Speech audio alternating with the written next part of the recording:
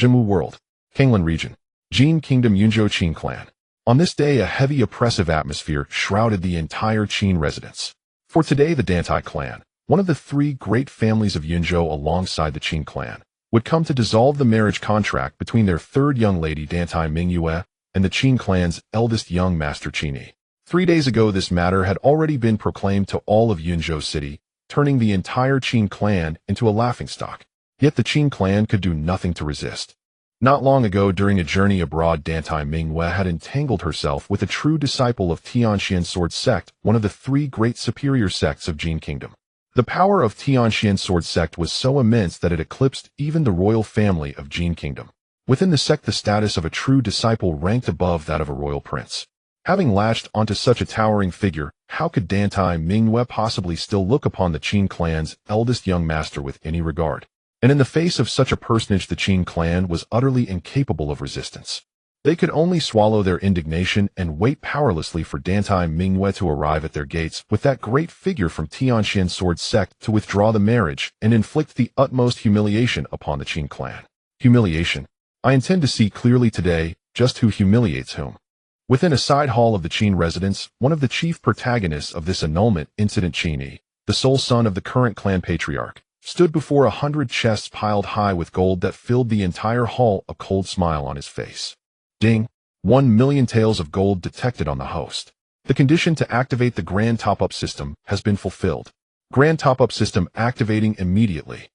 The system's crisp voice resounded in Qin Yi's mind for the second time in 18 years. His body trembled faintly, unable to suppress his excitement. 18 years ago, when he transmigrated into Jinwu World and descended upon the Qin clan, he had bound himself to the Grand Top-Up System. However, its activation condition was the sacrifice of 1 million taels of gold. It was an astronomical figure. Though the Qin clan was one of Yunzhou's overlords, a cultivation family with inexhaustible wealth, and though he is the patriarch's only son, held an exalted status, to gather such an enormous sum of gold was still exceedingly difficult. First, the Qin clan possessed a long heritage and many factions. It was not a monolith ruled solely by the patriarch's line. Second, he was born with severed meridians and natural cripple, unable to cultivate, and thus could not truly enjoy the treatment of an heir apparent or sit atop boundless resources. For a full 18 years, he had quietly accumulated and covertly seized wealth, living frugally, selling off numerous industries and treasures, enduring in silence, until this very moment, when he finally gathered 1 million taels of gold. Ding! The Grand Top-Up System has been formally activated. At the instant the crisp notification sounded, a luminous screen that only Qin Yi could see sprang open before him, and then an endless cascade of images and text poured down like a waterfall. Chaotic, primordial heaven, limitless creation art, 1,012 tier top-up points. Myriad tribulations, undying, profound, golden body, 950,000 12th tier top-up points. Boundless, limitless, profound, firmament emperor throne, supreme Tao artifact of the Qiongxiao Tao Lord, 900,000 12th tier top-up points. 5 supremes, 5 virtues, innate 1 chi profound art, 50,000 11th tier top-up points. Primordial mechanism, profound womb, Tao derivation rebirth method, 50,000 11th tier top-up points. Cosmic fetal membrane, mixed yuan supreme treasure, 45,000 11th tier top-up points. Crown of creation, mixed yuan supreme treasure, 40,000 11th tier top-up points. Supreme jade purity myriad phenomena reincarnation art, 100,000 9th tier top-up points. Great enlightenment world honored boundless radiance method, 100,000 9th tier top-up points. Chronicle of time and shadow, creation spirit treasure, 90,000 9th tier top-up points. Tai golden pearl, creation spirit treasure, 90,000 9th tier top-up points. Permanent creation realm, immortal venerable servant 1, 80,000 9th tier top-up points. Permanent, mixed yuan vast spirit luo heaven Tao body, transformation, 70,000 9th tier top-up points. Imperial heaven overlord fist of rampage through all realms, 20,000 6th tier top-up points. Sea of bitterness transcendence golden bridge to the other shore method, 20,000 6th tier top-up points. Heaven and earth smelting furnace, extreme emperor weapon, 18,000 6th tier top-up points. Yin-Yang cycle world ending millstone, extreme emperor weapon, 15,000 6th tier top-up points. Permanent emperor realm servant 1, 10,000 6th tier top-up points. Permanent chaotic immortal body, transformation, 8,006 tier top-up points. Permanent, Vault of Heaven Immortal Body, Transformation, 8,006 tier top-up points. The dense string of exchange options made Qin Yi's eyes blur. The grand top-up systems marketplace could truly be said to encompass all things under heaven. Cultivation, arts, martial skills, divine abilities, secret methods, as well as magical artifacts, heavenly materials, and earthly treasures, divine weapons, battle armor, servants, and even body and bloodline transformations, cultivation-based enhancements. Everything imaginable was present. In truth, there was nothing one could conceive of that the grand top-up system could not provide in exchange, and all of it required top-up points. Qin Yi glanced at his remaining top-up points. 0. Excellent. A textbook pauper's starting hand. He laughed at himself, then simply scrolled the long list of exchange options all the way to the very bottom. Heavenly Sun Dragon Fist, 100 top-up points. Wanderer of the Universe Chapter, 100 top-up points. Formless Body Piercing Sword Qi, 95 top-up points. Yin Yang Reversal Gourd, Treasure Artifact, 80 top-up points. 5 Elements Mixed Yuan Spirit Slaying Sword, Treasure Artifact, 75 top-up points. Azure Dragon Curled Battle Armor, Treasure Artifact, 75 top-up points. Permanent, Single Element 5 Elements Spirit Body, Transformation, 70 top-up points. Permanent, Flying Feather Spirit Body, Transformation, 70 top-up points. Permanent, 100 Refinement Spirit Body, Transformation, 70 top-up points. Temporary King of Martial Arts Peak Realm Bodyguard 1 Duration, half an incense hour, 50 top-up points. Temporary Mid-Tier King of Martial Arts Realm Bodyguards 5 Duration, half an incense hour, 50 top-up points. Temporary Initial King of Martial Arts Realm Bodyguards 20 Duration, half an incense hour, 50 top-up points. Even at the very bottom among the options priced below 100 points, there were tens of thousands of entries. It could truly be said all phenomena of the forest of creation, nothing left uncontained. Moreover, many exchange options were not yet accessible to Qin Yi himself, as he did not meet the conditions.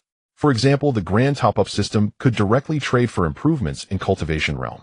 But he was born with severed meridians and had never cultivated any art, so naturally, he could not exchange for such things. Ding! Qin Yi had only just finished skimming the system interface. When the system's notification sounded again, congratulations to the host on successfully activating the grand top-up system. You are awarded 1 novice gift pack. Would you like to open it immediately? Of course. Qin Yi murmured silently in his heart. Open it at once. In the next instant on the luminous screen before him, a virtual gift box burst open, and amidst a shower of fireworks, 4 rays of golden light shot forth. When the golden light faded, 4 items remained hovering within Qin Yi's field of vision. Congratulations to the host for obtaining 100 top-up points. Congratulations to the host for obtaining the treasure artifact, Qingming Dust Cloud Sword. Congratulations to the host for obtaining 1 permanent transformation opportunity for any spirit body. Congratulations to the host for obtaining 1 Black Iron Grade Lottery Talisman. Qin Yi nodded in satisfaction. Top-up points, treasure artifact, and permanent spirit body transformation were precisely what he urgently needed at the moment. The only thing that puzzled him somewhat was that Black Iron Grade Lottery Talisman. He silently voiced a question in his heart. System. Can the system marketplace also conduct lotteries? Yes. Lotteries are divided into multiple ranks. The lowest rank is Black Iron Grade, covering all cultivation, arts, martial skills, divine abilities, secret methods, rare treasures, and treasure artifacts from King of Martial Arts to Martial Emperor level. In a Black Iron Grade lottery, there is a high probability of drawing a King of Martial Arts level treasure, a small probability of a Martial Emperor level item, and an even smaller probability of drawing nothing at all. Qin Yi nodded, slightly understanding dawning in his heart. At that very moment, the doors of the side hall were violently flung open. A young man in luxurious green brocade robes with a fair and delicate face strode into the hall with long, forceful steps. Qin Yi. He cast Qin Yi a look filled with disdain and spoke coldly. Dantai Minghua has already arrived. Your father and the elders of the Qin clan are all gathered in Minghua Hall. What are you still doing here? Or do you imagine that by hiding in this place you can avoid bearing this humiliation? The young man's tone was exceedingly harsh. In his eyes, the humiliation that had befallen the illustrious Qin family existed solely because of Qin Yi. In years past, Qin Yi's father Qin Jintian had been a hero of his generation, his might shaking Yunzhou and earning reverence from all sides. When he joyfully welcomed his son into the world, everyone believed that a tiger sire could never have a dog for a son. The patriarch of the Dantai clan even personally came to propose a marriage alliance, arranging a betrothal while the children were still unborn. Yet when Qin Yi's aptitude was tested at the age of 3, it was revealed that he possessed a congenital severed meridian. A useless cripple who could not cultivate the martial path, yet still occupied the position of young clan leader, greedy and insatiable, obsessed with wealth. Such a person had long since become a source of deep resentment throughout the Qin family. Now with this affair concerning Dantai Mingyue, the other side had brought an important figure from the Tianxian sword sect to openly come to their doors and slap their faces. The entire Qin family had become the laughingstock of Yinzhou. Why are you still standing there like an idiot? The young man could not even be bothered to glance at him again. Turning away, he strode toward the side hall's exit. Hurry up and follow me. Let me tell you, all of this started because of you. It is all because you are a worthless cripple. That Dantai Mingyue never looked up to you in the first place, which is why she went and tangled herself with another man. Disgust seeped through every word of the young man's voice. Once we reach the main hall, no matter what she says, you must endure it and accept it because you deserve this. This is of your own making. Qin Yi gazed at the youths retreating back, a cold sneer the only thing left in his heart. Deserve it. Of his own making. He knew that he and Dantai Mingyue had met only a handful of times with no feelings between them, and he had never done anything that might betray this betrothal. Yet that vile woman had latched onto an influential figure, openly tearing up the marriage contract, and coming to insult both the Qin family and him. Was that truly his fault? In this world, strength alone reigns supreme. The largest fist is the law and the so-called heavenly principle. A glint of icy light flashed within Qin Yi's eyes. But I intend to see whose fist is truly larger. With 100 krypton points at his disposal, he felt no fear at all. A short while later, at the Qin family's Minghua Hall, the grand chamber was already packed, elders of the Qin clan filling the seats. The atmosphere was somber and oppressively heavy. Seated at the head was Qin Jintian, clad in a black Qilin martial robe, his visage stern and his brows tightly knitted. Patriarch Qin. A voice as clear as a songbird in a secluded valley rang out from a young girl seated in the hall. She wore a pale green palace dress, a phoenix hairpin adorning her head. With phoenix eyes and willow leaf brows, her beauty was of a nation-toppling sort, charming and exquisite. She was none other than Dantai Mingyue, who had come this time for the sole purpose of severing the engagement. I have already said all that needs to be said. Her expression was as flat as still water, her tone utterly devoid of fluctuation. Once Qin Yi arrives, we shall formally dissolve the betrothal. Qin Jintian fixed his gaze on her fingers, gripping the armrests of the grand teacher's chair so tightly that veins bulged and his knuckles turned white. As the master of the Qin family, a martial king-level powerhouse and a hero of the region, when had he ever endured such humiliation? The other side had betrayed his son, enticed another man, and now had come with supporters to openly tear up the marriage contract, trampling upon his father and son and the entire Qin clan. If this were an ordinary day, he would already have struck with a single palm, letting this vile woman witness her own brains splattered. Yet now he did not dare to make a move. All of this was because of the gray-robed elders seated beside Dantai Mingyue, holding a teacup with a calm, indifferent expression. He was an elder of the Tianxian sword sect. A martial king in the late stage, a sword cultivator of overwhelming strength, he had come as the representative of the Tianxian sword sect. His mere presence alone was enough to press down upon the entire Qin family, rendering them unable to move. Grandfather Patriarch. At that moment, the youth in green robes stepped into the Minghua Hall, bowing respectfully. Younger cousin Qin Yi has already arrived. As his words fell, Qin Yi, clad in white, face calm and unruffled, stepped over the layers of steps and thresholds and entered the Minghua Hall. In that instant, the gazes of all the Qin clan members in the great hall converged upon him. Only Dantai Mingyue seemed too indifferent to spare him a single glance, while the gray-robed elder had not even lifted his brows from beginning to end. Greetings, father and esteemed elders. Qin Yi's expression remained as usual as he bowed, composed and unhurried. Here, sit down. Qin Jintian slowly spoke, his voice somewhat hoarse. Miss Dantai, my son has arrived. If you wish to dissolve the betrothal, you may begin. By the end, a trace of helplessness and exhaustion had seeped into his voice. Circumstances had grown stronger than any individual. Faced with the crushing weight of the Tianxian sword sect descending like Mount Tai, even he had no choice but to bow his head. Very well. Dantai Mingyue still refused to look at Qin Yi, speaking instead in a cool, detached tone. Then I shall be frank. 18 years ago, my father, on behalf of the Dantai clan, arranged a betrothal between myself and Patriarch Qin's son while we were still in our mother's wombs, intended to fuse the powerful bloodlines of our two families and advance hand in hand. But you are well aware that Qin Yi was born with severed meridians and cannot cultivate. He is a cripple, utterly incapable of achieving any martial accomplishment. The fault does not lie with me but with him, for being a useless cripple. She continued speaking as she pleased, entirely disregarding the increasingly dark expressions on Qin Jintian's face and those of the elders of the Qin clan. Qin Yi has not only failed to inherit the powerful bloodline of the Qin family, he has instead brought shame upon it.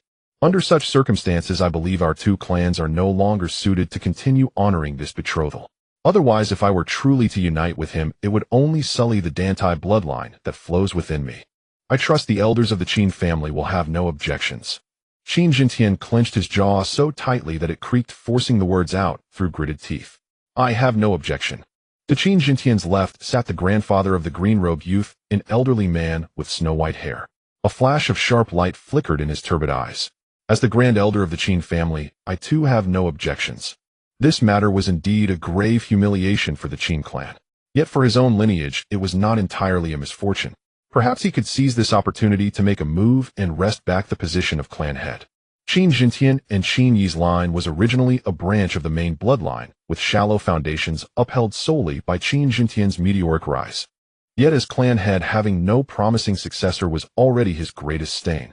In earlier days, it mattered less, for Qin Jintian's personal prestige had been enough to keep open criticism at bay. This time, however, Dantai Mingyue's visit had torn all pretense to shreds, causing Qin Jintian's prestige to plummet and turning father and son into figures of ridicule. At such a moment, naturally, he would go with the flow and help bring this matter to fruition. I also have no objections. I too agree to dissolve the betrothal. Patriarch, bring out the marriage contract. Indeed, you know Qin Yi's condition. Truly, the fault does not lie with the Dantai clan. With the Grand Elder taking the lead, the remaining elders of the Qin family spoke one after another. The rise of Qin Jintian's lineage had disturbed the interests of too many factions within the clan, accumulating a great many conflicts. At this moment, though, the insult brought by Dantai Mingyue filled many younger members of the Qin clan with fury and a sense of shared outrage. These old men secretly rejoiced, more than willing to watch Qin Jintian and his son become a laughingstock. Heh! Standing in the hall and coldly observing, Qin Yi's heart held nothing but a chilling sneer. An external enemy had come to their doors, trampling upon the entire Qin clan. Within, parasites coveting power secretly rejoiced at their misfortune. And his own father, faced with such a situation, could only endure with gritted teeth, swallowing broken teeth into his stomach. For 18 years I have been a useless waste, disappointing father time and time again. In that moment his heart was preternaturally calm. All of this ought to end. On the Minghua Hall's dais, seeing Qin Jintian bow his head in helplessness, and the many elders of the Qin clan voice their agreement, a faint smile appeared upon Dantai Mingyue's face. Excellent. Patriarch Qin, I must trouble you to bring out the marriage contract our two clans signed back then. From beginning to end, she still could not be bothered to spare Qin Yi a single glance, as though he simply did not exist. At her words, Qin Jintian drew a deep breath, movement stiff as he took from his sleeve a resplendent marriage contract sealed with gold and jade, and was about to hand it to Dantai Mingyue. At that very moment, a clear and resonant voice suddenly rang out in the hall. Hold it. Wait. The Minghua Hall fell abruptly silent. Everyone instinctively turned their heads toward Qin Yi, who had suddenly spoken, their expressions all different. Especially the Qin clan's great elder. Seeing Qin Yi open his mouth, a trace of furtive delight flashed deep within his eyes. In the end, he was still just a youth. How could he possibly swallow this humiliation so easily? If he could not, then he would inevitably clash Hedon, completely intensifying the conflict and blowing the matter out of proportion. If the matter were to quietly subside, that would be one thing. But the more uproar it caused, the more thoroughly it would shatter the prestige of Qin Jintian's bloodline. Here, a trace of pain surfaced in Qin Jintian's eyes, his voice low and heavy. I have already made up my mind on this matter. Do not say any more. To personally urge his own son to endure such blatant humiliation and the hatred of having his betrothed taken away. How excruciating and bitter was that for him. Yet he had no choice but to speak. This was the helplessness of a father. But this time Qin Yi did not obey his father as he had in the past. Dantai Mingyue. He turned his head to look at Dantai Mingyue, a shard of cold light flashing in his eyes. Since you have chosen to debase yourself, what right do you have to pretend to be virtuous? Who in this world does not know that you only dared come to my Qin clan to tear up the marriage contract because you managed to cozy up to a true disciple of the Tianxian sword sect? Shameless wretch, what false purity are you putting on here? As his words fell, the hall instantly plunged into a deathly silence. Everyone was stunned. Even the great elder was taken aback. No one had expected Qin Yi's reaction to be so fierce. To so nakedly curse Dantai Mingyue as a debased woman, this was tantamount to tearing all pretense to shreds. Yu. Dantai Mingyue was stupefied. Her mind went blank, and there was even a hint of dazed confusion in her eyes. How did he dare? A useless cripple, the laughingstock of the city, openly hurling insults at her before so many people. Did he not understand her status? Did he not understand the might of the Tianqian sword sect? And yet he was not finished. As soon as he finished speaking, Qin Yi strode 2 steps forward, drew a folded document from his robes, and slammed it heavily onto the table with a bang. It was a letter of dismissal he had prepared long ago. You wish to take back the marriage contract and annul the engagement. How wishful. Remember this, it is not you who has dissolved the engagement, but I, Qin Yi, who have cast you aside. Before even entering my doors, you already defied a woman's virtue, flirting and entangling yourself about. Such a vile creature is unworthy to step into the Qin clan. With those words he finished. The atmosphere within the hall instantly congealed into a deathly stillness.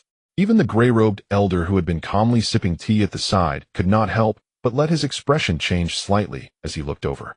To take the initiative to annul a betrothal and to be cast out by the other party. These were worlds apart. Qin Yi. Only after the span of a single breath did Dantai Mingyue finally comprehend what had happened. With a shrill cry, she suddenly shot to her feet, fixing Qin Yi with a deathly stare as cold, killing intent surged into her eyes. You court death. She had wanted to dissolve the engagement of her own accord so that her reputation would remain spotless, allowing her to remarry into the Tianqian sword sect. If she were instead repudiated and cast out, everything would be ruined. Especially since Qin Yi was a cripple. Being cast off by a cripple meant she would endure a lifetime of mockery and derision. At the side, Qin Jintian also rose to his feet, his expression incomparably tense as true essence churned within his body. He was already prepared to strike at any moment and fight a great battle. Qin Yi's actions had completely torn away all pretense. There was no longer any room for compromise between the two sides. Father and son Qin Jintian are finished. At this time, the many Qin clan elders also recovered their wits. Their faces appeared grave on the surface, yet in secret they were all inwardly ecstatic. Truly a tiger had sired a dog. Qin Yi was hot-headed and quick to anger, reckless and ignorant. With this series of actions, he had forced both himself and his father into a desperate dead end. So foolish, yet utterly unaware. Elderly. Seeing Qin Jintian stand, Dantai Mingyue's expression shifted slightly, and she immediately turned her head toward the gray-robed elder. Brat of the Qin clan, you have gone too far. The gray-robed elder set down his teacup and spoke slowly. If you kneel now and kowtow to Miss Dantai to atone for your offense, and if the Qin clan offers 10,000 spirit crystals as compensation, this matter can be written off. As he spoke, his expression turned utterly indifferent. Otherwise, I fear the Qin clan will have to choose a new patriarch. His threat was brutally direct and utterly unrestrained. He clearly held neither the Qin clan nor Qin Jintian in any regard. Admittedly, the Qin clan did not have only one martial king. If pushed too hard, the clan's martial kings might well join forces to attack him. Yet as a dignified elder of the Tianqian sword sect, how could he possibly care about the martial kings of such a provincial clan? He believed that with one man and one sword, he could easily cut down those martial kings and annihilate the entire Qin clan. If not for the fact that Dantai Mingyue had yet to truly marry into the Tianqian sword sect, then based on Qin Yi's words alone, the Qin clan would be doomed today. 10,000 spirit crystals. The Qin clan elders paid no heed to the demand that Qin Yi kneel. Instead, they were all shocked by the figure of 10,000 spirit crystals. They all knew that spirit crystals were treasures only top experts at and above the martial king realm could make use of. A single spirit crystal was worth 10,000 in gold, truly equivalent to 10,000 taels of gold. Though the Qin clan had endured for 1,000 years with vast influence and accumulated wealth and industries spread throughout Yunzhou, to amass 10,000 spirit crystals would still severely wound their foundations, perhaps even drain them dry. By then, Qin Jintian and his son would indeed be ruined, but the Qin clan would decline along with them. Qin Yi, the great elder, suddenly shot to his feet with a roar. Why are you not kneeling yet to apologize to Elder Li and Miss Dantai? Yes, you ignorant little wretch, you have brought a calamity down upon the Qin clan. Qin Yi, our Qin clan has raised you this cripple for 18 years. Is this how you repay us? The many elders erupted like a boiling cauldron, hurling reproaches one after another. They still clung to a sliver of hope that if they pushed Qin Jintian and his son out to shoulder the blame and appease Elder Li, the punishment might be lightened. Silence. Qin Jintian bellowed, his vast aura surging out, shaking heaven and earth. A man's knees are worth their weight in gold. Better to die standing than live kneeling. Today I will see exactly what means an elder of the Tianqian sword sect possesses. He was already prepared to strike first and fight his way out with Qin Yi. Though Qin Yi's reckless actions had pushed him into a desperate situation, there was no way he would truly allow his son to kneel and kowtow to such a contemptible woman to beg forgiveness. Just then Qin Yi suddenly looked toward the gray-robed elder and spoke in a calm voice. You and my father are both martial kings, yet as an elder of the Tianqian sword sect, you look down utterly on our Qin clan and on my father. So a martial king from an upper sect, is that extraordinary? The gray-robed elder laughed indifferently at his words. You who stare at the sky from the bottom of a well, what could you possibly know? Is that so? I stare at the sky from the bottom of a well. Qin Yi laughed softly. In his mind, he silently intoned. System, I want to spend 50 premium points to exchange for a temporary bodyguard at the peak of the martial king realm. The system's crisp voice rang out at once. Premium points deducted. The bodyguard has arrived. Within Minghua Hall the tension was drawn like a sword about to strike on the verge of erupting at any moment. Just then a streak of black, blazing light suddenly shot down from the heavens above. A domineering aura swept out, intimidating all directions. A martial king. In that instant, everyone's expression changed.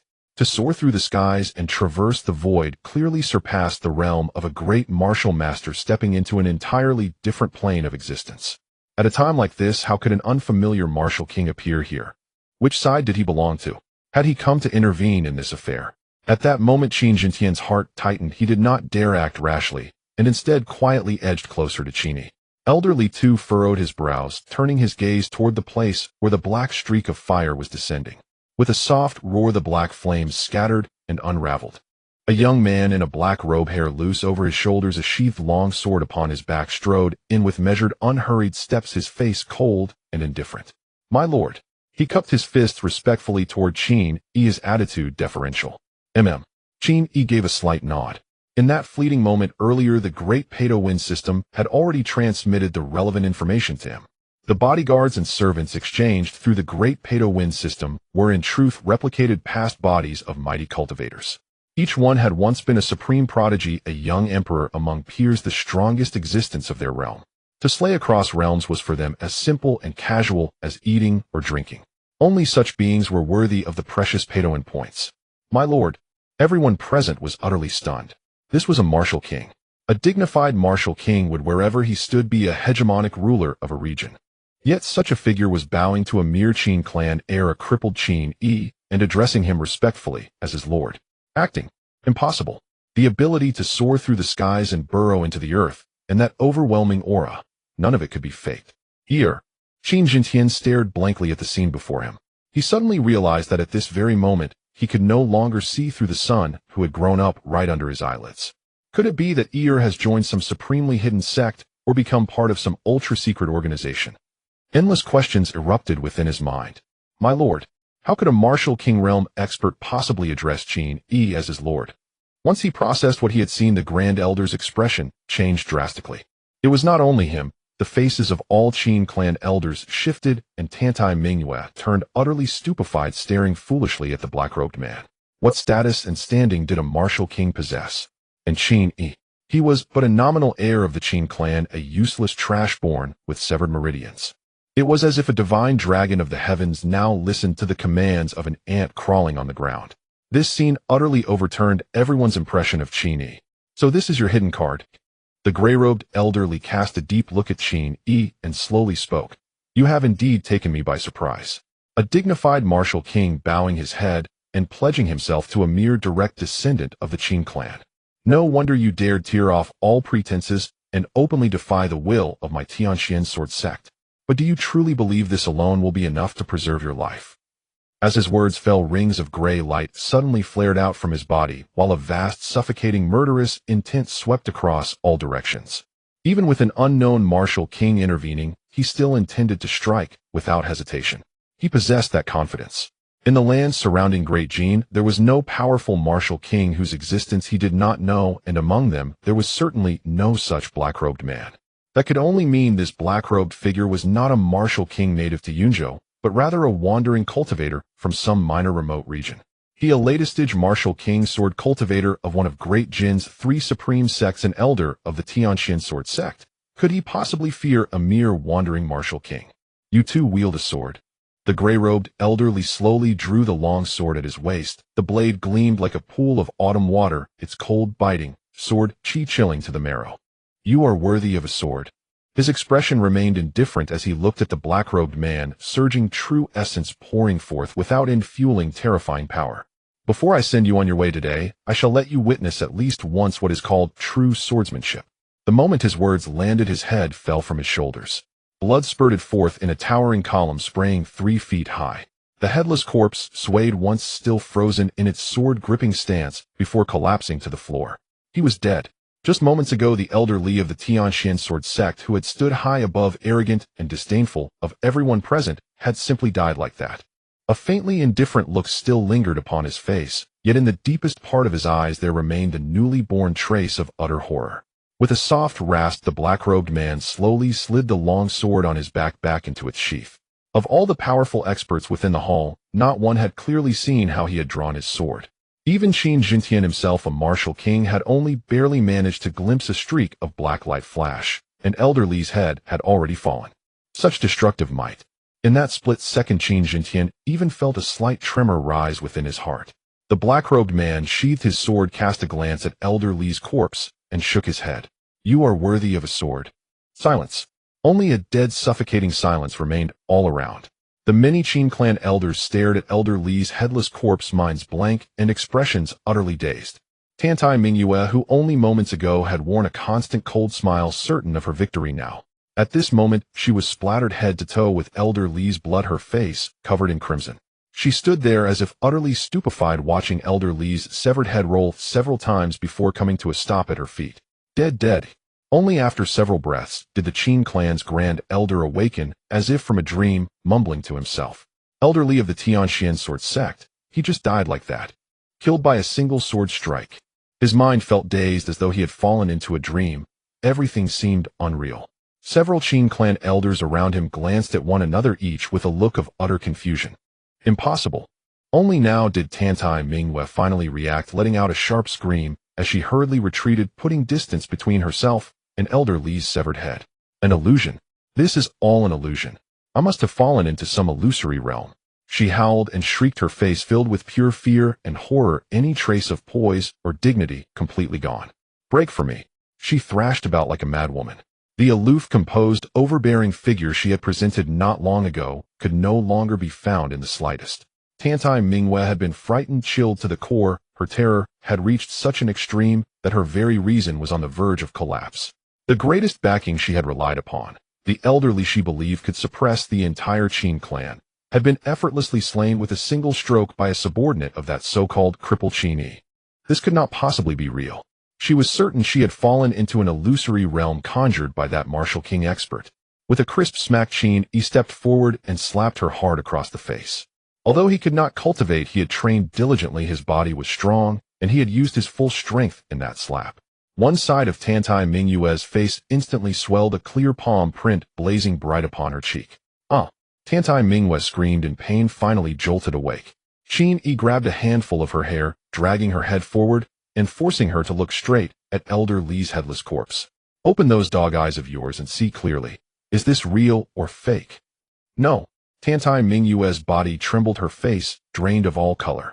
Given her cultivation, a slight exertion would have been enough to break free of Qin Yi's grip, yet she did not even dare. She had come to dissolve their engagement, she had wanted to ride the dragon and cling to the phoenix, and above all she did not wish to die. Qin Yi's subordinate had dared to kill even Elder Li of the Tianxian sword sect. Would such a man care about her life? Real. Shuddering, she spoke, her tone suddenly changing as she pleaded. Qin Yi, I beg you, I am your fiancé after all. In the past my heart was clouded by greed. I was blind and foolish and did things that wronged you. Qin Yi's expression was cold, completely disregarding Tantai Mingyue's pleas. He spoke with deliberate clarity. Since you know you have wronged me, then you may die. Do not. Tantai Mingyue's heart shattered. She suddenly clung to Qin Yi's leg, crying out, Qin Yi, no, brother, I was forced by Zhang Tiansheng of the Tianxian sword sect. I didn't truly mean to wrong you. After all, we were childhood sweethearts with a marriage pact. I beg you, spare me. Qin Yi looked down at Tantai Mingyue's weeping pleas with indifference, as if regarding a clown. Spare you? He scoffed, a glimmer of cold light flashing in his eyes. You brought that old dog Li to threaten my father and the Qin family, blatantly tearing up the marriage pact, openly humiliating me. At the slightest disagreement you demanded my life, trampling my dignity and forcing our father-son duo into a desperate situation. Did you ever consider sparing me or my father back then? In the end, tearing up the marriage pact was indeed a scandal, but it need not have been so public. The two families could have quietly resolved it in private. That way the negative impact on the Qin family could have been minimized. But how did Dantai Mingyue and the Dantai family handle it? They came to threaten us, openly tore up the marriage pact, acting with extreme arrogance, trampling on the dignity of Qin Jintian and Qin Yi. Moreover, they had announced 3 days in advance to the entire Yunzhou city, intending to completely humiliate the Qin family, turning them into a laughingstock and reducing Qin Zinshan's authority to nothing. Such a display plainly indicated their intention to declare their stance and sever all ties with Qin Yi in order to curry favor with Zhang Tiansheng, the true disciple of the Tianxian sword sect. Had it not been for Qin Yi's sudden outburst, had he not activated the great funding system, his fate would likely have been dire. His father would probably have been ousted from the position of family head, and both father and son would have faced reckoning. The best outcome would be to flee Yunzhou, losing everything. The worst outcome would likely be losing their lives. I suddenly changed my mind. Qin Yi released his grip on her hair and kicked her away, speaking indifferently. To come without reciprocation is impolite. I will take that divorce notice to the Dantai family and publicly divorce you, announcing it to the world. I want everyone within 1,000 miles of Yunzhou to know that you, Dantai Mingyue, are a promiscuous woman cast out from the Qin family. Having said this, he looked towards the figure in black beside him and said blandly, "From now on, do not call me master, just call me young master." The figure in black nodded. "Capture her and take me to the sky, or I will guide you to the Dantai family." He acted decisively. First, to carry out reciprocal revenge, publicly divorce Dantai Mingyue at the Dantai family, ruining her reputation and making her a pariah. Second, naturally, to leverage this to oppress the Dantai family and seize substantial benefits. Having already made an enemy of the Tianxian sword sect by killing Elder Li, he needed a vast amount of gold spirit crystals and treasures to convert into funding points. The figure in black could only sustain for half an hour. Time was not to be wasted. "No!" Dantai Mingyue screamed frantically, her eyes filled with terror. If Qin Yi were to publicly divorce her in front of everyone, her reputation would be completely ruined. She struggled desperately, but could only watch as her body was grasped by the figure in black, rendered immobile. Then the figure in black took Qin Yi and captured Dantai Mingyue, transforming into a black flame and soaring into the sky. In midair, Qin Yi's voice echoed, "Father, wait a moment, I will be right back." Qin Jintian looked up at the black flame, disappearing into the sky, letting out a bitter smile. This kid has truly grown up. Meanwhile, the many elders of the Qin family looked on in disbelief at this scene. Now they finally accepted the reality that Elder Li of the Tianxian sword sect had been killed by Qin Yi's subordinate with a single sword. And now Qin Yi was preparing to go directly to the Dantai family, publicly divorce Dantai Mingyue, and exact complete revenge for her actions upon the Dantai family. How did all of this turn into this? The Grand Elder's eyes were still filled with confusion. Grand Elder. At this moment, Qin Jintian suddenly turned his head to look at him, speaking with a smile that was not quite a smile. "I heard that you had many objections to your becoming the heir to the family head position." The Grand Elder's heart skipped a beat. He quickly lowered his head and respectfully said, I dare not. Qin Yi is, and will always be, the only heir to the position of family head of our Qin family, who would dare to have any objections." What a joke. Even if Qin Yi were truly useless with no hope in martial arts, having such a terrifying martial king backing him was enough to secure the next family head position. No other young members of the Qin family had even a hint of competitive power in the face of such strength. Furthermore, Qin Yi's hidden power was so formidable. Who could determine that he was truly just a martial arts waste as known to the outside world? At least in the Grand Elder's heart, he had already developed a sense of deep inscrutability towards Qin Yi. This Qin Yi. In the corner, the young man in azure robes quietly lowered his head, feeling extremely bitter. Originally, Qin Yi was a natural waste, a good for nothing. Including Qin Jintian himself, everyone knew he could never inherit the position of head of the Qin family. Therefore, any outstanding young member of the Qin family was ambitious, coveting the position of heir from Qin Yi. But everything that had just happened, like a bucket of cold water poured over his head, extinguished all the ambitions and desires in his heart. Family head. At this moment, an elder of the Qin family suddenly spoke up. "I propose to hold an elders' meeting." Even though young Master Qin Yi has that powerful protector, he has still killed an elder of the Tianqian sword sect, completely offending them. After all, they are the foremost among the three great sects of the Great Qin, with strength surpassing that of the royal family, and there are more than one martial emperor among them. We must do everything possible to withstand the impending retaliation from the Tianqian sword sect. Upon hearing this, Qin Zhenqian's brows furrowed deeply, his expression grave. Undoubtedly the figure in black was very strong, even abnormally, so likely among the strongest of martial kings. However, he was ultimately just a martial king, not a martial emperor. What is a martial emperor? A ruler of martial arts. The difference between a martial emperor and a martial king may seem slight, just one realm apart, but in reality, it is a qualitative leap from an ant to a dragon. As one progresses in martial cultivation, the difference in realms becomes increasingly significant. In terms of martial kings, even in the Qin family, there were Qin Jintian and several elders totaling 5 or 6. Yet in Yunzhou, among the major forces, there were 3 great families for major sects, and among various rogue cultivators and small organizations, there were at least 50 to 60 martial kings. But there was not a single martial emperor. Martial kings can dominate a state, but once one achieves the emperor realm, they can traverse all 37 states of the Great Qin with ease. The 3 great sects and 5 major families would not easily offend figures of the martial emperor realm. I understand now. Qin Jintian furrowed his brows tightly and said, I will immediately notify a few hidden elders to convene an elders' meeting to discuss this matter. He paused briefly before continuing. However, we must wait for my son Qin Yi to return from the Dantai family before we proceed. The Grand Elder shook his head and said, Family head, it's not that I want to raise others' spirits while extinguishing my own. It's just that young master's trip to humiliate the entire Dantai family and force them to concede will likely not go smoothly. The Dantai family itself is stronger than us, boasting 7 martial kings. Moreover, the matter of the divorce has already stirred up a storm in the city, and the other major forces are watching closely. They may intervene at a critical moment, stirring the waters for their own benefit. Though young master's guards are strong, they are ultimately not martial emperors, and I fear that 2 fists cannot contend with 4 hands. Qin Jintian waved his hand, interrupting the Grand Elder. Error has been lying low for over a decade. Today's sudden eruption must be well thought out, and he must have confidence in it. What we can do now is to trust him and wait for his return. The Grand Elder and the other elders of the Qin family bowed deeply to Qin Jintian. The clan leader is wise. Yunzhou City. As the heart of the vast Yunzhou region, this grand city stands tall on the plains, sprawling hundreds of miles, home to millions of inhabitants.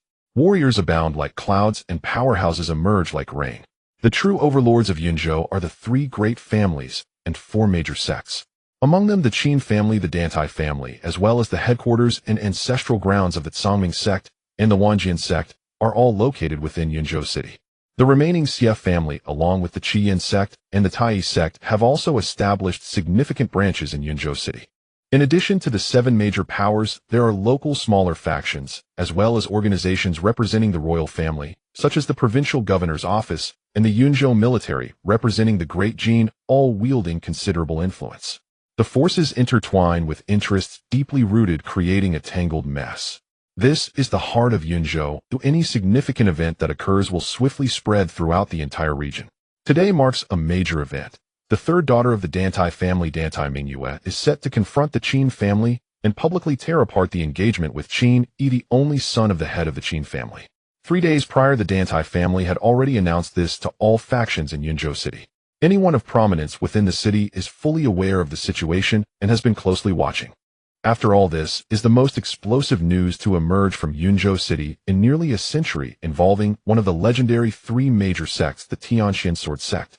How will the Qin family and Qin Yi respond? Will they swallow their pride and become a laughingstock with Qin Yi meekly wearing the green hat? Or will he proactively flatter Dantai Mingyue, attempting to curry favor with the Tianqian sword sect? Or will they act out of rage, drawing the ire of a powerful figure from the Tianqian sword sect, thus implicating the entire Qin family? What stance will the elders of the Qin family take? These are questions on the minds of countless observers. It is known that the rise and fall of a major power like the Qin family affects the interests of countless people in Yunzhou. Dantai Mingyue has been inside for quite some time now. Why is there no movement? It seems they won't take action. What a pity. Indeed, for a major power like the Qin family to collapse, it would provide an opportunity for us to rise again. Qin Jintian was once a formidable figure possessing both cunning and strategy. How could he not endure this?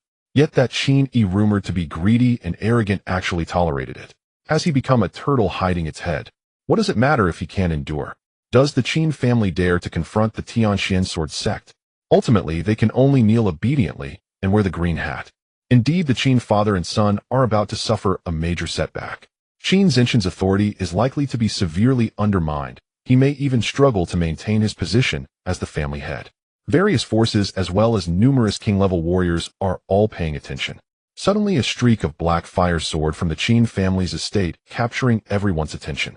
The figure in black robes summoned by Qin Yi appeared directly from midair unnoticed, until now making a clear entrance this time. Whose escape light is that? A king-level powerhouse. It resembles black fire, seemingly not one of our Yunzhou warriors. But its appearance doesn't seem like the Tianxian sword sect's sword Qi. Who could this king-level warrior be? Is this an external aid for the Qin family? Quick look. The escape light is headed towards the Dantai family. In an instant, this black fire became the focal point of concern for all major forces and king-level warriors in Yunzhou City. After a brief moment, the black fire landed directly before the Dantai family's estate.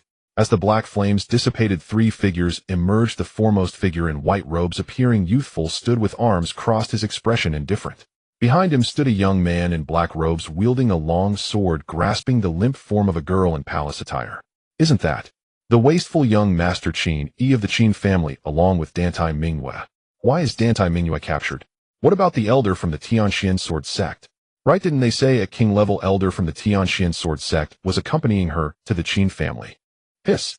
Something monumental must have occurred within the Qin family.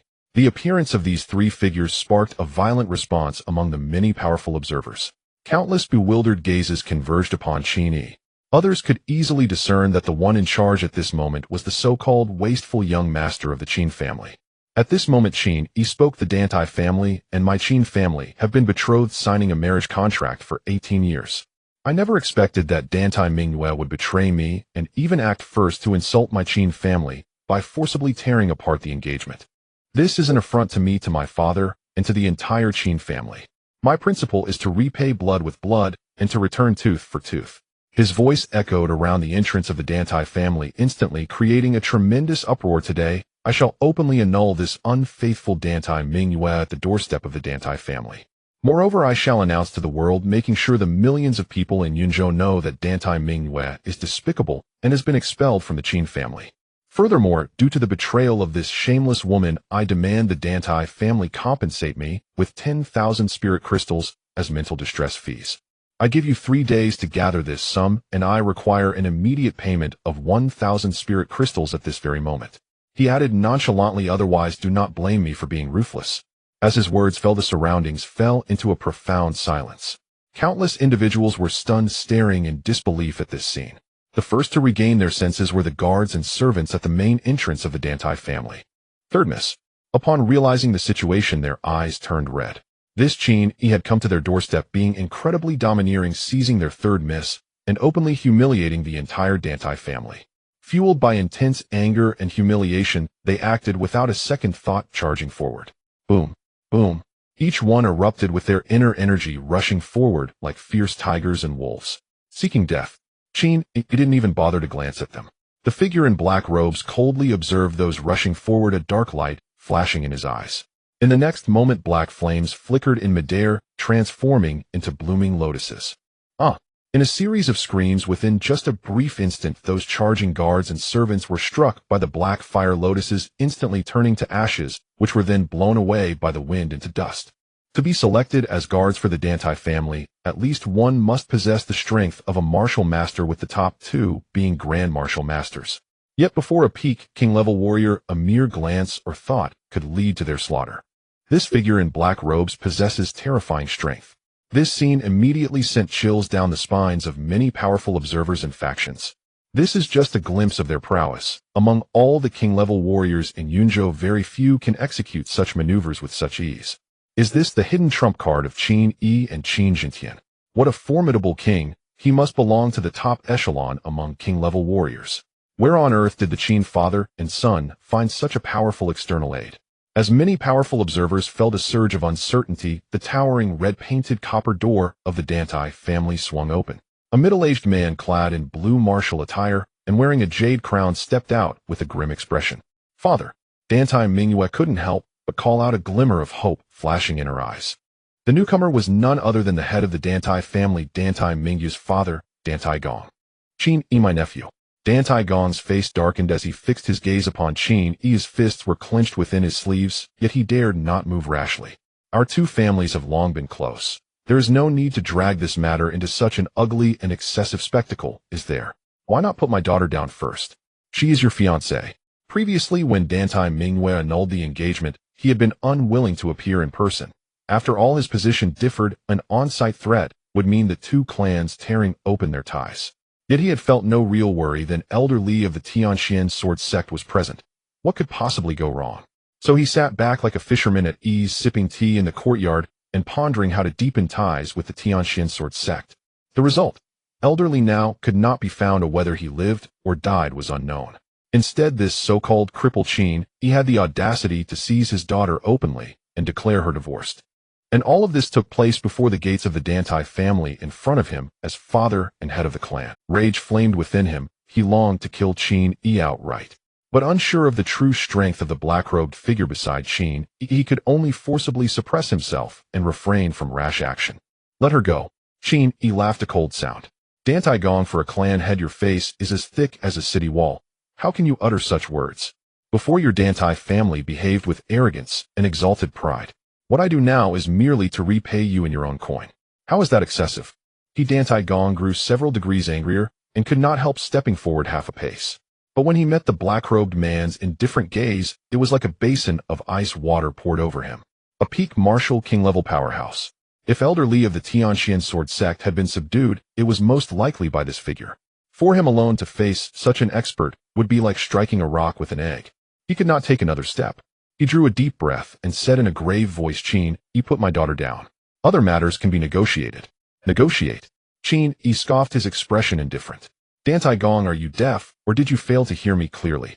I, Qin Yi, today shall hear before the gates of the Dantai clan, divorce your daughter, Dantai Mingyue, and proclaim it to all. Saying this, he drew the divorce document from his bosom and flung it to the ground. The divorce decree is here. Immediately pay me 1,000 spirit crystals and gather the remaining 9,000 within 3 days. I will not say it a third time. Dantai Gong found himself trapped, unable to advance or retreat. His face had gone ashen to the extreme. Family head, we are here. Qin Yi, what do you intend? Many Dantai elders, a half-step behind Dantai Gong, rushed out and surrounded the gate. A dark-faced elder barked harshly, Qin Yi, do you think that by scheming to restrain Elder Li of the Tianxian sword sect you can act without consequence and humiliate the Dantai family? Let me tell you, you have offended the Tianxian sword sect. Great calamity is upon you. Throughout Dajin, apart from the other two supreme sects and the 5 great clans, anyone who angers the Tianxian sword sect has only the road to death. And at such a time you still have the nerve to extort my Dantai family. Another elder spat. Indeed, at that moment a voice like a great bell resounded, Qin Yi, you still can turn back if you choose. No sooner had the voice fallen than a white-haired elder with a domineering aura appeared beside Dantai Gong. Grand Elder. Dantai Gong and the other elders straightened and bowed respectfully. One after another, powerful figures materialized before the Dantai gates. Each bore an overwhelming, unfathomable aura. The Dantai family's 6 Martial King elders had all arrived. In all, 7 Martial King level experts formed a half-encircling ring that hemmed in Qin Yi and the man in the black robe. Their expressions were cold and severe, as if a single word might spark a bloody clash. Qin Yi's demands were impossible for them to accept. Beyond divorcing Dantai Mingyue, the Dantai family would become a public laughingstock and lose any chance to link themselves with the Tianxian sword sect. Then there was his claim for compensatory spirit crystals. An outrageous demand of 10,000 spirit crystals. Such a sum was inconceivable. The Dantai family were only marginally stronger than the Qin clan. To pay 10,000 spirit crystals would be to sell off the majority of their ancestral holdings accumulated over generations. If that came to pass, the Dantai clan would be utterly ruined. At that realization, a flicker of hope surged in Dantai Mingyue's eyes. She nearly screamed, Qin Yi, if you relent now, release me and apologize to my family. I will intercede for you and plead to spare the lives of you and your father. You may not know, Zhang Tiancheng is a true disciple of the Tianxian sword sect, his talent second only to the fabled Spiritborn, and his master is a Taishang elder, a martial emperor-level powerhouse. He will never let you go, nor will he spare the Qin family. The atmosphere in the square seemed to congeal. The 7 martial king elders of the Dantai clan stared like hunting beasts. Dantai Mingyu's mention of the Tianxian sword sect's reprisal was a very real threat. In Yunzhou City, countless eyes from powers and strong figures now focused upon Qin Yi. How would he choose? To yield and bow, or to cast prudence to the wind, sever ties with the Dantai clan, and face the 7 martial kings' assault? No one could say. The former worthless young master of the Qin clan, once Yunzhou's joke, had become the city's focal point, where storms converged. Under all these gazes, Qin Yi spoke slowly, his face still cold. Plead for me. What right have you to? I, Qin Yi, have never needed others to plead for me. He had slain Elder Li of the Tianxian sword sect. He and the sect were already implacable enemies. Not to mention a mere Dantai Mingyue, nor even her connected true disciple Zhang Tianqing, could beg successfully on his behalf. Such supplications were mere formalities. Besides, he held a formidable monetized augmentation system at his command. Did he truly fear a single Tianxian sword sect? With that, Qin Yi's voice fell silent. Dantai Gong and the other martial king's expressions shifted. Dantai Gong could not help shouting, Qin Yi, do you truly wish mutual destruction with the Dantai family? Their posture to attack was not born of a desire to battle the unfathomable black-robed figure behind Qin Yi. They sought only to coerce Qin Yi into a temporary retreat, to wait for the Tianxian sword sect's masters to arrive and deal with him and his father. Yet Qin Yi displayed not the slightest intention of stepping back even an inch. Mutual destruction. A humorless curve lifted Qin Yi's lips. You dare speak of mutual ruin with me? I tell you this, the fish may die, but the net will never break. I have given you chances. If you persist in entangling me, do not blame me for being pitiless. With that, he turned his attention away from them. Since they sought mutual annihilation, he would oblige them. He exhaled a few words without rancor. Begin. Do it, kill them all. Qin Yi's command had barely fallen when the black-robed man, his face cold as iron, drew his sword and struck. One man, one blade, sweeping across the 7 martial kings. This time, because the black-robed man faced 7 at once, and his swordplay shifted, Qin Yi and Dantai Mingyue, standing but a breath away, finally discerned the nature of his blade. It was light. The vast sword chi compressed into a terrifying black filament, an unstoppable thread condensed to an almost unimaginable intensity. Even the sight of that black filament made the hair on one's arms stand and the scalp tingle.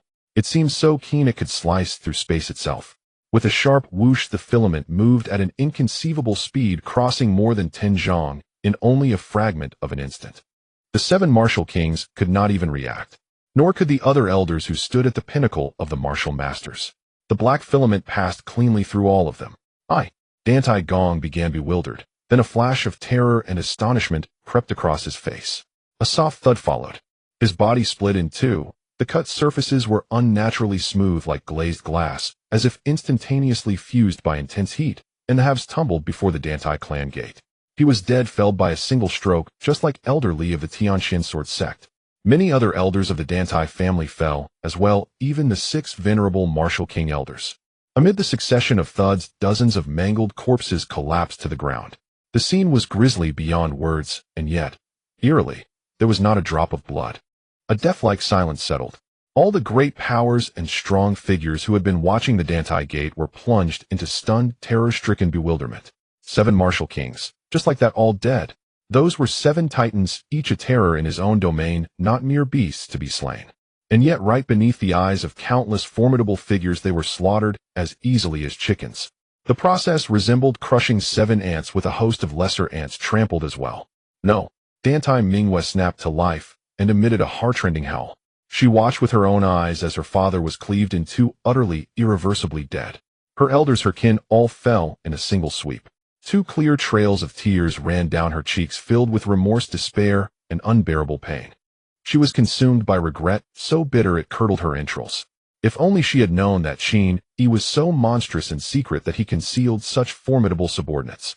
She should have petitioned the Tianxian sword sect to dispatch stronger cultivators to utterly annihilate the Qin family, leaving them no chance of resurgence. Qin Yi, she rasped, you will die a horrible death, I swear it. Zhang Tianqing will avenge me. Your fate and your father's will be 10-fold, 100-fold worse than my father's. Qin Yi remained unmoved and gave her a cold glance. Yesterday's causes are today's consequences. All that has befallen the Dantai family today is of their own making. If Zhang Tianqing has the ability, let him come quickly. He then raised his voice and declared that Dantai Mingyue had been dismissed from the Qin household. My terms will not change in the slightest, he added. You do not delude yourselves. Then turning to the black-robed man beside him, he said flatly, go. In the next instant, a stream of black flame shot into the sky and streaked toward the Qin mansion.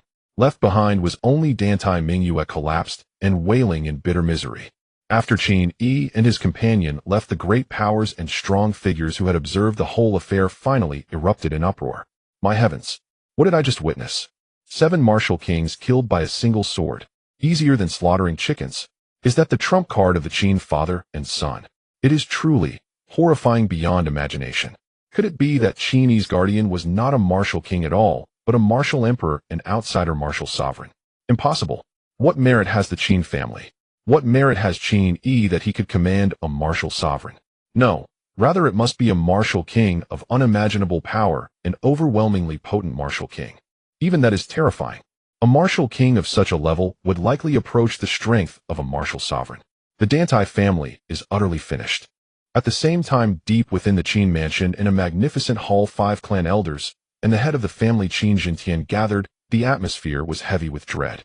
Speak up, all of you, the great white-bearded elder, lion-like and grim, demanded. What should our Qin family do now? The other elders looked ill at ease, brows knitted, and none spoke. They had long known that the Dantai family intended to withdraw from the marriage. But confronted with the Tianqian sword sect's pressure, there was no option for the Qin family but to endure that humiliation.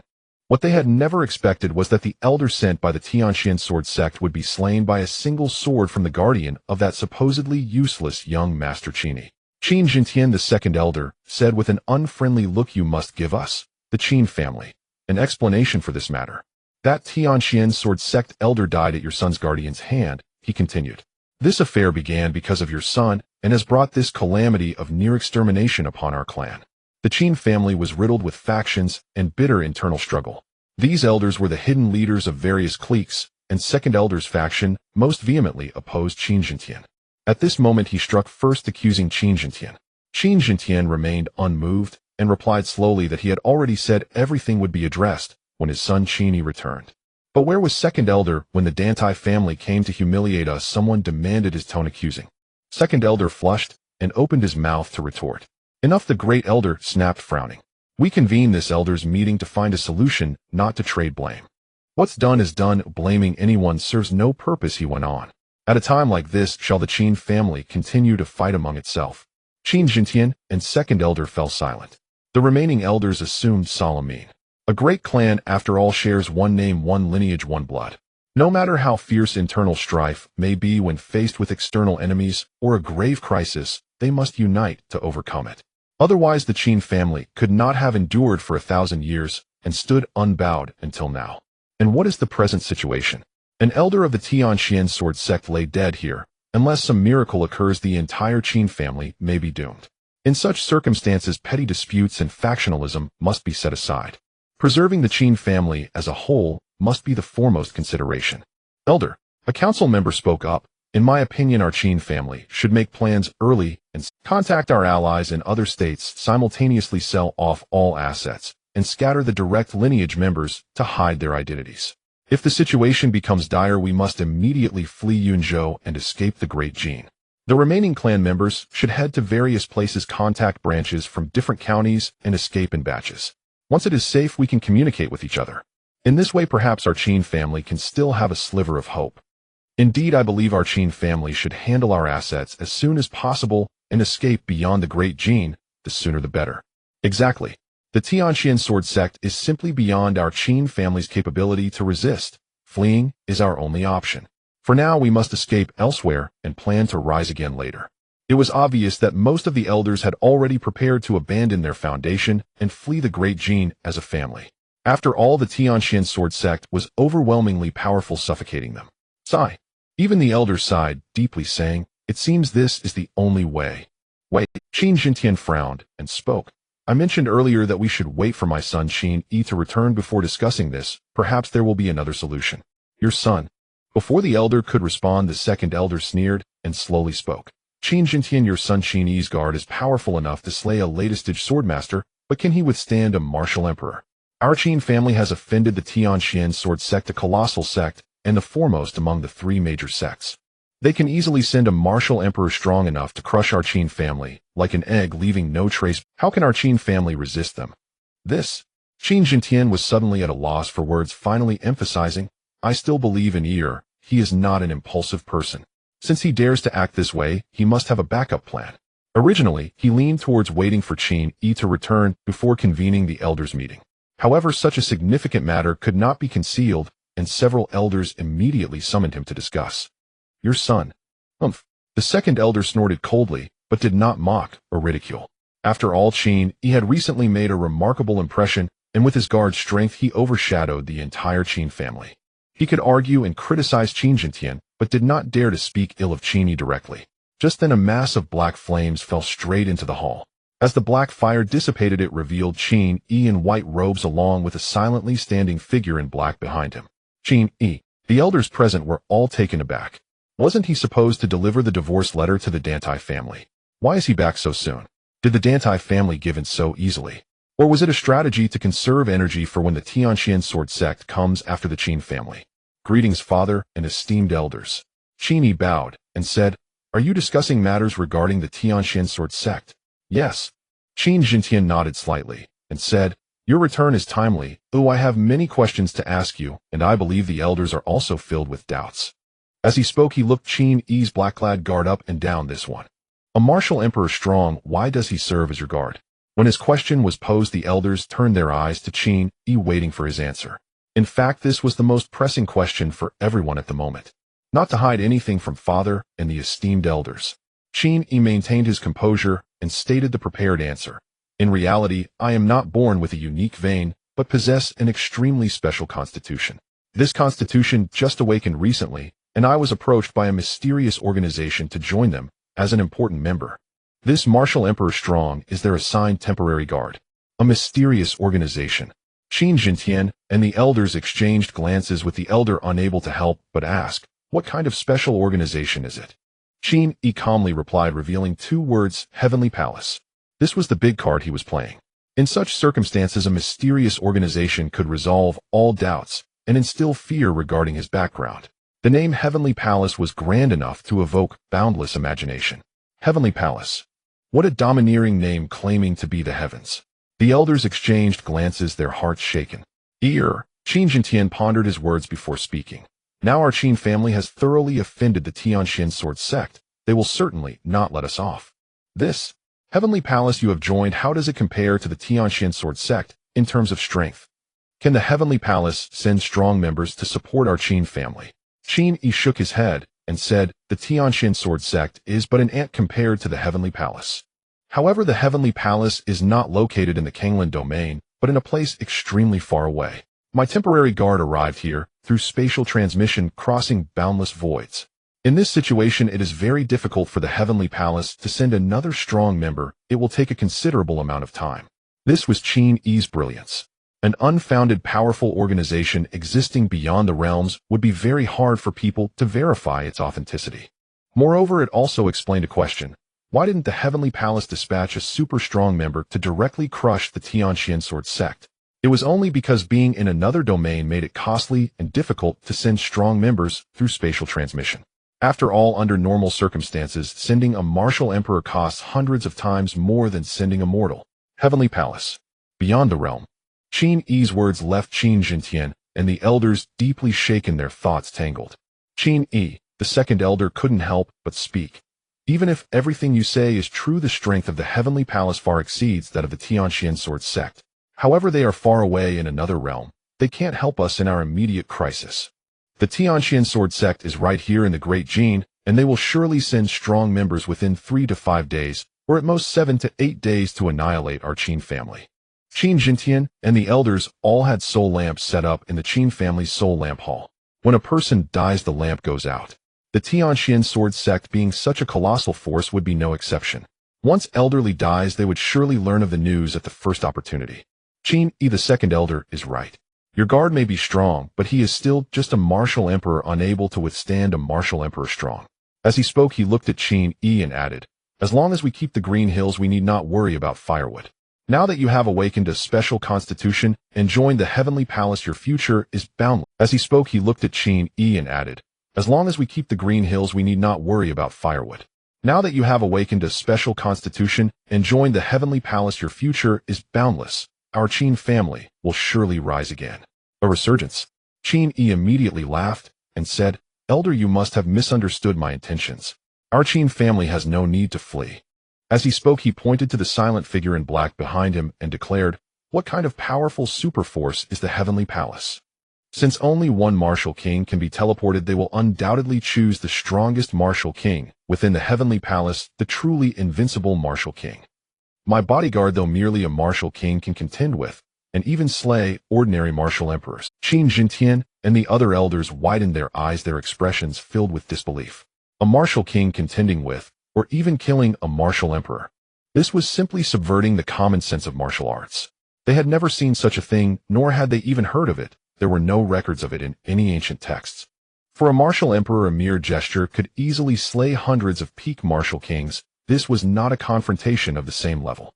How could it be possible for a martial king to contend with, or even kill a martial emperor? Qin Yi, one elder said with an expression of disbelief, questioning, Can you guarantee that what you say is true? You must understand this concerns the lives of thousands within our Qin family.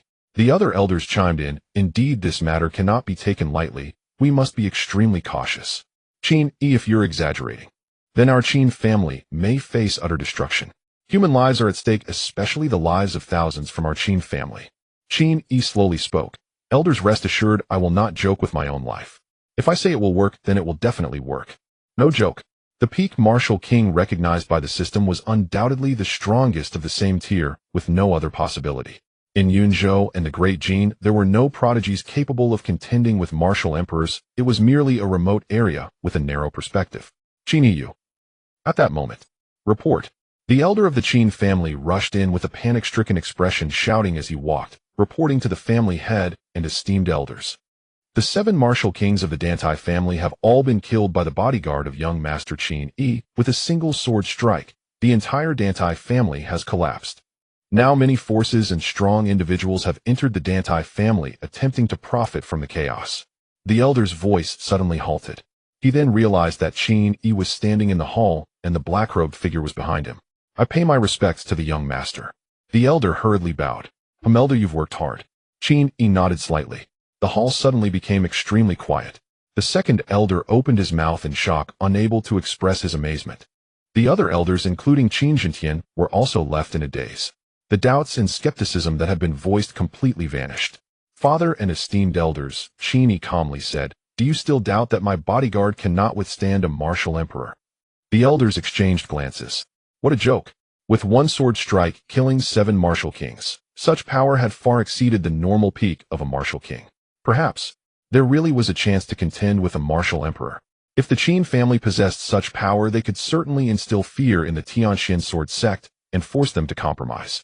After all, the Tianxian sword sect could not dominate even in the Great Jin, facing other major sects and families as rivals.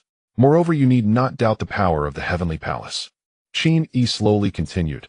As long as we hold out for a while, the heavenly palace will be able to send a martial emperor to safeguard my safety.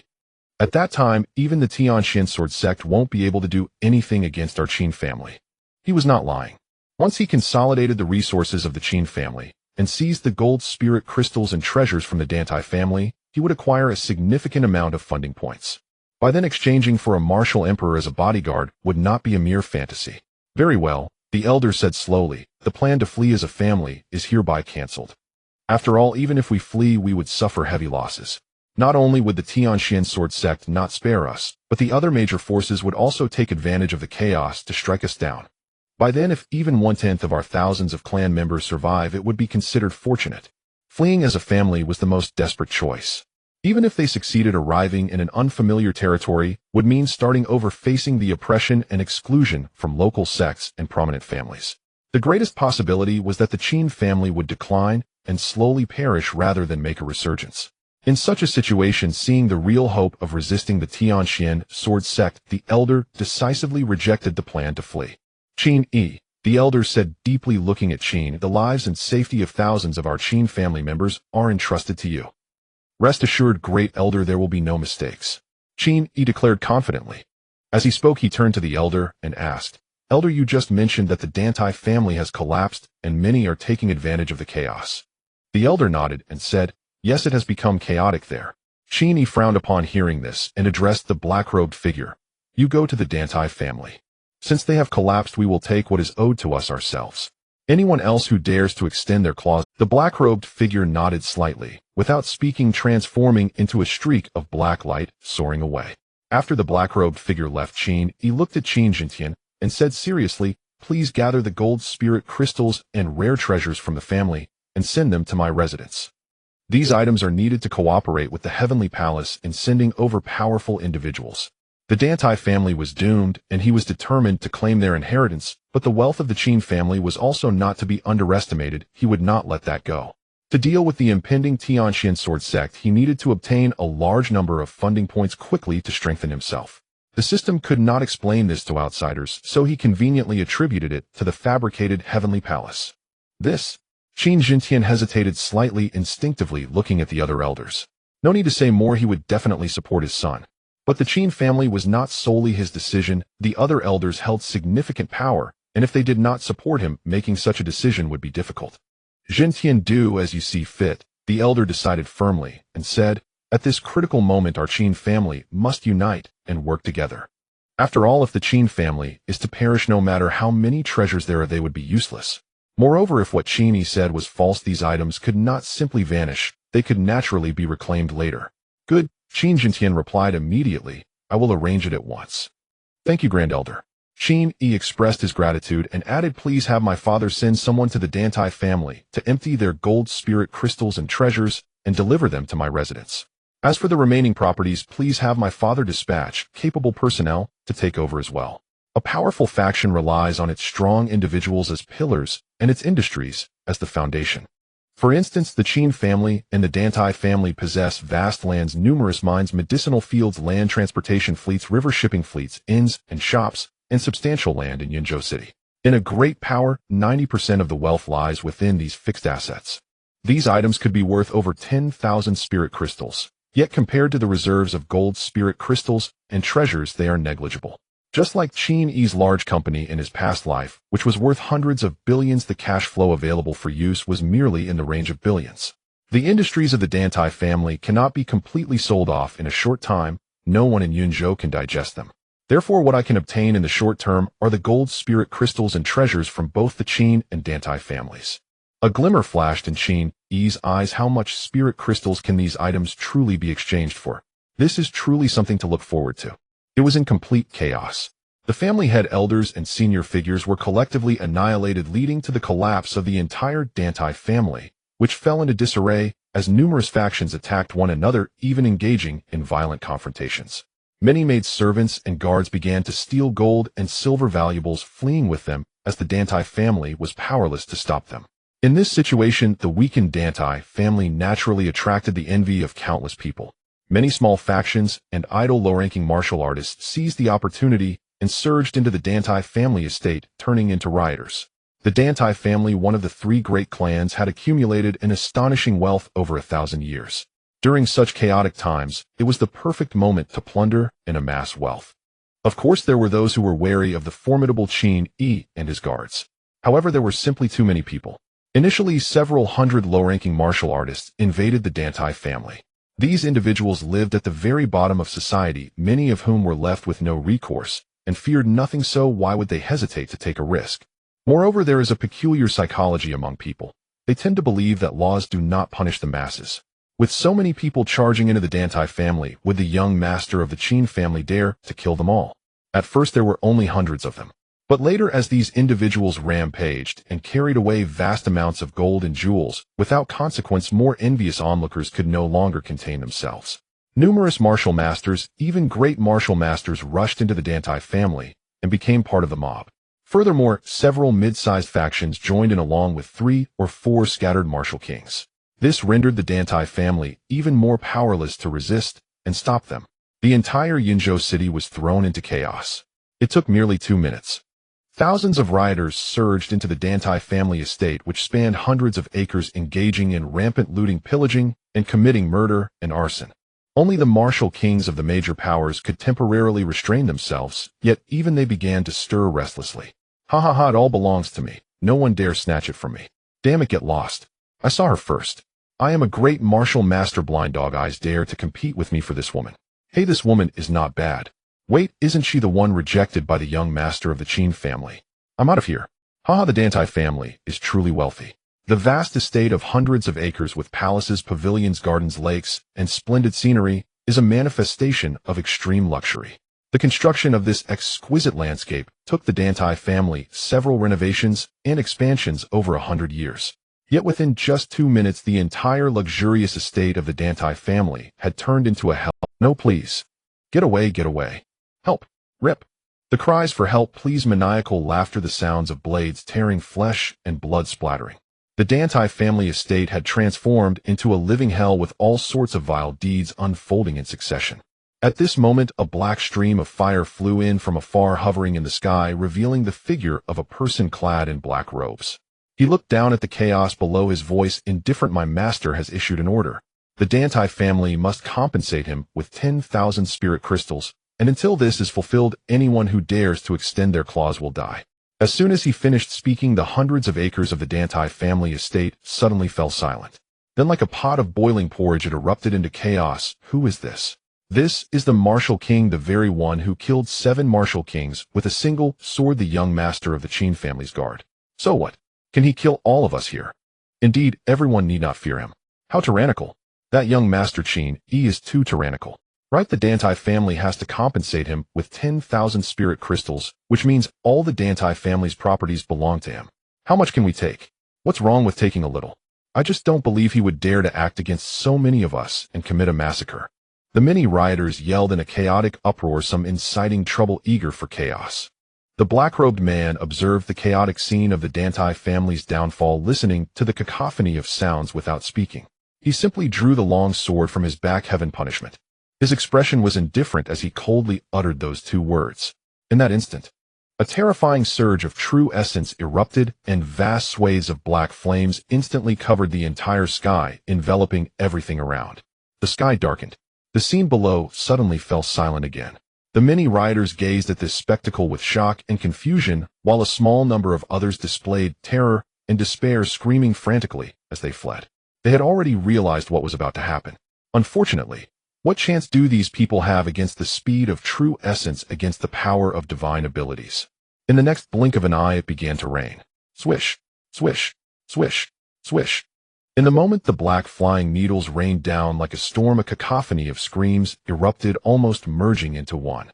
Occasionally the sound of explosive roars mixed in alongside some powerful warriors attempting to resist the might of the heavenly punishment technique. Among them were 3 martial kings fighting their own battles.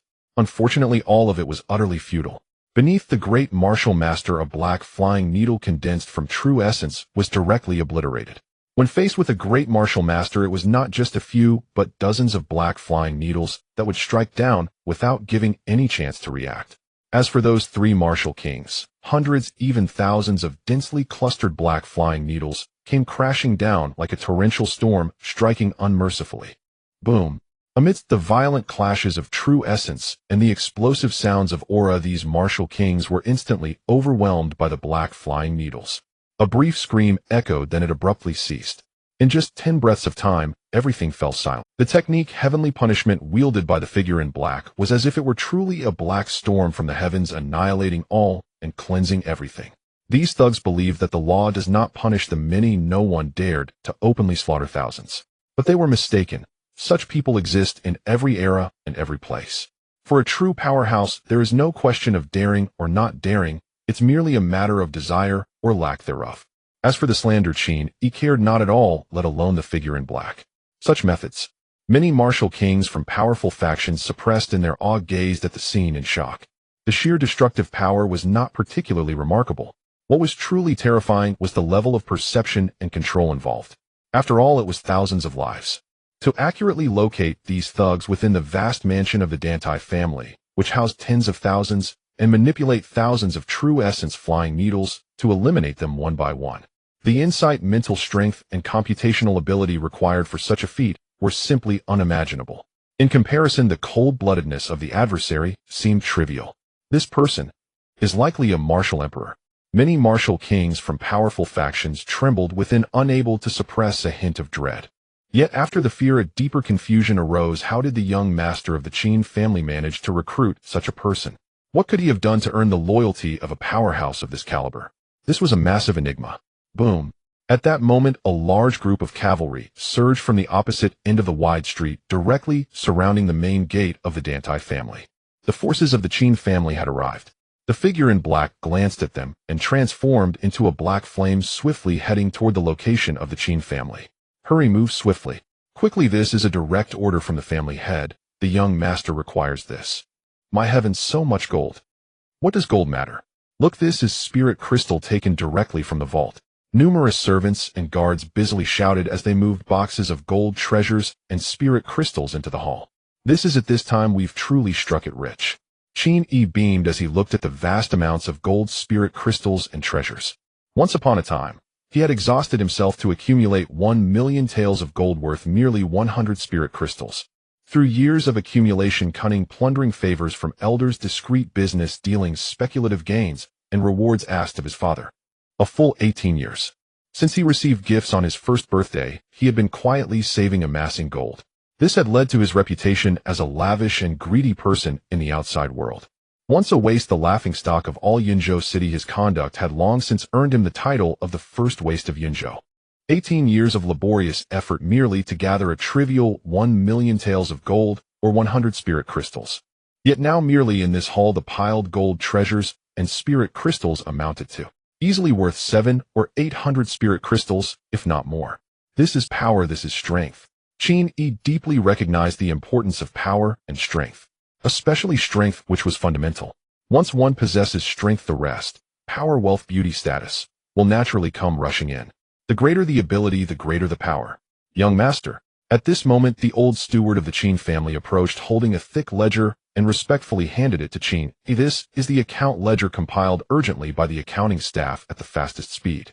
It records all the gold, spirit crystals, and treasures in the Qin family's vaults and various branches. He bent lower, saying, "Please review it, young master." Qin Yi took the ledger, glanced at it casually, then set it aside, asking, "How are matters with the Dantai family progressing?" The old steward straightened slightly and respectfully replied, "No need for young master to worry. The ones we sent are all the most capable hands. They have already begun tallying the treasures of the Dantai family and are currently transporting them back. However, there's a lot to gather, and the distance is not short. It will likely take several hours at least." He seemed afraid that Qin Yi would be displeased with the speed, adding, "Young master, do not be angry. This is already the fastest speed." He covertly glanced at the expressionless figure in black beside him, then quickly lowered his head. Qin Yi nodded slightly, saying, "I understand. You have done well. You may leave." "Yes." The old steward respectfully bowed and hurriedly departed. Watching his retreating figure, Qin Yi's gaze flickered with some inexplicable emotions.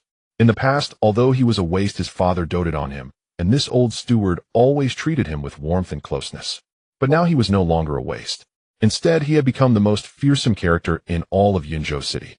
Yet this old steward dared not approach him, only displaying instinctive respect and fear. In fact, he could clearly sense that everyone in the Qin family, be they elders, deacons, clansmen, servants, or guards, all had their attitudes toward him undergo a complete 180-degree turn, treating him with deep reverence. In fact, he could clearly sense that everyone in the Qin family, be they elders, the higher one goes, the more lonely it becomes. Qin Yi felt an inexplicable sentiment rise within him, but soon steeled his resolve. "Let me first become the highest figure, then I will consider the rest. For now the threat of the Tianqian sword sect is imminent. I must resolve this matter first." Not long after, Qin Yi's expression suddenly shifted. Ding! A crisp notification sound from the system echoed in his mind. "Warning! The time-limited peak martial king bodyguard you exchanged is about to reach its deadline and will disappear. Warning! The time-limited peak martial king bodyguard you exchanged is about to reach its deadline and will disappear." Directly disappearing. Qin Yi's heart suddenly tightened, and he focused his mind. Disappearing into thin air, of course, would not do. How could he then flaunt his power? Moreover, once outsiders learned that he was not constantly under protection, he would surely become a target. After all, he was still quite vulnerable, at least until he exchanged for skills and improved his cultivation. Qin Yi glanced at the black-robed figure beside him and conveyed a command through his thoughts. The bodyguards exchanged through the system could be controlled by his thoughts. he was merely issuing commands to maintain the facade in front of others. After receiving his command, the black-robed figure suddenly transformed into a black streak of fire and flew into the sky, disappearing in an instant. In the grand hall, numerous members of the Qin family guards and servants were filled with uncertainty. What was he planning to do? However, they did not dare to look too much or ask directly. Once they regained their senses, they hurriedly continued to transport gold and treasures. In fact, after the black-robed figure left, he found a secluded spot and simply vanished into thin air. Yet no one could witness this moment. My 50 points of funding. Qin Yi felt a pang of pain in his heart. Funding points were extremely precious. It required a piece of treasure worth a spirit crystal to exchange for just one. Spirit crystals were already scarce, with very few in Yunzhou. As for gold and treasures, the system did not consider their market value, but assessed their intrinsic worth. This meant that the funding points he could obtain were significantly reduced, but he had no choice for the time being and could only proceed as such. After a considerable amount of time had passed, booming, the heavy palace doors slowly closed. Under Qin Yi's command, everyone temporarily left the grand hall, leaving him alone. This time I truly became instantaneously wealthy. Qin Yi walked among the mountains of gold and treasures, constantly marveling. Here gold and jewels, antiques, and jade artifacts piled high, sparkling treasures, crystal-clear spirit crystals, fist-sized pearls. This scene reminded him of the lair of the dragon Smog from a movie he had seen in his past life. Mountains of gold and seas of silver. System. He silently thought, a glint flashing in his eyes. I want to sacrifice all the gold, spirit crystals, and treasures before me to exchange for funding points. The thought had barely crossed his mind. Ding. The crisp voice of the system instantly responded. Exchange completed. Host has acquired a total of 1,475 funding points. Silently, and without a trace, the mountains of gold and seas of silver in the grand hall, along with various spirit crystals and treasures, vanished completely. Only a few empty boxes remained, looking as though they had been ransacked. 1,475 funding points. Qin Yi felt joy and exhilaration in his heart. Such a number of funding points was enough to transform him completely and enhance him from within. Next, I must carefully consider how to improve. Qin Yi fell into deep thought. His first consideration, of course, was to enhance his own strength. No matter when one's own strength is the foundation of everything. If one is merely a mortal, even the strongest bodyguards would struggle to protect their life against true powerhouses. Moreover, exchanging for bodyguards consumes funding points and is quite expensive. The 4 essentials of cultivation are innate talent, understanding cultivation methods, and martial arts realm. Innate talent determines your cultivation speed. The better your talent, the faster your progress, making it less likely to encounter bottlenecks and increasing the probability of reaching high realms. Cultivation methods determine your strength among peers and your upper limits in cultivation. Without the emperor-level cultivation method, trying to create your own path to become an emperor would be 10 times more difficult. Martial arts skills directly determine combat strength. Seeking the Tao also requires the ability to uphold it, otherwise, even if one achieves immortality, calamity is unavoidable. Having a realm without strength is merely waiting to be slaughtered. The martial arts realm determines the foundation of strength. Legendary prodigies can defeat emperors upon entering the martial king realm, shocking the world. However, no matter how strong a prodigy is, they cannot defeat an emperor while still in the grandmaster realm. Without the appropriate realm, everything is futile.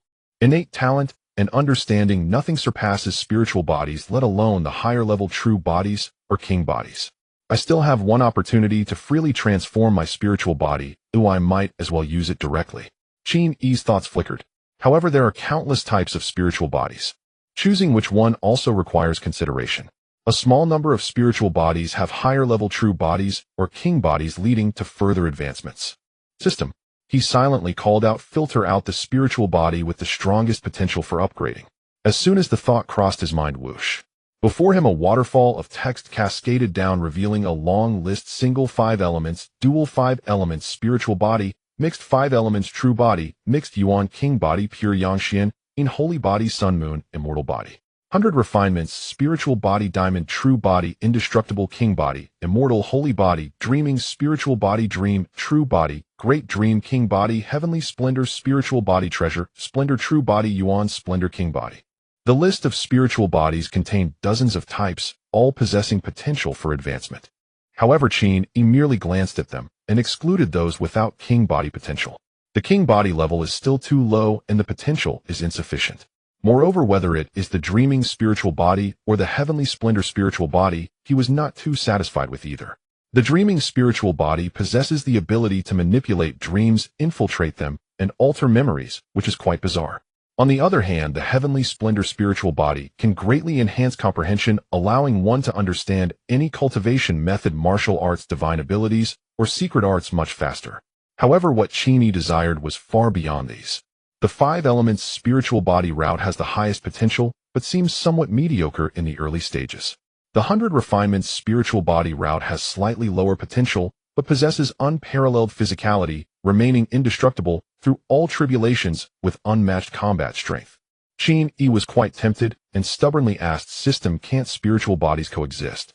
The system's crisp voice instantly responded, "The host only needs to exchange for the universal sacred body to simultaneously possess the power of 8 spiritual bodies, 4 true bodies, and 2 king bodies." Qin Yi. Damn it, why am I still hesitating over what to exchange for the sacred body? Is there any other? Indeed there is. The host only needs to exchange for a bodyguard at the emperor level, and then exchange for the corresponding materials to achieve spiritual body coexistence, or the host can exchange for. The system said a lot, but Qin Yi's heart grew colder. With these conditions, do you think I can complete them now? If I truly had the ability to accomplish that, would I still care about a mere spiritual body? Qin Yi reluctantly gave up the thought of spiritual body coexistence. Then I will use my authority to modify my spiritual body, transforming it into a dual-element spiritual body of metal and fire. The dual-element spiritual body is the most common type of spiritual body. For the corresponding 5 elemental attributes, there is often a unique affinity, allowing for a 10-fold increase in efficiency when cultivating the corresponding techniques. Practicing relevant martial arts and divine abilities also greatly enhances their power while bestowing some special capabilities. However, common does not mean weak. Moreover, common is relative. In a place like Dajin, there are very few spiritual bodies. As long as one possesses a spiritual body, achieving the rank of martial king is as easy as eating and drinking, and there is a considerable assurance of eventually becoming a martial emperor. Zhang Tianqing, a true disciple of the Tianxin sword sect, whom Dantai Mingwei admired, was reputed to possess unparalleled talent, yet he was merely close to having a spiritual body. A dual-element spiritual body is far more powerful than a typical single-element spiritual body. The dual-element spiritual body of metal and fire possesses both sensing and affinity for the metal and fire elements, along with the unique ability to manipulate the power of metal and fire. Modification authority has been exchanged. The transformation of the spiritual body is complete. The system's crisp notification echoed at that moment. Qin Yi's body trembled violently, and the world before him transformed entirely. Countless strands of the world's primal energy cheered around him. He could keenly perceive sharp and fiery auras wandering amidst the heavens and the earth, lingering within all things. Sensing, calling, and absorbing these 2 kinds of auras along with the primal energy seemed to have become instinctual, responding to his slightest thought. I have already achieved the dual-element spiritual body. Qin Yi's heart was shaken, filled with complex emotions. In the past, he was a genuine, natural waste, unable to sense even the slightest trace of primal energy. He couldn't even practice cultivation. His lifespan was far below that of ordinary people, and living to the age of 30 was already a blessing from the heavens. This is why he displayed arrogant and reckless behavior, yet his father Qin Jintian still loved him dearly. It was simply because he had no long life to speak of. Today I shall live again. He took a few deep breaths to suppress the turmoil in his heart, and began to choose cultivation techniques. With over 1,000 premium points, he could barely select a technique at the lowest level of martial emperor grade. But he clearly could not do that. Otherwise, if he spent all his points on techniques, what about martial arts, divine abilities, secret arts, and treasures? Would he forego those? What if something happens and he can't even exchange for a bodyguard? That would truly be the end. System exchange for Tianzi Longquan and Yunai Xiaoyaopian. He directly selected these 2 techniques. Among them, Tianzi Longquan serves as the main cultivation technique, allowing the cultivation of Tianlong True Qi, while also including a formidable offensive secret art. Yunai Xiaoyaopian is similar with Xiaoyao True Qi and a powerful body technique. As the strongest tier among martial king-level techniques, both have subsequent advancement methods with great potential. The attack secret art attached to Tianzi Longquan is even stronger than many martial arts. Use it as a martial art while treating Yunai Xiaoyaopian as the main cultivation technique. In the blink of an eye, 200 premium points vanished. At the same time, a vast amount of information like a tidal wave surged into Qin Yi's mind, which he gradually absorbed. Qin Yi, the true dragon emperor, sweeps across the land unrivaled in the 8 directions. Yunai Xiaopian, breaking free from the 3 realms, transcending the 5 elements, carefree and unrestrained, difficult to confine by heaven and earth. In that instant, the 2 techniques acquired from the system were fully comprehended and thoroughly understood by him. It can be said that these 2 techniques held no secrets for him anymore. No need for comprehension or practice, it was simply that domineering. Very good, very good. Qin Yi withdrew his thought and continued preparing to exchange for martial arts and divine abilities. Martial cultivation progresses from low to high: martial disciple, martial artist, martial master, great martial master. These 4 stages still belong to the mortal realm, with a lifespan of only 100 years, unable to move mountains, relying solely on martial arts. Once one breaks through the shackles of great martial master and achieves the realm of martial king, they can immediately transcend the mundane, flying through the skies, their lifespan significantly extended, connecting with the world's primal energy, their every gesture brimming with immense power. At this stage, one is no longer constrained by the physical body, utilizing divine power. Some special divine abilities can also be used as martial arts at stages below martial king. What Qin Yi prepared to exchange for was precisely of this kind. I have both attack and movement techniques, but I still lack a martial art divine ability for self-defense. Qin Yi's gaze swept over the myriad martial arts and divine abilities, browsing through them one by one. Soon he selected one: Nanming Lihua Shunwei Battle Armor. This divine ability manipulates the energy of metal and fire, forging a formless armor to protect the entire body, while also enhancing the power of his every move, excelling in both offense and defense. And he himself is a dual-element spiritual body of metal and fire. This divine ability is tailored for him. Nanming Lihua Shunwei Battle Armor, 300 premium points. This is a martial emperor level protective divine ability, more expensive than martial king level techniques. Not bad. Qin Yi nodded in satisfaction and directly chose to exchange. In an instant, another 300 premium points vanished. Finally, the cultivation level. He took a deep breath. Should he exchange directly for the rank of martial king? Impossible, he didn't have that many premium points. Among the same rank, exchanging directly for cultivation is the most expensive. A permanent peak martial king servant costs 3,000 premium points, 60 times more than a temporary one. Yet to elevate his cultivation level to peak martial king in one go requires 9,000 points. Even for early stage martial king, it requires 1,500 points. He currently does not have that many. System: how many premium points are needed to elevate to peak great martial master? Qin Yi silently asked in his heart. 300. Then let's elevate directly. As soon as this thought fell, ding! The peak great martial master cultivation you exchanged for has been credited. In an instant, a faint azure chi suddenly emerged in Qin Yi's empty meridians. True chi, the beginning of martial arts. This true chi began as ethereal as clouds, a thin stream, but in the blink of an eye it grew larger, expanding like a balloon again and again. Rumbling. The deep azure true chi, as thick as an infant's wrist, flowed endlessly within his meridians, surging back and forth. This true chi was incredibly agile, refined to the extreme, almost liquefied. It was only a hair's breadth away from transforming into true essence. Xiaoyao true chi. A powerful aura emanated from within, causing the surrounding great hall to tremble and shake. With every move, he could crush cities and shatter mountains. Peak great martial master. I am just one step away from transcending the mundane and achieving the realm of martial king. Qin Yi felt an overwhelming sense of emotion. Just a second ago, he was still an uninitiated mortal, unable to lift a finger. In this moment, he had already achieved peak great martial master, merely one step away from becoming a martial king. This could no longer be described as a prodigy or a miracle. It completely subverted common sense, and surely no one would believe it. If given a choice, he would actually prefer to slowly spend time increasing his cultivation. After all, one must become more familiar with what they cultivate. Unfortunately, there is no time left. The threat of the Tianxian sword sect is imminent. He must grow as quickly as possible to avoid becoming a flaw. Only one step remains. Only one final step remains. He had mastered the cultivation art martial techniques and attained the requisite realm. All he needed now was a suitable weapon, a treasured artifact, to unleash formidable combat prowess. Treasured artifacts. His gaze lingered over the dazzling array of such artifacts in the system's marketplace. Mortal weapons were generally classified into tiers: 100-fold tempered, 1,000-fold tempered, and 10,000-fold tempered. Those above the martial king rank wielded treasured artifacts, crafted from rare materials and heavenly-grade resources forged by specialized artifact smiths who inscribed intricate formation arrays with painstaking devotion. These artifacts were ranked from 1st to 9th grade. The Qin clan possessed several clan-guarding treasures, but all were merely 1st grade, the lowest tier.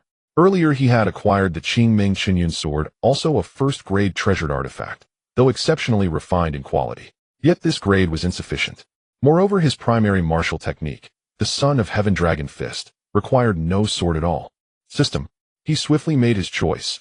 I wish to exchange for 2 2nd-grade treasured artifacts the Guanghan Celestial Robe and the Qin Kunlun Gauntlets. Ding! The system's crisp chime faded. Instantly a simple, yet elegant white robe materialized upon Qin Yi, ancient and bearing, radiating a soft silvery spiritual light. The Guanghan Celestial Robe, a defensive treasure. Upon his palms too appeared a pair of obsidian gold gauntlets, exquisitely intricate, as if assembled from countless micro-components fully enveloping his hands. The Qin Kunlun Gauntlets, peerless in offensive might. Excellent. Qin Yi nodded in quiet satisfaction, then winced faintly. Both artifacts were superb, yet undeniably costly. The Guanghan Celestial Robe demanded 240 krypton points. The Qin Kunlun Gauntlets cost an even steeper 300 points. Initially, the newcomer's gift granted him 100 points. Summoning the robed figure consumed 50.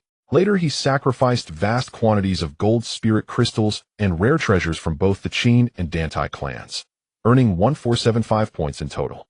2 cultivation arts, the Son of Heaven Dragon Fist and the Cosmos Soaring Tao Scripture, cost 200 points. The Nanming Lihua Divine Might Battle Armor 300. Direct Ascension to the Peak of the Grand Martial Master Realm another 300. The Guanghan Celestial Robe 240.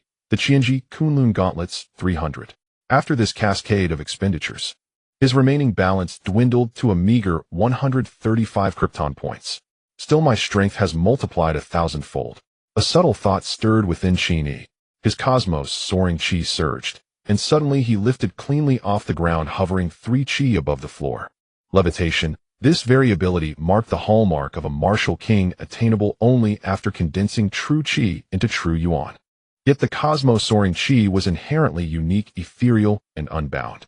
Coupled with his spirit body's innate capacity, it permitted this feat, albeit at limited altitude and sluggish speed. Boom! Qin Yi dissipated his cosmos soaring chi and landed firmly. He assumed a stance, murmuring softly, "Heavenly Dragon Chi, transform." In that instant, his deep azure cosmos soaring chi abruptly transmuted into torrents of pure gold chi, radiant with sovereign majesty and awe-inspiring authority. This was the Heavenly Dragon Chi, the soul energy cultivated through the Son of Heaven Dragon Fist. The defining trait of cosmos soaring chi lay in its boundless adaptability. It could replicate over 90% of any other chi's characteristics, given sufficient mastery. Of course, one must first comprehend the corresponding cultivation art and intimately know its chi. And when the Son of Heaven Dragon Fist was executed with Heavenly Dragon Chi, its power reached its absolute zenith. Rumble. Qin Yi activated the form and began practicing the Son of Heaven Dragon Fist within the Grand Hall. Each fist and kick flowed seamlessly. Even restrained, their force generated explosive gusts, displaced vast volumes of air, and sent thunderous shockwaves reverberating through the chamber. The entire vast hall trembled faintly, as though on the verge of collapse. Yet before he had practiced long, the hall's doors burst open. Qin Yi rushed in, his face etched with urgent anxiety, only to freeze instantly upon entering. This. His eyes widened in stunned disbelief as he beheld Qin Yi mid-practice, executing the Son of Heaven Dragon Fist. Torrents of golden chi billowed outward, radiating terrifying power, so overwhelming that even he felt his heart lurch with apprehension. Sensing his father's arrival, Qin Yi halted immediately and turned puzzled. "What is it, father?" You. Qin Jintian's voice trembled, incredulous. "You've achieved the Grand Martial Master Realm, reaching its absolute peak. One step away from becoming a martial king. Am I dreaming?" And with that, he actually slapped his own cheek. Just moments ago, Qin Yi had been an ordinary mortal, utterly ignorant of martial cultivation. Qin Jintian was certain of it. Yet how much time had passed? Less than a quarter of an hour. And already Qin Yi stood at the pinnacle of the Grand Martial Master Realm, mastering a technique of such staggering might. Preposterous. Was his son a reincarnated ancient emperor, or a celestial immortal descended from the upper realms? Jintian, what's happened? Has Qin Yi met with misfortune? At that moment, several overwhelmingly powerful figures barged in, some even shattering the hall's walls outright. They were the Qin clan's elders. Sensing the violent fluctuation of qi within the hall, they feared Qin Yi was in peril and rushed in, hearts pounding with dread. For Qin Yi was now the sole hope of the entire Qin clan, so they charged in almost simultaneously, with Qin Jintian ready to act without hesitation. But upon entering, they froze, stunned. For Qin Yi, having just concluded his practice, made no effort to conceal his aura, and they sensed it instantly. G Grand Martial Master, Peak. Elder 2 stammered, jaw slack with disbelief. All the other elders wore expressions as if witnessing a ghost, dazed, bewildered minds roaring with dissonance. Were they still dreaming, or had the world itself gone mad? Father, esteemed elders, no need for astonishment. Qin Yi smiled, having quickly grasped this. A jest perhaps, but as the saying went, one moment of spending brings fleeting joy, endless spending brings endless delight. Only the Krypton system could forge such a metamorphosis, beyond even the most radical rebirth, in mere instants. For ordinary cultivators reaching his current level, even the most prodigious, would take years, perhaps even decades. He had done it in under a minute. Are you a supreme genius? Apologies, I simply bypassed limits with system-fueled augmentation. Such modest gold spirit crystals and treasures are far too meager to summon a martial sovereign across infinite realms. Thus the Celestial Palace's great masters enhanced my cultivation and bestowed martial techniques and treasured artifacts. Lies once rehearsed required no script. Without blinking, Qin Yi attributed everything to the Celestial Palace. Great masters of the Celestial Palace intervened. Hearing this, Qin Jintian and the others relaxed, relieved. True masters of the Tao possessed unfathomable abilities, beyond mortal comprehension. Such intervention therefore seemed entirely plausible. However, a flicker of concern crossed Qin Jintian's face. Will this not leave hidden dangers for your future cultivation? However, hidden danger? Qin Yi was taken aback for a moment before smiling and saying, no, father, you worry too much. The means of the powerful in the heavenly palace are not mere ordinary methods of impartation or grafting. They cannot pose a threat to me. If I had to describe it, he pondered for a moment before speaking, it feels as if my years of cultivation have been inexplicably shortened to just a fleeting moment. I have merely reclaimed the cultivation and realm that I deserved. Upon hearing this, Qin Jintian and the others widened their eyes in shock and disbelief, shortening cultivation time out of thin air, reclaiming what is deserved in terms of cultivation. Such methods were not only unfamiliar to them, they had never even heard of them. At first glance, it sounded completely like a wild fantasy. Is there really such an incredible means in the world? Of course. Qin Yi smiled slightly, and a sudden thought crossed his mind. Immediately afterwards, the weapons and precious artifacts carried by Qin Jintian and several elders began to tremble violently. The golden spirit body, able to sense and manipulate all objects with a golden attribute. This is... Qin Jintian and the others were taken aback for a moment before realizing, suddenly overjoyed, the golden spirit body. The legendary innate ability to control all objects of the 5 metals. Qin Jintian couldn't wait to say, you awakened the golden spirit body. The future king of martial arts is destined to be cultivated with full support, and achieving the title of martial emperor is also quite hopeful. One could say that if the Qin family possesses a spirit body, their rise is nearly inevitable. This made them unable to suppress their excitement and agitation. Qin Yi slightly shook his head calmly, saying, how could a mere golden spirit body possibly compel the heavenly palace's powers to employ such divine tactics, and even prepare to send a martial emperor as my guard? My special physique has just begun to awaken. It is the dual-element golden and fire spirit body. He continued, in the future my physique will continue to advance, achieving the true body, the royal body, and even higher. Qin Jintian and the others were left speechless after hearing his words. Ever since Qin Yi made a stunning impression at the Minghua Palace, each of his subsequent actions had left them more shocked and astonished in this brief hour than in their entire lives. At this moment the Grand Elder suddenly spoke solemnly, Qin Yi, having you in the Qin family is truly a fortune from the heavens. It is the eruption of our family's millennium destiny. This news must be kept strictly confidential. No one is to reveal even a hint. He continued, otherwise the heavenly Xian sword sect and other upper sects and families will surely spare no effort to attempt to win you over, control, or even enslave you. If that cannot be achieved, they would rather destroy you than allow the Qin family to rise. The struggle for interests often involves life and death. The rise of every top power is a bloody process. With such a terrifying talent as Qin Yi and the backing of the heavenly palace, his future is limitless. At that time, if one person ascends, the whole family rises. If Qin Yi soars to great heights, the Qin family will undoubtedly follow suit. With the 3 major upper sects and 5 major families, just watch as the Qin family seizes the vast interests that rightfully belong to them. Rest assured, Grand Elder. Qin Yi nodded slightly and said, I will not easily disclose this to anyone. Qin Jintian and the other elders also wore serious expressions as they said, we will certainly keep this secret. Now Qin Yi is truly the hope of survival and future rise for the Qin family. His status and safety are of greater importance than even Qin Jintian and the entire Elder Council. The Grand Elder's expression was solemn as he spoke. We are discussing how to counter the Heavenly Xian Sword Sect's measures to minimize losses for our Qin family. No one knows the methods of revenge from the Heavenly Xian Sword Sect. How many people will they send? Will there be any martial emperor-level experts? Will they connect with local forces in Yunzhou?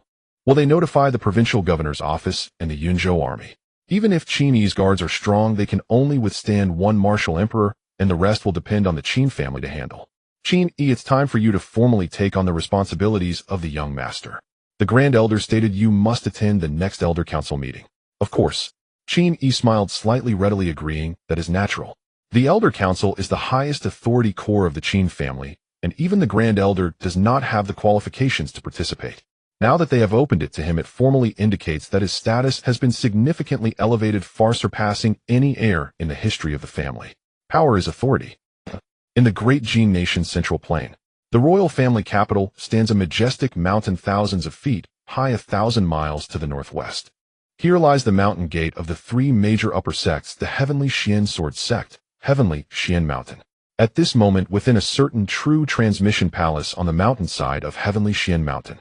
Ding ding ding. Listening to the urgent and heavy bell sounds, Zhang Tiancheng furrowed his brow. He was about 20 years old, with a face like a jade crown, handsome and graceful, dressed in a purple robe, exuding an aura difficult to fathom. The Soul Lantern Hall. The soul chime rang 9 times. Which elder has fallen? A sudden ominous premonition arose in his heart. According to the schedule, in the next day or 2, Elder Li would take Dantai Mingyue to the Qin family to annul the engagement. Originally, this was just a trivial matter, something he never paid much attention to. The Qin family and the Dantai family, such small families in the remote southern state, were merely like ants. Why should he pay them any mind? An elder at the late stage of martial king could suppress everything with just one sword. Yet at such a sensitive time, the fall of an elder made him unable to stop himself from overthinking. I hope it's not something from Yunzhou that went wrong. Zhang Tiancheng narrowed his eyes, a cold light flashing in his gaze, especially concerning that treasure from the Dantai family. It must not have any mishaps. Otherwise, no matter who it is, I will make them suffer 1,000 cuts and die, reducing their bones to ashes and exterminating their entire clan. What position does he hold? In the vast Heavenly Xian Sword Sect, there are tens of thousands of disciples, but only 12 true disciples. He ranks second, just after the one with the sword spirit body. His master is also a supreme elder, one of the few martial emperor-level experts in the Heavenly Xian Sword Sect. At just 24 years old, he has already achieved martial king and possesses overwhelming combat power. In the entire northern region of the Great Jin, he is a renowned martial arts genius. Why would someone like him be interested in a girl from a small clan like the Dantai family, especially when she is already engaged, which is a blemish? In terms of looks, although Dantai Mingyue is beautiful, she cannot be considered exceptional. In terms of cultivation, family background, and talent, she is even more of a joke. His public explanation is that he fell in love with Dantai Mingyue at first sight and couldn't help himself, yet the true motive is known only to him. Boom. At this moment, a brilliant golden light descended from the peak of Heavenly Xian Mountain, directly hovering before Zhang Tiancheng. Li Tianshu has died, and the situation in Yunzhou has changed.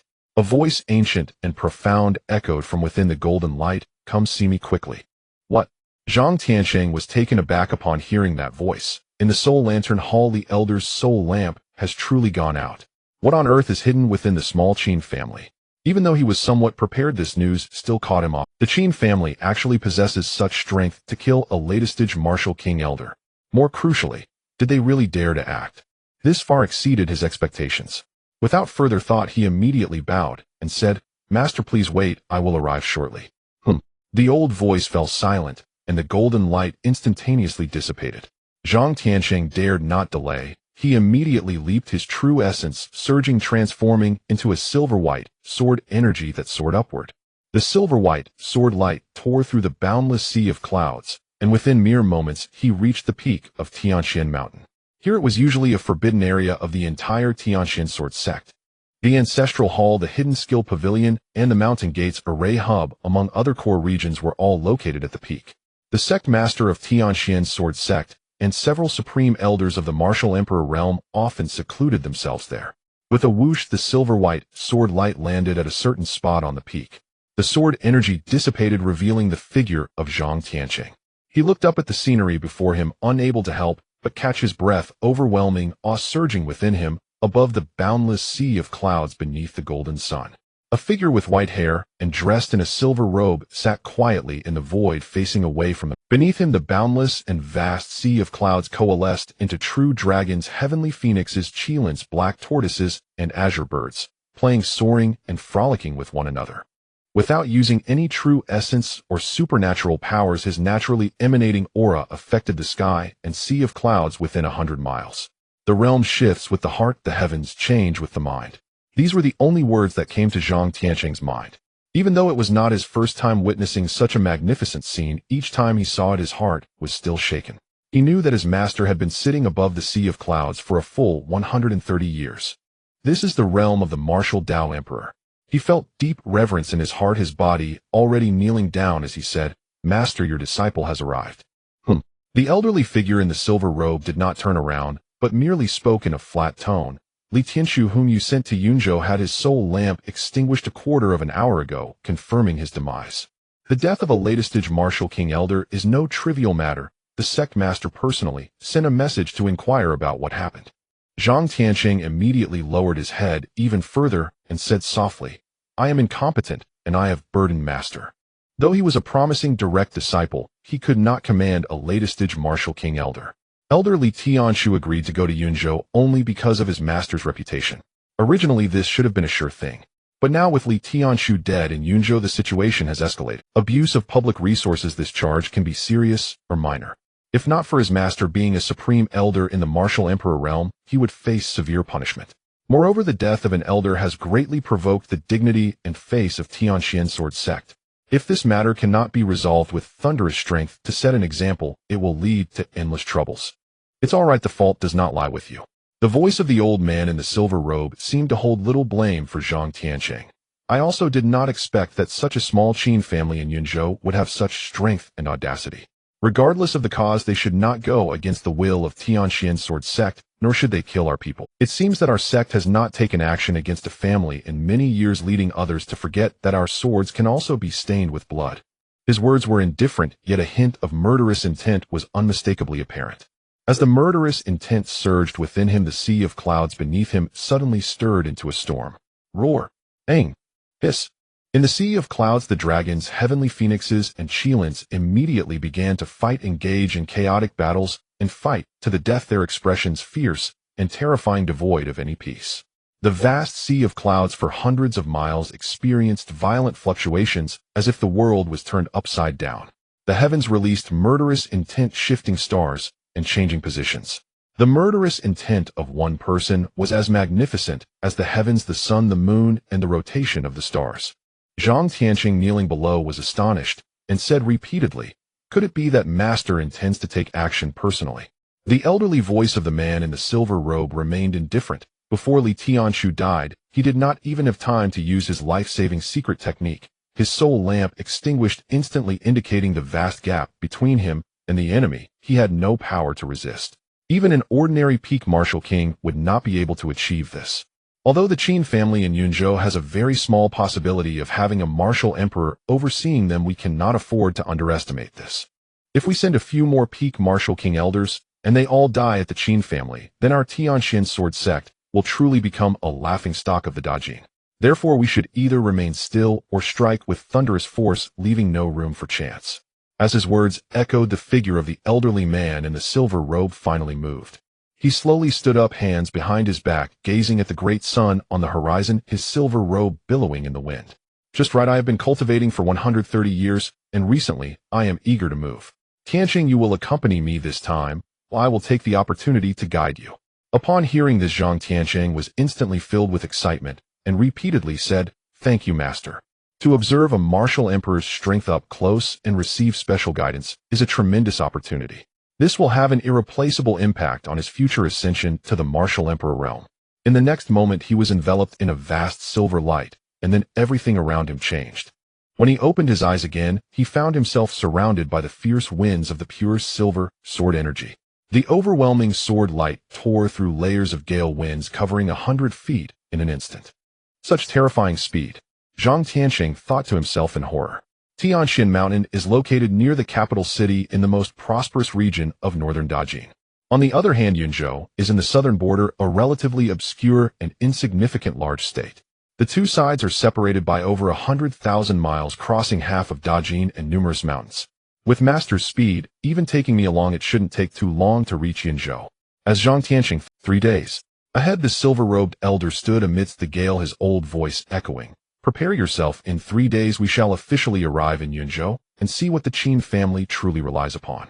Upon hearing this, Zhang Tianqing trembled all over, deeply bowing his head and saying, "Yes, master." 3 days passed in the blink of an eye. During these 3 days, the Qin family was engulfed in a flurry of activity. Ordinary clan members, as well as stewards and elders, were busy taking over and integrating the assets and wealth of the Dantai family. Qin Yi and Qin Zhentian, along with several elders, frequently held meetings to discuss important matters. To guard against unforeseen circumstances, some of the most core direct descendants had already been sent out of Yunzhou, and some deeply embedded spies were activated to contact external forces. It can be said that the Qin family had hurriedly prepared for the impending challenges. This was not out of distrust for Qin Yi, but rather a necessary measure for a large family. During those 3 days, whenever he had free time, Qin Yi focused on familiarizing himself with his cultivation realm martial skills and treasures, preparing for the impending battle. In stark contrast to the bustling and vibrant Qin family, the Dantai family, once one of the 3 great families, was now in a state of desolation. Since almost all their assets had been forfeited to Qin Yi, many members of the Dantai family fled from Yunzhou City with their savings. The remaining few hundred direct descendants huddled around Dantai Mingyue, their new head of the family, isolating themselves in the Dantai family's mansion, quietly waiting like a lone wolf licking its wounds. What they were waiting for was, of course, the arrival of a powerful figure from the Tianshan sword sect. In fact, the entire Yunzhou City was silently anticipating the arrival of this moment. In the past, when the Qin family rose and the Dantai family fell, it was always accompanied by the opportunistic schemes of various forces taking advantage of the situation to seize benefits. However, these days Yunzhou City was surprisingly calm, even to the point of being dead silent. Various forces were restraining their subordinates from clashing with the Qin family, which was currently flourishing, while also secretly lying in wait for an opportunity. To describe it in one sentence, as one observes the rise of the grand building, the gathering of guests, and the eventual collapse of the structure. The entire Yunzhou, including the Dantai family, and all the major forces were watching coldly, waiting for the moment when the Qin family's building would collapse. No one believed that the Qin family could withstand the retaliation from the Tianshan sword sect. The disparity in their scale and strength was too vast, completely on different levels. All forces were waiting for the downfall of the Qin family, as that would be the true celebration for them. At noon on this day, beneath the 9 heavens gale, a magnificent silver sword aura shot through the sky, arriving thunderously at Yunzhou City. A strong and terrifying aura shook the surroundings, resembling an overwhelming celestial might unmatched in its supremacy. It was a martial sovereign. Only a martial sovereign could possess such an aura and such majesty. Just the aura alone pressured the martial kings of various forces within Yunzhou City to the point of nearly gasping for breath.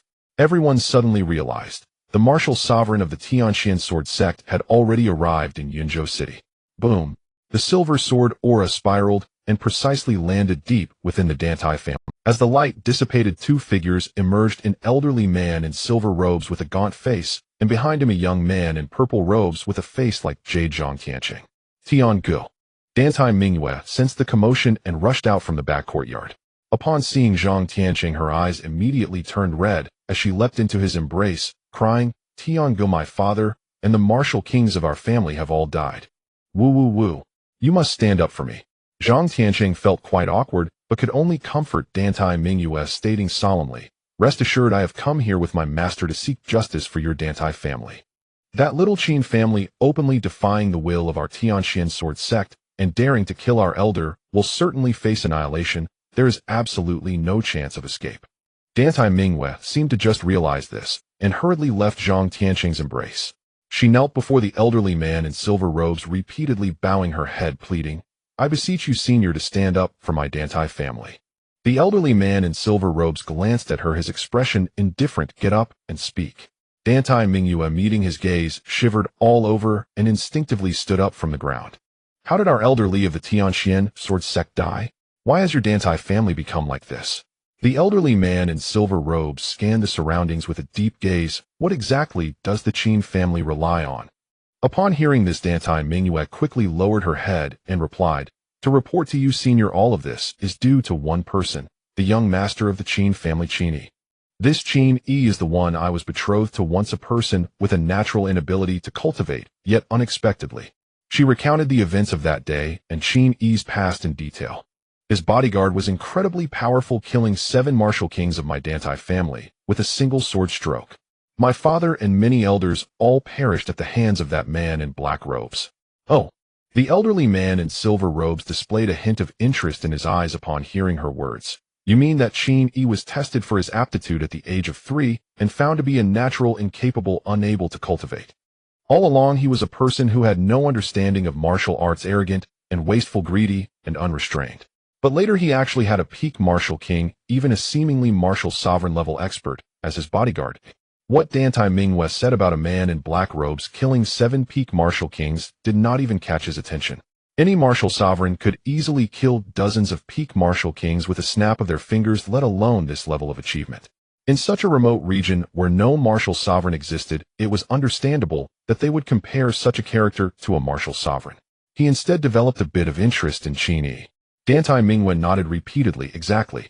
The root cause of all this is this Qin Yi. If it weren't for him, the Qin family would never have dared to defy Elder Li nor possess that level of strength." "Interesting." A thoughtful expression appeared on the face of the elderly man in silver robes. "It seems that there is a great secret hidden within that Qin Yi." "Master." Zhang Tianqing's expression changed, unable to help but step forward and whisper, "Since Qin Yi has such a significant secret, should we consider it carefully?" His heart held some concern. Regardless of whether Qin Yi was truly a waste of force capable of dispatching peak martial kings as bodyguards was not to be taken lightly. Who could say that there weren't martial sovereigns secretly backing him? Consider it carefully. Ha ha ha ha.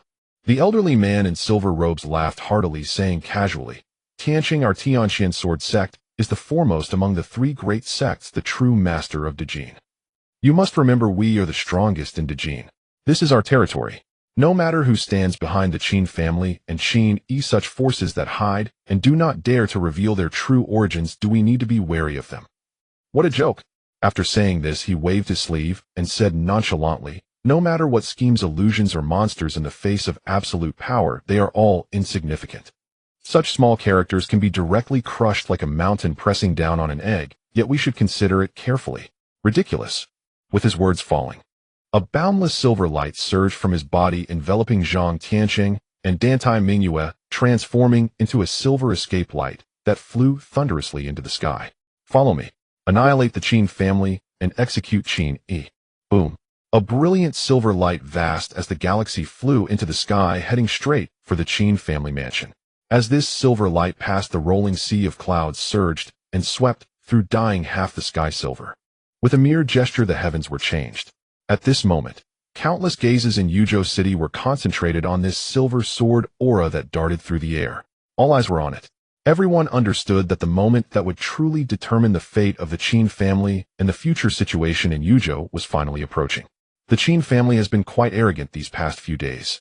They're finally going to be finished. Indeed, unless a miracle occurs, the Qin family will face extermination today. Miracle.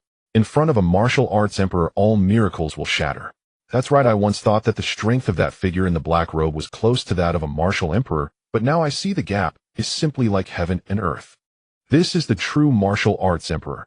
Even the mere aura can crush an ordinary martial king.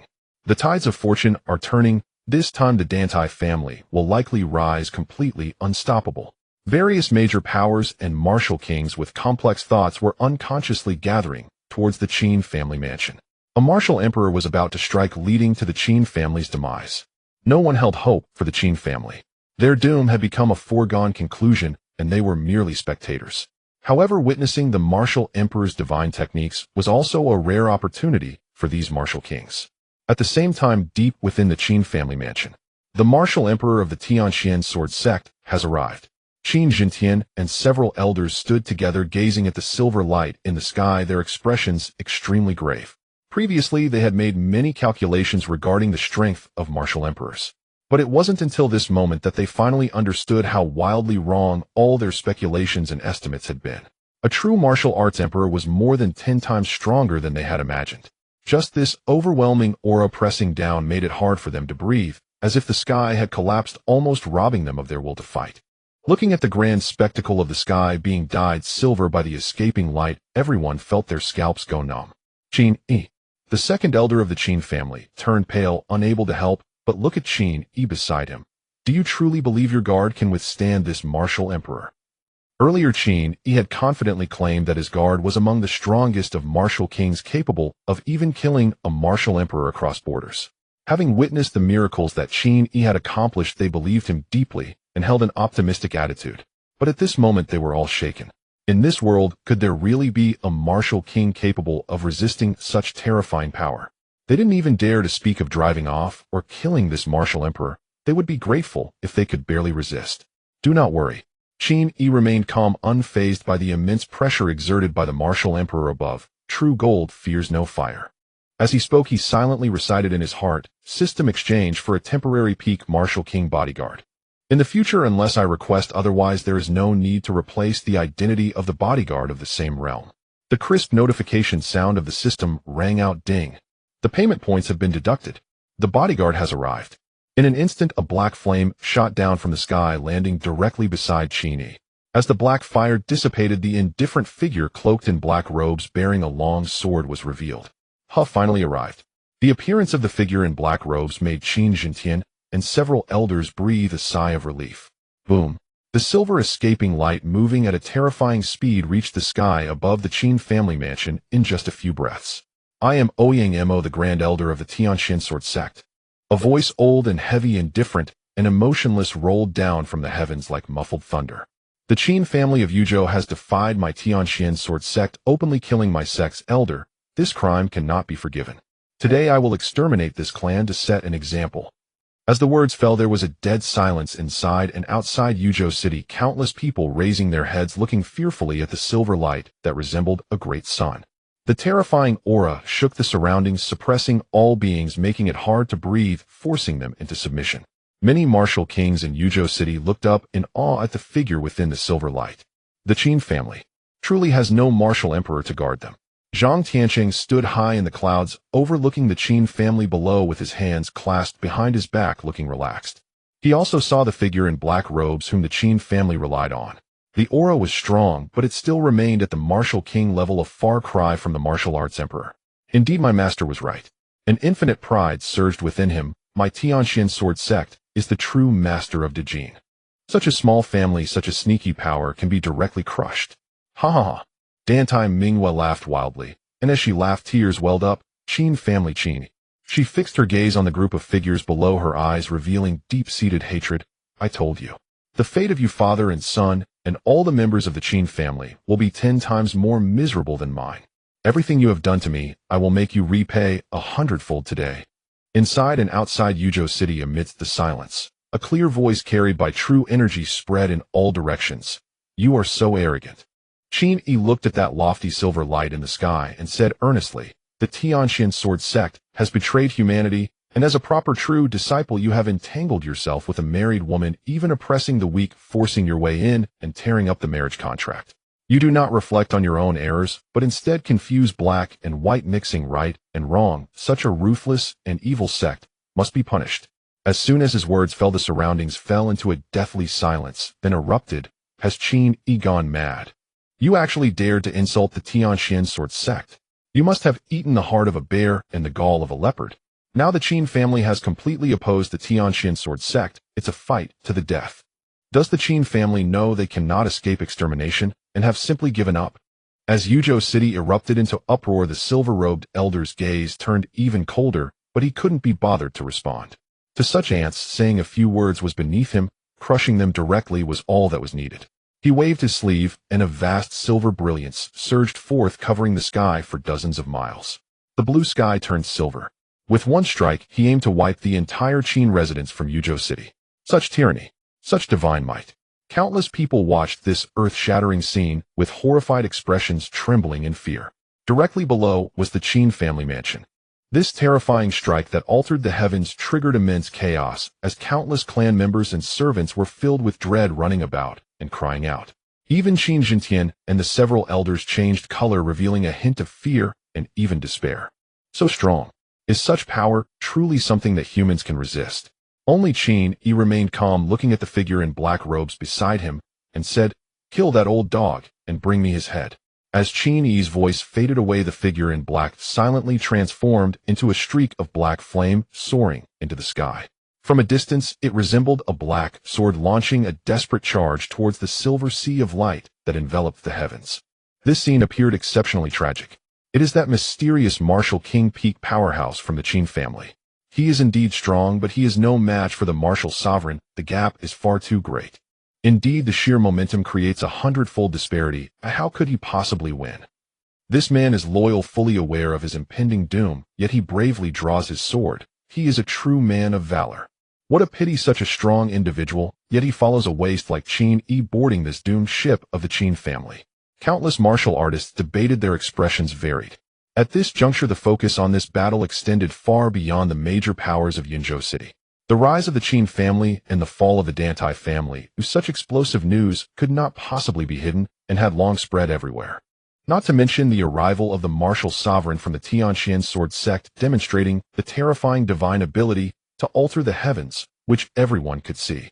It can be said that, now in Yuzhou City, even the weakest martial apprentices and commoners are paying attention to this rare spectacle of a century. After all, it involved the leading power of the three major sects intertwined with the martial sovereign powerhouse. An ant shaking a tree, overestimating its own strength. High above the clouds, the silver-robed elder Ouyang, Imo, couldn't even be bothered to glance at the black flame streak. Zhang Tiancheng also did not pay attention, instead focusing intently on his master, who was unleashing a breathtaking divine ability. It's him. Only Dantai Mingyue fixed her gaze firmly on the figure within the black flame streak. How could she possibly forget this person? It was he who, with a single sword strike, killed her father, her elder relatives, and the foundation of the Dantai family. The Dantai family had fallen to this day with Qin Yi as the main culprit, but the direct murderer was this man in black. Die? Die. As she looked at him as if a small insect struggling with its last ounce of strength, her heart was filled with a vengeful thrill. Now do you feel the despair I felt back then? She laughed maniacally. You will die a miserable death along with Qin Yi, Qin Jintian. Everyone from the Qin family. In that instant, the black flowing fire surged towards the silver heavens, merely 100 zhang away from the three in the clouds. Then the figure in black drew the long sword from his back, expressionless, and charged straight at the 10th Sanshang silver sky, swinging his sword. The mighty black sword light condensed into a thin thread, violently colliding with the vast silver sky. Zizizizi. It was as if a hot knife pierced through butter. The silver sky merely paused slightly before being pierced open by the black thread. From a distance, it seemed as if a giant mouth had been torn open in the silver sky. Not good. In an instant, Ouyang Mo's expression changed drastically. Just moments ago he had dismissed it, but at this moment a strong sense of danger exploded within him. The black thread of sword light, after piercing the silver sky, soared directly toward the three, moving with incredible speed. This sword already posed a significant threat to him. However, he was ultimately the supreme elder of the Tianqian sword sect, a true martial sovereign. Even if caught off guard, he would not be defeated by a single sword. Tianyang divine sword emerged. Ouyang Mo's face was shocked. Without time to think further, he instinctively unleashed his strongest countermeasure. A silver dragon-like sword light erupted from his sleeve, colliding heavily with the black thread. Silver light against black line. Bang! There was no earth-shattering explosion. The black thread was struck by the silver light and suddenly dispersed. The silver sword light was also knocked back by over 100 zhang, and amidst its mournful cries, even the silver light on the flying sword dimmed somewhat. Refining swords into threads, what a terrifying technique. Ouyang Mo, unable to care for the pain of losing his precious flying sword, looked at the black-robed man charging toward the heavens, his expression grave beyond measure. He suddenly realized he was wrong. Moreover, he was gravely mistaken. The Qin family in Yuzhou didn't have a martial sovereign station, but that did not mean there was no power capable of threatening or even contending with a martial sovereign. What kind of freak is this person? Merely at the martial king realm, yet able to match me. Ouyang Mo found it hard to believe. He could clearly sense that the opponent's strength was immense, far exceeding that of an ordinary martial king peak by tenfold. Yet there remained a vast gap to the martial sovereign. What made the opponent truly terrifying was the ability to condense power to its utmost, operating it with ease. He was stronger than a martial sovereign. Just this alone could threaten a martial sovereign's life. Just the sword technique of refining swords into threads was something he had not comprehended even after 300 years of practicing the sword path, and he could not bring it to bear. What? Zhang Tiansheng, standing behind Ouyang Mo, stared wide-eyed at this scene. How could this be possible? His master, a dignified martial sovereign, couldn't subdue a mere martial king peak. The opponent's strength was even terrifying enough to contend with his master's secret technique, the Tianyang flying sword. What kind of monster is this? He shivered slightly, feeling an ominous premonition. Meanwhile, Dantai Mingwei beside him stared blankly at this scene, still unable to react. At this moment, Yunzhou City was entirely silent. The previous sounds of pity, ridicule, and schadenfreude had vanished completely.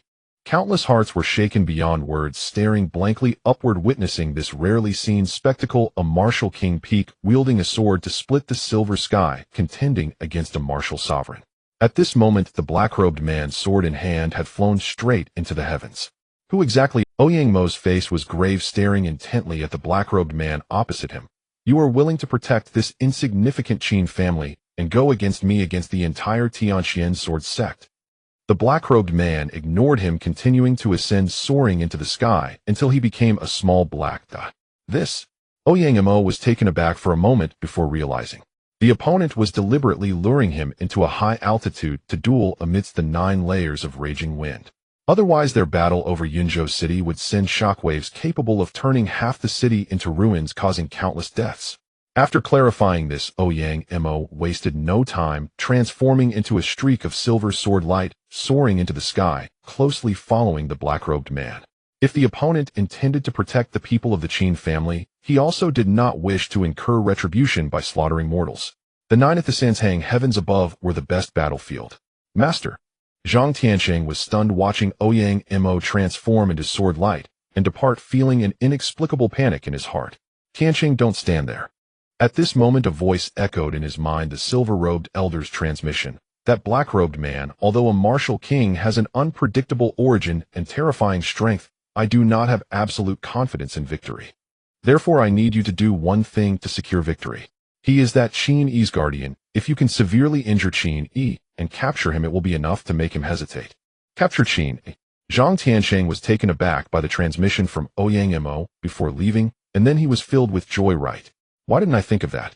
Earlier he had witnessed the terrifying power of the man in black robes, and unease filled his heart. Before coming here, and even before taking action, he had never imagined that the Qin family would harbor such a terrifying monster who could contend against a martial emperor with the strength of a martial king. If his master were to flee, his plans would instantly fall apart, and he could even die here. However, a statement from his master made him realize to shoot a person, one must first shoot their horse. To capture a thief, one must first capture their king. In the current Qin family, the core was not the elder or the patriarch, but rather the seemingly useless young master Qin Yi.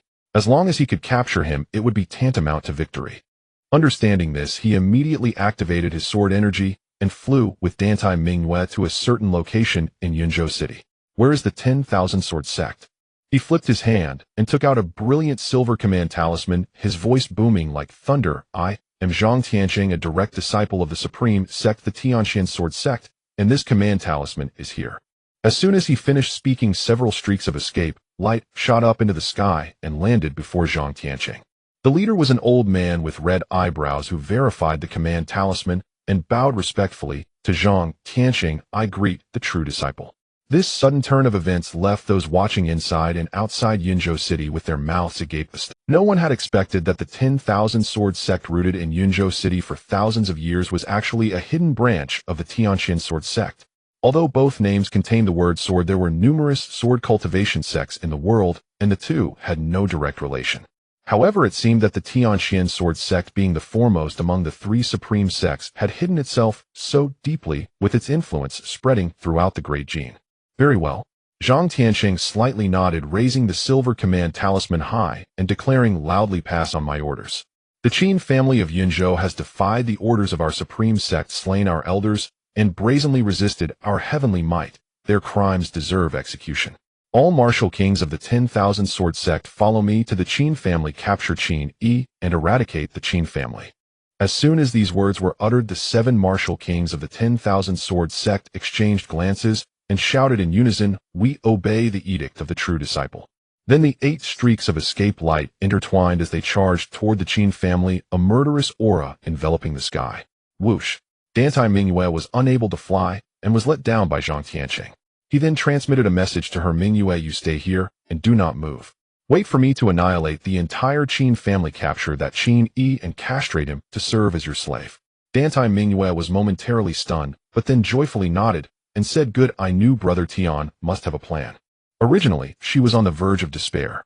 The man in black from the Qin family was so fierce that even a martial emperor could be a match for him. How could she hope to avenge her Dantai family? Who would have thought that in the blink of an eye the situation would change? Zhang Tianqing took out the true disciple command talisman and ordered the 7 martial kings of the 10,000 sword sect to destroy the Qin family. Qin Yi. A trace of deep-seated hatred flickered in her eyes. "You will witness the downfall of the Qin family as your relatives and elders perish one by one, and you will be powerless to stop it. Savor that despair." Qin family. Looking at the 8 streaks of escape light soaring into the sky, the members of the Qin family wore extremely serious expressions. 8 martial kings. Qin Jintian turned his head to look around, his heart sinking.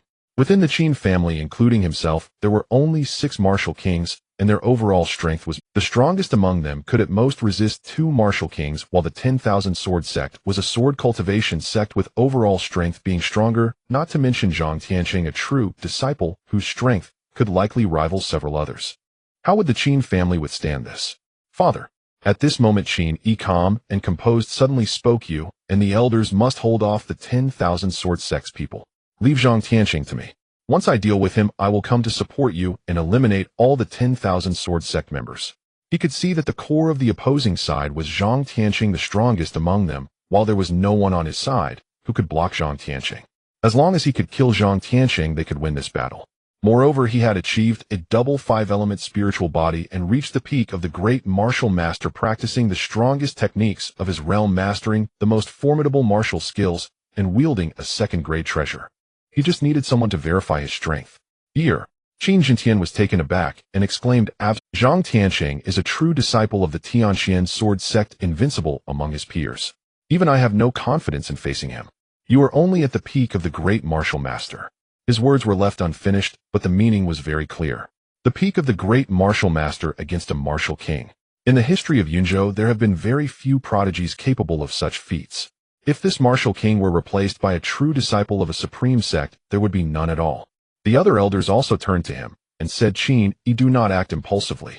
Yes, us old fellows can still hold our ground. You don't need to take risks. Zhang Tianqing is not easy to deal with." Qin Yi smiled slightly and replied, "Father and esteemed elders, please rest assured, I will not risk my life recklessly. Leave Zhang Tianqing to me. I am confident. Moreover, even if I cannot win, I have a trump card to." He still had 85 points of premium currency and could summon a peak martial king as a temporary bodyguard. This was his final trump card and should not be used lightly. However, if the situation truly became critical, he would not hesitate to spend the premium currency to summon it and unleash a devastating attack. At this moment, the 8 streaks of escape light had already reached above the Qin family, and with a command from Zhang Tianqing, he coldly declared, "Kill these traitors of the Qin family, who leave Qin Yi to me." As soon as these words were spoken, the other martial kings of the 10,000 sword sect cursed inwardly, "This bastard leaves the tough bones for us to gnaw on while he takes the soft persimmons." But since he was a true disciple of the supreme sect, once the order was given, they dared not disobey and could only brace themselves and charge down. The great elder of the Qin family bellowed with anger, transforming into escape light and shooting towards the sky. Qin Jintian had no time to think further, and along with the other elders rushed into the sky, leaving behind a single sentence, "Error, be careful." In an instant, an overwhelming force surged and the fierce winds exploded as over a dozen powerful martial kings struck together. Rumble. The aftermath of the fierce winds swept and raged, causing large sections of the palace buildings deep within the Qin family's estate to collapse. The ground rolled and debris flew. If not for the prior evacuation of a large number of clan members, this one strike would have resulted in heavy casualties for the Qin family. Qin Yi. Zhang Tianqing slowly descended from the sky, hands behind his back, looking down at Qin Yi. The outside world claims you are a natural-born cripple unable to cultivate. Yet I didn't expect you to actually be at the peak of the great martial master. It seems you have hidden yourself well. He spoke these words with an indifferent expression, clearly unconcerned. Submit, and I can grant you a quick death. Heh. Qin Yi sneered, staring at Zhang Tianqing before him. Do you really think I am a soft persimmon? Zhang Tianqing raised an eyebrow and replied nonchalantly, no, you are mistaken. In my presence you are not even worthy of being a soft persimmon. You are merely an ant. Qin Yi's gaze flickered slightly as he suddenly asked, I am quite curious. As a true disciple of the renowned Tianqian sword sect with your esteemed status, what woman could you not have?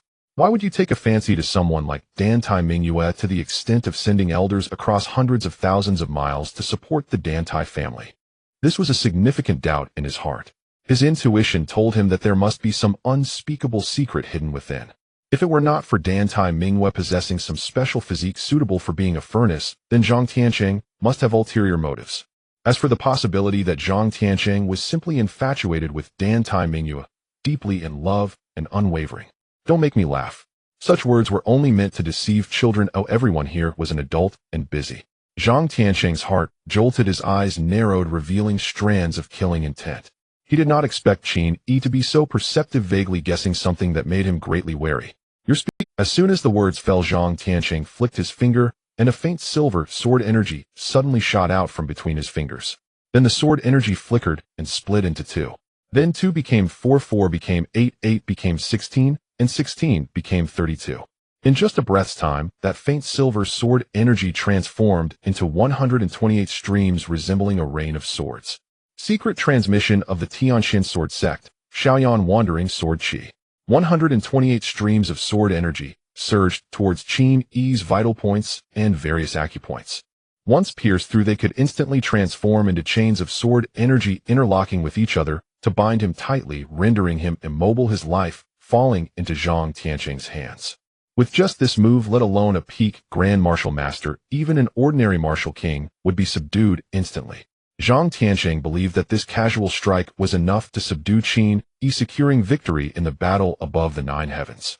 After all, he had never regarded Qin Yi as his equal opponent. Come at me. Qin Yi was unafraid and resolute. Within him, the carefree true energy surged, transforming into golden dragon true energy, and he threw a punch. Boom. The golden dragon true energy erupted violently, morphing into a golden dragon shadow, the 1,000 mechanisms Kunlun clattering, gathering immense strength into the palm of his fist. Heavenly Dragon Fist. The Emperor sweeps the 4 directions. When the Emperor goes to war, ghosts and gods follow. Any demon or spirit shall be vanquished. This punch was akin to heavenly thunder rolling, sweeping through the world, righteous and unmatched. 128 streams of faint silver sword energy were explosively shattered by Qin Yi's punch, scattering into streams of silver light. What? Zhang Tianqing was greatly astonished, his expression changing in shock. However, in that moment of surprise, he had already lost the upper hand. Get down here. Qin Yi let out a long roar, adjusting his punch, stepping forward, and throwing another punch. On his palm, the 1,000 mechanisms Kunlun radiated brilliantly, a torrent of golden true energy, converging into a golden dragon shadow over 10 feet long. Heavenly Dragon Fist. The Emperor controls the dragon court. Before the Emperor, even the true dragon must bow and yield. Who dares to stand high above in the 9 heavens and 10 earths? Roar. The true dragon shadow let out a long cry, suddenly soaring into the sky. Its dragon head opened wide, and it fiercely bit down on Zhang Tianqing. Zhang Tianqing, still immersed in shock, was unexpectedly bitten, and his protective sword energy erupted, unable to break free. He was dragged down by the golden dragon shadow, crashing to the ground amid swirling dust in a sorry state. In the blink of an eye, Qin Yi stepped forward once more, like a hammer striking the earth. With a muffled roar, his fist was already before Zhang Tianqing. A torrent of golden light converged into boundless mountains and rivers, solidifying into a 5-colored altar, descending to suppress him. Heavenly Dragon Fist. The Emperor supports the nation. The true Dragon Emperor is the master of the world, with countless citizens and vast territories bound to him, the one who upholds the will of heaven and the hearts of the people. This punch carries the weight of 1,000,000 citizens and their nation. Can you bear the weight of the nation? Boom. A terrifying gale swept through a deep rumble, like heavenly thunder rolled. Qin Yi's fist seemed heavier than the earth itself. If this punch lands, Zhang Tianqing's head would undoubtedly explode like a watermelon with no chance of survival. What protective sword light or personal treasures would be of any use? Not good. In that instant, Zhang Tianqing's hair stood on end, his scalp tingled, the danger warning in his heart exploded, and the shadow of death loomed close. He was going to die. If he could not block or evade this strike, he would certainly perish. Oh, Qin Yi! He roared madly in his heart, his sword energy and true essence suddenly boiling. There was no time to think or be shocked. At the critical moment between life and death, he finally exhibited the overwhelming strength that belonged to the true disciples of the Tianxian sword sect, invincible among peers. Xianyang's sword.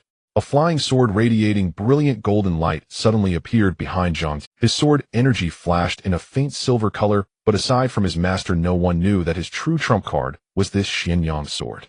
In the blink of an eye, Zhang Tianqing merged with his sword, transforming into a golden rainbow, sword energy shattering the air and shooting out. The terrifying speed created a long white shockwave behind the golden rainbow, sword energy. The sword light arrived first, with the sound following closely. Sword energy thunder sound. As the premier sword cultivation sect in the great Jin, Zhang Tianqing, ranked second among true disciples, had comprehended and cultivated the secret sword technique of sword energy thunder sound. However, while his speed was astonishing, Qin Yi's speed was not slow either. After all, the carefree true energy allows one to travel through the universe, riding the wind and commanding lightning. However, while his speed was astonishing, Qin Yi's speed was not slow either. After all, the carefree true energy allows one to travel through the universe, riding the wind and commanding lightning. While still in midair, Zhang Tianqing spat out a mouthful of blood mixed with some faint silver light. What terrifying power! He controlled the Xianyang sword, hovering in midair, wiped the blood from the corner of his mouth, and fixed his gaze on Qin Yi below. I underestimated you. Everyone underestimated you. You, a mere peak Grand Martial Master, are terrifying enough to easily slay an ordinary martial king. As he spoke these words, he couldn't help but feel shocked. What has become of this world? First, a black-robed figure appeared, contending against a peak martial king, forcing his master to battle in the 9 heavens amidst the harsh winds. And this Qin Yi, merely at the peak of a Grand Martial Master, was also shockingly powerful to this unbelievable degree. When did world-shaking prodigies and extraordinary talents become so worthless? Unfortunately, Zhang Tianqing set his eyes, no longer hiding the killing intent. You are ultimately just a Grand Martial Master, not a martial king. You can never imagine the true strength of a martial king sword cultivator, the true disciple of the Tianxian sword sect. Just now your sudden burst did indeed catch me off guard, nearly causing my demise on the spot. But since I am still alive, the one who should die is you. Zhang Tianqing had to admit that Qin Yi's strength posed a significant threat to him, enough to be considered an equal opponent. However, the reason he was injured just now was entirely due to Qin Yi's surprise attack, which caught him off guard. It is known that what makes a sword cultivator powerful is not only their unparalleled destructive capability, but also their agility. The unity of body and sword, along with the ability to move at the speed of sword energy, allows them to always maintain the initiative, striking when they wish and retreating at will. And what about Qin Yi? He was merely a great martial master, unable to even perform flight, forever relegated to a passive position of being attacked. Just based on this fact, he was destined to remain undefeated. With a swift motion, he merged with his sword, transforming into a golden sword energy that danced around Qin Yi. The arena was filled with streaks of golden light. Ordinary martial kings couldn't even see his movements or figure, let alone launch an attack against him. Qin Yi. His voice echoed from all directions, layered and indistinct, making it impossible to discern his true position. Just a moment ago, Qin Yi had thrown a punch that pulled him down from midair, instilling a deep sense of dread within him. He would never stumble twice over the same mistake. Are you ready to die? To his surprise, Qin Yi showed no signs of panic in response to his actions, instead revealing a hint of mockery on his face. Is that so? Do you think you have me cornered? As he spoke, a series of azure glimmers suddenly emanated from Qin Yi. Surrounded by the ethereal true energy of carefree wandering, he activated the carefree wandering movement technique, soaring into the sky and standing tall above the heavens. Do you think you're the only one who can fly? What a... Zhang Tianqing was taken aback, his movements momentarily freezing. How could he fly? A mere peak great martial master, how could he possibly take to the skies? Little did he know that the moment he was shocked and momentarily stagnant, it was a carefully orchestrated opportunity that Qin Yi had long prepared. He had attacked from the ground earlier to create the illusion for Zhang Tiancheng that he could not fly. It was precisely this information disparity that he exploited. Now is the time. Seizing the opportunity, he suddenly soared into the air, launching a punch that erupted with golden light accompanied by a dragon's shadow. The Emperor's Dragon Fist, an Emperor's decree to stabilize the universe. When the Emperor strikes, the vast universe trembles, and the boundless heavens are compelled to yield to a single punch. The majestic true energy of the heavenly dragon transformed into golden light, pressing forward and almost solidifying the surrounding space. The sword energy rainbow produced by Zhang Tiancheng dissipated instantly under the oppressive true energy, revealing his true form. The shock he experienced and his momentary hesitation meant he lost his last opportunity, enveloped by Qin Yi's fist. Boom! Boundless golden light converged into a single punch, striking directly at Zhang Tiancheng's chest. With a cry of agony, he spewed blood sent flying several dozens of feet. His protective sword light was shattered, his defensive artifact bore a gaping hole, and his chest caved in, leaving him severely injured. Qin Yi, seizing the advantage, mercilessly transformed into a blue rainbow and took flight, his fist still tightly shadowing Zhang Tiancheng's body. No! Zhang Tiancheng screamed frantically, using every means at his disposal to perform the forbidden technique of merging body and sword, activating the sword energy thunder sound in an attempt to escape. The golden sword energy rainbow surged ahead. Qin Yi, embodying the azure rainbow, quickly pursued behind the sword light, his voice laced with murderous intent. Zhang Tiancheng, you cannot escape. At the same time, above the Qin family mansion, a thunderous roar erupted. Various lights bloomed and fierce winds exploded as over a dozen martial kings engaged in a fierce battle, fighting for their lives. Within the Qin family, there were 6 martial kings, while the Wanjian sect boasted 7. Qin Jintian charged ahead, confronting 2 powerful martial kings, while the remaining martial kings engaged in fierce duels. The martial kings from both sides occasionally teamed up for joint attacks, while at other times they maneuvered individually, creating a chaotic scene. I wonder how Yi is doing. As Qin Jintian battled fiercely with 2 powerful adversaries, he felt an overwhelming worry, unable to exert his full strength, constantly pulled in different directions. However, in such a dire situation, he had no way to focus on or support the battlefield where Qin Yi was fighting. Qin Jintian, the opposing martial king from the Wanjian sect, seeing through his concerns, laughed heartily. At a time like this, you still dare to be distracted worrying about your son. With the true disciple from the sect personally involved, he is likely already captured and reduced to a dead dog. As he spoke, he suddenly unleashed his true essence, overwhelming sword light, pressing down, forcing Qin Jintian to retreat repeatedly. Now you should worry about your own life instead. Just then, a sword energy rainbow exuding terrifying speed and leaving behind white trails suddenly darted across the sky. Such a display instantly terrified both sides of the battle, causing them to involuntarily halt. The thunder sound technique of sword energy, this must be the true disciple of the sect. The martial kings of the Wanjian sect wore expressions of delight. To them it seemed that Zhang Tiancheng had already captured Qin Yi, and this battle was theirs to win. Not good Qin Yi. In contrast, the members of the Qin family all turned pale, their hearts filled with dread. But in the next instant, everyone was stunned that sword energy rainbow, while appearing formidable, was not coming to aid the Wanjian sect, and instead shot straight past the battlefield. This posture seemed more like fleeing in a panic. In the next moment, a lightning-fast azure rainbow shot forward, directly pursuing the sword energy rainbow. A chilling voice filled with murderous intent echoed from the azure rainbow, Zhang Tiancheng, you cannot escape. The scene fell into a deathly silence. The many experts from the Wanjian sect had their smiles freeze on their faces, staring blankly at this chase. Even the members of the Qin family were bewildered, their minds blank. The one being pursued was actually the true disciple of the Tianxian sword sect, Zhang Tiancheng. How could he possibly not be a match for Qin Yi? Was he even fleeing in a disheveled state on the brink of losing his life? No one had anticipated such a scene would unfold, leaving everyone confused and unsure how to react. You useless fools, what are you waiting for? As the golden sword energy rainbow flew past the battlefield, Zhang Tiancheng's exasperated and weakened voice could be heard. Hurry up and stop him. If I die here, all of you from the Wanjian sect will pay for it with your lives. The members of the Wanjian sect suddenly felt a jolt, their expressions changing drastically. Quick! Stop Qin Yi. The leader of the Wanjian sect let out a long howl, targeting the azure rainbow behind with a fierce strike. The other martial kings from the Wanjian sect also attempted to intervene. Not good. Stop them. Naturally, the Qin family could not sit idly by employing various means to obstruct, and the battle reignited. In an instant, the scene descended into chaos. Another martial king was desperately holding back Qin Jintian, who, though battered and exhausted, could not escape for the time being. Damn it! Qin Jintian felt a surge of anxiety and rage, helplessly watching as the leader of the Wanjian sect charged straight towards Qin Yi. The sword light swept across the sky, its might overwhelming. Yet the azure rainbow facing this inevitable strike showed no signs of slowing down. Qin Yi's indifferent and merciless voice emerged from the azure rainbow, ignorant of your own demise. The leader of the Wanjian sect, this sword is a desperate gamble.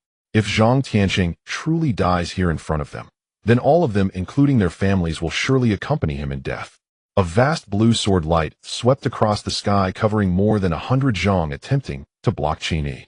Yet in the face of this sword, Qin Yi showed no intention of slowing down his escape light, only throwing a punch. In an instant, boundless golden light surged forth, transforming into a vivid Tenzhanglong illusion of a golden dragon. This dragon was majestic and powerful, seemingly supporting the entire realm and penetrating the universe in all directions. The Emperor's dragon fist. The Emperor suppresses the heavens. Where the Emperor is, there lies the heart of the people and the fortune of the nation, capable of suppressing all evildoers beneath the 9 heavens. With heaven's mandate in his mouth, the Emperor is the law. The 100 Zhanglong blue sword light was directly shattered by the golden dragon's illusion, dissipating into streams of blue radiance. Then the force of the punch continued unabated as the golden dragon soared high, crashing directly into the body of the Wanjian sect's leader. Ah! A short, desperate scream echoed, abruptly silenced. The leader of the Wanjian sect was completely obliterated by a single punch, turning into countless fragments of flesh, blood, and bones scattering in all directions. Only a cloud of blood mist remained at the spot.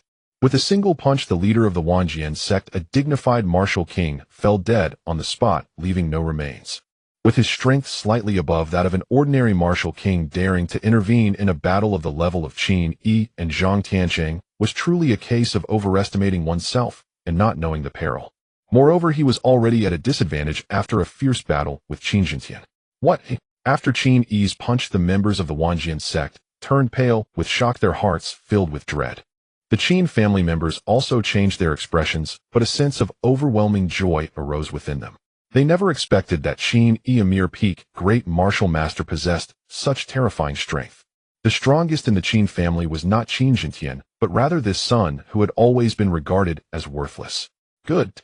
Qin Jintian laughed heartily, urging his treasure to completely suppress the opposing martial king, putting him in a dire situation.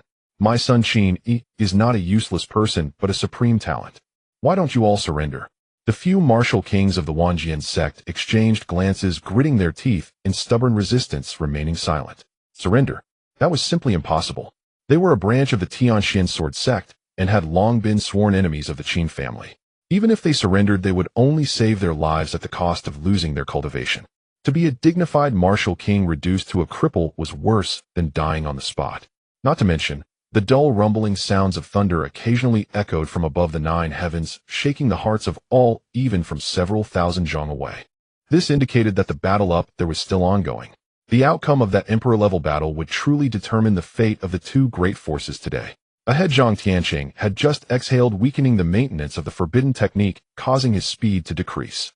He was already heavily injured, and using the forbidden technique meant burning his lifespan, so he was naturally reluctant to sustain it. Moreover, he thought that the leader of the Wanjian sect could at least hold on for a moment, giving him the chance to consume a life-saving spirit pill and recover from his injuries. But then he saw Qin Yi punch through the leader of the Wanjian sect, and his heart sank. No! He roared in panic, desperately urging the forbidden technique as he fled for his life.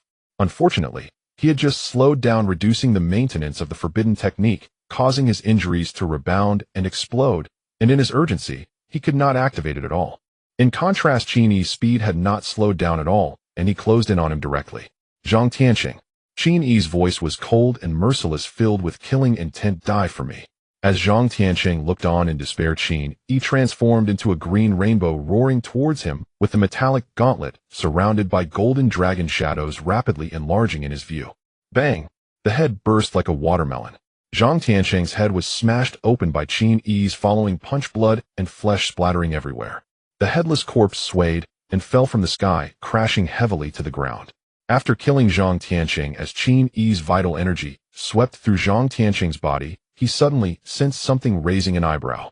A faint blue vital energy swept out from Zhang Tianqing's corpse, retrieving an object. It was a square piece of golden foil. The golden foil was about the size of a book, engraved with dense patterns, runes, and esoteric texts faintly emanating a golden light. What a treasure! Without hesitation, Qin Yi tucked the piece of golden foil into his bosom. It must be a treasured item of great importance to Zhang Tianqing, hence he carried it with him. He then turned abruptly, looking toward the sky above the Qin family estate, where the battlefield had descended into chaos. "It's your turn, Wanjian sect." His eyes gleamed with killing intent as he transformed into a green rainbow, suddenly returning. Below, Dantai Mingyue sat slumped on the ground, staring blankly at the retreating green rainbow. As a result, she witnessed the most profound scene of her life, the once stunning and proud Zhang Tianqing being chased like a dead dog, fleeing in a pathetic manner while crying for help. Downfall of the Qin family with her own eyes. As a result, she witnessed the most profound scene of her life, the once stunning and proud Zhang Tianqing being chased like a dead dog, fleeing in a pathetic manner while crying for help. The one chasing him was none other than Qin Yi, whom she had previously looked down upon, deemed a useless person and a laughingstock. In that moment, she questioned whether she was going insane or still dreaming. Everything seemed to have turned upside down. The high and mighty Zhang Tianqing was being hunted by Qin Yi, reduced to a point where he had to rely on the leader of the Wanjian sect to save him. Then the leader of the Wanjian sect was smashed to pieces by Qin Yi's punch, dying a gruesome death. Shortly after, Zhang Tianqing also had his head exploded by Qin Yi.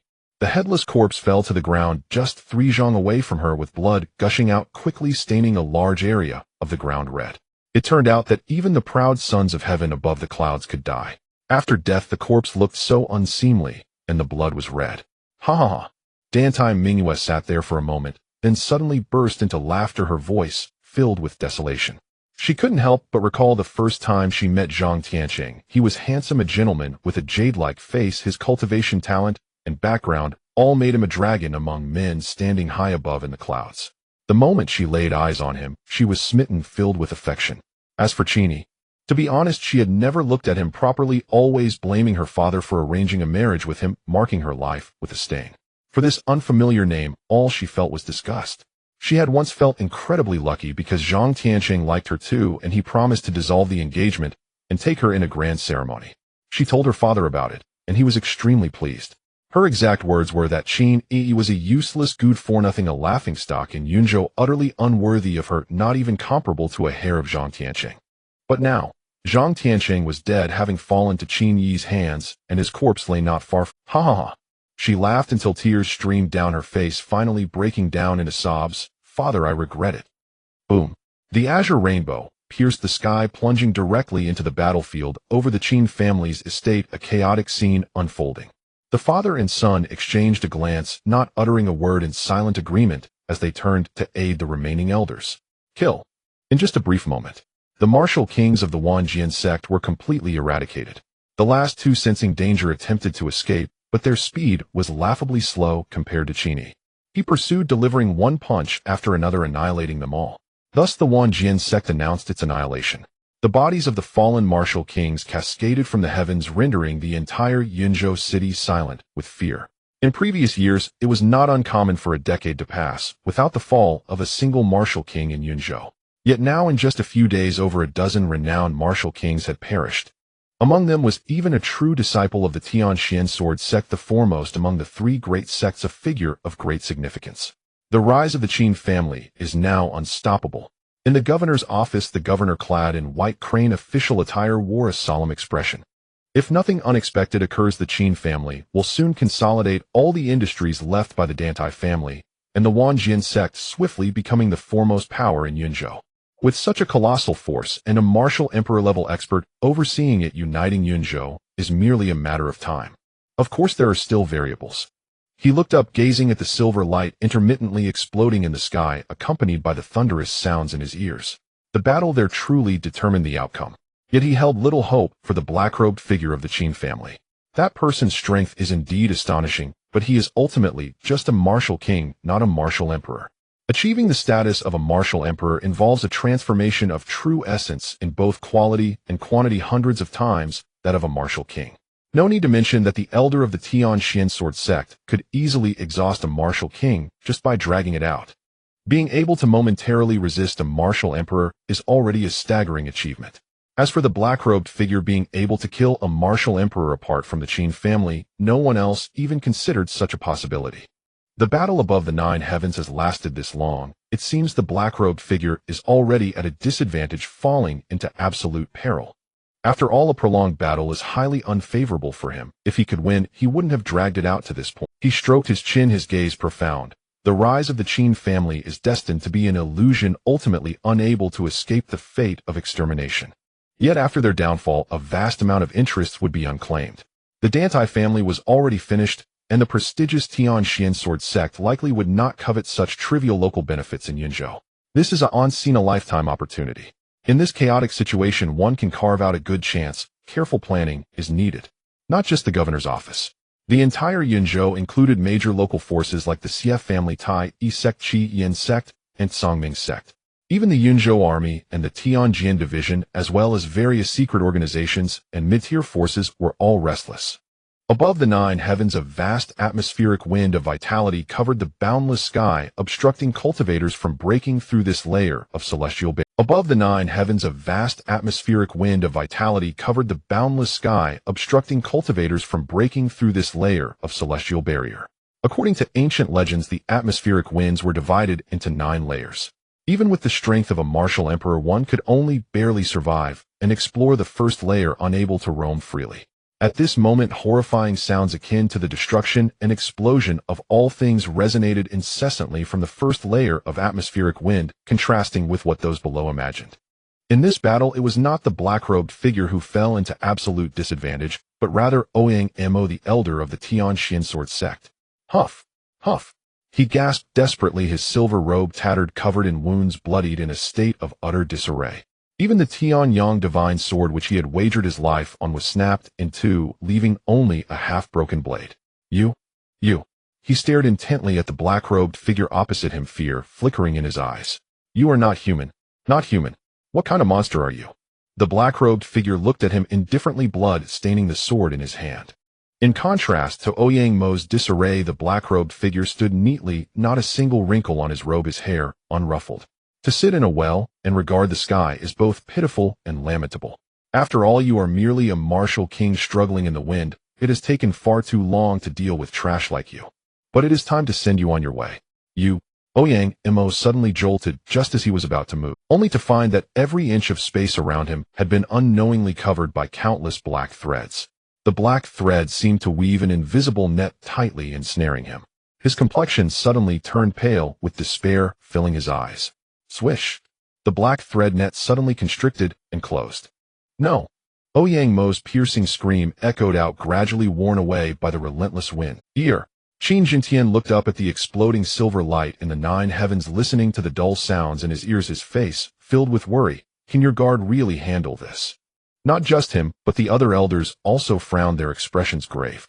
The fierce battle had just concluded, a time for grand celebration, yet no one felt the mood. They understood very well. If the elder of the Tianqian sword sect above the 9 heavens emerged victorious, all their efforts would be in vain. Because with Zhang Tianqing dead, the entire Qin family would likely face an even more tragic fate. Do not worry, father, Qin Yi said with a slight smile, casually responding. It will soon come to an end. While others lacked confidence, he was different. After all, if the black-robed figure were severely injured or dead, he would receive a notification. But now everything remained calm. This already indicated a great deal. Upon hearing this, Qin Jintian exchanged glances with several elders, feeling a twinge of unease in his heart. Yet at this moment they had no choice but to wait in silence. The entire Yunzhou city seemed to hold its breath. Countless people looked forward in anticipation, silently waiting for that moment to arrive. A quarter of an hour later, under the astonished gazes of countless individuals, a vast black fire flow suddenly shot down from the sky. The black fire flow directly fell into the depths of the Qin family's estate. As the black fire dissipated, the figure of the black-robed man was revealed. He still carried a long sword on his back, his expression cold, only holding in his hand the head of an old man, hair bristling and eyes wide with rage. Young master, he stepped forward, bowing respectfully, and spoke. I have not failed my mission. The head of that old dog is here. The voice of the man in the black robe fell. A deathly silence surrounded them. Qin Jintian and several elders stood frozen, their faces filled with horror as they gazed at the ancient head in the black-robed man's hand. With hair and beard all white and deep wrinkles, there was no doubt it was the supreme elder Ouyang Mo of the Tianxian sword sect. His eyes were wide open, still reflecting terror and despair. He actually really died like this. A dignified martial emperor killed by Yi's peak martial king bodyguard. Qin Jintian and the elders felt as if they were in a dream. In their imagination, the best scenario would be that the black-robed man could fight Ouyang Mo to a standstill, making the latter wary, and at most defeating Ouyang Mo and forcing him to flee would be a tremendous victory. But who could have imagined Ouyang Mo would die so simply and decisively? A martial emperor in an environment like the Nine Heavens Gales, unable to even escape. This is truly.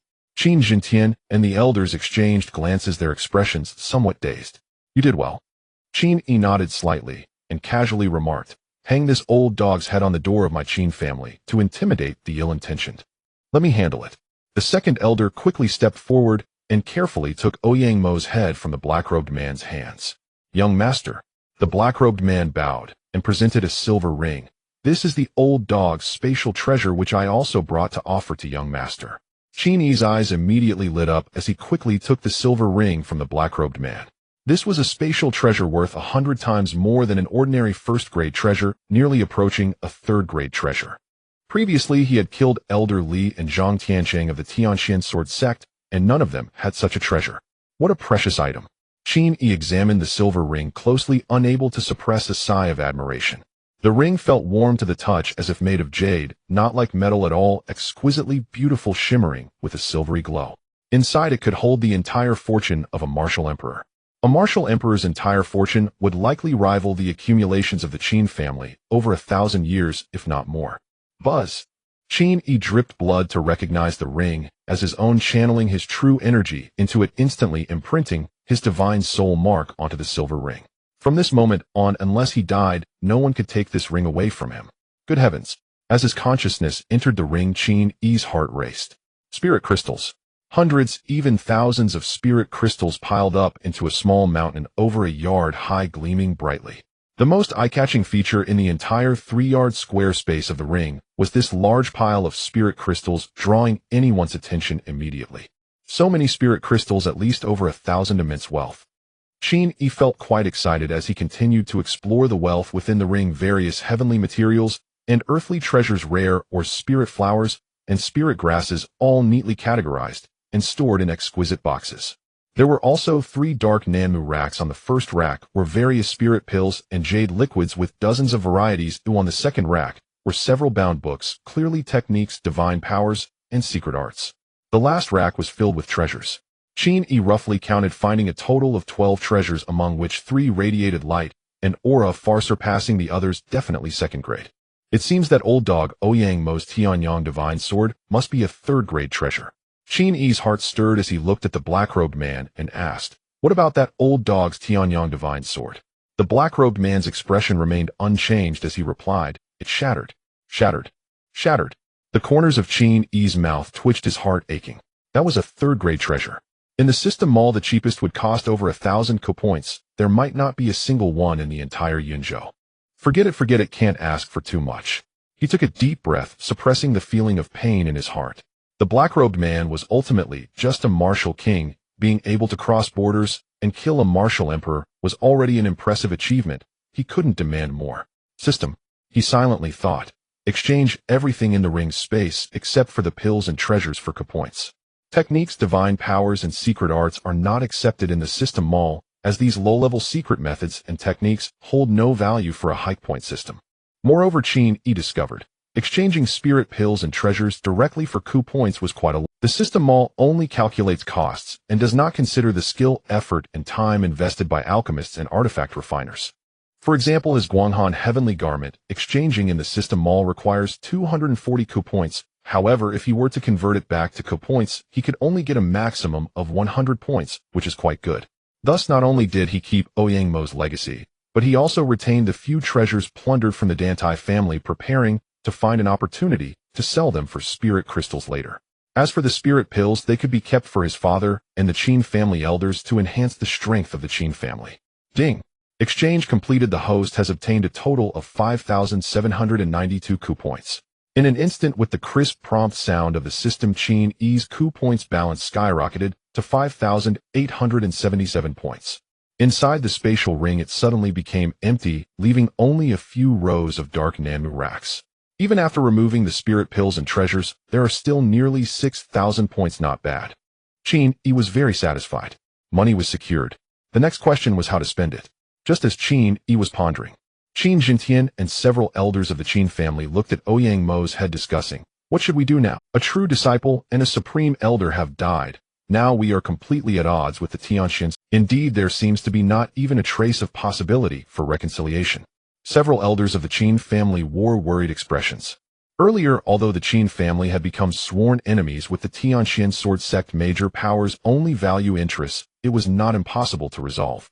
As long as the Qin family displayed strength capable of challenging a martial emperor while lowering their stance and offering apologies, it could somewhat ease the conflict. But now it was utterly impossible. The death of a supreme elder greatly shook the foundation and authority of the Tianxian sword sect. No one could tolerate such a loss. Although they won this battle, the upper echelons of the Qin family still worried about the future of the Qin family. After much discussion, they still couldn't come up with a satisfactory plan. "Gentlemen," Qin Jintian slowly began, glancing at the contemplative Qin Yi beside him. "In my opinion, it would be better to let Yi decide this matter. Let Qin Yi make the decision." Hearing Qin Jintian's words, the elders were all stunned. This matter determines the future of the Qin family. Previously allowing Qin Yi, the young master, to participate in the elders' meeting was already a breaking of norms. Now should the future of the entire Qin family, with thousands of lives at stake, really be entrusted to an 18-year-old boy? The elders hesitated. Even the highest-ranking elder, who had a close relationship with Qin Jintian, did not dare to easily support this decision. Elders, Qin Jintian saw this, and his eyes flashed as he spoke. "The reason why our Qin family won this battle is due to Yi killing Zhang Tiancheng and his guards killing the martial emperor Ouyang Mo. Next, it is impossible for our Qin family to expand and rise relying solely on us few martial kings. My son Qin Yi has already become the backbone of the Qin family and can also take charge of it. Such matters sooner or later will have to be handed over to him." As his voice fell, the elders felt a sudden realization, exchanging glances with complex emotions. The previous changes in the situation had reached this point, and these old fellows could hardly support the current Qin family any longer. "Then let Qin Yi take charge." The elder finally spoke first to express his stance. The other elders did not speak, but nodded in agreement. "All right." Qin Jintian smiled slightly and immediately addressed Qin Yi. "My." Qin Zenshin's voice suddenly awakened Qin Yi, who had been lost in thought. "Father." He looked at him with a puzzled gaze. "It's like this." Qin Jintian looked at his son and slowly spoke. "After discussing with the elders, we have decided to entrust the future action plan of the Qin family to you." "Entrust to me?" Qin Yi was slightly taken aback, then quickly reacted, exclaiming, "But father, you are the head of the Qin family." "Enough." Qin Jintian interrupted him, smiling. "There's no need to decline. You have this qualification." "Well," Qin Yi fell silent for a moment, thought for a long while, and then said, "The action strategy of our Qin family will be divided into 3 steps. The first step is to integrate the industries left by the Dantai family and the Wanjian sect as quickly as possible to enhance our foundation and strength. The second step is to form the Yunzhou alliance with our Qin family at the helm. We must thoroughly subdue the various forces of Yunzhou, turning the entire Yunzhou into an ironclad entity. The third step is to contact the 5 major families led by the royal family to form an alliance against the Tianxian sword sect." Qin Yi's expression was calm as he spoke. Yunzhou is not small. In the past, without a martial emperor to oversee it, it was scattered like sand. But if we unite, we can surely unleash tremendous strength. At that time, the entire Yunzhou alliance will become the strongest backing for our Qin family, and the Tianxian sword sect will find it much harder to deal with us. As he spoke, he pointed to the north and meaningfully said, "The Tianxian sword sect, being the leader among the 3 major sects, has drawn much attention. They surely have many enemies, especially the royal family with whom they have a poor relationship. As long as we establish good relations with the 5 major families, even a verbal alliance can make the Tianxian sword sect wary and buy us time for our development. The top forces in the Great Jin are the 3 major sects and the 5 major families. The sects and families have always been in fierce conflict. The 3 major sects are one side, while the 5 major families are on the other. Especially the royal family and the Tianxian sword sect, their relationship is extremely poor. One side is the legitimate ruler of the great Qin, the leader of the families who has gradually declined from the once powerful position in the founding era to their current state of poverty and weakness. The other side represents the newly risen sect forces, the leader of the three major sects labeled as rebels and traitors. Good. Upon hearing Qin Yi's clear and structured analysis, Qin Zinshan's eyes lit up, and he clapped his hands in praise. Among the great Qin, the Tianqian sword sect represents the strongest sect force, while the royal family is the deepest rooted among the leading families. We cannot offend them all, since we are mortal enemies with the Tianqian sword sect. We must lean towards the royal family. If we do this, well, the rise of our Qin family will be a certainty. Qin Yi nodded slightly and added, "These three steps must be carried out simultaneously. Every moment counts, and we cannot afford to relax in the slightest. The upcoming period will be the most dangerous and critical time for our Qin family." It caused the entire Yunzhou was in an uproar. As countless people looked up at the black fire flowing down from the sky, they were all dumbfounded. No one expected that the final winner of this battle would actually be the small Qin family of Yunzhou. The esteemed elder of the Tianqian sword sect, martial emperor Ouyang Mo, had vanished without a trace, his life or death unknown. As the entire Yunzhou trembled, countless martial artists debated fiercely and major forces contacted each other in secret. A more explosive piece of news came from the Qin family. Many martial artists had witnessed the head of the Tianqian sword sect's elder, martial emperor Ouyang Mo. It was nailed to the gate of the Qin family, displayed for all to see. His eyes remained wide open in death. The entire city of Yunzhou fell silent for a moment, then erupted into chaos. The fall of the martial emperor. The rise of the Qin family. This explosive news spread rapidly across Yunzhou and even the great Qin like a hurricane. As for those top forces and even the official powers of the great Qin, they learned this news through special channels in the shortest time possible. A martial emperor fell in Yunzhou, and he was the elder of the Tianqian sword sect. Moreover, he was allegedly slain by a peerless genius at the peak of martial king. This is undoubtedly the most sensational news in the great Qin in hundreds of years. The entire great Qin was in an uproar. The 37 states of the great Qin, where countless forces dispatched spies and scouts, rushed towards Yunzhou like mad. The 5 major families led by the royal family confirmed the authenticity of the news and were the first to send delegations to Yunzhou to contact the Qin family. Among them, the royal family was the most proactive.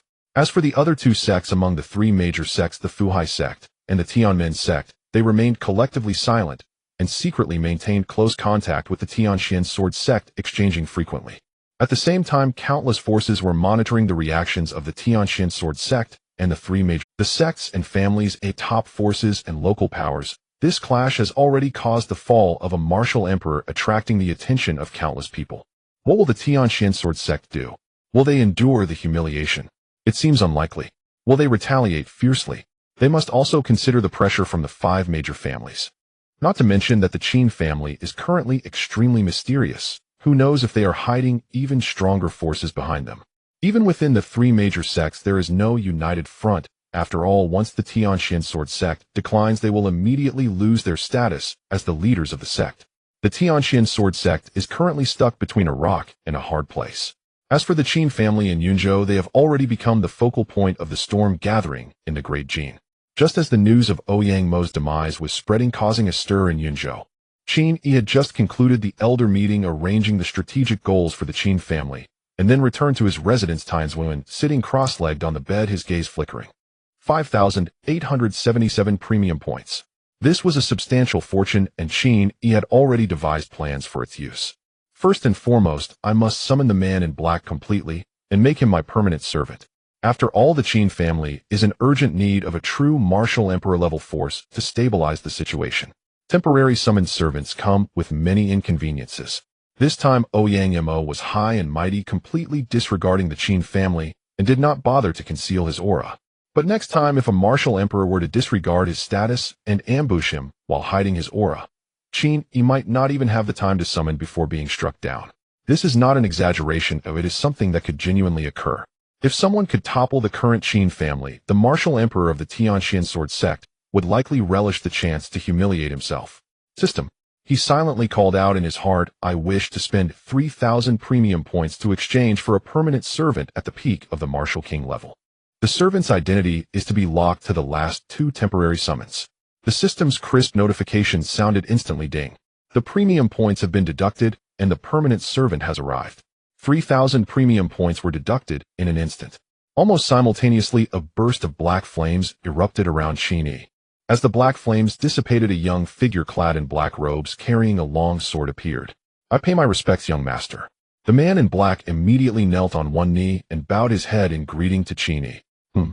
Qin Yi nodded slightly and spoke, "By the way, you have served me multiple times with great merit, yet I have never inquired about your name and origins."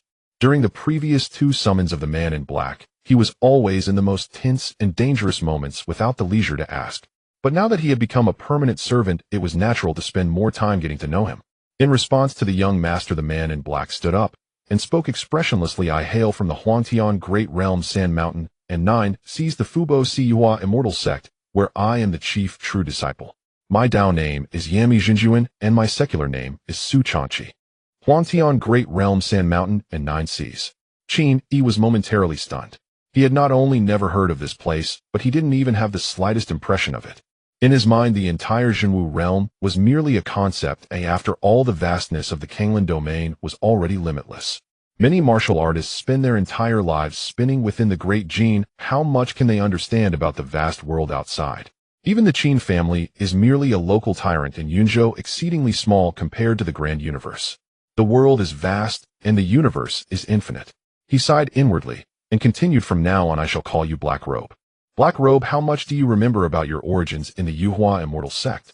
The man in black shook his head and replied, "To be honest, young master, my memories are sometimes quite muddled." After a round of questioning Qin, he had a better understanding of the state of the man in black. He is the true Yami Jinjuan Su Changqi, a replica from his youth, maintaining a youthful appearance in his 20s, but actually copied at the age of 13. His techniques, secret arts, divine abilities, treasure strategies, and combat talents were all perfectly replicated. However, his memories regarding his origins were vague and unclear. His innate talent was exceptional, yet he could not improve his cultivation. Looking at it this way, Qin Yi pondered silently as an idea formed in his mind. This state resembles that of a powerful being taking a snapshot of a certain period of Yami Zinjin's life from the river of time. A snapshot of time. Perhaps this was the true identity of the guards and servants summoned from the great premium point system. Qin Yi understood this in his heart and temporarily set aside the matter, shifting his focus back to the system marketplace. "System, I wish to exchange for early-stage martial king cultivation." Qin Yi thought silently. The leap from Grand Martial Master to Martial King was a qualitative change, and if he relied on his own hard work, he did not know how long it would take. Although he had the assistance of the spiritual pills left by Ouyang Mo, it would still require several months of closed-door training to make a breakthrough. How could it be as gratifying as directly spending premium points? With those few months, he could have long gone out to sell those treasures and made a substantial amount of premium points. Moreover, ingesting spiritual pills would leave behind pill toxins which had side effects, and he did not even consider it. Ding! The premium points have been deducted, and the cultivation has been granted. As soon as the system's notification fell, the white robe on Qin Yi's body suddenly moved without wind, and a vast aura surged outward, shaking the surrounding air. Inside his body, the mist-like carefree, true chi condensed and transformed into strands of clear azure true essence, as pure as water. Carefree true essence. Transforming chi into essence is a hallmark of the martial king realm. This signified that his cultivation had truly reached the level of a martial king, officially stepping into the realm of powerhouses in the Great Jin. He took several deep breaths, feeling the nearly tenfold increase in overwhelming power. One-step martial king, earth-shattering. Furthermore, his type of martial king, practicing the strongest techniques of the same realm, had an even more significant enhancement. This is the benefit of a deep foundation. Every elevation in realm is stronger than others of the same level, eventually accumulating into a chasm-like gap. At this moment, he noticed that his account had deducted 1,200 premium points rather than the 1,500 he had expected. Damn, fortunately the system has a conscience. A smile appeared on Qin Yi's face. To instantly elevate to early-stage martial king costs 1,500 points. However, he had already spent 300 points to reach the peak of Grand Martial Master, and this time it clearly deducted only the corresponding points. There are still 1,677 premium points left. Qin Yi contemplated and found that there seemed to be nothing worth exchanging for at the moment. What he desired, such as further improving his cultivation, exchanging for martial emperor servants, or protective trump cards and treasures, all required more money. What was available for exchange did not attract him. Right, I can exchange a spiritual pill to enhance my father's cultivation. Qin Yi's eyes suddenly brightened. He had no intention of consuming spiritual pills himself, otherwise seeking temporary pleasure would lead to pill toxins affecting future breakthroughs, and removing it would cost 10 times the price. However, his father had average cultivation talent, and had remained at mid-martial king for many years, so he could fully benefit from a spiritual pill. Let me think. A temporary early-stage martial emperor bodyguard costs 200 points mid-stage, 400 points latest stage, 600 points, and peak 1,000 points. He estimated based on the combat strength of the bodyguards provided by the system. At a critical moment, summoning a mid-stage martial emperor bodyguard would ensure no one in the Great Qin could threaten his life.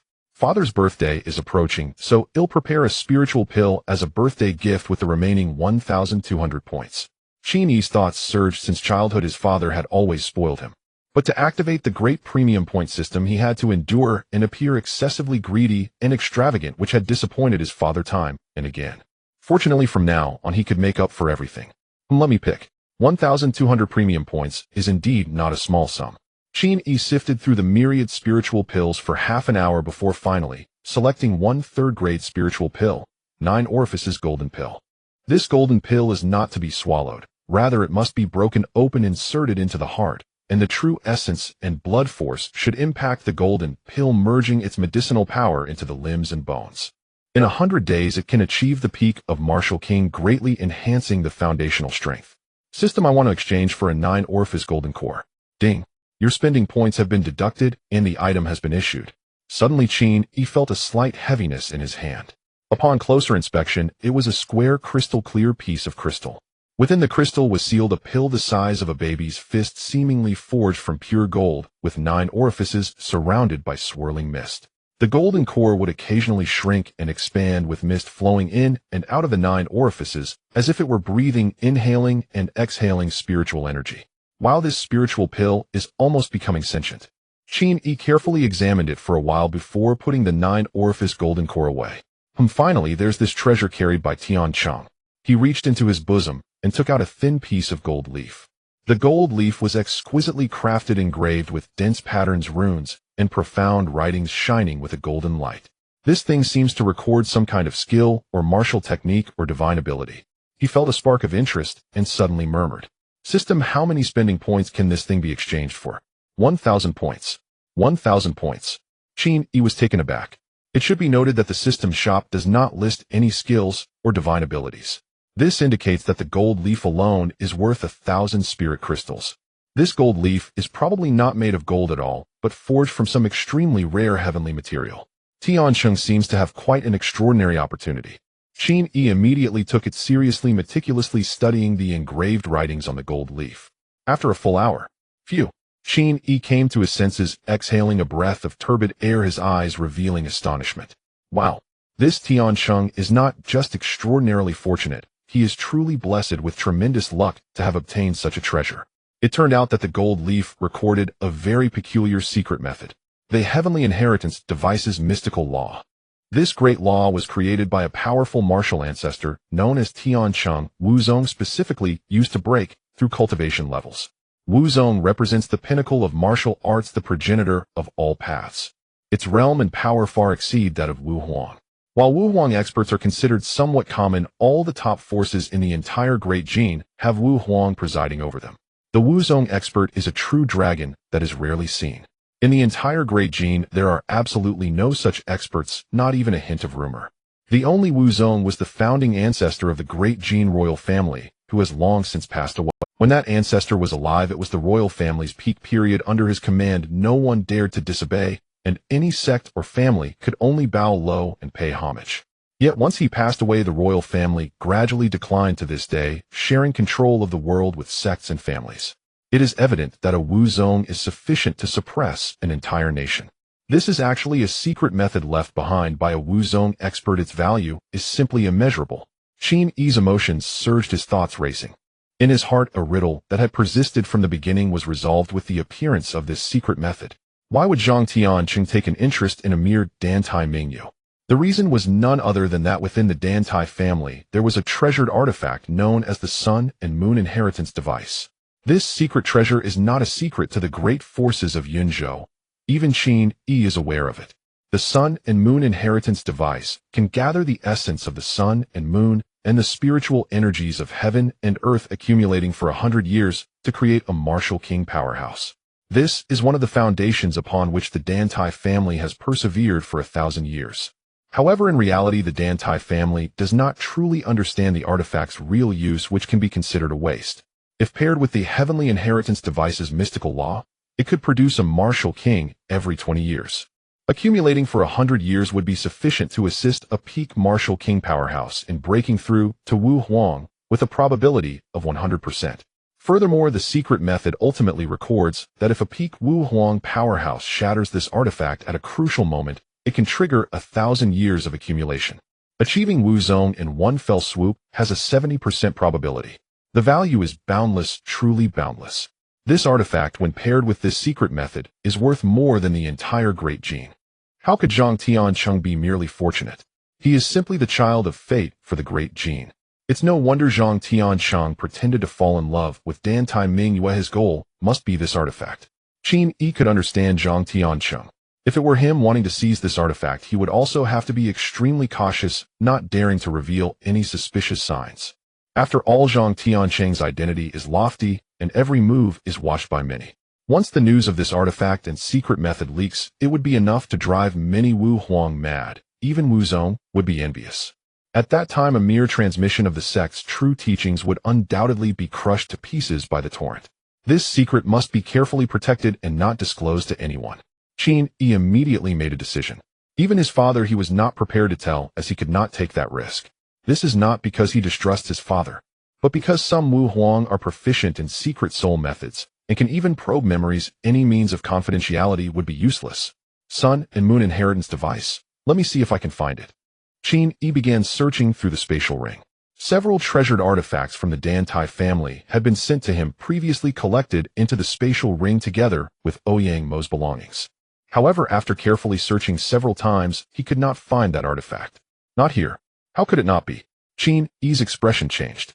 The Sun and Moon inheritance device was clearly recorded on the gold leaf as a beautifully intricate artifact with an extremely complex structure. Its appearance somewhat resembled the seismograph recorded in his previous life's textbooks. Such an artifact should logically be very conspicuous. Yet among the 5 artifacts left by the Dantai family, there was simply no Sun and Moon inheritance device. Could it be that the Sun and Moon inheritance device was given to Zhang Tiancheng by Dantai Mingyue ahead of time?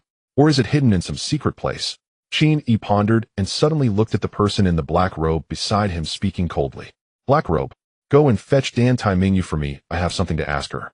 This is an artifact worth a nation, and he was determined to have it.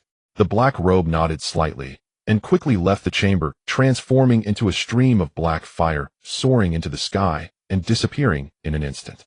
After waiting for a quarter of an hour, the black robe returned. What did you say? Upon hearing the words of the black robe, Qin Yi raised an eyebrow, quite surprised. She's dead. Poisoned herself to commit suicide. A quarter of an hour ago, deep within the Dantai family's mansion in the Tianxiang Garden, Dantai Mingyue stumbled back here lost and disheartened. You wretched girl. It was all your fault that your father died, that our entire Dantai family has fallen. How could the clan leader have given birth to such a disgraceful child like you? If it weren't for you, our Dantai family could have allied with the Qin family and risen rapidly. You are the center of the Dantai family. As she walked, the curses of the remaining direct descendants of the Dantai family echoed incessantly in her ears. She collapsed into a chair, her eyes vacant, tears streaming down her face. Ha. Dantai Mingyue laughed weakly, her heart filled with despair. With her father's death and all the elders perished, even the martial emperor of the Tianxian sword sect was dead. The Dantai family was utterly finished. The remaining hundreds of direct descendants hastily gathered their valuables and fled. But she had nowhere to go. Earlier, those direct descendants supported her as the temporary head of the family because they still held hope for the Tianxian sword sect. However, now that Ouyang Mo had died in battle, they pinned all the blame on her. They wished nothing more than to tear her apart, even dreaming of drinking her blood. The only reason they hadn't attacked was one. She had once been betrothed to the young master of the Qin family, having been regarded as his woman. Those remaining direct descendants feared that the young master of the Qin family might still care for her, thus only dared to curse her verbally without taking action. How ridiculous! Once she had looked down upon and detested Qin Yi so much. She had complained more than once to her father about being matched with such a useless, debauched son, signing the engagement that led her to be ridiculed. But now, she found herself barely clinging to life because of her past identity as his woman. But who could she blame? She looked around in confusion, recalling the past, and realizing that her downfall was entirely due to herself. She had signed an engagement with Qin Yi, considered herself married, yet had entangled with Zhang Tianqing in secret. Then she even brought elders from the Tianqian sword sect to threaten the Qin family, tearing up the engagement and humiliating Qin Yi and his father, completely severing ties. As a result, her actions not only harmed herself, but also her father and the entire Dantai family. It was a self-inflicted disaster. She could only think of this term to describe herself. Ha ha ha. She laughed weakly, trembling, as she took out a small blue porcelain bottle from her bosom, uncorked it, and tilted it into her mouth. An instant kill without pain. Soon, her vision began to blur, her body weak, her ears ringing, and her head felt heavier. If only I hadn't despised him so much back then, if I hadn't pursued Zhang Tianqing, but instead had feelings for him. In her last moments, that thought churned in her mind. Then darkness enveloped her, falling into eternal tranquility. Creak. Qin Yi pushed open the door to the Tianxiang garden bedroom, scanning the room. In the pink-scented chamber, Dantai Mingwe sat slumped in a chair, eyes closed and face pale. She had been dead for quite some time, her body already cold. Qin Yi gazed at her corpse, fell silent for a moment, shook his head, and sighed. Pitiful and laughable, what was the point of this? He had no good feelings for Dantai Mingwe. Her fall to such a state was entirely self-inflicted, and he felt no pity for such a person. If it weren't for his possession of the great gold-draining system, the fate of him and his father would not have been much better. Someone, he said in a deep voice. Young master. A steward from the Qin family appeared outside the door and respectfully saluted Qin Yi. The direct descendants of the Dantai family had scattered, and this mansion had officially fallen into the control of the Qin family. Choose a picturesque place to bury Dantai Mingwe. He turned and flicked his sleeve, his tone indifferent. Yes. The Qin family steward immediately responded and cautiously asked, does the young master have any further instructions? Qin Yi pondered for a moment and said, bring back 2 direct descendants from the Dantai family. I want to interrogate them personally. Remember, choose those of high status, preferably those who have had access to the Dantai family's treasury. Dantai Mingwe was already dead. But this lead did not signify a complete severance, as the members of the Dantai family were far more than just her. Understood. The Qin family steward immediately replied, rest assured, young master, I will have them delivered to Tianju Garden within half an hour. Qin Yi nodded slightly and said, you may leave now. A little more than half an hour later, in Tianju Garden, within Qin Yi's study. He sat behind a large rosewood desk, looking down at the 2 young men kneeling before him. The direct descendants of the Dantai family held high status. One of them was Dantai Mingluan, Dantai Mingyu's second brother, who was the heir to the family head, as Dantai Gong's eldest son had died young. The other was Dantai Minghuan, the grandson of a senior elder from the Dantai family, a renowned young martial arts genius. Spare me. Dantai Mingluan knelt on the ground, repeatedly bowing his head, his face pale and terrified, saying, please spare me, my lord. In the past, as a fellow heir, he had looked down upon the useless Qin Yi. But at this moment their positions had reversed. He had become a prisoner, while Qin Yi had gained a formidable reputation in Yunzhou, soon to shake the entire Jin dynasty. His life was in Qin Yi's hands, and he had no choice but to beg for mercy. Pak. Beside him, Dantai Minghuan spat at him, disgusted, and said, Dantai Mingluan, you truly are a useless fool. This Qin Yi caused the death of your father, my grandfather, and countless members of the Dantai family, yet you still grovel before him. He raised his head and with defiance shouted at Qin Yi, bastard, if you have the ability, kill me. Dantai Mingyang's expression was agitated, appearing heroic and ready to sacrifice himself. It was unclear whether he was simply stubborn or truly had some principles, preferring death to submission. However, this was of no importance to Qin Yi. Very well. He lightly clapped his hands and casually said, someone take Dantai Mingyang away and chop him into pieces to feed the dogs. For those who were ungrateful and unable to see the situation clearly, he always let them have their wish. After all, the steward from the Qin family was quite capable, having brought in more than a dozen direct descendants of the Dantai family, all waiting outside, so he was not short of this one. Under Dantai Minglun's fearful gaze, 2 Qin family members expressionlessly dragged the shouting and cursing Dantai Mingyang away. Moments later, a scream pierced the air, then fell silent, followed by complete stillness. Dantai Mingluan trembled in fear, lowering his head and not daring to look directly at Qin Yi. Next I will ask, and you will answer. Qin Yi got straight to the point, speaking directly. I will analyze and question you all to ensure the truth of the information. If you do not lie, I will let you go. If you do lie, then Dan Tai Mingying's fate will be your fate. Yes, yes. Dan Tai Minglun lowered his head, trembling as he responded. Qin Yi's first question took Dan Tai Minglun by surprise. He had initially thought that Qin Yi would inquire about the location or unlocking methods of the Dan Tai family's secret treasury. After all, for a large family like the Dan Tai family with 1,000 years of heritage, there would always be some secret vaults prepared against future decline and for a resurgence. The sun and moon celestial instrument. He raised his head in confusion and instinctively spoke. It mysteriously disappeared a month ago. My father conducted a secret investigation and thoroughly examined the family treasury, but found not a single clue. Disappeared. Moreover, it had been a month ago. Qin Yi furrowed his brows deeply upon hearing this. Then why has there been no news outside? Dan Tai Minglun answered honestly, because the sun and moon celestial instrument is one of the foundations that guarantee the survival of my Dan Tai family, capable of producing a martial king. My father and several elders feared that news would leak out and cause turmoil in the family, so after deliberation they unanimously decided to keep it a secret known only to a very few. Even my cousin Dan Tai Minghung does not know. This was also to demonstrate his value in front of Qin. Disappeared. Qin Yi frowned, remaining silent as thoughts surged within his mind. Who could have taken the sun and moon celestial instrument? A family treasury is a crucial place. Surely there would be a martial king stationed there, and besides, the Dan Tai family stronghold is in Yunzhou City. The 7 great martial kings have long been stationed within the family. To quietly steal the sun and moon celestial instrument without alarming anyone and leaving no traces. Even a peak martial king could not accomplish such a feat. The one who acted is likely a martial emperor. In the Great Qin, the only places where a martial emperor might exist are the 3 major sects and the 5 great families. Which faction could it be?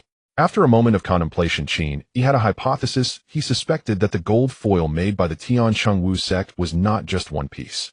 Otherwise, how could they have known about the sun and moon celestial instrument's power and sent a martial emperor to stealthily steal it?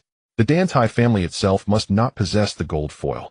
Otherwise, with the Tiancheng Shou, Qi, Xinji de Fa, along with the sun and moon celestial instrument, the Dan Tai family would have already risen. No one said that besides Zhang Tiancheng others cannot obtain the gold foil. Zhang Tiancheng pretending to marry Dan Tai Mingyue would surely conceal his intentions.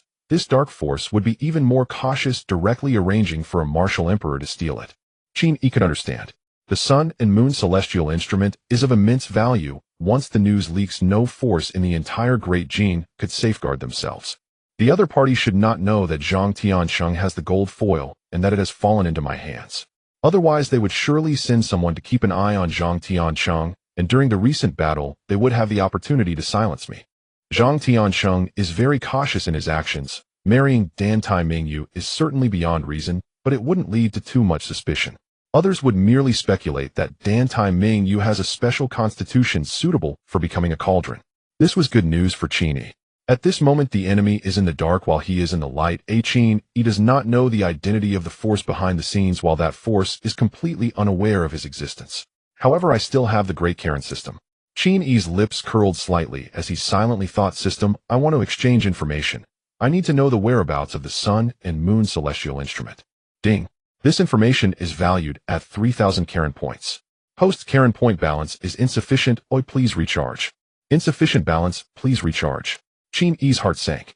After a bitter smile, he could only comfort himself. At least this shows that the records of the gold foil are real. The sun and moon celestial instrument truly is a treasure that can create a martial sect. Otherwise, it wouldn't require 3,000 Karen points just for a single piece of information. After a brief consideration, he silently thought again, then I want to exchange for the specific identity of the person who stole the sun and moon celestial instrument. Ding. This information is valued at 300 Karen points. Does the host wish to exchange? 300 points. Qin Yi did not hesitate and directly declined, opting not to exchange for now. He still had 400 Karen points left, which were his life-saving trump card, enough to turn the tide during critical moments. No matter how precious the treasure, it could not be more valuable than his own life. Later, when his Karen points are sufficient, he can exchange for this information. He was not in a hurry. After all, achieving the martial sect realm is not so easily accomplished. Even if he obtained the sun and moon celestial instrument and had secret methods to accompany it, he would need to prepare for several months at least. That would be his opportunity. Regardless, he would never hand over such a treasure. Lord Qin Yi. At that moment Dan Tai Ming Lun, still kneeling in the study, cautiously spoke. You see, I have already spoken everything I know, absolutely no falsehoods. Qin Yi waved his hand and said, I said I would let you go naturally. I will not go back on my word. However, before you leave, you need to disclose the locations of several secret vaults of the Dan Tai family. Upon hearing this, Dan Tai Ming Lun quickly replied, Lord, rest assured, I will certainly disclose everything truthfully. However, I only know the location of one of the secret vaults. The rest are in the hands of my father and several elders. The implication was that if the Dan Tai family's martial kings were all wiped out, the remaining vaults would likely be unreachable. Qin Yi did not mind and said, you only need to disclose what you know. Dan Tai Ming Lun naturally dared not refuse. Then Qin Yi ordered someone untie young Master Dan Tai. Once he discloses the locations of the vaults, and they are verified, send him and the others away from Yunzhou. The remaining members of the Dan Tai family could no longer stir up any trouble. Their assets had all been swallowed. Even their martial kings had perished in battle. Even if they fled to other places, it was impossible for them to rise again. Thus Qin Yi did not want to create more killing. Thank you, Lord, for your mercy. Dan Tai Ming Lun was extremely excited, repeatedly expressing his gratitude. Two members of the Qin family entered the study, bowed respectfully, and then took Dan Tai Ming Lun away. Young master. At that moment, another Qin family steward entered, respectfully bowing. The gold spirit crystals and treasures from the Wanjian sect have already been delivered into the treasury. According to the instructions of the clan leader and several elders, these treasures are all allocated under your name. When do you wish to inspect them? Upon hearing this, Qin Yi's eyes immediately lit up as he stood up from behind the desk. There's no time to lose. Take me there at once. Lead the way. A moment later, outside the underground vault of the Qin family mansion, the Qin family steward respectfully held a ledger and handed it to Qin Yi. This is the list of assets belonging to the Dan Tai family and the Wan Sword sect. Please take a look. In the past, such significant matters would require a council of elders where all the martial kings of the Qin family would discuss and decide together. Yet at this moment, everyone in the Qin family. In the past, such significant matters would require a council of elders where all the martial kings of the Qin family would discuss and decide together. Yet at this moment, everyone in the Qin family understood. Young Master Qin Yi is the pillar of the family. For such a major issue, even if he made a decision on his own, no one would openly express dissatisfaction. You need me to approve? Qin Yi was taken aback for a moment, then quickly realized. Previously, he had indicated the need to sacrifice a large number of treasures to summon a celestial being to exhibit divine might across infinite space. His father and several elders must have considered this aspect. What a pity. He took the ledger, flipped through it casually, and then tossed it to the steward beside him. These things are of no use to me at all. A major power with numerous assets would amount to at least tens of thousands of spirit crystals. However, that is only if the major power falls and many assets are taken over and contended for, then they would be worth that much. Just like the houses from Qin Yi's past life, what value do those steel-reinforced concrete structures truly hold? In a metropolitan area where countless people chase and desire them, prices naturally remain high, with some reaching hundreds of thousands per square meter, all eagerly snatched up. But if it were a ghost town, deserted and unwanted, even a complete set wouldn't sell for 1,000. It's the same logic. These assets are valuable only when there are buyers. However, the combined assets of the Dan Tai family and the Wan Sword sect are far too many. Even if sold entirely, their prices would plummet, causing the Qin family to incur massive losses. Conversely, if these assets could be utilized to significantly enhance the Qin family's power and successfully establish the Yunzhou alliance, turning Yunzhou into a unified force, at that time the benefits gained would far exceed the direct sale of these assets. Qin Yi certainly understood this principle. Hand this ledger to my father and the other elders. Qin Yi said casually. These assets should be directly distributed among the various branches and collateral lines of the Qin family. As for the specifics of the distribution, let my father and the elders discuss it. The steward took the ledger and bowed. Understood. Qin Yi nodded slightly, no longer delaying, and directly pushed open the door to the underground vault, walking in alone. Moments later, the vault door opened again, and Qin Yi strode out, beaming with a smile. The accumulation of the Wan Sword sect is quite decent. He sacrificed the treasures amassed by the Wan Sword sect, obtaining a total of 726 points of premium currency. His premium currency balance reached 1,203 points. System. He silently murmured and without hesitation said, I want to exchange for intel. I need to know the true identity of the person who stole the Sun and Moon celestial instrument. Ding. The system's crisp prompt sounded. Premium currency has been deducted, and the intel has been dispatched. Immediately a piece of information surged into Qin Yi's mind. This caused a hint of surprise to flash across his face. It actually is. Qin Yi squinted, revealing a thoughtful expression. This is getting interesting. At the same time, while the Qin family was busy and Qin Yi was looting the wealth of the Wand Sword sect on Tianxin Mountain. Ding ding ding. The continuous and urgent bell tolls echoed from the Soul Lantern Hall of the Tianxin Sword sect, resounding in all directions. Numerous outer disciples, inner disciples, and true disciples, along with several stewards and elders, all paused their actions in unison to listen carefully. The bell rang 9 times in succession, then ceased. Groups of people gathered to discuss. Why has the soul bell tolled again? Yes, it just tolled 3 days ago. What exactly has happened? Last time it was Elder Li who fell. It can't possibly be another incident in Yunzhou, right? Only martial kings are qualified to establish their own soul lanterns in the Soul Lantern Hall. Such individuals are either elders or true disciples, each with esteemed status, and rarely fall. Usually such an occurrence happens only once in a decade. However, recently, in just 3 days, 2 martial kings have unexpectedly fallen. Ding ding ding. Just as the crowd was in discussion, the bell rang again from the Soul Lantern Hall. Many people were instantly bewildered. What has happened to our esteemed Tianxin Sword sect? 1, 2, 3. Soon the toll of the soul bell exceeded 9, and it continued to ring, growing more urgent. The entire Tianxin Sword sect fell silent for a moment, then erupted into chaos. A martial emperor has fallen. In the Soul Lantern Hall, whether true disciples or elders of fall means 9 bell tolls. However, if a martial emperor falls, it tolls 18 times. If the sect master of the Tianxin Sword sect were to fall, it would toll 36 times, signifying a catastrophe for the entire sect. Now the Soul Lantern Hall rang out 18 times, indicating that a supreme elder, a martial emperor, who is it? Which supreme elder has fallen? Can someone tell me what exactly happened?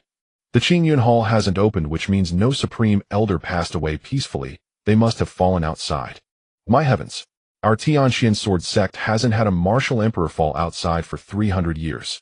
The entire Tianxin Sword sect was in disarray, and many felt anxious. At the same time, atop Tianxin Mountain within the grand and majestic Hall of Ancestors, 7 figures exuding profound and immeasurable auras sat cross-legged before a table, their expressions grave. 7 martial emperors. Including the fallen Ouyang Mo, there are 8 martial emperors stationed at the Tianxin Sword sect. It is worth noting that the weakest among the 5 major sects typically has 1 or 2 martial emperors. The 3 major sects can collaborate with the 5 major clans to compete, and even hold the upper hand, indicating they are significantly stronger than a single sect. The Tianxin Sword sect, being the foremost among the 3 major sects, is undeniably the strongest force in the Great Jin. Especially the person at the head, Chun Tianshuang, the sect master of the Tianxin Sword sect, is a renowned martial emperor at his peak, recognized as the sovereign of martial arts. Some say he is the strongest individual in the Great Jin. You must have heard Ouyang Mo has died. Chun Tianshuang spoke slowly, his voice low. He is in his early 50s, dressed in dark robes with a dignified countenance. What draws the most attention is the 4 halos floating behind his head. Black, red, blue, white. The 4 halos swirl around his head, slowly rotating, making him appear like a celestial deity in a temple painting. Only the numerous supreme elders present understand that are 4 swords. Chun Tianshuang's swordsmanship has long transcended the levels of sword energy, refining swords into threads and differentiating sword light, reaching the realm of formless sword chi. At this level, swordsmanship can convert freely between the tangible and intangible, as if it were true essence and chi. Sect Master. A supreme elder slowly spoke, his gaze piercing. The urgent issue is to clarify, how exactly did Ouyang Mo die? This is also the question we are most concerned about. Ouyang Mo was certainly not a weakling. He had achieved the rank of martial emperor for over a century, with profound swordsmanship and robust true essence. Especially in the vast expanse of the sky, for 130 years, he had meditated on the natural world, nearing the mid-stage of martial emperor. Among the many elders present, only 2 could confidently claim to surpass him. Yet such a powerful figure had fallen so easily. He did not even escape. He fell on the spot, his spirit extinguished. Ouyang Mo died at the hands of the Qin family in Yunzhou. Chun Tianshuang's voice was deep and heavy, like rolling thunder in the sky, resonating through the Ancestor Hall. The story begins with his disciple, the true disciple Zhang Tianqing. He briefly recounted the events involving Zhang Tianqing and Dantai Minghua. These elders, holding esteemed positions, often focused solely on their own cultivation, largely neglecting the affairs of the sect. Naturally, they had not paid attention to the trivial matter concerning the true disciple Zhang Tianqing. 3 days ago, Li Tianshu died at the Qin family, his soul lamp extinguished. Ouyang Mo, in order to support his disciple, took Zhang Tianqing to Yunzhou, intending to suppress the Qin family and intimidate all enemies. Then he died. Chen Tianxuang slowly raised his head, surveying the crowd, and said in a low tone, and then he died. The many elders exchanged glances, all frowning and silent. Qin family. They had never even heard of it. Yet how could such a small family from the remote Yunzhou cause Ouyang Mo's downfall? Sect leader. An elder with white hair suddenly spoke up. Are you certain Ouyang Mo died at the hands of the Qin family, and not due to the royal family or other factions acting in secret? Upon hearing this, the other elders nodded in agreement. Indeed, it is possible for a small local family to suddenly produce a martial emperor. However, the likelihood of them killing Ouyang Mo is too low. How could an average newly ascended martial emperor be Ouyang Mo's opponent? He couldn't even make him flee. There must have been interference from some faction. Another elder clad in gray robes directly inquired, Sect leader, what about the Wanjin sect in Yunzhou? I recall they were established as a branch sect in secret 1,000 years ago, right? They should have a long-distance communication talisman. Surely they must have received some news about Ouyang Mo's death. This is precisely the issue at hand. Chen Tianxuang frowned slightly and stated, the last message from Wanjin sect reported that Ouyang Mo had fallen, 7 martial kings in the sect had died, and Zhang Tianqing was also already dead. According to what they said, the one who killed Ouyang Mo was a peak martial king of mysterious origin. It is said to be the personal guard of that Qin family young master Qin Yi. A peak martial king killing Ouyang Mo. The many elders' expressions immediately changed, and one of them blurted out, this is absolutely impossible. For a peak martial king to cross boundaries and kill a martial emperor, such a world-shaking prodigy would be renowned throughout the Mo High Divine Kingdom.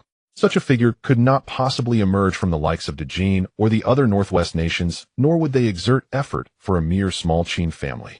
Indeed, what kind of ridiculous being is that Qin family young master Qin Yi? How could he have such a legendary prodigy as a guard? This news is simply absurd. A peak martial king crossing a major realm to kill a martial emperor. What does this mean? No one understood its implications better than those who were martial emperors themselves. Even if the Qin family had a super powerful martial emperor who had just ascended and could kill Ouyang Mo, it would be much more believable than this news. I also want to say it is unlikely, but the news from Wanjin sect is just like this. Chen Tianxuang's voice was low as he scanned the crowd. So now what should we do? The many elders began to whisper among themselves, each proposing their opinions. Some suggested staying put first, sending people to investigate the news and thoroughly check the Qin family situation. Others proposed directly allying with the Fuhai sect and Tianmen sect, gathering a large number of martial emperors to strike hard and suppress them. The two factions argued endlessly. Buzz, buzz, buzzed. At this moment, a blue jade pendant at Chen Tianxuang's waist suddenly shook violently. All voices in the hall ceased simultaneously, their gazes fixed on the jade pendant. The Tianxian jade pendant was the sect leader's token and one of the few precious artifacts in Dejin capable of long-distance communication. Chen Tianxuang took down the jade pendant, probing with his divine sense, and his expression suddenly darkened. It is news from the Dajin royal family. They want to further investigate the theft of the spirit crystal vein from the Sanja mountain 10 years ago. As soon as he finished speaking, an impatient elder angrily shouted, "What nonsense! That incident was a pile of rotten accounts to begin with. To investigate at this time clearly aims to hinder our actions." The other elders chimed in agreement. Indeed, why investigate now when they could have done it earlier or later? Why choose this moment? It seems they have also received news deliberately putting pressure on us so that we cannot fully deal with the Qin. In these 10 years we have checked 3 times back and forth. The 3 sects and 5 families have been in a stalemate. Not a single clue has emerged. What more is there to investigate? Chen Tianxuang retracted the jade pendant and calmly stated, "What to investigate is unimportant. It is merely an excuse the royal family is using. Their intentions are clear. This matter involves the 5 major factions. Since the royal family has already indicated their stance, it no longer matters whether the Qin family's backing is their own hidden strength or factional power. With the pressure from the 5 major factions, they could not possibly gather their strength to crush the Qin family with overwhelming force. This meant that for the time being they would have to endure the matter of Ouyang Mo's fall. How frustrating! An elder could not help but express his outrage. The aristocratic families hold power, favoring their own kin, forming cliques and covering for each other. They are a great harm to the country. How many talents in this world have been suppressed by the aristocratic families due to bloodline ties, forever unable to rise? Shun Tianchuan glanced at him and replied softly, "One day we three major sects will completely eradicate these cancerous aristocratic factions from Dejin and clear the sky. But not now and certainly not today." In the northern part of Dejin in the capital city, in the magnificent palace covering 100 miles. It worked. An old man clad in a bright yellow dragon robe smiled as he stroked his beard and set down the copper mirror in his hand. With this incident as a pretext, the Tianxin sword sect will most likely be cautious and not dare to act rashly. They will have to swallow this loss regarding Ouyang Mo. Beside him, a middle-aged man dressed in a four-clawed dragon robe with a 3-inch long beard also smiled and said, "This Qin family truly surprised us greatly. We were just worried about not having a good excuse, and this Qin family has delivered a knife to our doorstep." The two exchanged glances and burst out laughing. After laughing, the dragon-robed old man added, "By the way, the Ning Wang Mansion, Rome Wang Mansion, and those families should also be notified quickly to jointly apply pressure on the Tianxin sword sect. As for the support for the Qin family, we must not fall short. It is best to." As he spoke, the copper mirror in the old man's hand vibrated again, releasing a unique golden light. This was a sign that the long-distance communication talisman had been used. The royal family's foundation was profound, and the governor's mansion in Yunzhou possessed more than one long-distance communication talisman. Thus, as soon as they received the latest news, they could immediately report it to the royal family. The dragon-robed old man swept his divine sense across, and suddenly showed a hint of surprise. The Qin family is going to form an alliance in Yunzhou. Yunzhou Alliance. The middle-aged man beside the elder frowned deeply at the words. My goodness, the Qin family's ambition is truly brazen. The first step is to form an alliance. The next is to turn Yunzhou into an unassailable private domain. They intend to become a ruling aristocratic house. What is a ruling aristocratic house? To be granted lands and titled kings to command a province to the point of making the imperial court compromise, enacting laws, collecting taxes, appointing and dismissing officials. That is what defines such a house. The heads of those houses are in effect kings of another surname. The territories they control are truly states within a state. In the Great Jin, the 5 great houses and the imperial family control the central 5 prefectures and serve as the nominal rulers. Other houses command at least 1 province, and the mightiest hold 3 provinces, issuing decrees across 30,000 li. This Qin family, the middle-aged man ground his teeth. They've just gained power, and their ambitions are already exposed. That is to be expected. The elder in the python robe remained unconcerned, and said calmly, "When the emperor loses the deer, all hunt for it. To be frank, our royal house lacks the capacity to control all 37 provinces of the Great Jin. We have already lost more than half of that deer. Across the Great Jin sects and clans alike brim with ambition, there are far more contenders than merely the Qin family in Yunzhou." The middle-aged man frowned deeply and asked, "Then shall we continue to support the Qin family, as originally planned?" The elder smiled and replied naturally, "No matter how ambitious the Qin family appears, their strength is not yet supreme, it is simply well concealed. Moreover, the Qin family is an ancient house. Our chief enemies remain the great sects, especially the 3 upper sects. As for that tale of a martial king at his peak crossing the border to slay a martial emperor, it is likely distorted gossip, a smokescreen set by the Qin family." He added meaningfully, "I have a hunch the Qin family will prove to be a sharp blade." Yunzhou City. The Dantai family and the Wanjin sect's properties were swiftly swallowed up and assumed by the Qin family. A few assets lacking personnel or difficult to manage were sold at high prices. Yunzhou had no shortage of buyers. Unless disposed of in bulk, such hereditary enterprises are always prized. Any discerning observer could see the Qin family's rise had become irresistible, especially as the 3rd, 4th, even 5th day passed, and still the waters remained calm. The great powers in Yunzhou took note. The Tianxin sword sect did not immediately retaliate, choosing instead to swallow their pride for the moment and endure the heavy loss. Otherwise, 5 days would have been ample to summon a host of martial emperor warriors who could have sped in to rain thunderous punishment upon the Qin family. Whatever lay behind it, one fact was indisputable: in Yunzhou there was no longer anyone capable of suppressing the Qin family. After all, even a coalition of many powers could be crushed with ease by a single martial emperor's might. Across Yunzhou, hidden currents churned. Alongside the Qin family's ascent, a deliberately leaked message spread swiftly through Yunzhou. The Qin family intended to form a Yunzhou alliance. Its purpose was to consolidate all Yunzhou forces under the Qin family as the alliance leader. At a time like this, forming such an alliance was an overt bid for dominance, plain for all to see. The Qin family aims to become a ruling aristocratic house. In the Xie family mansion in Yunzhou City, a middle-aged man stood with his hands behind his back among the peach groves, his tone drifting. "Father." A handsome young man, worry etched on his face, asked, "What should our Xie family do? Should we join this so-called Yunzhou alliance?" The middle-aged man, Xie Yun, was the head of the Luoshui Xie family. The Luoshui Xie family was the only great clan whose seat lay outside Yunzhou City and was tacitly regarded as first among the three great houses. Within the clan, 10 martial kings were unmatched across Yunzhou. The family's foundations ran deep. He had originally been at Luoshui Commandery, the Xie family stronghold. But of late, storms had risen in Yunzhou City. A succession of shifts that touched the Xie family's future compelled him to come in person. "Of course we must join. Why would we not?" Xie Yun cast a peculiar glance at his son and spoke coolly. "The situation clearly shows the Qin family has found backing or some other rear advantage that makes the Tianxin sword sect wary and forces them to swallow this loss. At such times their might is at its zenith. Those who follow prosper, those who oppose perish. Anyone who refuses to join will be made an example of by the Qin family, and many will meet a disgraceful end."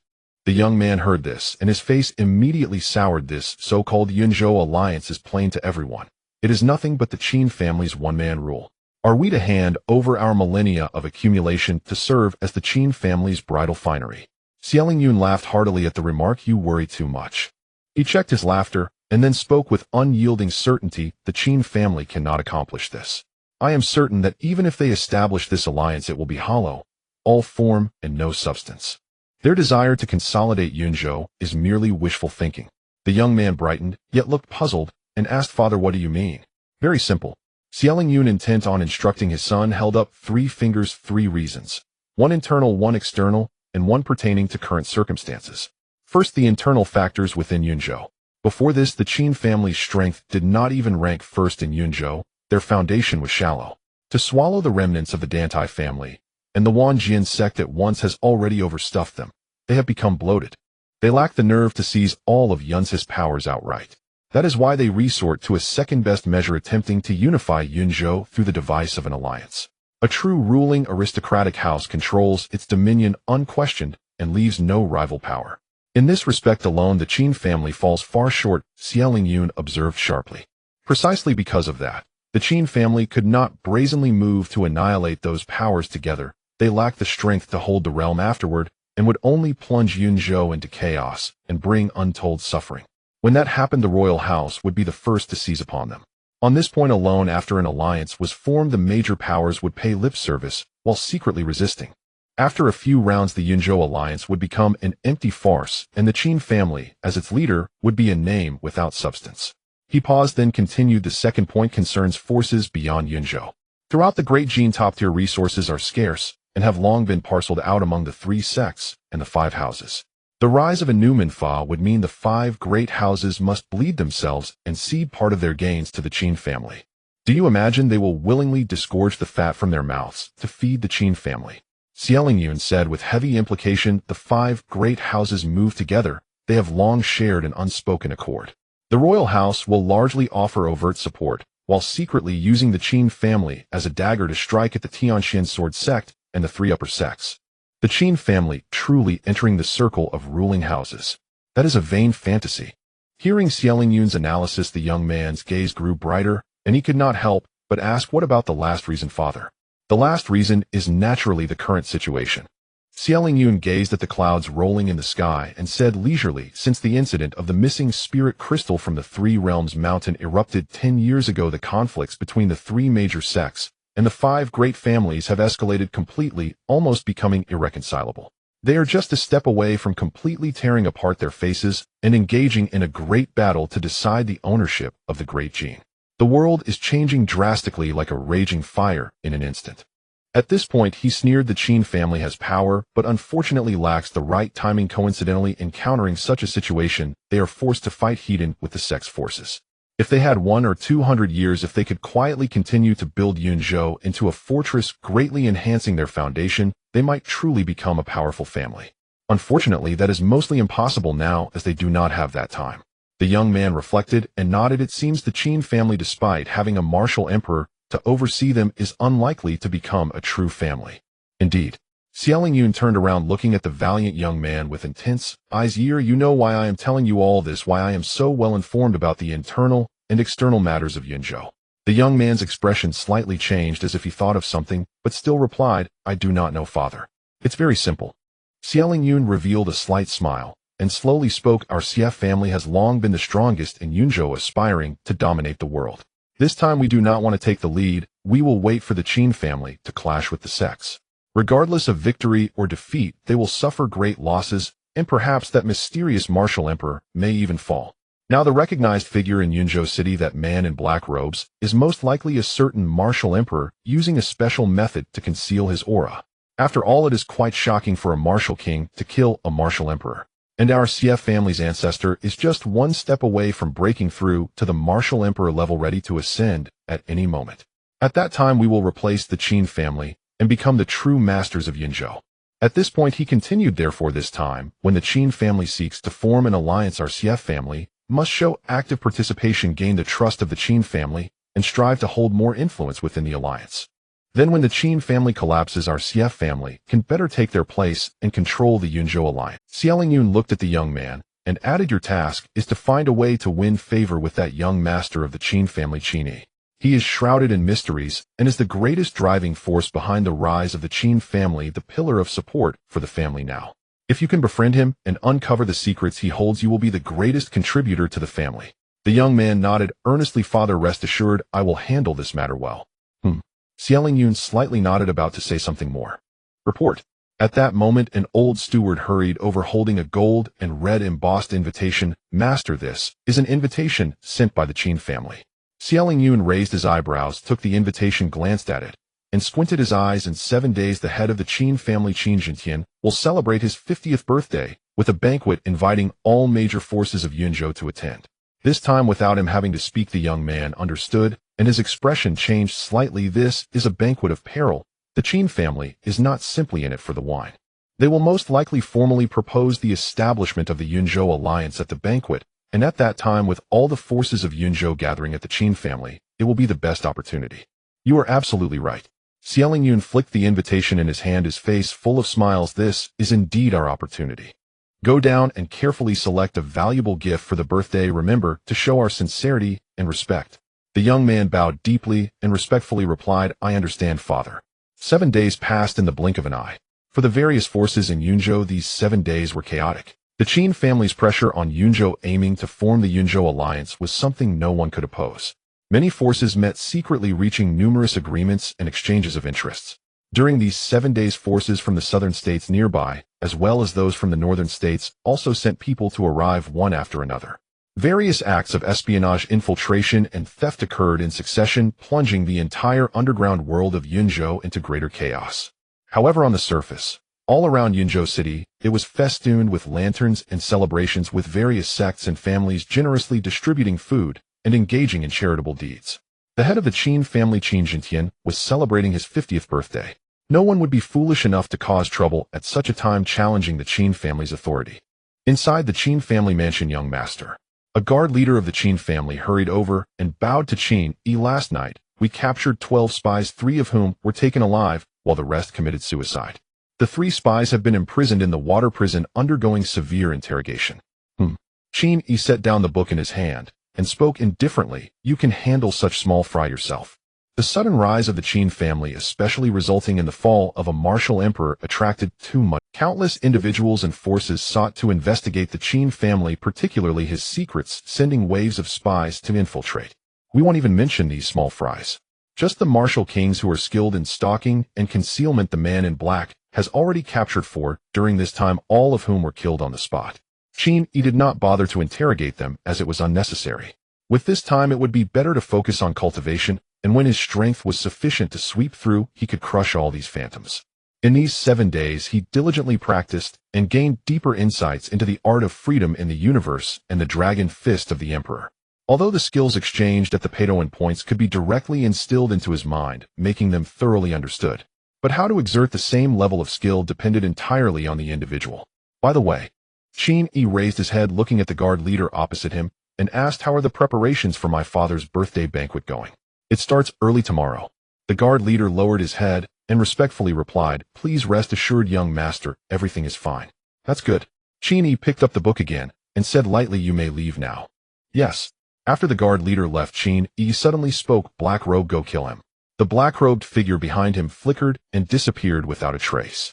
Moments later, a piercing scream echoed, startling the entire Qin family. How audacious! To even mix in before my eyes. A glimmer of darkness flashed in Qin Yi's eyes. That guard leader was simply a counterfeit, indistinguishable from the real one in terms of physique, tone, attitude, aura, and even habitual movements. He had not noticed the difference. Unfortunately, this did not escape the keen gaze of the black-robed man, who recognized him on the spot. If it weren't for the concern about damaging his study, Qin Yi would have ordered his immediate execution. The Qin family is still too weak. Qin Yi deeply realized this issue against this type, particularly adept at lurking, disguising, and concealing. The Qin family had no means to deal with them. It seems necessary to begin enhancing the overall strength of the Qin family after the birthday banquet. While Qin Yi was deep in thought, a figure in a black robe entered the study expressionless and opened his palm to reveal shattered jade talismans. A long-distance transmission talisman. Qin Yi frowned upon seeing it. What a grand gesture. The long-distance transmission talisman is a special one-time treasure, more valuable than an ordinary first-grade artifact. There are not many forces capable of providing a spy with a long-distance transmission talisman. In Jin, only the 3 major sects and 5 powerful families possess such resources. This person is probably not just a spy, he's likely an assassin who infiltrated to see if he could find an opportunity to kill me. Having seen no opportunity, he immediately activated the long-distance transmission talisman to relay crucial intelligence. Qin Yi felt somewhat helpless. The long-distance transmission talisman had long since lost its radiance, indicating that the assassin had used it before entering the study. This meant that most of the Qin family's intelligence had already been transmitted. There's nothing we can do. Our Qin family is still too weak to match a martial emperor. If we were to talk about it, we don't even have the qualifications to be a powerful family. Ordinary powerful families have at least several dozens of martial kings, with multiple at the peak stage. Moreover, they must accumulate treasures, secret techniques, and methods to assist martial kings in breaking. Only this way can they ensure their legacy lasts for millennia, with martial emperors to safeguard them remaining unyielding. After all, martial emperors only have a lifespan of 500 years. Some powerful families like the Ronwang Mansion and Ningwang Mansion, or even the founding officials from the inception of Jin, have a legacy spanning over 3,000 years with hundreds of martial kings. This does not even account for the royal families with the deepest foundations and longest legacies. And what of the Qin family? A cursory glance reveals a pitiful 7 martial kings, with only Qin Jintian at the mid-stage of martial king. The strongest in combat, Qin Yi, has just recently broken through to martial king. Yet a family like this possesses the power to slay a martial emperor, which is extremely peculiar, drawing countless inquiries. Despite all precautions, someone still discovered our vulnerabilities and transmitted the information. Qin Yi sighed. "Well, I can only find a way to resolve this later." He stood up, shook his sleeves, and left the study. "I should go check on my father." At the Qin family mansion, the master's residence, Songming Pavilion, Qin Jintian, dressed in a black and red robe, stood before a full-length bronze mirror. "You, what do you think of this outfit?" "I think it looks quite good." Qin Yi assessed him from head to toe and offered a fair appraisal. His handsome features were mostly inherited from his father Qin Jintian, who in his fitted attire exuded an extraordinary and noble presence, truly resembling the Lord of Yunzhou. Of course, it would be even better if his cultivation were higher and his aura more unfathomable. Hee. Upon hearing his son's response, Qin Zenshin's smile widened. His mood had been excellent these days. His son was not only not a waste, but also a rare talent, who had been concealing his brilliance, surprising everyone when he finally revealed it. He was no longer the one destined to live less than 30 years, but rather the most formidable and mysterious special physique. The Qin family was on the verge of unifying Yunzhou, becoming a dominant force far exceeding his expectations. "In my life, I Qin Jintian have no regrets." Suddenly, he thought of something, and his gaze dimmed, unable to finish his sentence. He actually had one regret, the biggest regret of his life, buried deep in his heart, for many years unwilling to bring it to light. "Father." Qin Yi noticed Qin Jintian's odd demeanor and asked in confusion, "Is something wrong?" "It's nothing." Qin Jintian regained his composure, smiling again and waving his hand dismissively. "Jintian here." At that moment, the Grand Elder and several elders arrived from outside. "You two are here, that's perfect." The Grand Elder's gaze swept over the two, and he said in a deep voice, "I have an important matter to discuss with you both." Hearing this, Qin Yi raised an eyebrow. "An important matter? What could be so important when the Qin family was already the de facto overlord of Yunzhou? It's like this. The Grand Elder pondered for a moment before speaking regarding the preparations for Jintian's birthday banquet. We've thought it over and feel something isn't quite right. Using Qin Zinshan's birthday banquet, various forces would gather and the Qin family would formally propose the establishment of the Yunzhou alliance, directly entering the preparation stage. This was a strategy the Qin family had long discussed. It was a grand and open conspiracy. No force in Yunzhou was unaware yet who would dare not attend. Once the Qin family issued the invitation, anyone wanting to make a living in Yunzhou had to obediently come to celebrate the birthday. So that's how it is. Qin Yi understood after hearing the Grand Elder's words. It was still the problem of the Qin family being too weak. Many powerful forces had a significant number of martial kings among their ranks gathered together. But the Qin family only possessed 7 martial kings unable to command respect. Even with a martial emperor stationed, it would be challenging to win people's hearts. After all, with limited strength and shallow foundations, even if a martial emperor could dominate the surroundings, how could they have the energy to control the vast Yunzhou? In this case, even if the major forces would not openly resist, it was clear they would comply on the surface while not putting in any effort.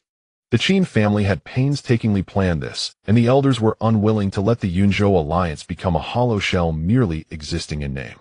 This matter is easy. Qin Yi said calmly, I will handle it. Upon hearing this, the elders were pleasantly surprised, but couldn't help but ask, how do you plan to solve it? It's very simple. Qin Yi did not hesitate, and spoke straightforwardly. With the power of the Celestial Palace, their methods are unfathomable. I have sacrificed many treasures and accumulated a certain amount of strength. At that time, I can summon 20 martial kings to descend from afar and secure the Qin family. These martial kings will disappear once the time is up, but it won't be a problem for temporary supervision and will not consume much energy. He was naturally referring to the temporary bodyguards he could exchange. 20 martial kings at the initial stage, limited to a time period, only required 50 points of premium currency. For him, now that was an insignificant amount, but he didn't mind at all. Such a method exists. The elders exclaimed in surprise, filled with joy. 20 martial kings. 20 martial kings of unknown origins were enough for the Qin family to flaunt their power, becoming a formidable family in name. We the Qin family have Qin Yi. It is truly a blessing from the heavens. The Grand Elder and others exchanged glances, feeling extremely fortunate. The Qin family had reached this point purely due to incredible luck, having produced a Qin Yi. However, relying on borrowed power is ultimately not secure. It can provide temporary safety, but not lasting stability. Qin Yi saw through the elders' thoughts and spoke, the best solution is for our Qin family to become powerful in our own right, ensuring a permanent solution. Hearing Qin Yi's words, the elders could only smile bitterly. They knew well that relying on others was never as reliable as relying on oneself. Using a tiger's skin as a banner could never compare to real strength. However, the enhancement of strength is not something that can be achieved overnight. Even though they had obtained the spiritual pills left by Ouyang Mo, it was still wishful thinking to expect a breakthrough in a short time. It's our generation of elders who are too useless, one elder said with some shame. The Qin family's development had reached this point, yet it was these old fellows whose inadequate strength had greatly hindered Qin Yi. Qin Jintian couldn't bear to see it, and patted his shoulder, signaling him to leave some dignity for the elders. Unexpectedly, Qin Yi immediately changed his tone. However, as the saying goes, when one person ascends, even their chickens and dogs rise with them. The issue of the Qin family's weakened strength is not unsolvable. I have already requested some favor from the celestial beings, and they have agreed to wield their supreme powers to greatly enhance the strength and foundation of our Qin family. The elders were taken aback for a moment, then their eyes lit up with joy as they exclaimed, "What? The celestial beings are really willing to take action?" By this point, after a series of miracles created by Qin Yi, they had long since believed in the existence of the celestial palace beyond the realm. The celestial beings had become synonymous with omnipotence in their hearts. I wonder what methods the celestial beings will employ. Yes, could it be that they will directly enhance our cultivation levels? Our Qin family has so many clan members. The elders began to eagerly ask questions, quite excited and full of anticipation. As for the specifics, I must keep it a secret for now. Qin Yi smiled slightly and spoke mysteriously. Once the birthday banquet is over and the Yunzhou alliance is established, the elders will naturally know. Well, okay. The elders, upon hearing this, could only suppress their overwhelming excitement. They then discussed some family matters with Qin Jintian and Qin Yi before taking their leave. Qin Zinshan's birthday banquet was currently the most important matter for the Qin family, and everyone was busy with preparations, leaving them unable to leave. By the way, after watching the elders leave, Qin Yi suddenly remembered something and smiled. What kind of gift have you prepared for me, being so secretive and not saying anything when I ask? Qin Yi laughed heartily and replied, tomorrow father will naturally know. I guarantee it will be a tremendous surprise. The next day, in the early morning, the Qin family mansion was adorned with lights and festoons, a scene of extraordinary celebration. Clang, clang, clang. The sound of gongs and drums accompanied the bursts of firecrackers. Outside the three-Shanghai red-painted copper nail gate, various luxurious and elegant carriages had formed a long line since the previous night, completely filling the entire street. How many forces are there in Yenzhou? If one were to count them all, there would be at least hundreds or even thousands. However, only 45 forces were qualified to receive the Qin family's invitation. These forces were mostly respectable mid-tier forces, each with at least 1 or 2 martial kings in charge. Among these mid-tier forces, the Xie family, Qin sect, Tai sect, and Songming sect were naturally creek. The three-Shanghai main gate slowly opened. Numerous Qin family attendants and clan members dressed in black formal attire stood proudly outside the gate. The Qin family has a long-standing tradition of valuing black. Qin Yi also wore a black formal outfit, standing outside the gate with 2 elders by his side, prepared to welcome the guests. He was the young master of the Qin family and the only son of Qin Jintian. For his father's birthday, he had to personally take charge. Young Master Qin, a middle-aged fat man all smiles, was the first to approach and bowed, saying, I am Zhu Chongzai, the president of the Revival Association, here to congratulate the head of the Qin family on his 50th birthday. Qin Yi nodded slightly, cupping his hands in salute, and replied, President Zhu, too kind. I dare not claim such honor. Zhu Chongzai bowed, even lower, gesturing to the 8 bodyguards behind him, who immediately stepped forward. They were holding black sandalwood trays covered with red silk cloth. The Revival Association is weak, so we can only offer a humble gift. Saying this, he handed over a red gift list with a respectful attitude.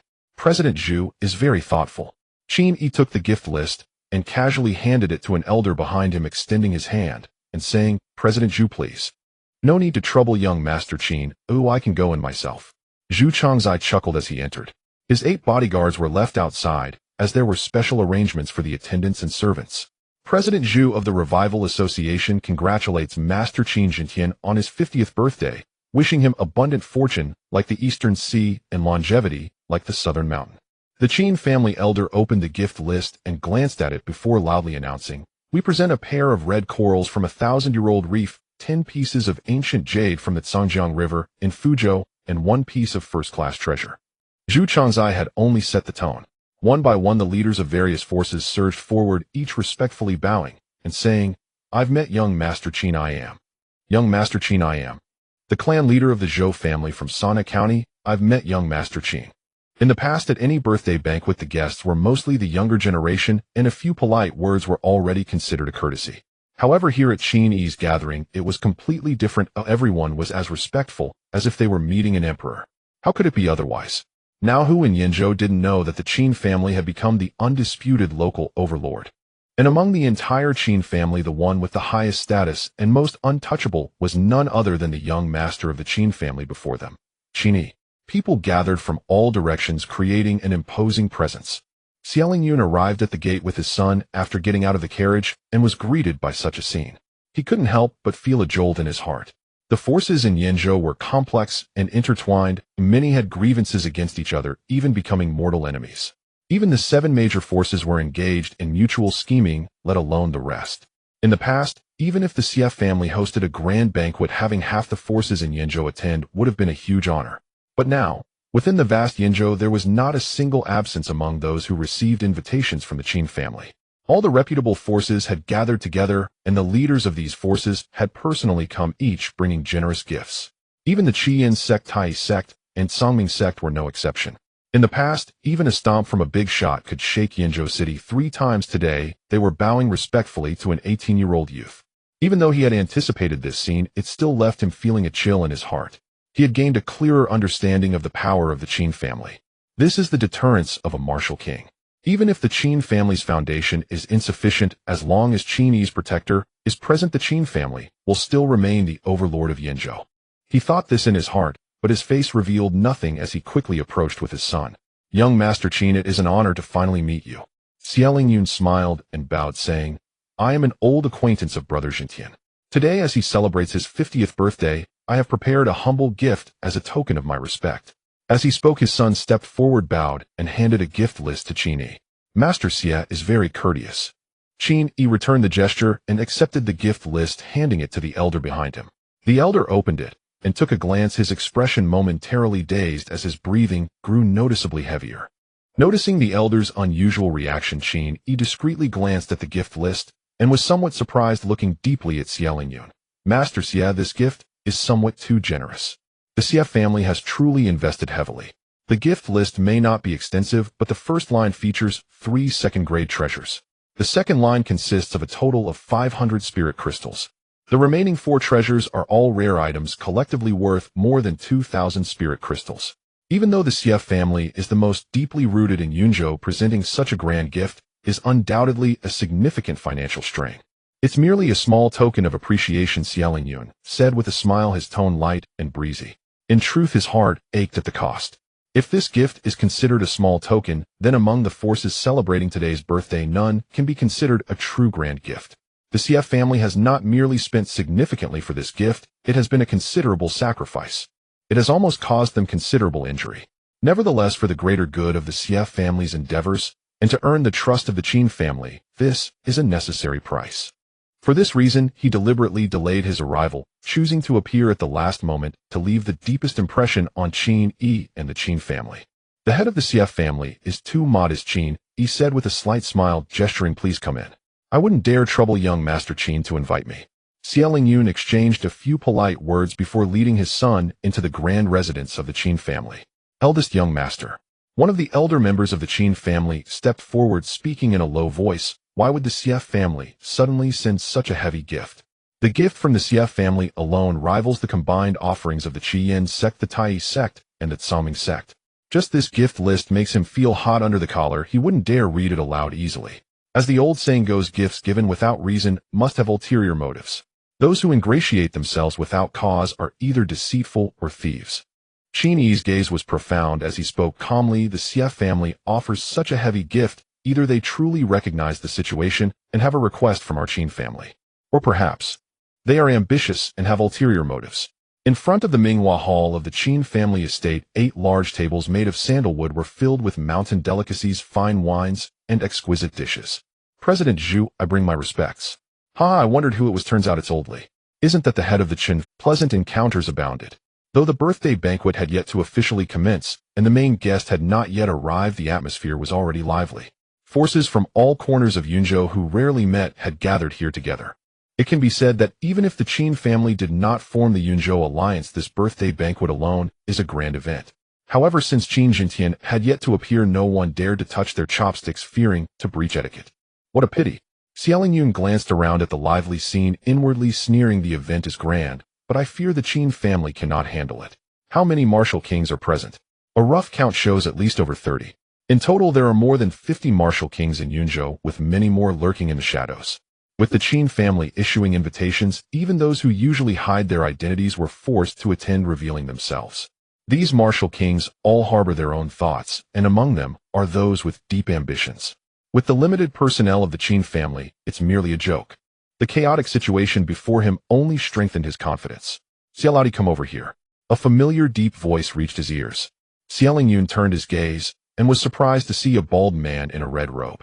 It was Kong Xiaoqing, the master of the Qin sect, known for his obsession with martial arts.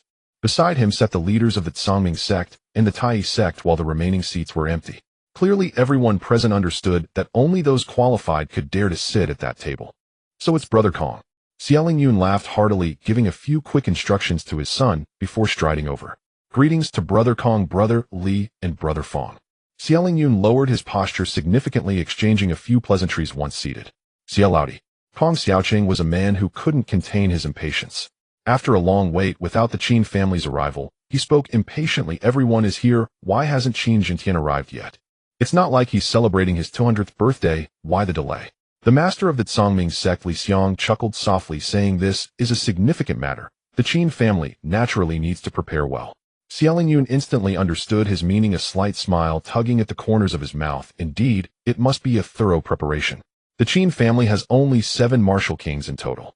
In ordinary times this wouldn't be a problem, but in such a setting it feels rather shabby, unworthy of their ambition to form an alliance and establish a powerful faction. In this situation the Qin family's elders must be in a state of panic, right? Huh? Xialing Yun and the others exchanged glances and laughed in tacit agreement. Why are you laughing so strangely? Kong Xiaoqing rubbed his bald head, asking curiously. The three of them quickly fell silent, pretending nothing was wrong.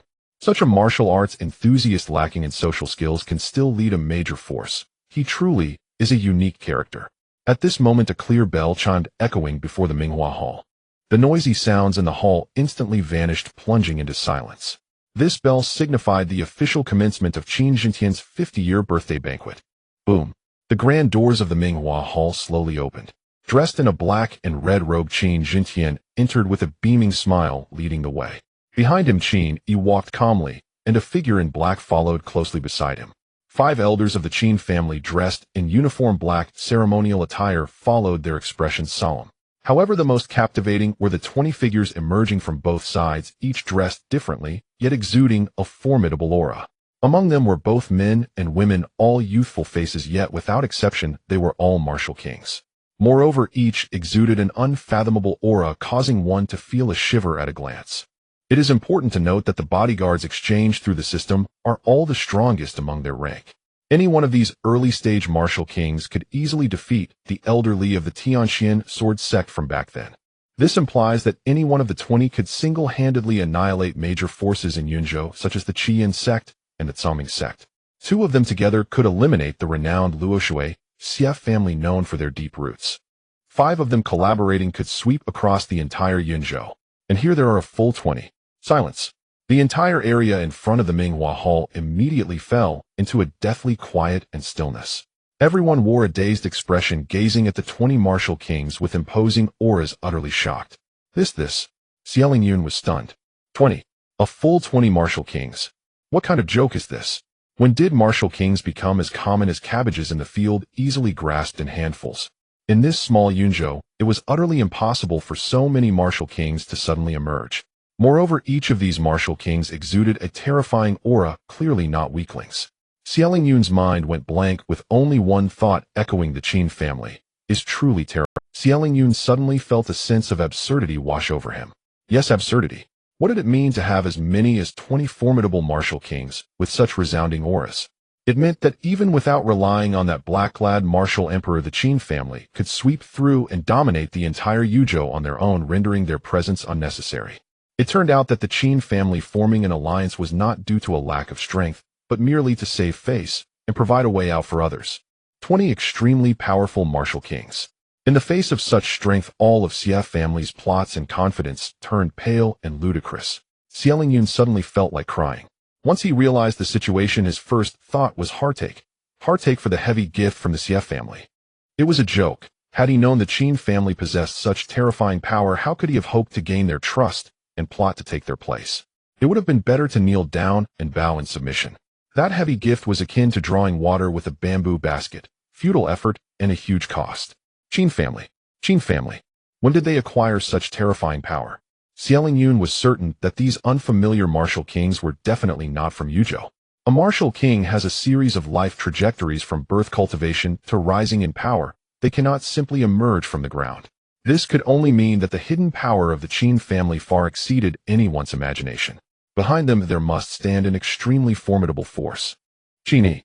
Xialing Yun's mind immediately jumped to this name, and he fixated on Qin Yi, the most mysterious person in the entire Qin family. The black-clad martial emperor before was this Qin Yi's personal guard, indicating his esteemed status, perhaps even surpassing that of the crown prince of the Great Jin. Moreover, this entire group of 20 martial kings was undoubtedly connected to him, likely his grand orchestration. He simply couldn't believe that the Qin family could possess such terrifying strength on their own. It's infuriating. Such talents, such prodigies, why weren't they born in my Xie family of Luoshui? He felt a surge of intense resentment and jealousy rise within him. He had high hopes for his own son, but compared to Qin Yi, his son didn't even deserve to carry Qin Yi's shoes. Heaven, how generous you are to the Qin family. Xialing Yun felt a wave of bitterness rise in his heart. Gulps. At that moment, he suddenly heard the sound of someone swallowing nearby. Turning his head, he was shocked to find even someone like Kong Xiaoqing, a martial enthusiast, was frightened by the scene before him, unable to suppress the movement of his throat. The remaining leaders of the Zhongming sect and Tai sect looked equally dazed, staring blankly at this scene. Qin Zinshan's smile widened as he watched the unfolding spectacle. At that moment, he was in a very good mood. This was the scene he and the entire Qin family had longed for. A full 20 powerful martial kings had emerged, instantly intimidating everyone present, a true show of dominance. All ambitions, schemes, and petty calculations were utterly crushed under such intimidation. Ladies and gentlemen, he cleared his throat, beaming with a smile, and bowed to everyone around. I am Qin Jintian, the humble head of the Qin family, and on the occasion of my 50th birthday, I dare to host this birthday feast. Thank you all for gracing us with your presence. Your presence truly brings glory to our humble Qin family. His voice stirred those still trapped in shock and confusion. No, you overstated, head of the Qin family. Indeed, we have long admired your reputation and have yearned for this day. Everyone in the hall hurriedly stood up, speaking in unison to return Qin Zinshan's greetings. Some even bowed deeply, nearly kneeling in panic. You are all too kind. I have prepared a modest feast, please everyone. Qin Jintian said, turning his gaze to Xie Lingyun's table, quickly walking over, laughing heartily. Brother Xie and brothers Kong Fong and Li, it's been a while. No, I cannot accept such kindness from Brother Qin. The three hurriedly returned the gesture, lowering their stances significantly. Please, Brother Qin, please. The group took their seats. Qin Jintian sat across from Xie Lingyun with Qin Yi on his left and an elder on his right. As for the other elders, they moved to different tables to attend to other guests. Blackrobe. Qin Yi glanced at the motionless, expressionless black-robed figure beside him. You may also take a seat. Yes, young master. The black-robed figure respectfully responded, and then sat beside Qin Yi. Thus all 8 seats at the table were filled. This black-robed person, a martial emperor, truly shows utmost respect and obedience to Qin Yi. The scene before them caused Xie Lingyun, Kong Xiaoqing, and the others to shudder. This person was indeed a martial emperor with a track record of defeating another martial emperor. Before Qin Yi, he seemed truly like a lowly guard or servant. This led them to re-evaluate their impressions of Qin Yi and the Qin family. They could only describe it in 4 words: deep and unfathomable. Brother Xie. Qin Jintian raised his glass first, smiling as he addressed Xie Lingyun. On my 50th birthday, Brother Xie's travel from Luoshui to attend has already given me substantial face. Moreover, I have heard that Brother Xie has prepared such a generous gift, which truly makes me feel deeply ashamed. No. Xie Lingyun quickly raised his glass, repeatedly stating, Brother Qin's words truly humble me. He held his glass with both hands to clink with Qin Zinshan's attitude, respectful, lowering the rim by half an inch. Seeing this, Qin Zinshan's smile widened even further. After downing his drink, he turned to Kong Xiaoqing, saying, Brother Kong, the last time we met was a year ago. Qin Jintian greeted everyone at the table, exchanging pleasantries, and the atmosphere was harmonious. The entire Minghua hall resonated with harmony. The sudden display of the Qin family's unimaginable, terrifying power had truly frightened many. All ambitions and flames were doused cleanly, as if splashed with a bucket of cold water. Everyone clearly saw the situation. Originally, they believed the Qin family's foundation to be shallow. Although there was a martial emperor in command, they thought they lacked the power to control the entire Yuzhou and would have to form alliances and compromise with other forces. This was the current trend in Yuzhou. The Qin family still had a long way to go to become a true aristocracy. Yet they were horrified to discover that they had all been wrong. It turned out that the will of the Qin family was the very trend of Yuzhou. The Qin family already possessed the strength of a true aristocracy, they just remained hidden and nameless. The Qin family is destined to rise and become the new aristocracy. Xie Lingyun drank heavily, feeling a bitter taste in his heart. At that moment, a slightly panicked, high-pitched voice came from the entrance of the Qin family's mansion. Elder Tao, from the Tianxian sword sect, comes to congratulate Qin Jintian on his 50th birthday, traveling over 100,000 miles to celebrate. Before Minghua Hall, the banquet tables brimmed with life, cups clinked, and laughter rose as countless powerful figures chatted and reveled in a scene of conviviality. Numerous beautiful maids and handsome footmen clad in formal attire bore trays and flitted among the tables like butterflies embroidered across a garden. Then suddenly, with a single shouted summons, the hall fell into an icy silence as the clamor vanished. The Tianxian sword sect. They actually came, voluntarily calling to offer congratulations to Qin Jintian on his birthday. What a jest! Everyone sat stupefied, exchanging bewildered looks, unable to fathom what scheme the Tianxian sword sect might be plotting. Who did not know that the Tianqian sword sect and the Yunzhou Qin family were mortal enemies? Even if immediate vengeance had not been exacted, the hatred between them was irreconcilable. At such a moment, they would come to pay respects. Their gift was paltry, more meager than that of a middling Yunzhou power, yet no one bothered over such trifles. The Tianqian sword sect comes to congratulate me. Qin Jintian's face turned ice gold as realization dawned, and he set his wine cup down with a heavy hand.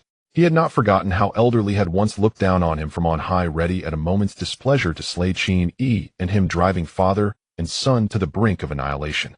Later, Ouyang Mo had been too disdainful to waste words. Like a god, he had pronounced their crimes and sought to reduce the Qin manor to rubble, to utterly erase them.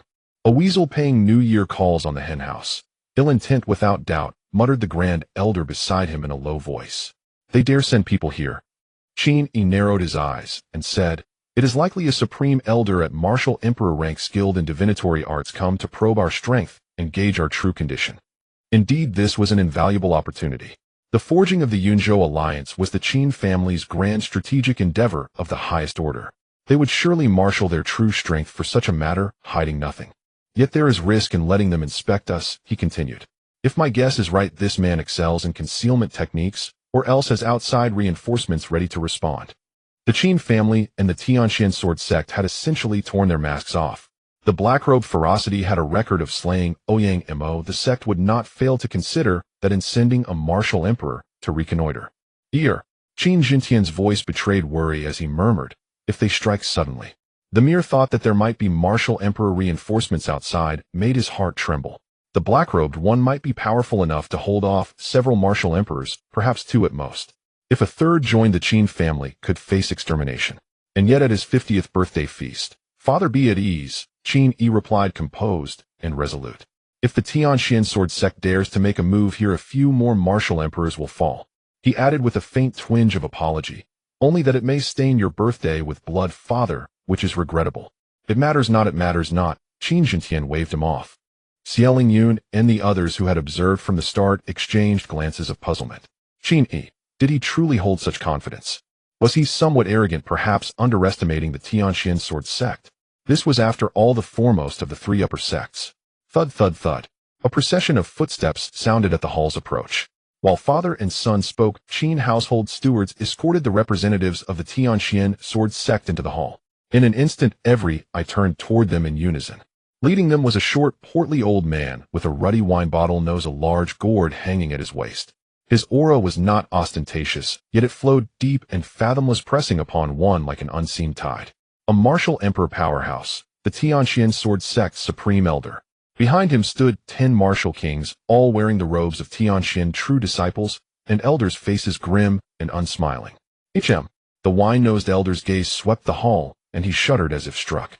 His name was Tao. Qin Yi had guessed rightly. The Tianqian sword sect had chosen this crucial moment to send someone precisely to probe the Qin family's real strength, to discover who might truly stand behind them.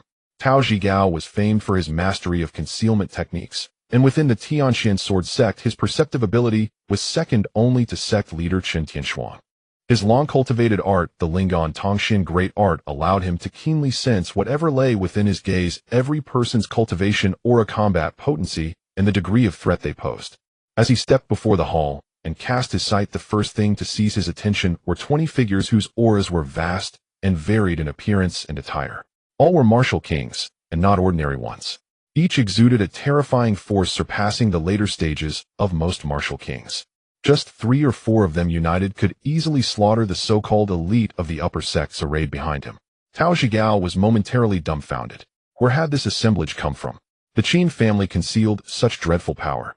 Their cultivation signatures and true qi plainly did not belong to any of the 5 great families. Only one possibility occurred to him. These people originated beyond the borders of the great Qin. At the same time that Tao Zhigao felt that jolt, an image drew his attention, a black-robed figure sitting beside a youth, face indifferent, a long sword strapped across his back, staring at him coldly. It is him. He is the one who killed Ouyang Mo. A sudden chill ran through Tao Zhigao's heart. Through his perspective, as the Lingon Tongxin great art unfolded, the people before him became points of light, some as small as fireflies, others as large as fists, each denoting the intensity of threat they posed. And that black-robed man, was like a black sun descending to the mortal world, immense, terrifying, almost unbelievable. Yet, I will die. If I faced that man, I would certainly perish. There would be no escape. A fear he could not suppress rose. That apprehension came from years of refined divination and the sudden surge of a martial emperor's instinctive war sense. Both screamed the same warning about the black-robed man's dreadfulness. Even though Tao Zhigao's specialty was concealment and his ability to flee was unrivaled, facing this man would mean certain death. In that instant, he finally understood the hopelessness Ouyang Mo had confronted. And yet, to his dismay, the black-robed man's aura registered to him as the peak of martial king, the same as the intelligence had reported. No, this cannot be. There cannot exist such a martial king peak in the world. Even within the Mahai divine state, there is no such being. Tao Zhigao could only suspect that the black-robed man's concealment arts were so overwhelming, far surpassing his Lingon Tongxian great art, that they had warped and confused his perception. It is over. This time, if I make a single misstep, my life may be forfeit. A bitter taste filled Tao Zhigao's heart. Being most adept at concealment, and with the Tianxian sword sect stretched thin, he had been sent alone on this mission. After all, someone had to remain to guard the sect gate, others to liaise with Fuhai sect and Tianmen sect, others to contend with the 5 great families, and to resume the investigation into the Sanjia Mountain affair. The Tianxian sword sect could scarcely spare a martial emperor to come as backup. Before he left, he had not sensed danger. Confident in his concealment, he had believed he could flee even if beset by martial emperors. But in that moment, he was filled with regret. His guts turned sour. He cursed himself for accepting the task and for not insisting upon requesting reinforcements. This Qin family was no mere danger. It was a den of dragons and tigers. One false move meant a road to death. His heart trembled as he thought, how could the Qin family be so terrifying? Before Minghuadian, the once bustling hall had fallen into an abrupt hush. Tao Zhigao entered, cast a single glance, and was frozen, trembling, inwardly afraid to speak. He made no move. The others dared not so much as draw a breath. The air grew utterly still. One could have heard a pin fall. At last Qin Yi rose first and proclaimed in a clear voice, the Tianxian sword sect has come from no less than 100,000 li to congratulate my father. Such wholehearted intent. I, on behalf of the Qin family, thank the Tianxian sword sect and this Taishang elder. At the words fall, those around could not help but flinch. Wholehearted intent. How that sounded like naked sarcasm. Everyone present knew the Tianxian sword sect harbored such hatred for the Qin family that they longed to see it destroyed. The two were as fire and water. And yet the foremost of the 3 great sects sent so paltry a gift. Was this a sincere congratulation? It was nothing less than a slap delivered at the door. Tao Zhigao cleared his throat twice and said, this must be young Master Qin Yi. Truly a man of bearing, a peerless youth. He ignored the thinly veiled sarcasm. For him, Qin Yi's voluntary greeting provided a face-saving exit, and that alone was a mercy. All he wanted now was to go through the motions and leave the Qin household as soon as possible. As for the mission to probe the Qin family's strength, had he not already learned all he needed? Strong. Extremely strong. Their concealed power and shadowy backing were inscrutable. Undoubtedly the overlord of Yunzhou, a rightful member of the 6th great clans. Young Master Qin and Qin family head, and all elders, please forgive us. Tao Zhigao, fearing complications, hurried on. I have come to Yunzhou also entrusted with the solemn duty of bearing back the remains of the unfortunate late Taishang elder, Ouyang Mo. Of course I came as well to offer congratulations to the Qin family head, but I cannot tarry. Please accept my leave. Saying this, he turned to depart. Those present were stupefied, especially the 10 grim-faced Tianxian sword sect true disciples, and elders behind him, their eyes brimming with murderous intent, yet wearing looks of utter bewilderment. What was happening? Before they came, they had prepared for a pitched battle, even to wash the Qin estate in blood. Li Tianshu, Zhang Tianqing, Ouyang Mo had all fallen at the Qin family's hands. The news spread like thunder. The entire Tianxian sword sect seethed with indignation, eager to slaughter the Qin family. The sect and its members shared glory and disgrace alike. Now the sect's prestige had been challenged, its dignity trampled. How could they meekly endure without vengeance? And yet, their leading Taishang elders seemed to have been frightened in place, as if about to turn and flee. Before a single blow had been struck, their champion intended to run. What sort of development was this? Not only the Tianxian disciples, but everyone present wore faces of bewilderment. How could such a stalwart Taishang elder of the Tianxian sword sect not utter a single harsh word, but instead turn to flee? And Ouyang Mo dead? You must be joking. Ouyang Mo had plainly been beaten to death, and the killer sat right before them. Even Qin Yi froze for a moment before a smile curved his lips. It was obvious. This elder Tao possessed a probing divination, and whatever he sensed frightened him. Faced with mortal danger, anyone would flee. Wait! Qin Yi suddenly spoke, calling the Taishang elder back. Tao Zigao's body stiffened. He wanted to run, yet dared not. A black-robed figure sat beside Qin Yi. With a single word, Qin Yi could command him to seize Tao and halt his escape. Besides, even if he managed to flee, those disciples and elders behind him could not. Upon his return, he would face severe punishment. Young Master Qin. Tao Zhigao slowly turned, forcing out a smile more pain than tears. Do you have further matters? It is thus. Qin Yi began deliberately. I have heard the Tianxian sword sect is the foremost of the three great sects awe-inspiring across the land, fabulously wealthy. You journeyed nearly 100,000 li to congratulate my father, yet your gift is so meager. Is that not improper? He let his gaze sweep over the assembled Tianxian true disciples and elders, and remarked with heavy implication, after all, you came in such numbers at once. Even my Qin family's kitchens would be taxed to prepare so many rare delicacies for you. He mocked. Of course, this was the Tianxian sword sect's martial sovereign, a sumptuous prize. Now that they had fallen into his hands, even if he did not spill blood across the banquet, he would certainly not let them go unpunished. If he did not exact a heavy price from them, how could he justify the benefits of his lucrative expense-hungry system? Tao Zhigao was momentarily dumbfounded. The Tianxian disciples and elders behind him were utterly stunned. Was Qin Yi preparing to extort them? What did he mean by coming in such numbers? The rare foods the kitchens prepared were worth almost nothing, perhaps not even a single spirit crystal. Qin Yi's implication was clear. Yes, you may leave, but since you came in such numbers, you must pay for your lives. Those present drew in cold breaths as realization dawned. Good heavens! Confronting the foremost of the three great sects to refrain from provocation might be one thing.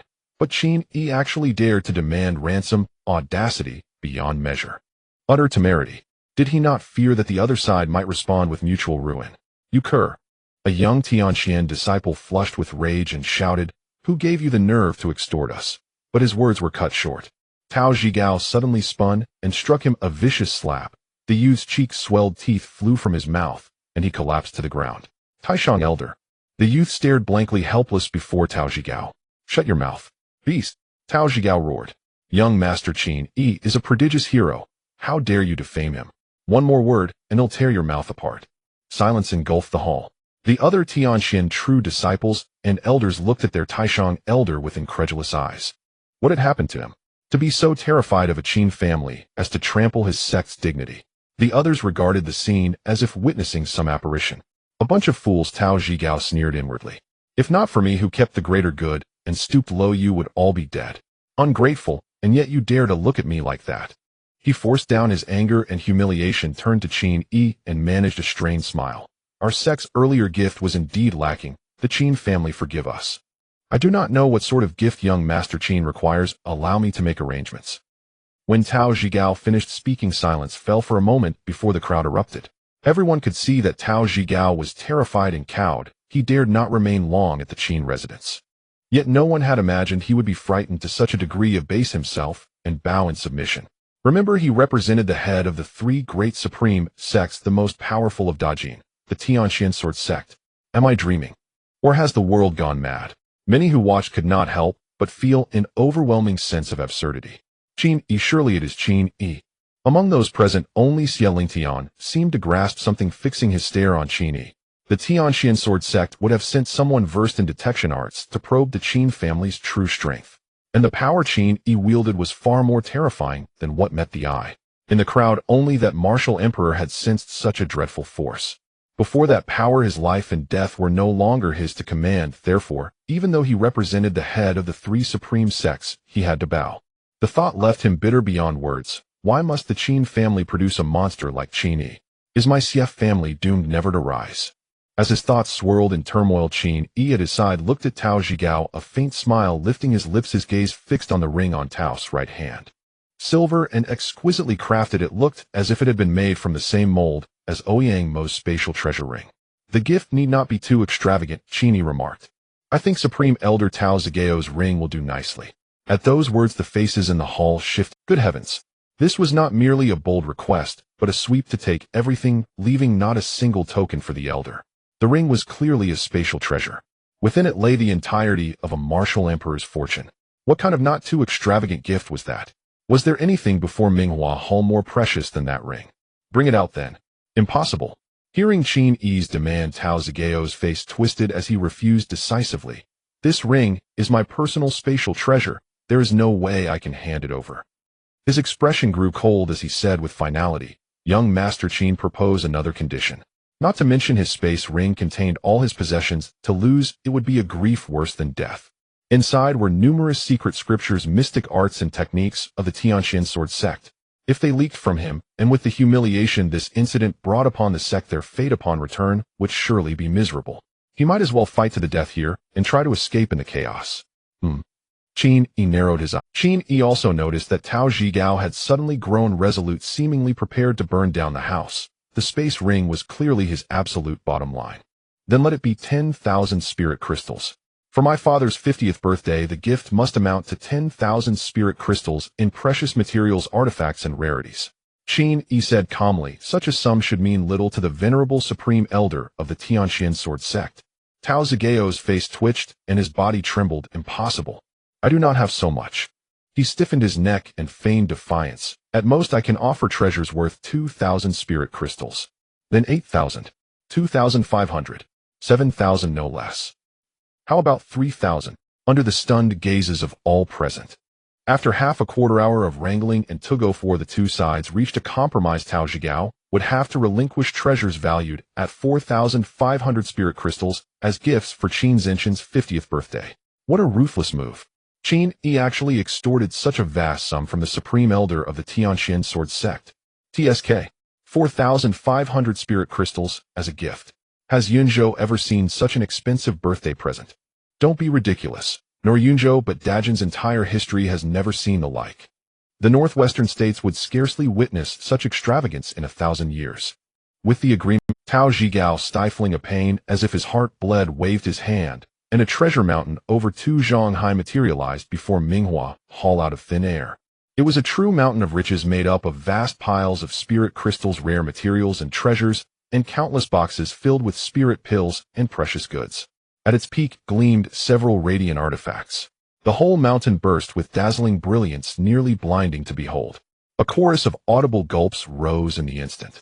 Countless greedy, burning gazes fixed upon the treasure mountain, yearning to claim it at once. This constituted more than half a martial emperor's savings, worth beyond measure. Whoever obtained it might not necessarily become a martial emperor by it alone, but reaching the pinnacle of martial king would be almost guaranteed. Alas, no one dared act in the next moment. Even those covetous looks vanished. Consider it the venerable supreme elder of the foremost of the 3 great sects, the Tianqian sword sect, had to bow his head and pay such an astronomical ransom. How many lives would one risk to covet that hoard? Not bad, very good. Qin Yi said, surveying the treasure with satisfaction. This time he had squeezed nearly half the supreme elder's fortune from him. Unfortunately, the space ring's capacity was limited. It could not hold all of it, so the treasures were piled here to be gathered later.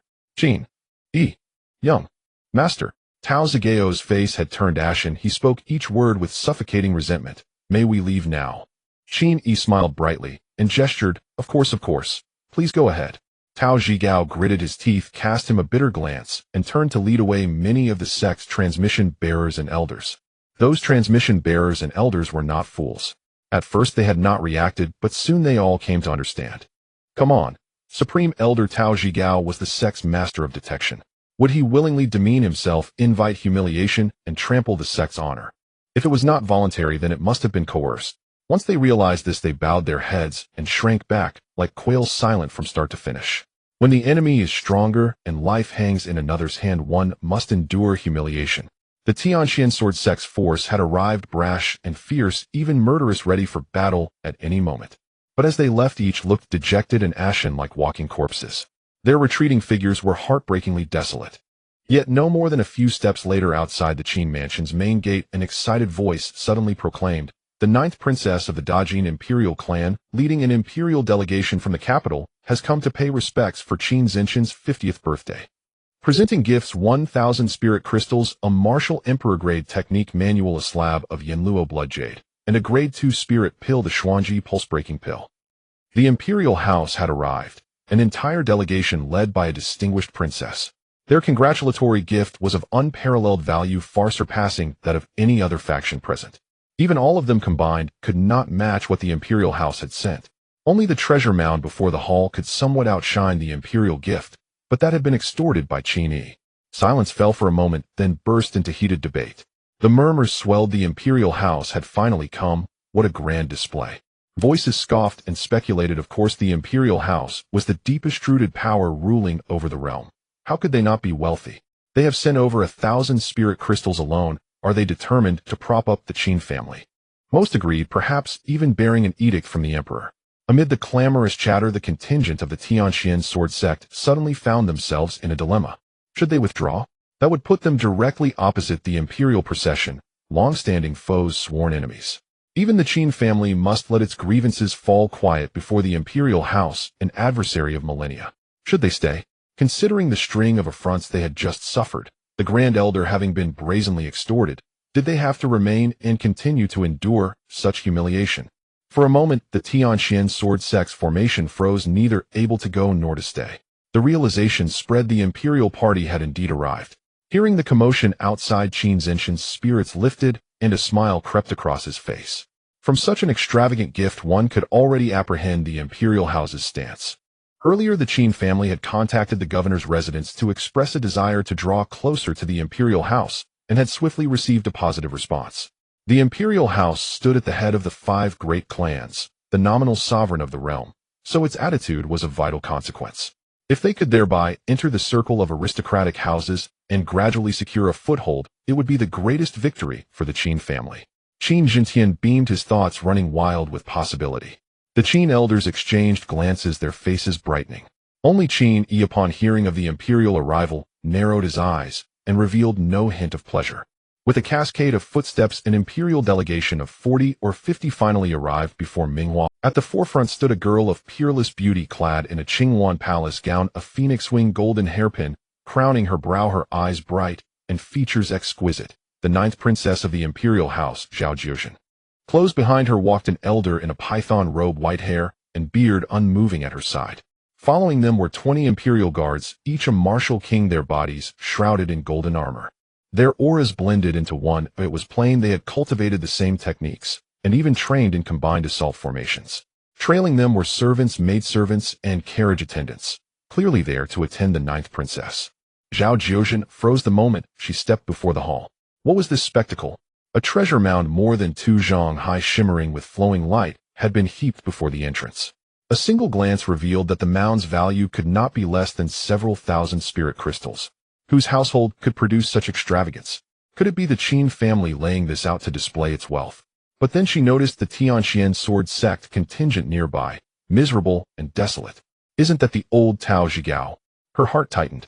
She had not expected the Tianqian sword sect to send envoys and to arrive before them. This boded ill. Tao Zhigao was notorious for his prowess in reconnaissance and flight, arts, a notoriously tenacious adversary. Something feels off. She sensed an oddity. The men of the Tianqian sword sect looked as if bereft of parents, utterly dispirited, listless, and devoid of vigor. This left her unsettled. Those she had known from the Tianqian sword sect were proud and haughty. How could they be so utterly dejected?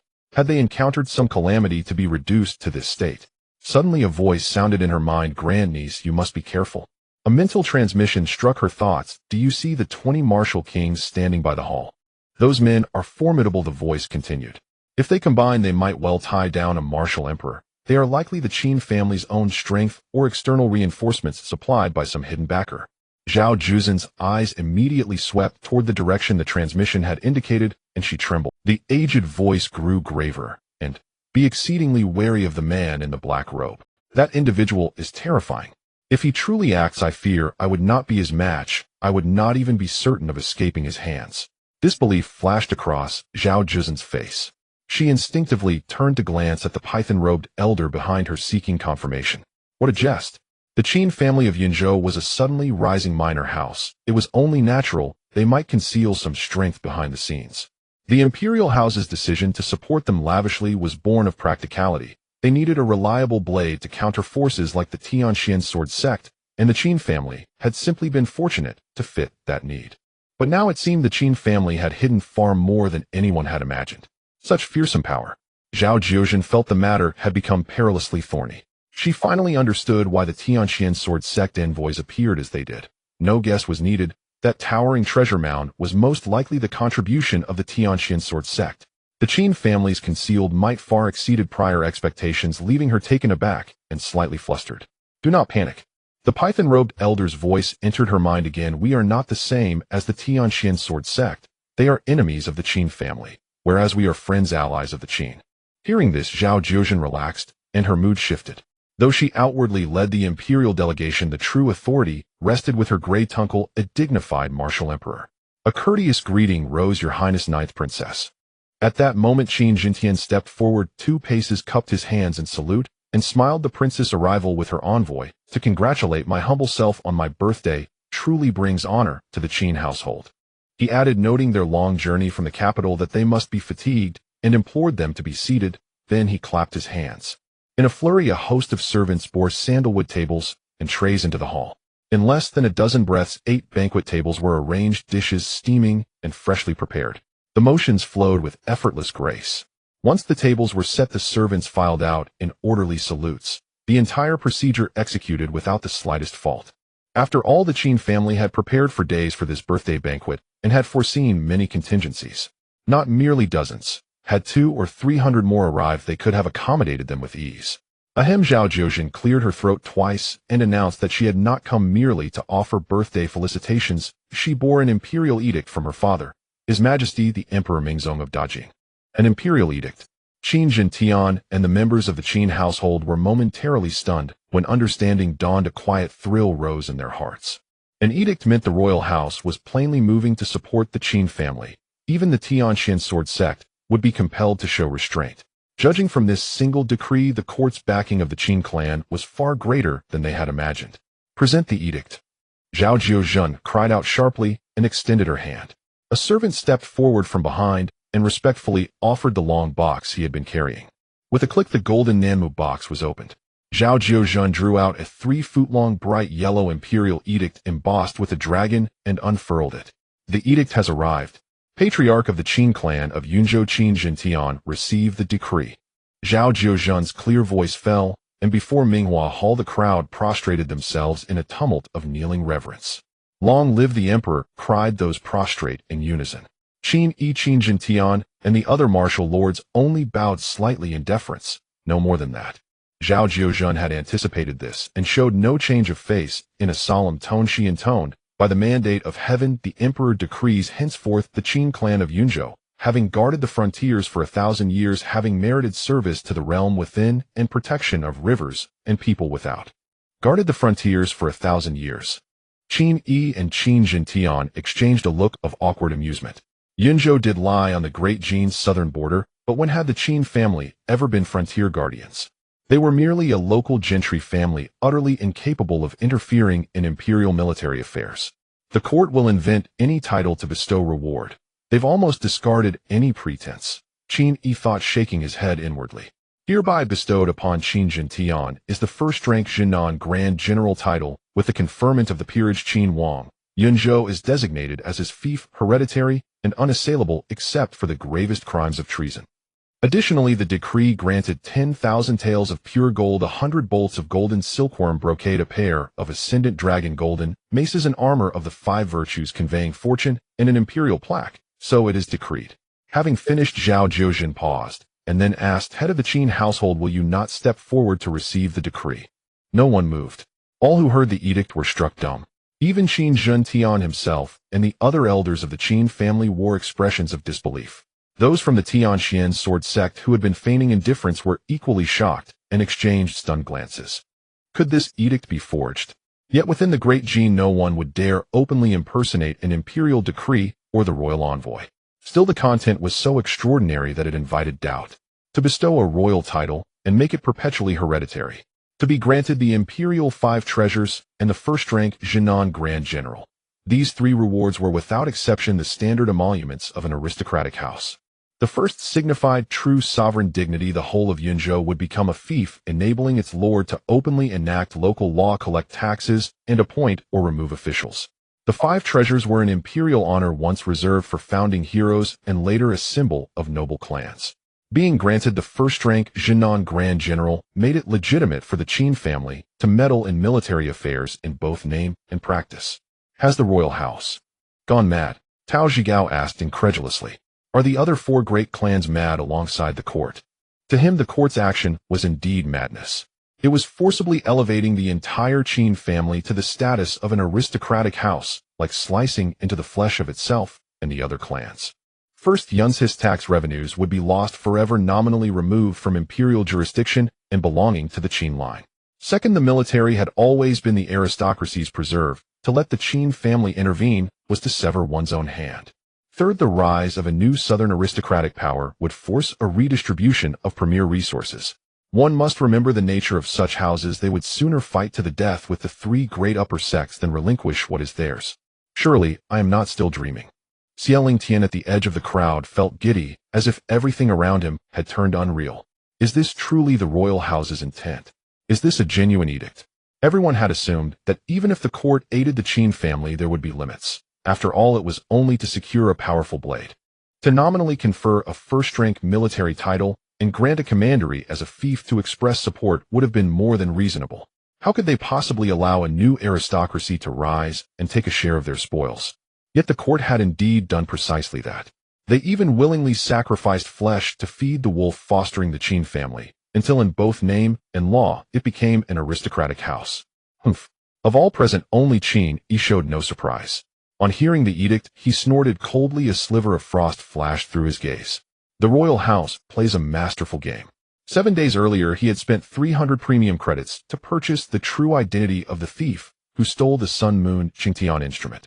That person was none other than the royal house's martial emperor-class powerhouse Prince Yu, Zhao Yanyan. The system's intelligence was exhaustive, even listing Zhao Yanyan's cultivation, combat prowess, and rough past. It even provided his visage and bearing. Zhao Yanyan turned out to be the brocade-robed elder who had arrived at the Qin household beside Zhao Jiuzhen. A grand martial emperor sneaked into Yunzhou and stole the Sun Moon Qingtian instrument without detection. Others believe the court intends to use my Qin family to contend with the three great upper sects and sectarian forces. But in truth, you have deceived everyone. Qin Yi narrowed his eyes. The court's foundation was deep. Surely a martial emperor pinnacle powerhouse guarded it. With the Sun Moon Qingtian instrument in hand, what would they do? There was no doubt they would attempt to strike at the martial ancestor rank. If successful, the court's strength would soar, restoring the glory of its founding era and bending the world to its command. At that moment, great sects and aristocratic houses alike would be reduced to dust, with no opportunity even to beg for mercy. After years of deprivation and weakness, when the court rose in might, would it spare those erstwhile peers it once treated as equals? In the court's eyes, then, aristocratic houses and gentry would likely blur into one. Elevating my Qin family to aristocracy at such a time is not support, but a means to harm us, Qin Yi thought. They would use us to divert attention, force us to grind against the Tianqian sword sect, while they buy time to break through. It is a feint show one thing openly while accomplishing another in secret. If they succeed, they will still come for the Qin family, without mercy. If they fail, they will make the pretense real, letting us absorb the sect's pressure, so the court's losses remain small. Qin Yi sneered inwardly. A truly calculating scheme executed to a crisp. Pity you could never imagine that the world holds more than one gilded foil. And I possess a heavy payment system that knows your designs through and through, he said, lowering his lids, his gaze deep. You need months, I too will use months. Which side will prevail remains to be seen. Before Minghua Hall, there was complete silence. A faint smile touched Zhao Juzhen's eyes. The stunned, slack-jawed tableau unfolding before everyone was exactly what she had anticipated. In truth, she could not fathom why the venerable Wu Huang ancestors would unanimously consent to prop up the Qin family and elevate it into a great house. One must understand. The royal household had bled profusely to force the other four great clans to accept this decree. All the rich spoils the Qin family would now consume had been carved painfully from the royal body itself. Clan Chief Qin Zhao Jiuzhen folded the imperial edict and spoke with leisurely composure. What are you waiting for? Hurry and step forward to receive the edict. Qin Jintian suddenly snapped awake and instinctively glanced at Qin Yi. Hear this. He was no fool. Where anomalies appear, deceit often follows. The royal house's sudden magnanimity, so lavish as to be unbelievable, could it harbor a trap? He naturally wanted to seek Qin Yi's counsel. Father, rest assured, we will accept the edict. Qin Yi answered calmly, his tone betraying no ripple. Of course the royal house bore ill intent. But you have your clever stratagems, and I have my ladder over the wall. In a few months, we shall see whose methods prove superior. He possessed a grand Padoan system. Why fear a mighty dodging court? Very well. Qin Jintian nodded, hurried forward, inclined slightly, and lifted the edict with both hands. I, Qin Jintian of Yunzhou, receive the decree. Zhao Jiuzhen placed the imperial edict into his hands and spoke with portentous meaning, My congratulations, your highness, the Qin prince. From this day forth you shall be the lord of Yunzhou Dajin's grand southern general. Henceforth you must change the way you speak and refer to yourself as I the king. Qin Jintian held the edict and, hearing Zhao Jiuzhen's words, felt momentarily dazed. Call himself I the king.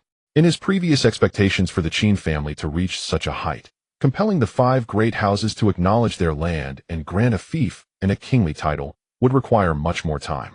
Even if his son Qin Yi was an uncanny prodigy favored by celestial powers, it would still take at least a year or half a year, and the whole Qin clan would need to toil tirelessly to reach that station.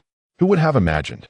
The very prize they had aimed for and struggled towards suddenly turned up in their hands as if he clenched his palm around the edict, slowly lifted his head, and looked Zhao Jiuzhen squarely in the eye. Princess, your meaning is understood. His expression smoothed back to normal, and he smiled with composure. Princess, you and your party have traveled far. Perhaps you would first take a seat. My household is but a humble regional clan, coarse and rustic. If any dish fails to please your highness, do not hesitate to speak up. Very well. Zhao Jiuzhen regarded Qin Jintian deeply, then suddenly bloomed into a smile. Then I shall respectfully take you at your word. Soon the royal entourage took their seats. Even attendants and maidservants were provided places and sat level with the assembled leaders of Yunzhe's forces. At such a moment no one dared to mutter complaints. Many remained lost in the astonishment wrought by the imperial edict, long unable to recover their wits. Seeing that no one was paying attention to him, Tao Zhigao hurriedly slipped away with his Tianxian sword sect companions. Qin Yi watched their backs, hesitated for a breath, but did not act. Tao Zhigao had been squeezed nearly dry. Killing him would yield little benefit. More importantly, if another elder died at this moment, the Tianxian sword sect would no longer tolerate it. They would certainly go to all-out war with the Qin family. Then the royal household would awaken with laughter in their dreams. No rush. Let the hounds return to their mountains. There will be a time to net them all. Thoughts churned in his mind as he watched the Tianxian party depart. Your highness the Qin prince, your highness the heir. Zhao Jiuzhen glided over to the table where Qin Yi and his company sat. The elder in the embroidered robe, Zhao Yinyan, remained at her side like a guard. She blinked at Qin Yi and parted her vermilion lips. May I and my great-uncle have the honor of sharing a cup with Prince Qin and the heir? Qin Yi glanced at her, and his expression suddenly shifted. Ding. At that moment a system prompt echoed in his mind. Host is being affected by foreign origin, true qi, and a spirit soul secret art. Spend some points to purge. Foreign true qi and a spirit soul secret art. System, what on earth is happening? He thought, alarm flaring. Ding. Host may spend 50 points to purchase detailed intelligence. Nonsense, buy it at once. The next instant 50 points were deducted, and a long stream of information poured into Qin Yi's mind. Lu Yuxia Feng, In Moxin Jing 6 desires, Evil Phoenix, In Demon Heart Sutra. A Wuzong level heterodox art. This perverse technique can only be practiced by women. Even in its early stages, it grants a commanding ability to ensnare and bewitch others, manipulating their hearts and minds. Upon advancement to Wuzong Martial King, the practitioner can condense an evil phoenix demon seed, enabling them to exert an invisible influence over a target from afar. Once the target falls, their spirit is bound, and they become the practitioner's desire thrall, fanatically devoted, yet retaining all reason and memory with no outward sign of change. Upon ascending to Wuzong Martial Emperor, the demon seed fractures to produce the 6 desires in demons, allowing the practitioner to possess 6 concurrent desire thralls. Each thrall's cultivation may exceed the caster by up to 1 major realm. Upon reaching Wuzong Martial Sect Pinnacle and perfecting the art, one may achieve the In Demon Heavenly Heart, gaining an undead In Demon body and commanding 36 desire thralls. Qin Yi sucked in a cold breath. He was stunned not only by the vile, ruthless nature of the art, but by Zhao Jiuzhen's audacity. The Qin family had already unveiled unfathomable reserves of strength. Qin Yi himself was the core figure in their rise, and a cloaked figure sat at his side. Under such circumstances, she still dared to secretly target him, attempting to turn him into her desire thrall. But then Qin Yi understood. Even if he discovered Zhao Jiuzhen's design, what could he do? rip the mask off and clash with the royal house on the... If the Tianqian sword sect had already become a mortal enemy, and he then offended the royal court, as well the Qin family would be ground to dust unless they possessed invincible might to sweep across the Jin. Zhao Jiuzhen acted with brazen confidence. Qin Yi fought back a bitter laugh at the thought, his murderous intent boiling beneath the surface. Yet outwardly he averted his gaze as if nothing were amiss. System, he murmured inwardly. Is there a way to reverse the opponent's art, so it backfires and makes the caster my thrall? The system's clear prompt sounded at once, since the host has not exchanged any spirit-based art or dual cultivated spiritual secret technique. 1,000 points are required to redeem a targeted counterart. This counterart is deduced from the flaws of the Lu Yu Xie Feng, In Mo Xin Jing, and will with 100% certainty reverse the art upon the caster and transform them into the host's desired thrall. Excellent. Qin Yi let out a cold smile in his heart. You intend to turn me into a thrall. Then do not blame me for returning the same rule against you. 1,000 premium points. Qin Yi does not have that many for the time being. However, after today's birthday banquet, he will exchange a large number of treasures, and the premium points he acquires will far exceed this number. Let her go this time. Qin Yi's thoughts shifted. In truth, even if he could exchange for secret techniques, he did not plan to act against Zhao Jiuzhen in such a public setting. Not to mention the potential accidents, just the presence of Zhao Yinyang beside Zhao Jiuzhen, a dignified martial emperor, could potentially notice any unusual behavior. At that time it would likely lead to an uncontrollable situation. Since this woman wishes to seduce me, attempting to turn me into a slave of desire, she will certainly not miss the opportunity to be alone with me. When the time comes, I will unleash the secret technique to counterattack, allowing her to taste the bitter fruits of her own actions. Qin Yi firmly resolved in his heart. At that moment the figure in black seemed to sense something and turned to glance at him.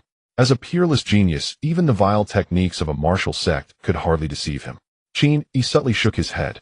The figure in black fell silent for a moment before turning back, sitting expressionlessly. System. Qin Yi silently called out in his mind, expel the influences I have suffered and activate the protection to continuously shield me from harm.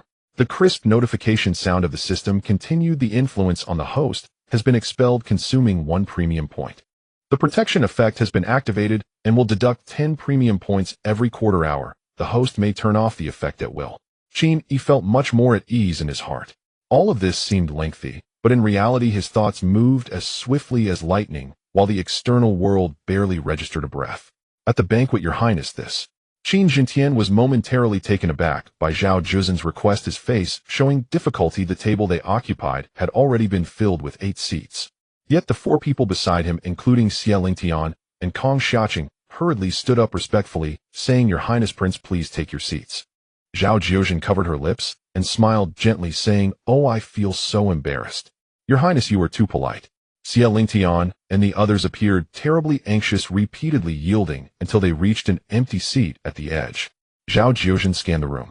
She wanted to sit next to Qin Yi, but the seat closest to him was occupied by the figure in black. She dared not approach. Finally her gaze shifted, and she chose a seat directly opposite Qin Yi, previously occupied by Kong Xiaoqing. Zhao Yanyang's face twitched slightly, ultimately sitting expressionlessly beside her, wedged between Zhao Jiuzhen and the figure in black. Zhao Jiuzhen waved her hand, conjuring a delicate cup made of rhinoceros horn. Come, I toast to Prince Qin.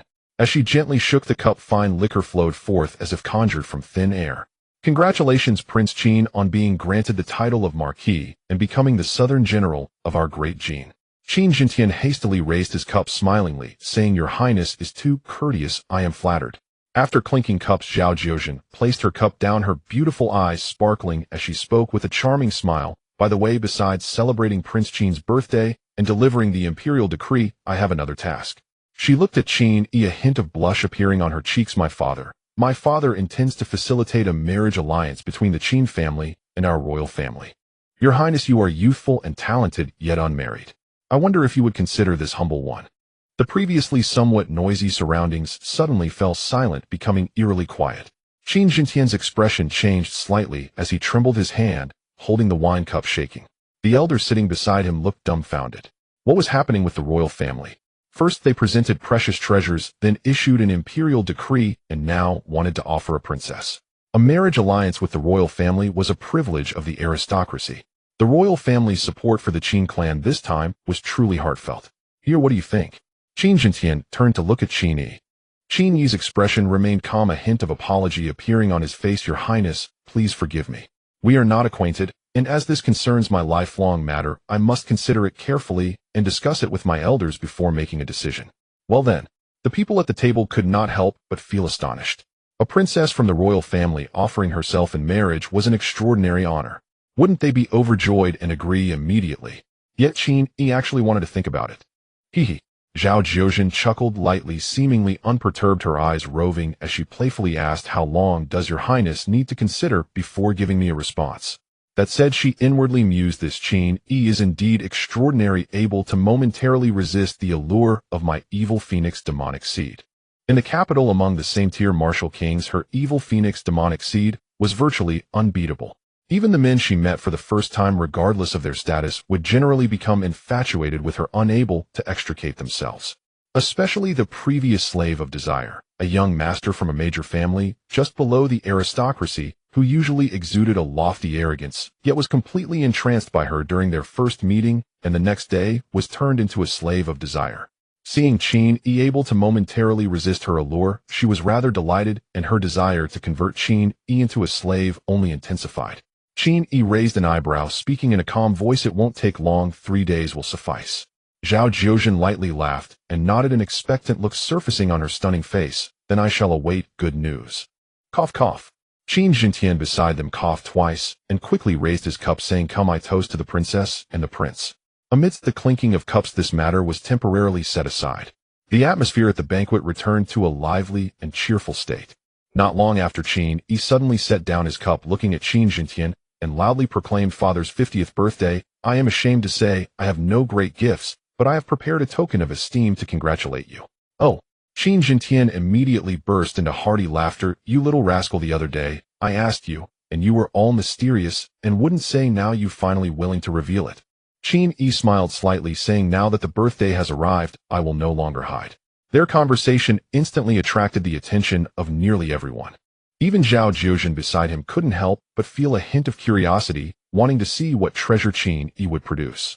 After all the information indicated that this young master of the Qin family, who had laid low for 18 years and suddenly shone brilliantly, was the true driving force behind the rise of the Qin family, the real core figure. Even now, the person with the most power and who truly called the shots in the Qin family was this 18-year-old Qin Yi. Zhao Yinyang, sitting beside Zhao Jiuzhen, shifted her gaze, unable to resist before the Minghua Hall. Under the curious gazes of the assembled crowd, Qin Yi flipped his palm, and there, suspended in midair, appeared a perfectly square crystalline gem, translucent and radiant. Within its depths, layers of mist swirled like celestial clouds.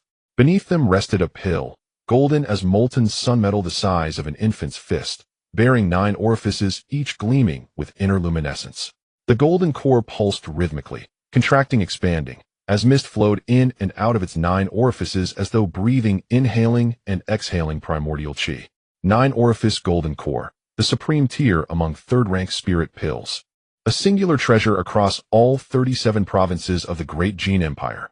HSSSS. At the sight, every onlooker instinctively drew a sharp collective breath. This is a pill. Could such a divine spirit pill truly exist in this world? I have never laid eyes upon anything like it.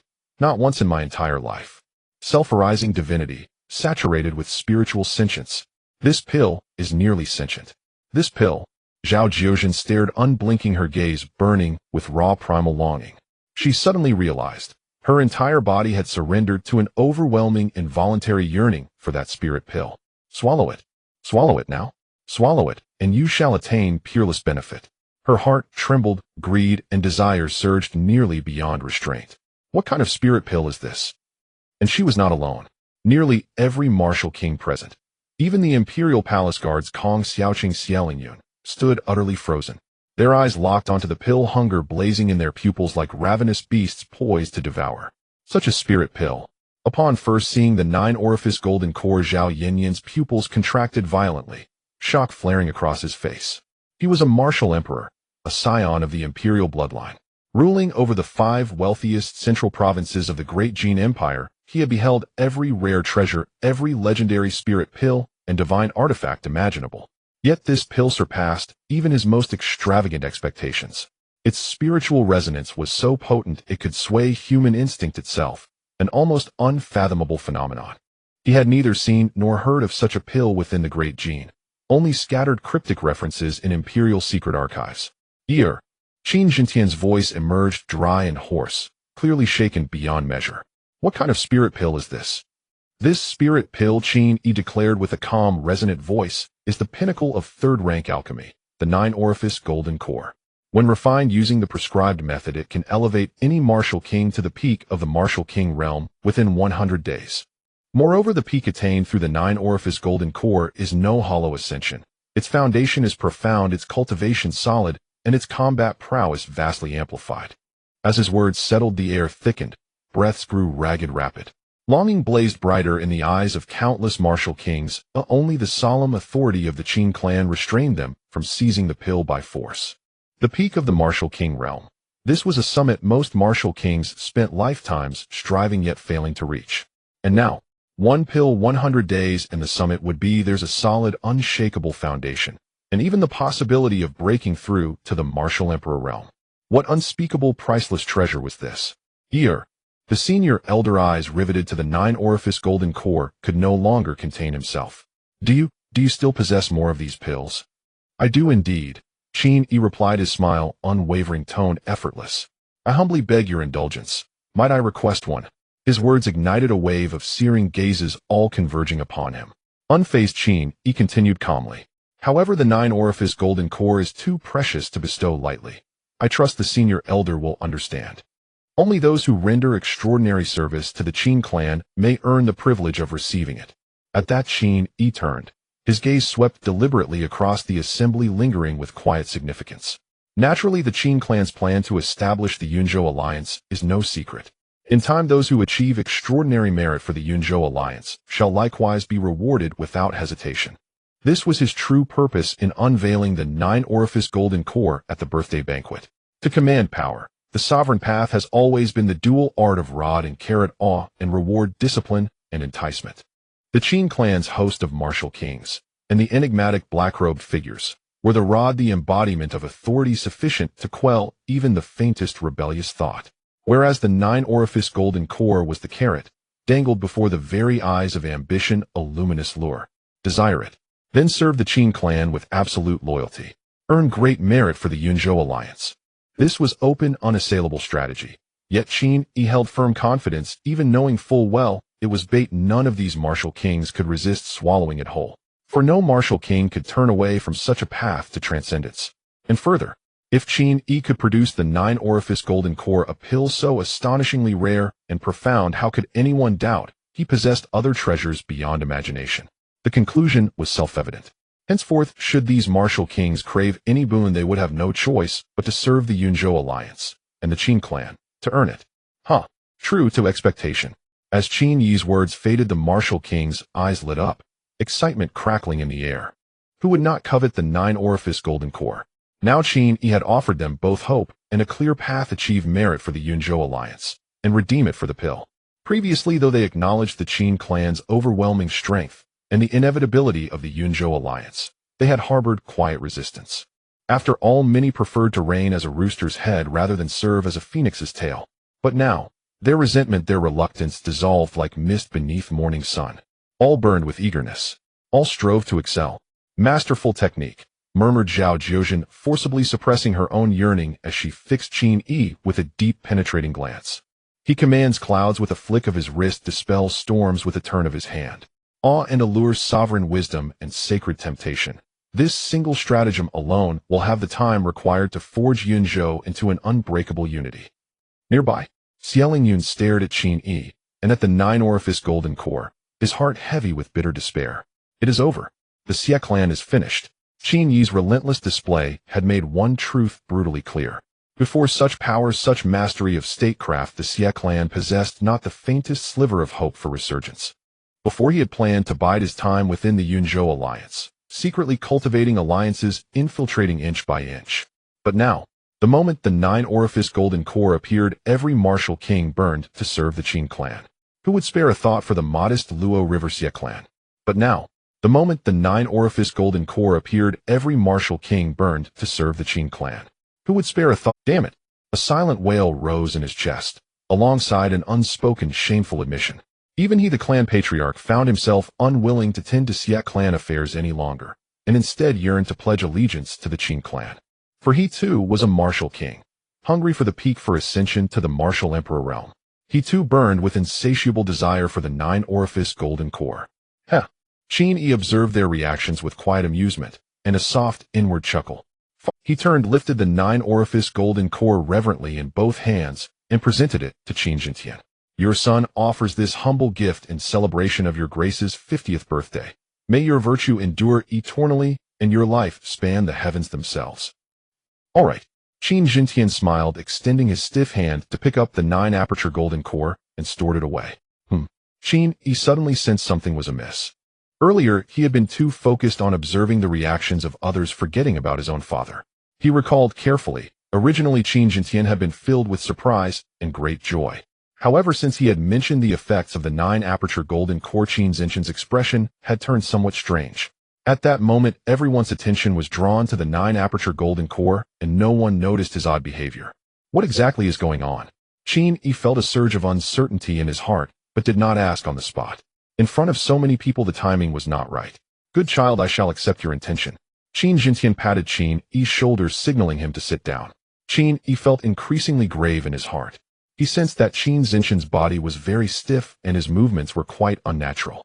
Qin Yi squinted his eyes, deciding to find an opportunity after the birthday banquet to privately ask his father for clarification. The 9-aperture golden core. The crowd watching as Qin Jintian put away the 9-aperture golden core couldn't help but feel a sense of loss, their thoughts becoming complicated. From a distance, they did not notice Qin Jintian's anomaly.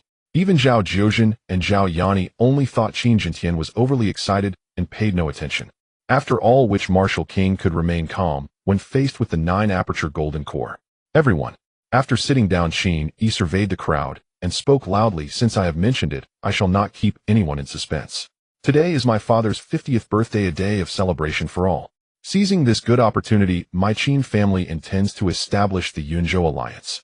My Qin family will take on the role of the alliance leader, uniting all of Yunzhou into a solid front. I wonder how everyone feels about this. As soon as he finished speaking, the leaders of various forces in Yunzhou shouted in unison, "We are willing to serve the Yunzhou alliance. We are willing to acknowledge the Qin family as the rulers of Yunzhou." It was no joke. Even though everyone had different thoughts when they arrived, no one dared to openly oppose the Qin family's wishes. Not to mention the fact that the Qin family had displayed their strength, received royal titles, and that Qin Yi had tempted them with the 9-aperture golden core. The Qin family had real strength. With a martial emperor in charge and more than 20 martial kings, their power was unfathomable. They had depth and resources. Who among the martial kings would not crave the 9-aperture golden core? To have prestige and legitimacy, they indeed had it. Qin Jintian was already the esteemed Qin king. In name and law, he was the ruler of all of Yunzhou. The entire Yunzhou had already become the territory of the Qin family. What reason did these people have to oppose? What reason did they have not to support? The Qin family becoming the pillar of the alliance and the rulers of Yunzhou. This was a natural outcome, a done deal. Good. Ha ha. Qin Yi laughed heartily, picked up his wine glass, stood up, and surveyed the room, saying loudly, "I, Qin Yi, represent my father and the Qin family to thank you all. Now I propose a toast to everyone." The leaders of various forces present hurriedly stood up and raised their glasses, saying, "We dare not refuse. I offer a toast to the young master. Let us all drink to this toast." In an instant, the fine wine flowed down their throats, and the atmosphere became incredibly lively. Good, very good. An elder nearby was extremely excited, tears welling in his eyes. He had once been the previous head of the Qin family and had tirelessly dedicated his life to the Qin family. His greatest hope was for the Qin family to rise and grow stronger. This was also the reason why he pushed against opposition to appoint Qin Jintian as the head of the family after recognizing his potential. In this moment, he was the most excited person present. My Qin family has truly become the rulers of Yunzhou, becoming the 6th great clan of the great Jin. With tears in his eyes, he choked up, saying, "I, Qin Wudao, can now face our ancestors, even in the afterlife." He looked at Qin Yi, feeling immensely emotional. My Qin family has produced a true dragon. If it weren't for Qin Yi, it would have been a wild dream for the Qin family to reach this step. And Qin Yi, who is only 18 now, has also caught the attention of the heavenly beings. His potential is immense, truly boundless. Where can he lead the entire Qin family in the future? The elder was filled with anticipation and harbored a thought that he once deemed a wild dream. Perhaps the goal that the Qin family has longed for generation after generation can be realized in Qin Yi's hands. At the banquet, the establishment of the Yunzhou alliance pushed the atmosphere of the entire banquet to a climax. Numerous beautiful dancers came forth to perform, eliciting waves of applause. After 3 rounds of drinks and 5 courses of dishes, Qin Jintian represented the Qin family to give a brief speech looking forward to the future of the Qin family and the Yunzhou alliance, inspiring everyone. Then with a ringing of the bell, the birthday banquet was officially concluded.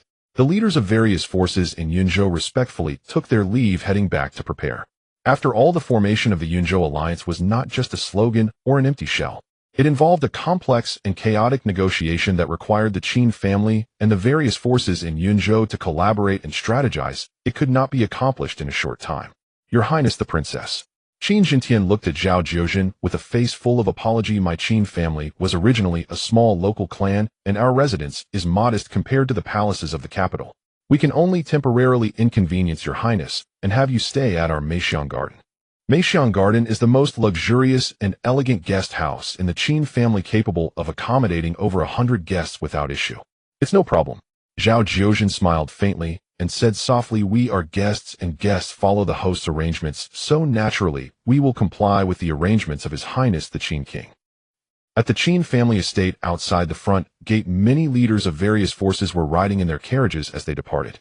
At this moment, on the sandalwood carriage of the Xie family, Father Xiaoling Yun's son, clearly having drunk quite a bit, had a flushed face and said reluctantly, are we to be subservient to the Qin family from now on? You. Xiaoling Yun glanced at his son, shaking his head inwardly, and said, you are not a martial king. After all, you are still lacking. You cannot perceive the power of the 20 martial kings in the Qin family. You also do not understand the terrifying allure of the 9-aperture golden core for martial king experts. The young man's expression changed slightly at these words, wanting to argue a few points. Enough. Xiaoling Yun frowned and interrupted him, speaking earnestly, remember what I have said. The rise of the Qin family to become the rulers of Yunzhou and the 6th great clan of the Great Jin is an undeniable fact that no one can change. They possess unfathomable strength and resources, and with the support of the royal family, it is likely that they will not fall in future sect wars. The overall situation has been determined, and there is no way to turn it back. Even if our ancestors break through to martial emperor, it wouldn't reverse this trend. We will still have to remain humble. Sigh, he said, sighing deeply, his tone growing heavier. Forget your thoughts. Treat what I said previously as if I never spoke it. Whether it is our CF family or any other force in Yunzhou from now on, there is only one path to take, serving the Qin family. As for our CF family's goals, he smiled self-deprecatingly, even if we have to serve, we must be the one that the Qin family values the most. The Qin family mansion. In the study of the Songming Pavilion, where Qin Jintian resides. With a creak, Qin Yi pushed the door open and saw Qin Jintian flipping through an account book. Here you came at the right time. Qin Jintian raised his head, and upon seeing Qin Yi, he smiled and said, this is the list of gifts from the major forces in Yunzhou, including the royal family. I took a look, and indeed they are heavy gifts, far exceeding all of our Qin family's savings. As I mentioned before, I have instructed them to send these items along with the treasure mountain contributed by the Tianxian sword sect to the underground vault for strict safekeeping. When you find the time, you should offer these items as sacrifices to the powerful beings of the heavenly palace. He and several elders of the Qin family were already familiar with the needs of the heavenly palace's powerful beings. There's no rush on that. Qin Yi pulled out a chair and sat down, slowly speaking. What are your thoughts on the royal family's unusual actions this time, Father? Royal family. Qin Jintian was momentarily taken aback, then spoke thoughtfully. You are right, the royal family has indeed been too unusual. As they say, flattery without cause is either deceit or theft. I suspect the royal family intends to use us as a sharp blade against the Tianxian sword sect. He added, as for the marriage alliance, the 5 major families have been intermarrying for many years, so it's not surprising. That said, we and the Tianxian sword sect are fundamentally incompatible. He shook his head with a bitter smile. And this time the royal family has given such substantial benefits, one cannot bite the hand that feeds them. Upon hearing this, Qin Yi's gaze flickered, and instead of replying, he looked at the figure in black robes. The figure slowly shook his head. This indicated that there were no martial emperors nearby spying with their divine sense. With the confirmation, Qin Yi turned his head back to Qin Jintian and said solemnly, Father, you are mistaken. The royal family has indeed offered benefits, but they are poisoned gifts. The royal family has hidden motives deeply concealed. As for the specifics, I regret that I cannot disclose them at this moment. The matter of the sun and moon celestial instrument was far too significant. Just knowing about it would plunge one into great risks, and he wasn't ready to let Qin Yi know just yet. Oh, the royal family has ulterior motives. Qin Yi was startled for a moment, then his gaze sharpened as he nodded slightly. Indeed, that could explain their bizarre behavior. That said, if the royal family wishes to form a marriage alliance, what do you plan to do about the ninth princess, Zhao Jiuzhen?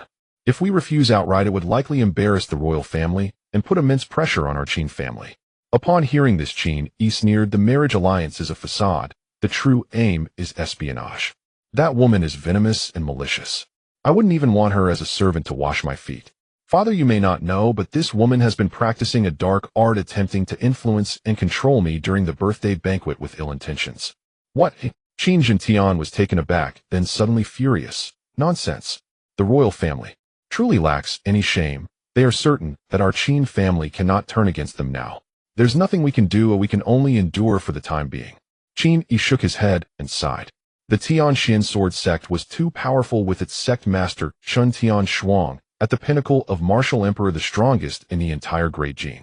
To exchange for bodyguards from the system, one would at least need a mid-level martial emperor to suppress him or even have a chance to slay him. Not to mention, Shun Tian Shuang could simply hide in Tianxian Mountain and activate the sect's great formation, unless a martial sovereign were to personally arrive. Otherwise, even if peak martial emperors teamed up, it would take them 10 days and half a month to break through. Yet Qin Yi's temporary bodyguard could only last half an hour. Moreover, the three major sects have always acted together. If the Qin family were to fully engage in war, they would be facing not just Shun Tian Shuang. If he went to deal with the Tianxian sword sect, the Qin family might suffer a surprise attack and face extermination. A single figure in black robes cannot withstand that many martial emperors. At the very least, they would need a permanent martial emperor-level servant, which would require an exorbitant amount of gold points. The grand gold point system, while nearly omnipotent, cannot function without sufficient gold points. Here, Qin Yi expressed great concern.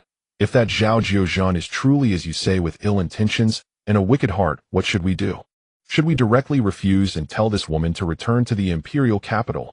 Upon hearing this, Qin Yi's expression remained calm as he replied, Father, rest assured, I already have a plan to deal with this woman. Since she wishes to influence and control me, she cannot blame me for using such means against her. If she can play the first card, I can play the 15th. You have such means here. Qin Yi's eyes lit up. If Qin Yi could control this woman, the benefits for the Qin family would be tremendous. On one hand, it would allow them to feign politeness with the royal family to extract more benefits. On the other hand, it would mean inserting a spy into the royal family, gaining access to a wealth of confidential information. By the way, Father, Qin Yi took a deep breath and finally asked the most concerning question. During the birthday banquet, I offered the 9 aperture golden core to you, and you were initially very pleased. Why did your expression change later? Qin Yi suddenly fell silent. Qin Yi looked at him intently, waiting for an answer. Forget it. After a long pause, Qin Yi sighed deeply, revealing a hint of desolation in his eyes. You mentioned earlier that you sought the assistance of powerful beings from the heavenly palace to strengthen our... If that's the case, this matter will inevitably be exposed. You will find out sooner or later. Qin Yi raised an eyebrow, feeling a hint of shock. What could this matter be? Why was his father so serious? Here, look. Qin Yi extended his hands, and with a tearing sound, he ripped open his outer garment and inner clothing, revealing his chest. On his broad chest, there were densely packed blood-red patterns engraved. These blood-red lines, like twisted veins, covered his chest, vaguely forming a profound formation. Just a glance was enough to shock anyone. Father, Qin Yi's complexion changed dramatically as he suddenly stood up and exclaimed in shock, What is this? Heh. Qin Yi chuckled bitterly, slowly closing his clothing to conceal the blood-colored formation, his voice hoarse. Do you still remember your mother? Qin Yi was momentarily stunned. How could he possibly forget? At the age of 3, after just testing his aptitude, he was declared to have a natural inability to cultivate, causing an uproar in the entire Qin family. He fell from being the martial arts genius everyone anticipated to the depths of despair. It was also that year, when his mother was giving birth to his younger sister, she died during a difficult labor, causing a grievous blow to him. That day his father seemed to age 10 years overnight, turning his hair white in a single night. Qin Yi himself was also in a daze, heavily impacted. It was the unactivated grand gold point system that gave him the motivation to endure all these years. He even imagined that one day when he achieved a powerful realm, he could exchange for immense gold points to resurrect his mother and younger sister. But now hearing Qin Jintian's tone, "Father," Qin Yi came to his senses, his expression grave. "Does this cursed thing on your chest relate to mother?" Indeed. Qin Jintian sighed, his gaze distant as if lost in memories, slowly beginning to recount the past. More than 20 years ago, Qin Jintian was in his prime in his 20s and was a remarkable talent renowned throughout Yunzhou. At that time, the entire Yunzhou believed that he had the potential to break through to the martial emperor level and lead the Qin family to new heights. The then family head Qin Wudao placed great importance on him voluntarily stepping down to let the 24-year-old become the head of the Qin family. It was also during that time that Qin Jintian met his one true love, Gu Yunfeng, the mother of Qin Yi. By a twist of fate, the two fell into a perilous situation together. Originally, they despised each other and even fought fiercely. However, later in that dire predicament, they supported each other and grew familiar, eventually developing feelings, and after escaping, they became lovers. Your mother has a mysterious background, and her words and actions do not resemble those of a person from the northwest countries. Qin Zenshin's voice was hoarse, as if recalling unwilling memories. I did not inquire further, pretending to be unaware. After our grand wedding, we supported each other, and had you, and that period was the happiest time of my life. But later. At this point, Qin Jintian paused. Qin Yi furrowed his brows and asked, "Did my mother's enemies come after us?" Qin Jintian shook his head and replied softly, "It was your mother's clan. Only then did I realize that your mother came from an incredibly noble lineage, one that was legendary." Qin Jintian pointed upwards and uttered 3 words: "Heavenly beings." Qin Yi was taken aback. Heavenly beings. He had never heard of such a thing existing in the world. Could there really be a heavenly court or a celestial realm in this world? It is normal that you haven't heard of it, though I only learned of it that day. Qin Jintian said, staring intently at Qin Yi, a hint of sorrow in his eyes. "Do you know that you are not naturally devoid of a pulse? You were born with the immortal bone, a once in a billion emperor's talent, possessing unparalleled. When you were born, there was a celestial phenomenon covering 100 miles. It was your mother who used forbidden techniques to suppress those phenomena." As he spoke, Qin Zenshin's voice choked, and he could not help but cover his face with his hands. "But your mother's clan came and forcibly extracted your immortal bone. This turned you from the son of a supreme being into a waste destined to live no more than 30 years. At 3 years old, you should have shone brightly and made a name for yourself in the world, but instead you were cast into the abyss, falling to the ground. Your younger sister's talent was even better than yours, yet, because she was just born and her talent could not be taken, they forcibly took her away." Qin Jintian covered his face, tears streaming down his cheeks. "I hate it. I only hate myself for being powerless, watching everything unfold before my eyes. Watching my wife being imprisoned, my son being harmed, and my daughter being abducted. Originally, when you were deprived of your immortal bone, I was already on the brink of death, yet they still wanted to kill me to silence me. In the end, it was your mother who, through means I do not know, forced them to spare my life and healed your injuries." As he said this, he pointed to his chest, his voice low. "But before they left, they implanted a formation diagram into my body, turning me into what you see now. Since then, I have been unable to improve my cultivation in the slightest, trapped at the mid-level of Martial King for all these years." Upon hearing Qin Zenshin's words, Qin Yi lowered his head, lost in deep silence, his expression as dark as iron. Everything became clear. Why did Qin Jintian react oddly upon hearing about the effects of the 9-aperture golden core? Because for many years he had been unable to improve his cultivation, which had long been a thorn in his heart. Why, when he heard about his awakening of a special physique and being valued by the powerful beings of the heavenly palace, did Qin Jintian not seem overly surprised? It was because he already knew that his son was born with the immortal bone and was no ordinary person. All these years. Qin Yi's heart surged with an uncontrollable killing intent, almost breaking through the sky. No matter who you are, you must die. You must die a miserable death. You must fall into hell for all eternity, unable to seek life or death.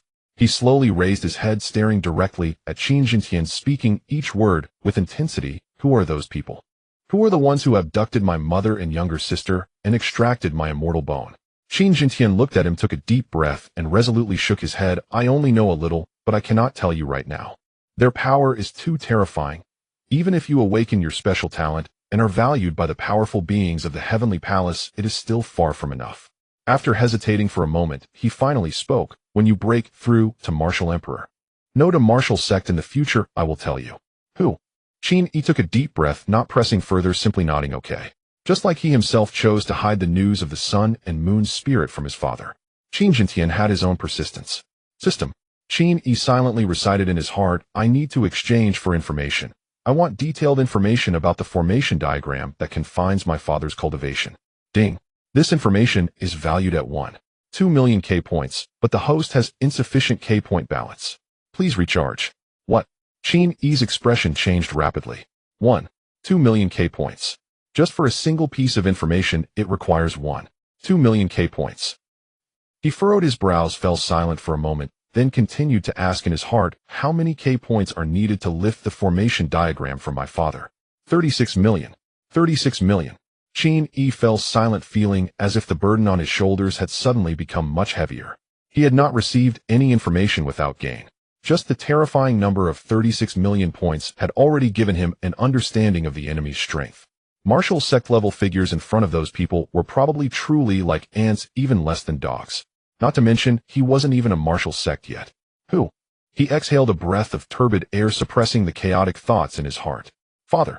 He pondered his wording, looking at Qin Jintian. Why did those people implant the formation diagram into your body? He found it difficult to comprehend. This formation diagram was so terrifying it was hard to describe, and its value was likely earth-shattering. To use such a formation diagram to confine a mere mid-level martial king. As the head of a small family in a remote area, it just didn't seem right. This. Qin Jintian's eyes showed a hint of confusion, then he bitterly smiled. To be honest, I don't really understand either.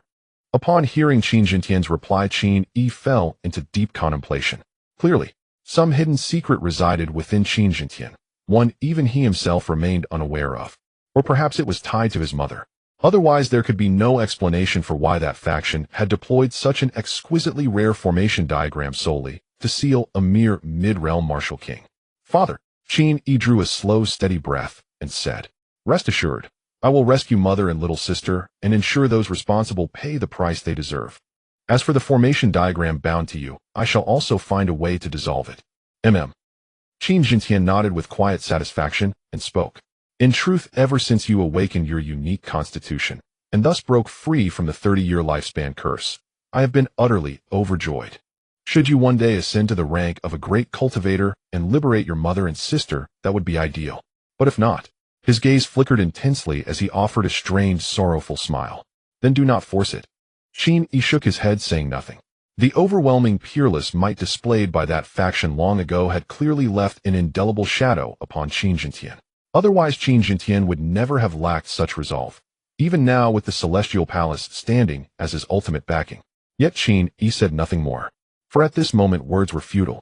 All would become clear once he reached the realm of martial sovereign. By the way, Qin Yi paused, shifting the subject.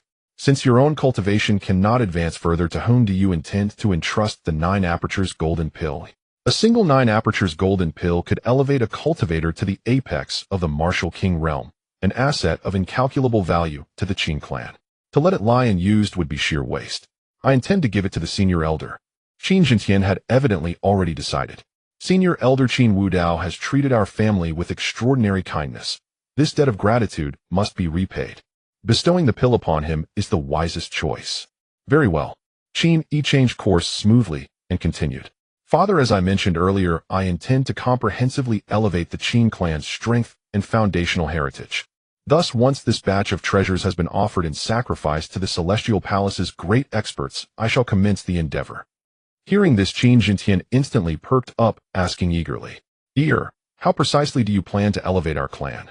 The matters that weighed most heavily upon his heart were, aside from his son Qin Yi and his abducted wife and daughter, the fate of the Qin clan itself. Spiritual body refinement. Qin Yi spoke calmly.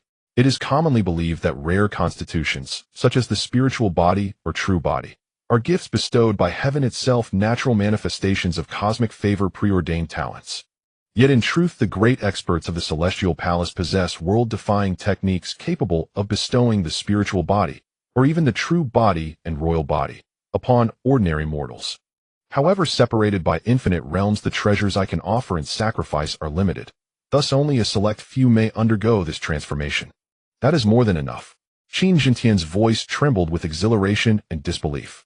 This is the spiritual body, the guaranteed pinnacle of the martial king realm, and even ascension to martial emperor remains distinctly possible. Across the entire Great Qin Empire, spanning its 37 northern and southern provinces, fewer than 10 named spiritual bodies exist. Truly, they are rarer than phoenix feathers. And should we cultivate a cohort of such bodies within a decade, the Qin clan shall unquestionably become the strongest power in all of Great Qin. Such is the incomprehensible supremacy of the spiritual body. Zhang Tianqing is not even a spiritual body, and yet at barely past 20 he has already attained the martial king realm. A true spiritual body would be vastly more terrifying, and would mature with astonishing speed. Zhang Tianqing is not even a spiritual body, and yet at barely past 20 he has already attained the martial king realm. A true spiritual body would be Princess 9 of the Imperial House and Prince Yu currently reside within our clan's estate. The existence of the celestial palace beyond the heavens remains the Qin clan's utmost secret, known only to Qin Yi, Qin Jintian, and a handful of elders. Yet large-scale spiritual body refinement would be nearly impossible to conceal from the imperial delegation residing so nearby, especially Prince Yu, whose cultivation has already reached the martial emperor realm. And such a heaven-defying act once discovered would inevitably unleash a cataclysmic storm. Father, do not worry. A surge of spiritual bodies within our clan will inevitably ignite brilliance across the land. Concealment is impossible, exposure is inevitable. Moreover, this time the Celestial Palace's great expert will intervene directly accompanied by celestial omens that will shake the entire world. Thus I intend precisely to leverage this spectacle, to instill awe and trepidation within the Imperial House and indeed throughout the entire Great Qin Empire. Qin Jintian nodded slowly and said, "Since you have already devised a plan here, then proceed as you see fit." "Very well." Qin Yi gave a slight nod. Then, as if recalling something, murmured, "System, can my father undergo spiritual body refinement?" Ding! The system's crisp chime doused Qin Yi's hopes like icy water. The host must first redeem the formation diagram dissolution option before proceeding with spiritual body refinement for this target. Alternatively, an additional 4 million Krypton points may be spent to forcibly breach the formation diagram and perform the refinement. To refine a true body, instead an extra 4 million Krypton points would be required. A heavy weight settled upon Qin Yi's heart. Though he had braced himself, the formation diagram's sheer potency still surpassed even his gravest expectations. The system could indeed shatter or dispel it, but the cost was prohibitively immense. He simply "Father." He gazed steadily at Qin Jintian and said quietly, "The formation diagram binding you renders spiritual body refinement temporarily impossible. However, the 5 elders may undergo it freely. Additionally, Father may select 25 more clansmen, bringing the total to 30. With that, he withdrew a scroll from his robe and handed it to Qin Jintian. This register lists 108 common spiritual bodies, all viable for refinement. Once Father selects the candidates, they may choose their preferred body themselves. Compile their selections into a formal roster and deliver it to me." "Understood." Qin Jintian accepted the scroll with solemn reverence.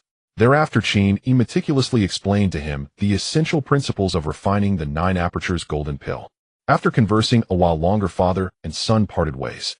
Moments later, in the deepest recesses of the Qin clan's ancestral manor, within its subterranean vault, with a low grating groan, the vault's reinforced steel doors slowly sealed shut, leaving Qin time again to harvest Krypton points. Qin Yi lifted his gaze toward the towering mountains of treasure before him, and a faint knowing smile curved his lips. This birthday celebration had drawn guests from all corners of the realm and yielded extraordinary spoils. The Luo River Xie clan alone contributed treasures valued at nearly 2,000 spirit crystals, an unprecedented outlay. The Imperial House's offerings, a cascade of rarities, totaled over 5,000 spirit crystals in value. Even the loot extorted from the Supreme Elder of the Tianxian Sword Sect approached the same staggering sum. As for the remaining powers of Yun Province, their combined contributions slightly exceeded that of the Luo River Xie clan, yet still fell short of 3,000 spirit crystals. Altogether, the haul neared 15,000 spirit crystals. Of course, numerous spirit pills and precious artifacts must be deducted. These spirit pills were reserved for the Qin clan, to fortify its collective strength. As for the precious artifacts, over 50 already filled Qin Yi's spatial ring, including 8 Grade 2 masterpieces. In due course, he would convert them all into spirit crystals in a single transaction. System, I wish to sacrifice all spirit crystals and treasures before me, exchanging them entirely for Krypton points. The moment Qin Yi's voice fell, the entire vast underground vault became empty, with numerous treasures completely cleared out. The crisp voice of the system echoed again in Qin Yi's mind. Exchange completed. The host has acquired a total of 11,455 points of cash. 11,455 points. This was the first time Qin Yi had received such a vast amount of cash points. Originally, after sacrificing the treasures of the Wand Sword sect, his cash point balance was 1,203 points. Exchanging for the identity of Zhao Yani, exchanging for 20 temporary early-stage martial kings as bodyguards, exchanging for detailed information on Zhao Zhuzin's 6 Desire Evil Phoenix in Demon Heart Sutra, expelling and resisting the influence of the Evil Phoenix Demon Seed, and so on. After a series of expenditures, only 722 points remained. At this moment, having gained such a vast amount of cash points, his balance was instantly refreshed, 12,177 points. For the first time, the cash point balance surpassed 10,000. 12,000 points. Enough to exchange for a permanent early-stage martial king servant. Qin Yi's thoughts flashed, but he quickly shook his head and abandoned the idea. What the Qin family currently lacked was not high-end combat power. Unless he could exchange for a servant at the late stage of martial king, or even the pinnacle of martial king directly sweeping through the great Qin. Otherwise, having 1 or 2 more martial kings would not hold much significance. What the Qin family urgently needed was a large number of core combat forces, so as to establish a firm foothold at the gatekeeper level. After all, relying solely on the facade would not last long. System. He had an idea in his mind and immediately thought, I want to exchange for 20 permanent early-stage martial king servants. The selection of servants will be the same as the previous temporary servants. 20 permanent early-stage martial king servants cost the same as 1 permanent pinnacle martial king servant. Both cost 3,000 cash points. Ding! Exchange successful. The servants have arrived. The system's prompt tone just fell. 3,000 cash points were instantly deducted. Then, as the surrounding space blurred and changed, 20 martial king experts, each with different auras and attires, suddenly appeared out of thin air. Greetings, young master. The 20 martial king servants knelt down on one knee in unison to pay their respects. Qin Yi slightly nodded and spoke. You all wait aside for now, and later go find my father to report. He will have arrangements. A full 20 extremely powerful martial king experts. This was enough to allow the entire Qin family to establish a firm foothold at the gatekeeper level and take control of the entire Yunzhou. Previously, the Qin family was just a facade. This time, it had truly become a real tiger. I still need to save 2,500 cash points for the collective transformation of my Qin family's members. In Qin Yi's mind, thoughts flashed. Transforming a spiritual body was relatively inexpensive, generally costing 60 to 70 cash points. The most expensive dual 5-element spiritual body transformation only costs 85 points. Reserving 2,500 points for 30 quotas was more than enough. He still needed to reserve 400 points to summon a temporary mid-stage martial king bodyguard at any time to protect himself. This was a trump card that couldn't be moved. In this way, I will have about 6,000 points left to comprehensively enhance my own strength.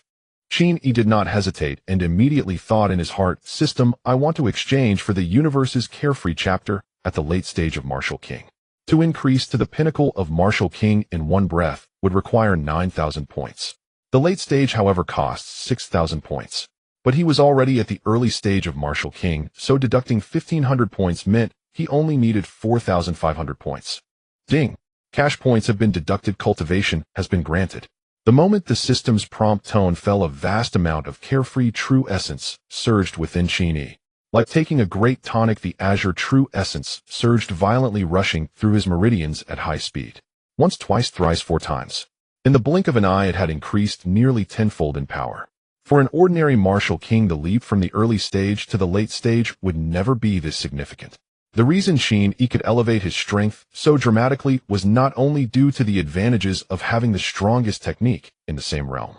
Another important reason was that the cultivation granted by the system rose according to the strongest and most complete state at each realm. A common breakthrough is akin to a dam obstructing the way, where the true energy surges breaking through the dam to reach a higher level. During this process, secret techniques, spirit pills, and special abilities can also play a role.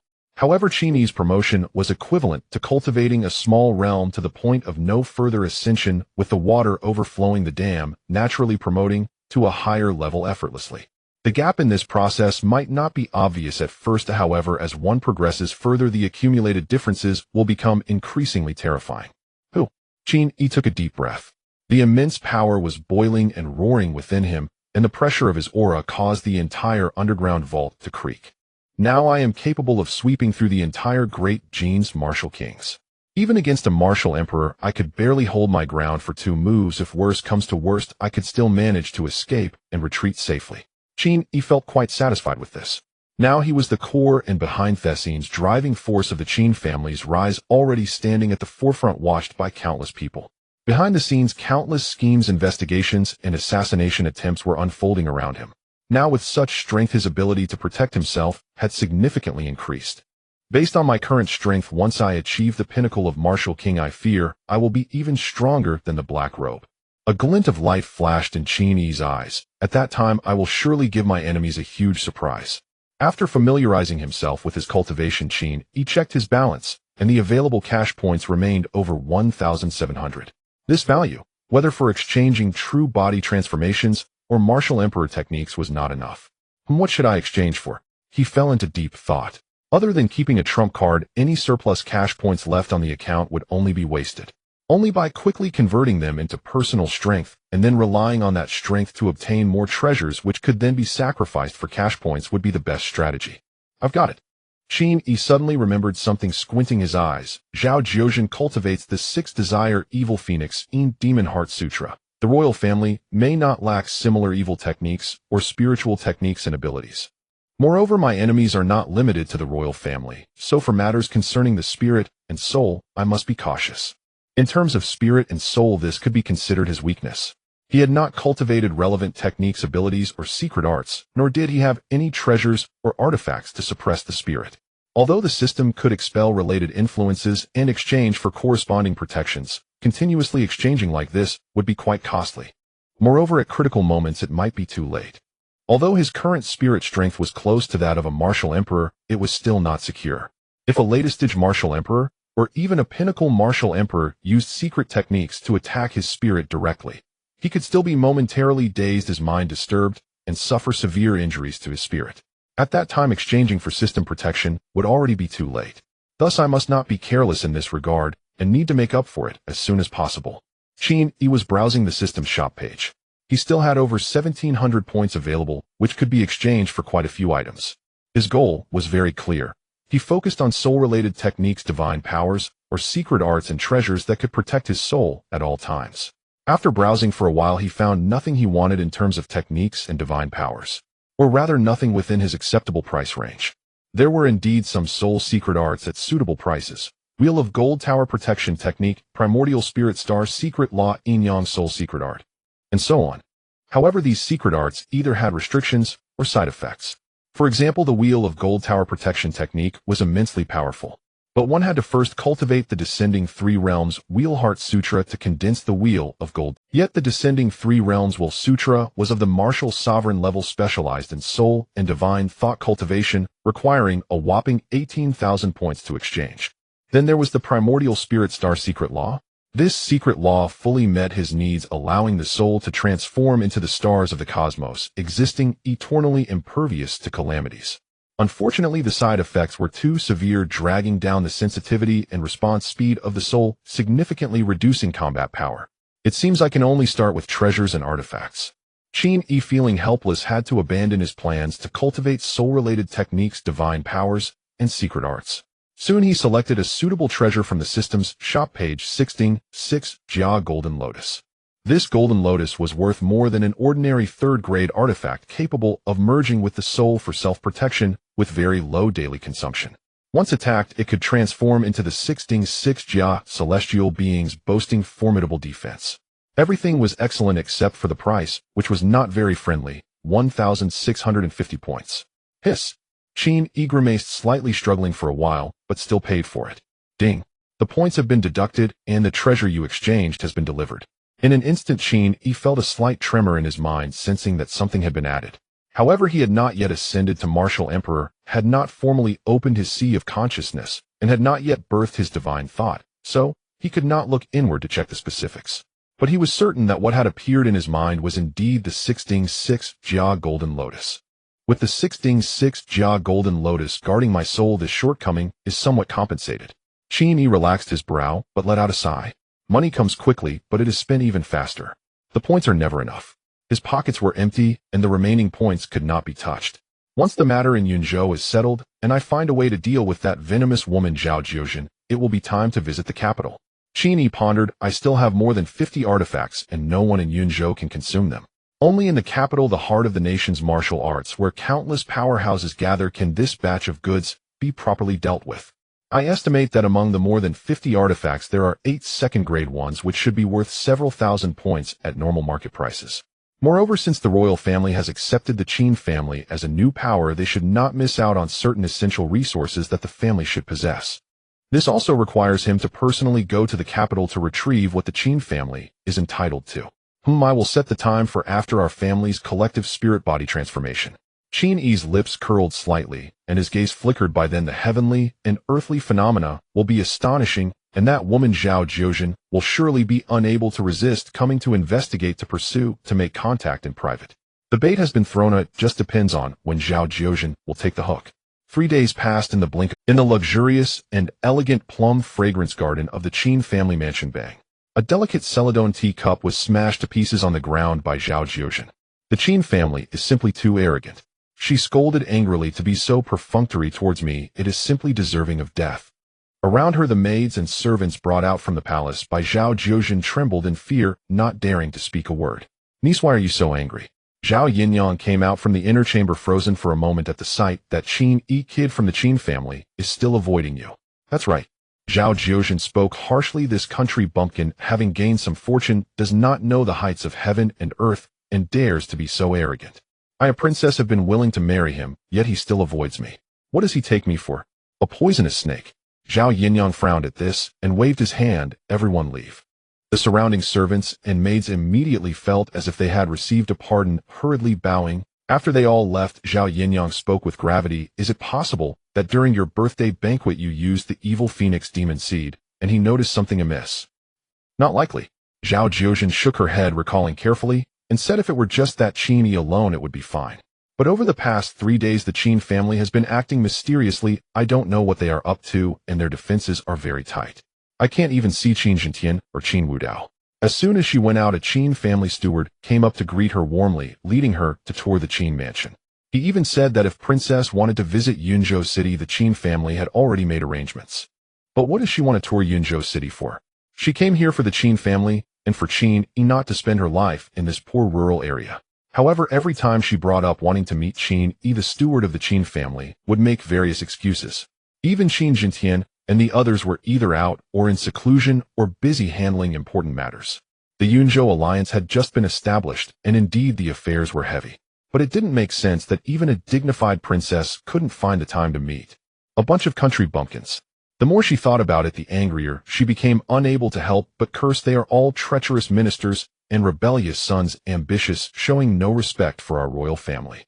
The Qin family is definitely plotting something behind the scenes, defending against us like thieves.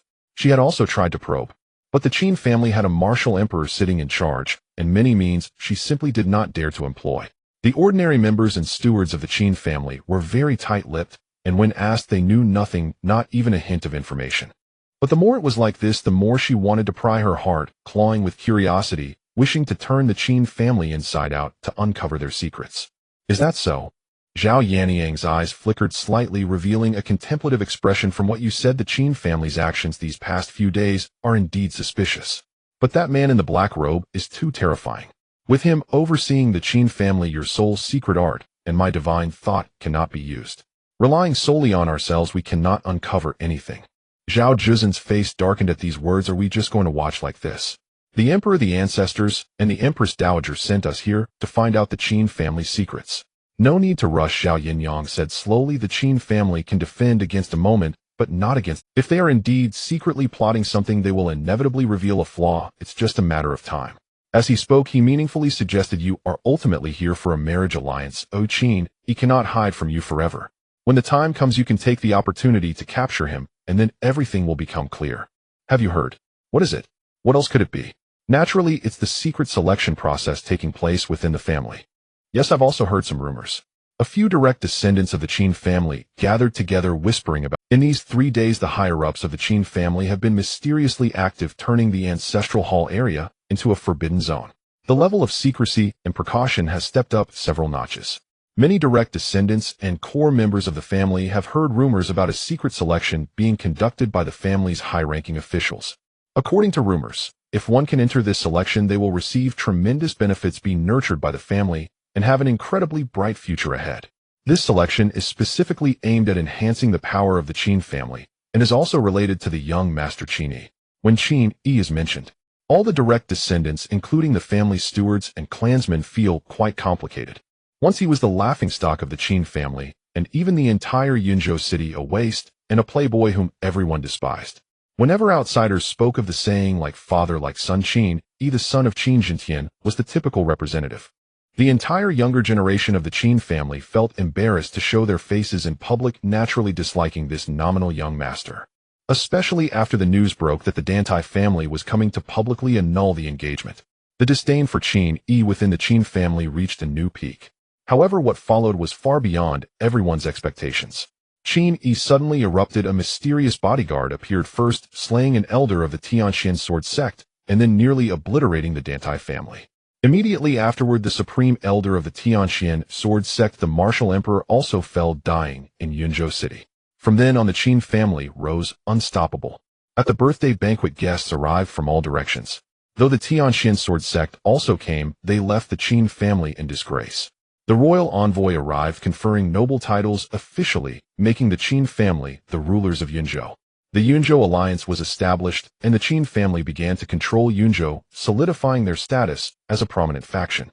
This series of earth-shattering changes made it clear to the Qin family members who the true core and leader was. Qin Yi. This once useless young master has now become the pillar of the Qin family, the highest decision-maker, and the person with the greatest power. Many matters now even the family head and elders must heed his decisions, making him truly authoritative. As the saying goes, the carp swims in shallow waters, hiding for 18 years. One day it rides the wind and rises, transforming into a dragon that shakes the heavens. Now Qin Yi not only commands respect across Yunzhou, but his name also begins to echo throughout the Great Jin and the 37 states of the north and south. Everyone knows that the Qin family of Yunzhou has produced an unparalleled genius who single-handedly caused the family to rise, becoming the 6th prominent faction.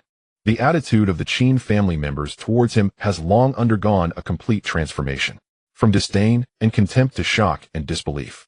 Subsequently, they became filled with awe, no longer daring to call him by name, instead referring to him as young master. Now, throughout the entire Qin family, especially among the younger generation, nearly all are filled with admiration and even worship for Qin Yi. Qin Yi's prestige in the Qin family has reached its zenith, surpassing everyone.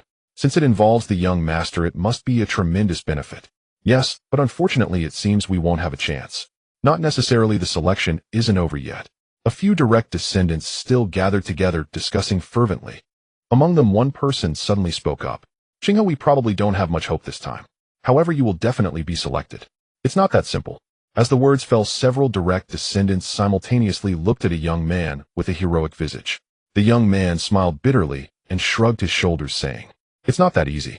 I've heard that only a few dozen people will be selected this time, and several positions will be taken by elders. The remaining spots will be fiercely competed for by family stewards, direct descendants, and outstanding collateral branches, with thousands of people contending for them."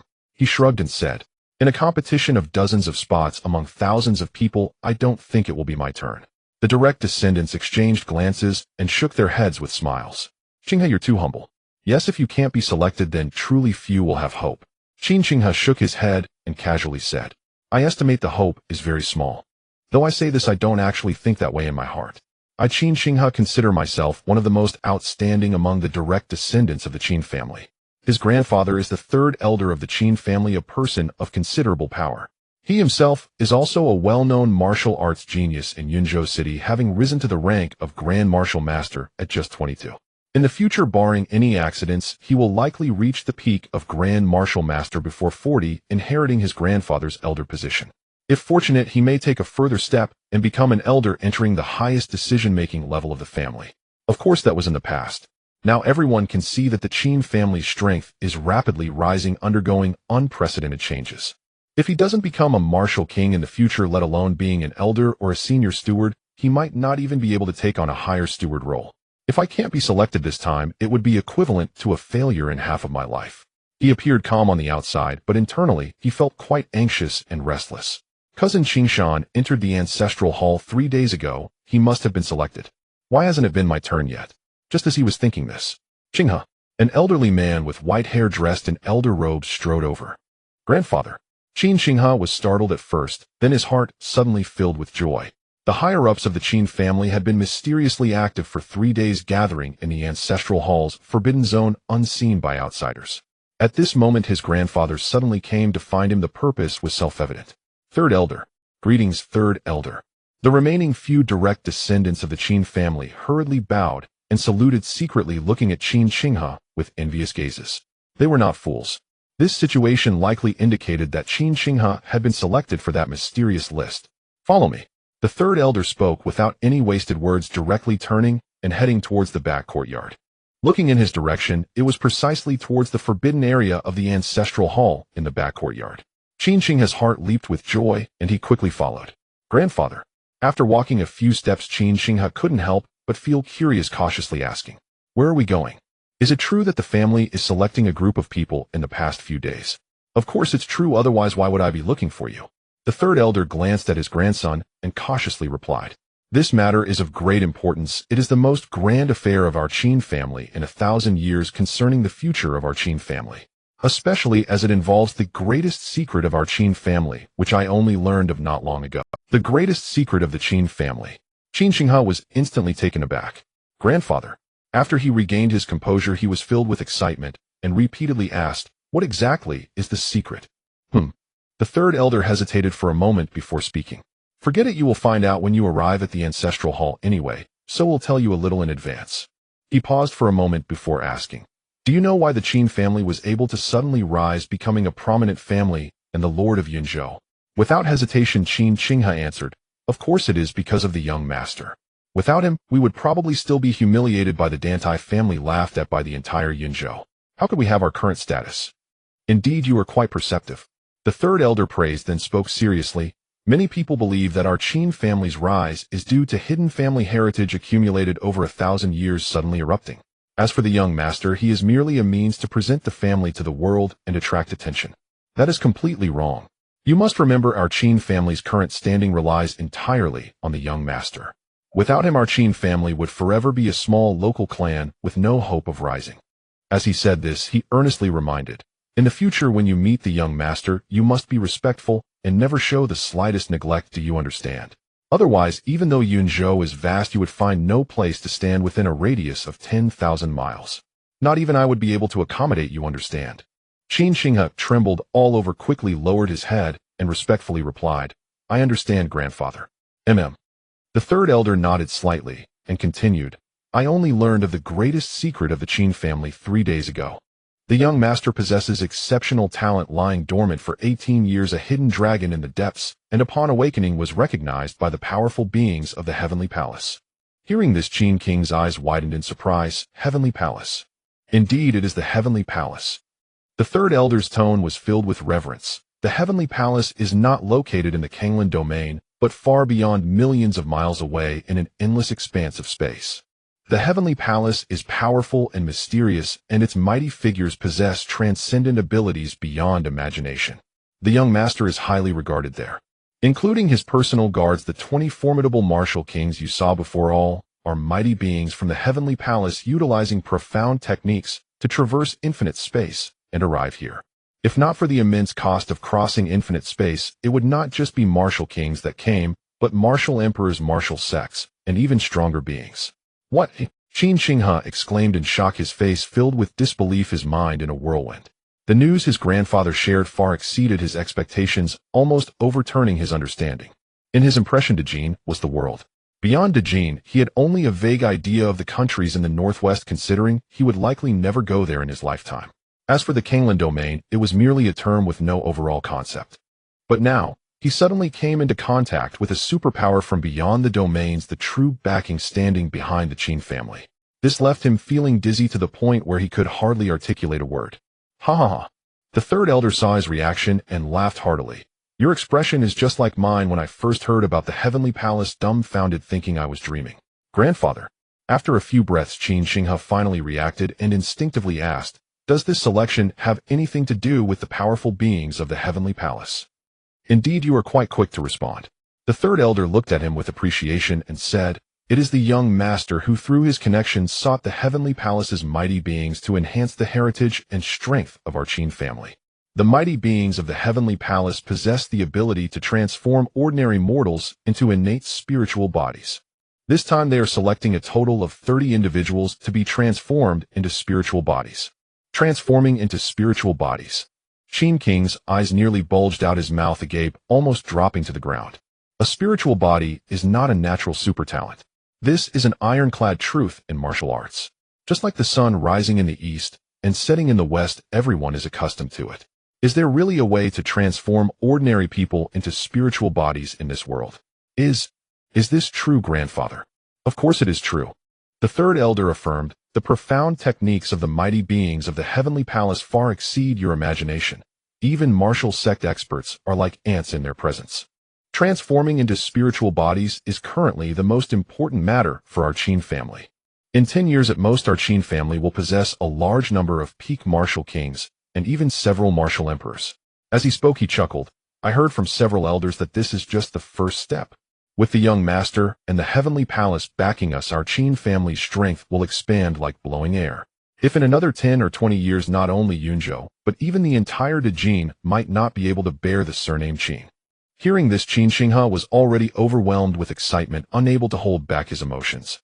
Don't just stand there, hurry up and follow me, the third elder urged. The two of them, grandfather and grandson, conversed while quickly advancing, soon arriving at the ancestral hall. The ancestral hall was a magnificent palace covering 10 acres dedicated to the ancestors of the Qin family over the millennia. At this moment, in front of the ancestral hall on the broad white jade square, many people had already gathered. Qin Yi glanced around and immediately noticed the high-ranking members of the Qin family who had been mysteriously absent for the past 3 days were nearly all present here. 5 elders at the martial king level. Qin Yi glanced around and immediately noticed the high-ranking members of the Qin family who had been mysteriously absent for the past 3 days. In addition to these elders, there were also a dozen members of the younger generation of the Qin family, most of whom were direct descendants with a few of the best collateral branches. Qingshan cousin. Among them he spotted a familiar figure. His eldest cousin, Qin Qingshan, grandson of the Qin family's grand elder. He was once the most outstanding martial arts genius in the entire Qin family, a peak martial master at just 24 years of age, destined to become a martial king elder. Before Qin Yi's rise, he was the most favored candidate for the next head of the family and was also the one who despised Qin Yi the most. But at this moment, Qin Qingshan stood respectfully among the crowd, standing with his hands behind his back, not daring to breathe loudly, seemingly waiting for something. What are you still dawdling for? The third elder tapped his head and quickly whispered, why aren't you standing over there? The head of the family and the young master are about to arrive. Do you want to be driven out? Hearing the reminder from the third elder, Qin Yi dared not delay and hurriedly walked into the crowd. Beside him stood his elder cousin Qin Qingshan. The latter glanced at him and made a gesture for silence, then ignored him. The third elder also quickly walked to the front of the crowd, bowed to the grand elder, and said, Grand elder, my grandson Qin Yi has arrived. The grand elder nodded slightly, took out a roster from his sleeve, and handed it to the third elder. Let Qin Yi take a look and make his choice as soon as possible. Yes. The third elder dared not delay, took the roster, turned, and walked briskly a few steps into the younger generation's group. Qin Yi, take this. Qin Yi curiously took the roster and glanced at it, his heart jolting violently. The roster contained a list of numerous spiritual bodies. Gold spirit body, fire spirit body, water spirit body, wood spirit body. 100 refinements spirit body, heavenly splendor spirit body, dream illusion spirit body, divine eye spirit body. There were a total of 108 types of spiritual bodies, dazzling enough to leave him uncertain of which to choose.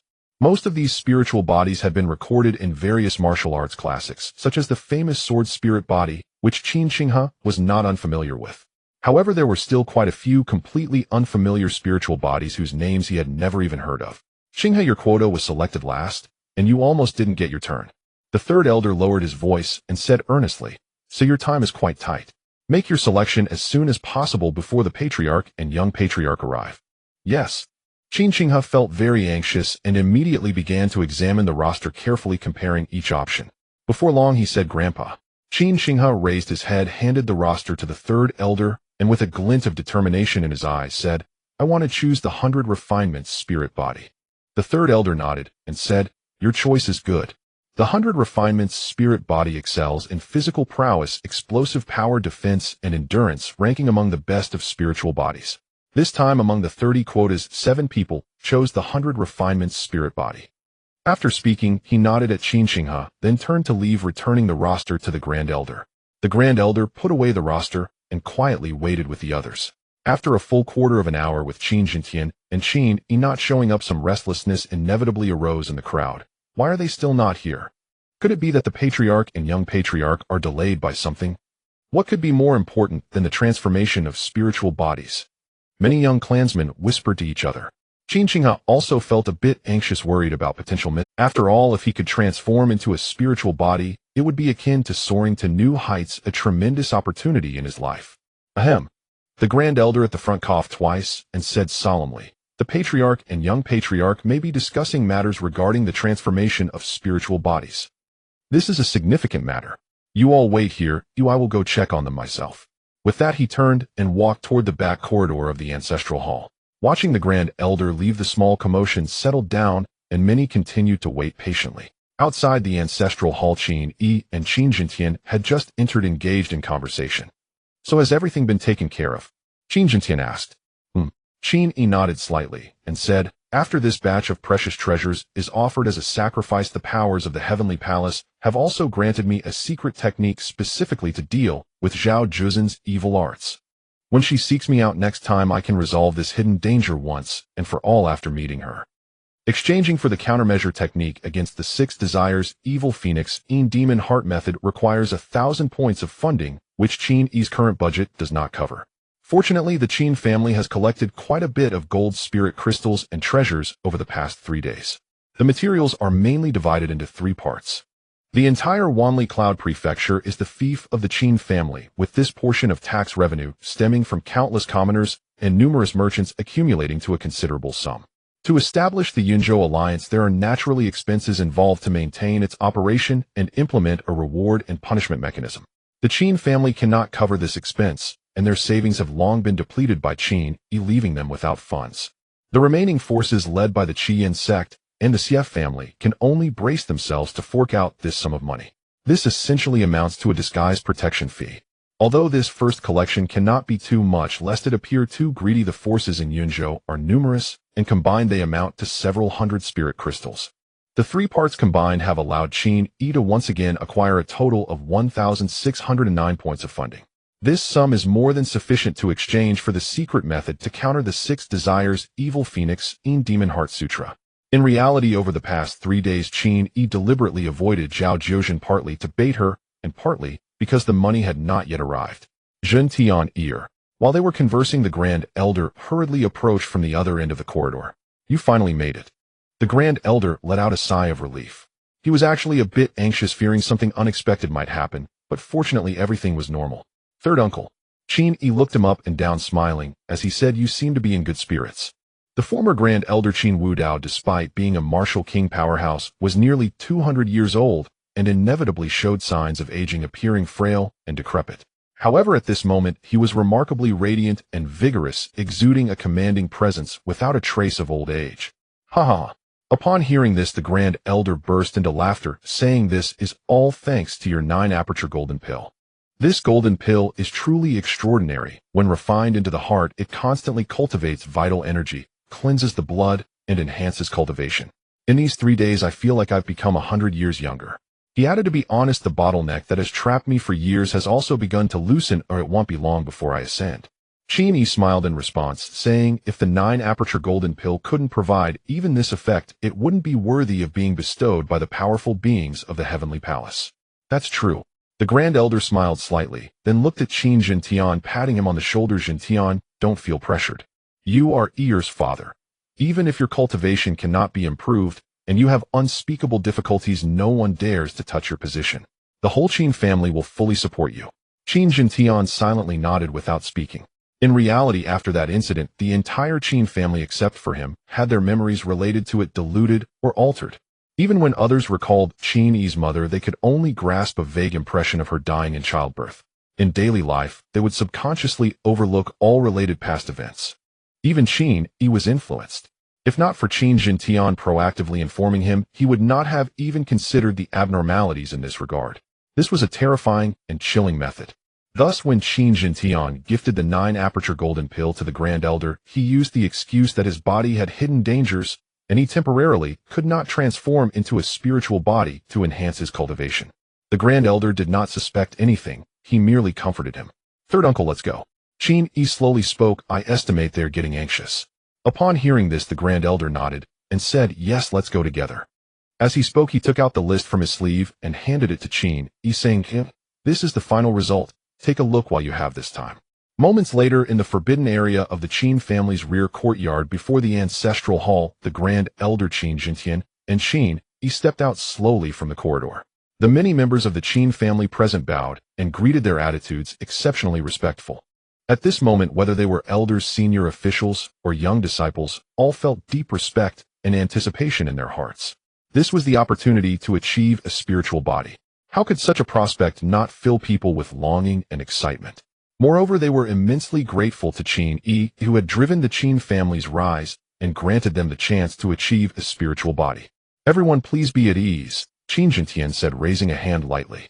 According to the formal protocols of the Great Qin, the Qin family members should address Qin Jintian and Qin Yi as Your Highness King Qin and Your Highness Young Master, respectively. However, the Qin family had only recently become a prominent clan, and most people had not yet adjusted to the new customs. Fortunately, no one in the crowd noticed this small detail. After everyone had bowed, Qin Jintian turned to Qin Yi and said, "It is up to you now?" Qin Yi nodded, stepping forward, his gaze sweeping across the crowd, and he proclaimed, "Everyone, our Qin family is conducting a collective transformation into spiritual bodies. I believe you all understand the reasons and implications behind this. Among you are either the backbone of our Qin family or those who have made significant contributions and shown unwavering loyalty to the family, or you are the young talents, the hopes for the family's future. This opportunity was procured at the expense of my own face, requesting the intervention of powerful beings from the Celestial Palace. It is rare and precious, and I hope you all cherish it. After you achieve your spiritual bodies, do not become arrogant or hasty. Work diligently to reach the rank of Martial King, or even the pinnacle of Martial King and Martial Emperor, and together elevate our Qin family to greater heights." With that, he waved his hand grandly and declared, "Let the transformation into spiritual bodies begin now." Just as the words fell, the crowd was filled with anticipation and excitement. Qin Yi stood tall, bowing towards the void, and said solemnly, "I hereby invite the powerful beings from the Celestial Palace to manifest their heavenly abilities and transform the spiritual bodies of the Qin family members." At the same time, he silently thought in his heart system, "I want to exchange for a celestial phenomenon with a scale of 500 points of Qi based on the 5-colored canopy. The Great Qi system can exchange for anything. There is nothing you cannot obtain from the system. Celestial phenomena are also one of the exchange options, and because they have no physical form, they are exceptionally cheap. At the minimum, only 5 Qi points are needed to exchange for a celestial phenomenon covering a radius of 100 miles.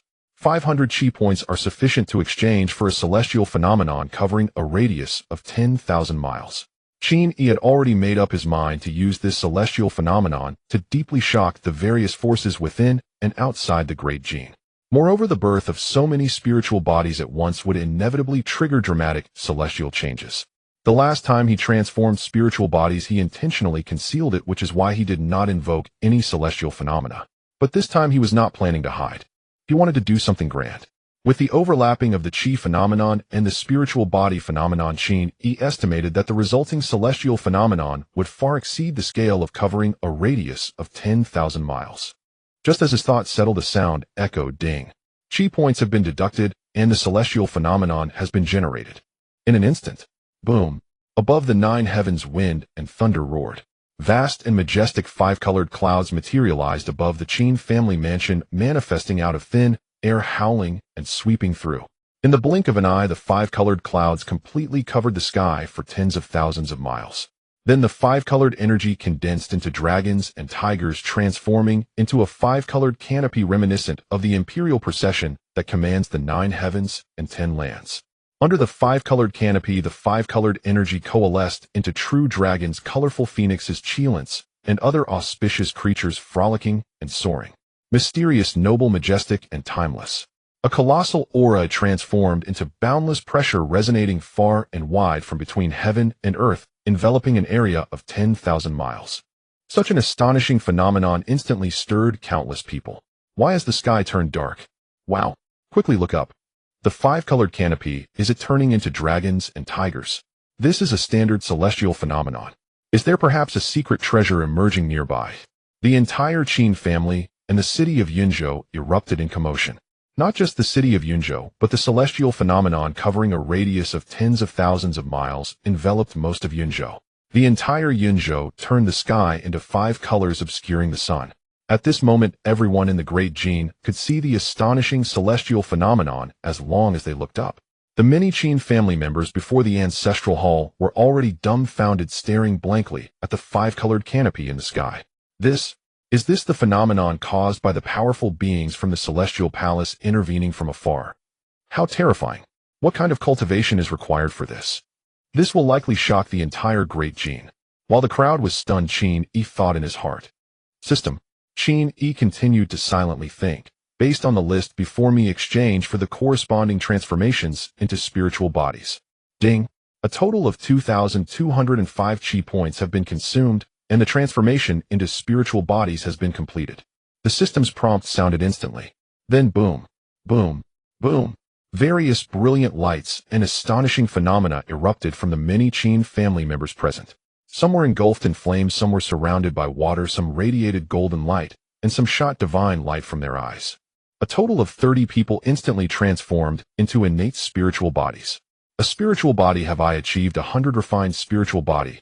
I can manipulate the fire of heaven and earth. I have become a fire spiritual body. Haha, I can see 100 miles away, just as the ancient text described the features of the divine I spiritual body. Before the ancestral hall, these selected Qin family members, whether elders, seniors, or young clansmen, were almost all caught in ecstasy and excitement.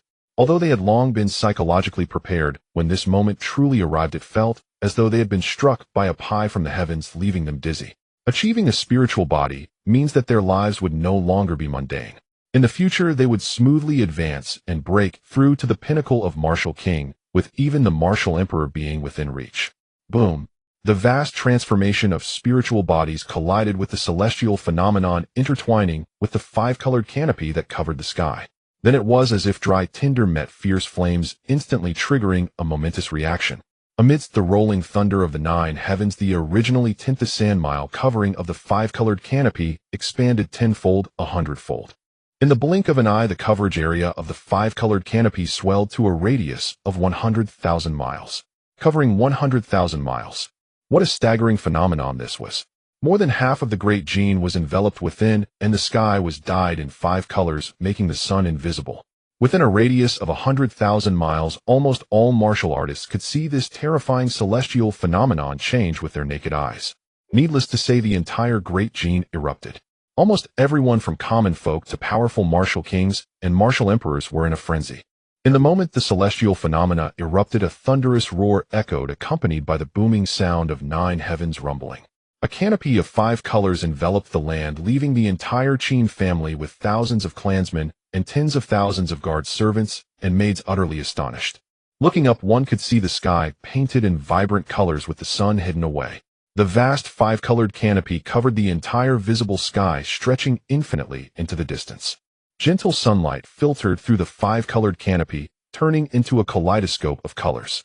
It was as if the world had donned a veil of five hues. What has happened? It's a celestial phenomenon, and it appeared right above our Qin family. Could it be related to the secret selection happening within the family these days? Many Qin family members, their hearts stirred, gathered in small groups to discuss fervently. Outside the Qin family, the entire Yunzhou city, from ordinary citizens and warriors to the likes of the Xie family, Tai sect, and Qian Gate, were all dumbfounded. Such a terrifying phenomenon, who has ever witnessed it? In the Meixiang garden of the Qin family, Zhao Jiuzhen and Zhao Yanyan, who were originally conversing, were shocked into silence. That single glance left them utterly dumbfounded.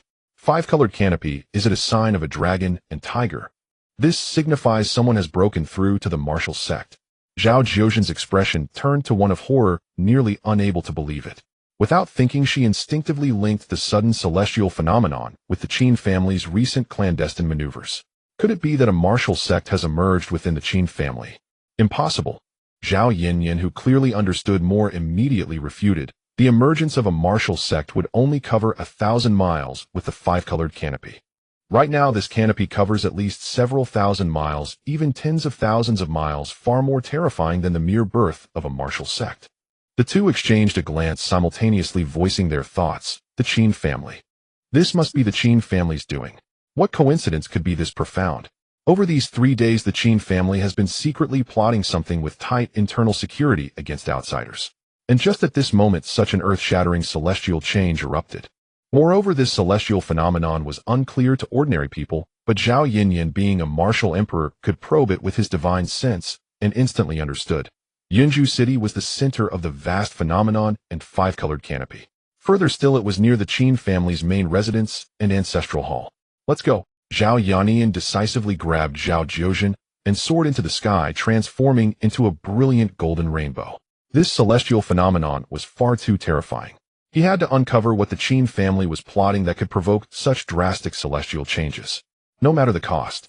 Otherwise, not just the imperial family, but even he himself would lose his peace. Boom. Before they had flown far, the sky above changed once more. Amidst the rumbling of thunder, the already terrifying celestial phenomenon continued to expand wildly. The vast five-colored clouds seemed to press down towards the ground, the oppressive and mysterious aura nearly suffocating. What on earth is the Qin family doing? Zhao Jiuzhen couldn't help but scream, her face pale. Have they excavated ancient relics or found ancient treasures? Zhao Yanian's expression also darkened significantly, his demeanor gravely serious. We'll find out once we take a look.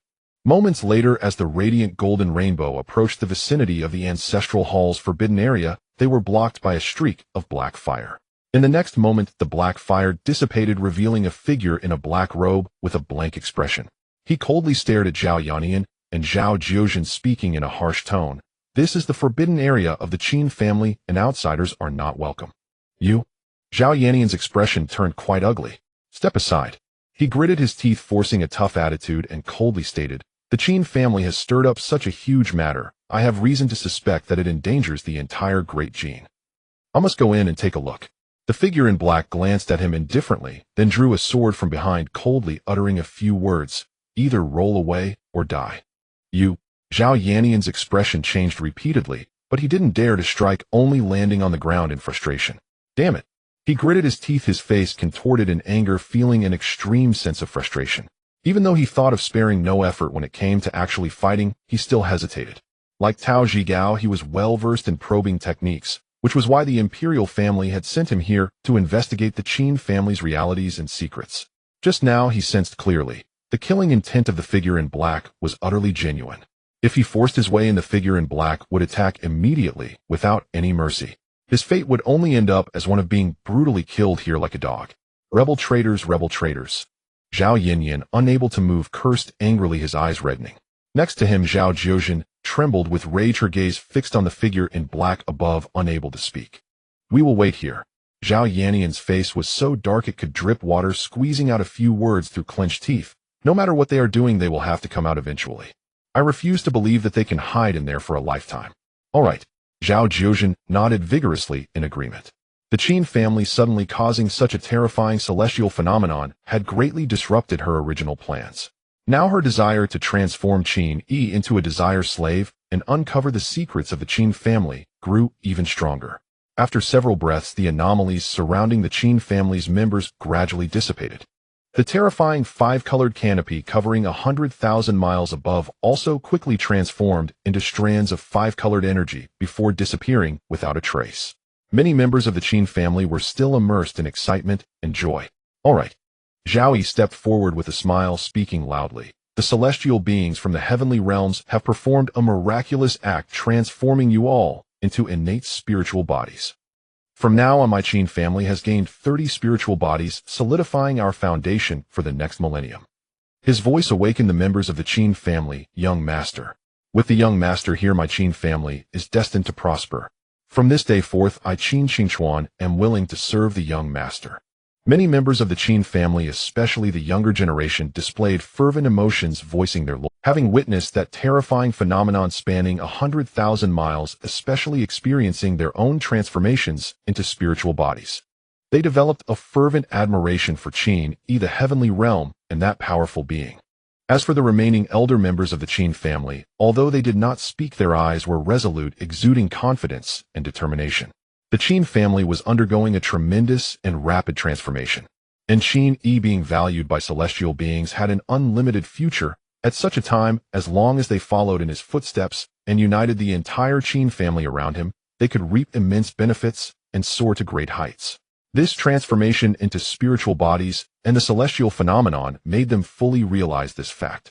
It could be said that at this moment, the entire upper echelons, core members, and promising youth of the Qin family were unprecedentedly united. Very well. The reactions of the crowd made Qin Yi nod in satisfaction. This effect was exactly what he had anticipated. As long as the higher-ups and the core strength unite, following the example set above, the entire Qin family will become a cohesive force, greatly enhancing their strength. 5 fingers spread apart, they can only be fingers, yet when clenched into a fist, they can easily break several fingers. The effect of uniting the Qin family has already been initially achieved. Once the phenomenon of 100,000 miles manifests, it will surely shock the world and incite intense turmoil.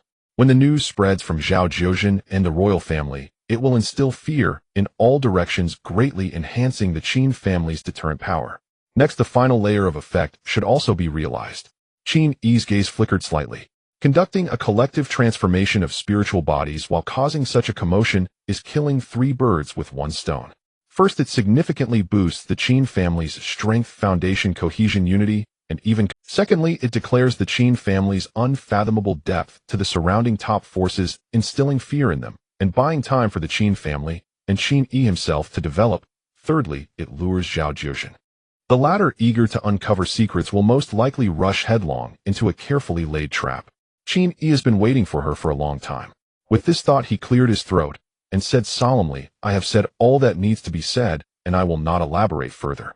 After you all return, do not seek to display your talents or seek attention. Instead, you must focus on hard work and serving the family." As he spoke, he waved his sleeve and declared, "This transformation of spiritual bodies is officially concluded. You may disperse." With that, his words fell. He nodded to Qin Jintian, and the father and son were the first to leave the ancestral hall. Many members of the Qin family instinctively followed behind them, gathering in small groups to discuss, filled with excitement and anticipation for the future. The spiritual bodies are indeed extraordinary. I tried to channel a bit of energy, and my cultivation speed has increased by more than 10 times. Our Qin family has truly risen this time. Indeed, in another 20 years, I believe that the emperor's position might not be out of reach for the family head. Haha, by then we will all be royal descendants. Should quiet down, the royal delegation is still residing in our Qin family. In front of the forbidden area of the ancestral hall, Zhao Yannian and Zhao Jiuzhen were both restless and troubled.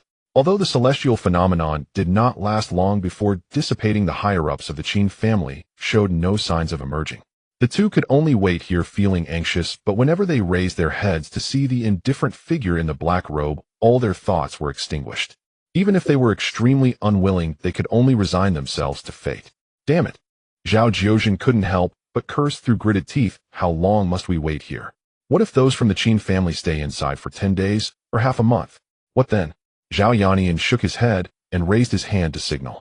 In his palm was a small, exquisite bronze mirror gleaming faintly. I have already sent a message to the ancestor informing them that this terrifying celestial phenomenon was caused by the Qin family.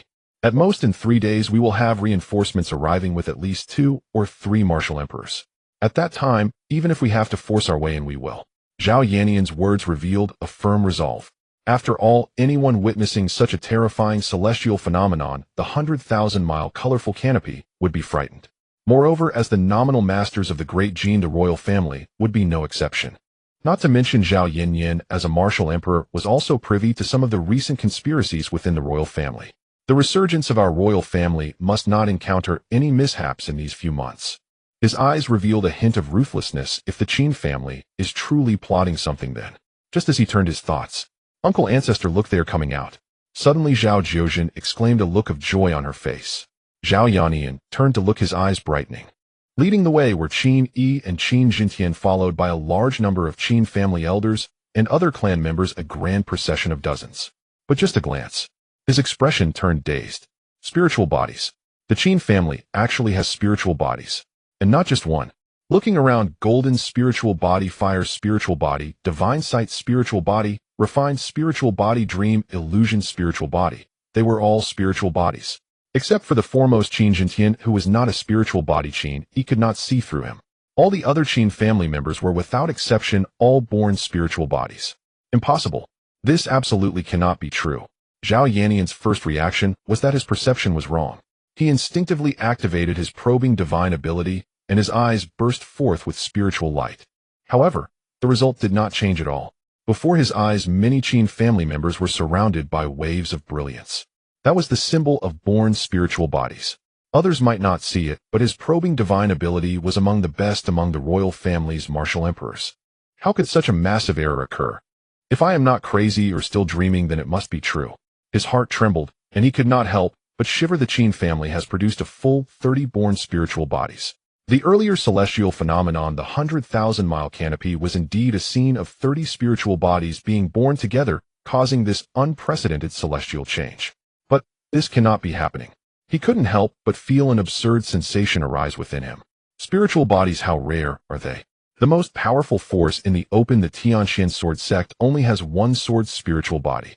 And the royal family, with its profound heritage covering 37 states in the north and south, has only 2 spiritual bodies.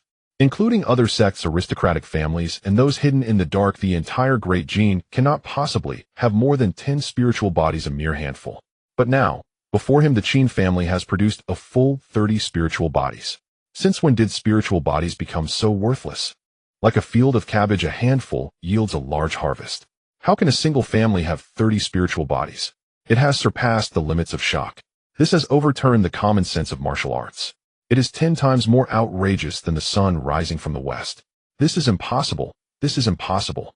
He stared at the group from the Qin family, his eyes blank, repeatedly murmuring these words. Uncle Ancestor. Zhao Jiuzhen, noticing his abnormality, was stunned. What's wrong with you? This is impossible. Zhao Yannian instinctively shouted. Zhao Jiuzhen, standing nearby, was startled and took 2 steps back, looking at him in fear. Uncle, are you okay? Zhao Yannian gasped for breath, his chest heaving, veins bulging on. After a moment's pause, he barely suppressed the myriad thoughts in his mind and hoarsely said, spiritual body. Uncle, what do you mean? Zhao Jiuzhen was taken aback. I said spiritual body. All these members of the Qin family have turned into innate spiritual bodies.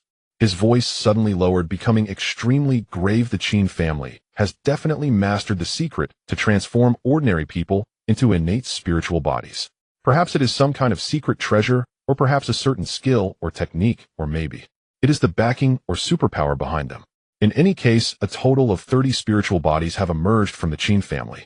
How terrifying. What? Zhao Jiuzhen exclaimed in shock, her eyes wide with disbelief. What kind of joke is this? All these members of the Qin family have actually become innate spiritual bodies. Doesn't that mean that the Qin family will have at least 30 peak martial kings in the future, or even close to 10 martial emperors? This is simply impossible. Spiritual bodies are a natural endowment produced by the heavens and earth. How could they be artificially transformed? Even in the ancient legends and ancient texts, there has never been such a terrifying record. Uncle.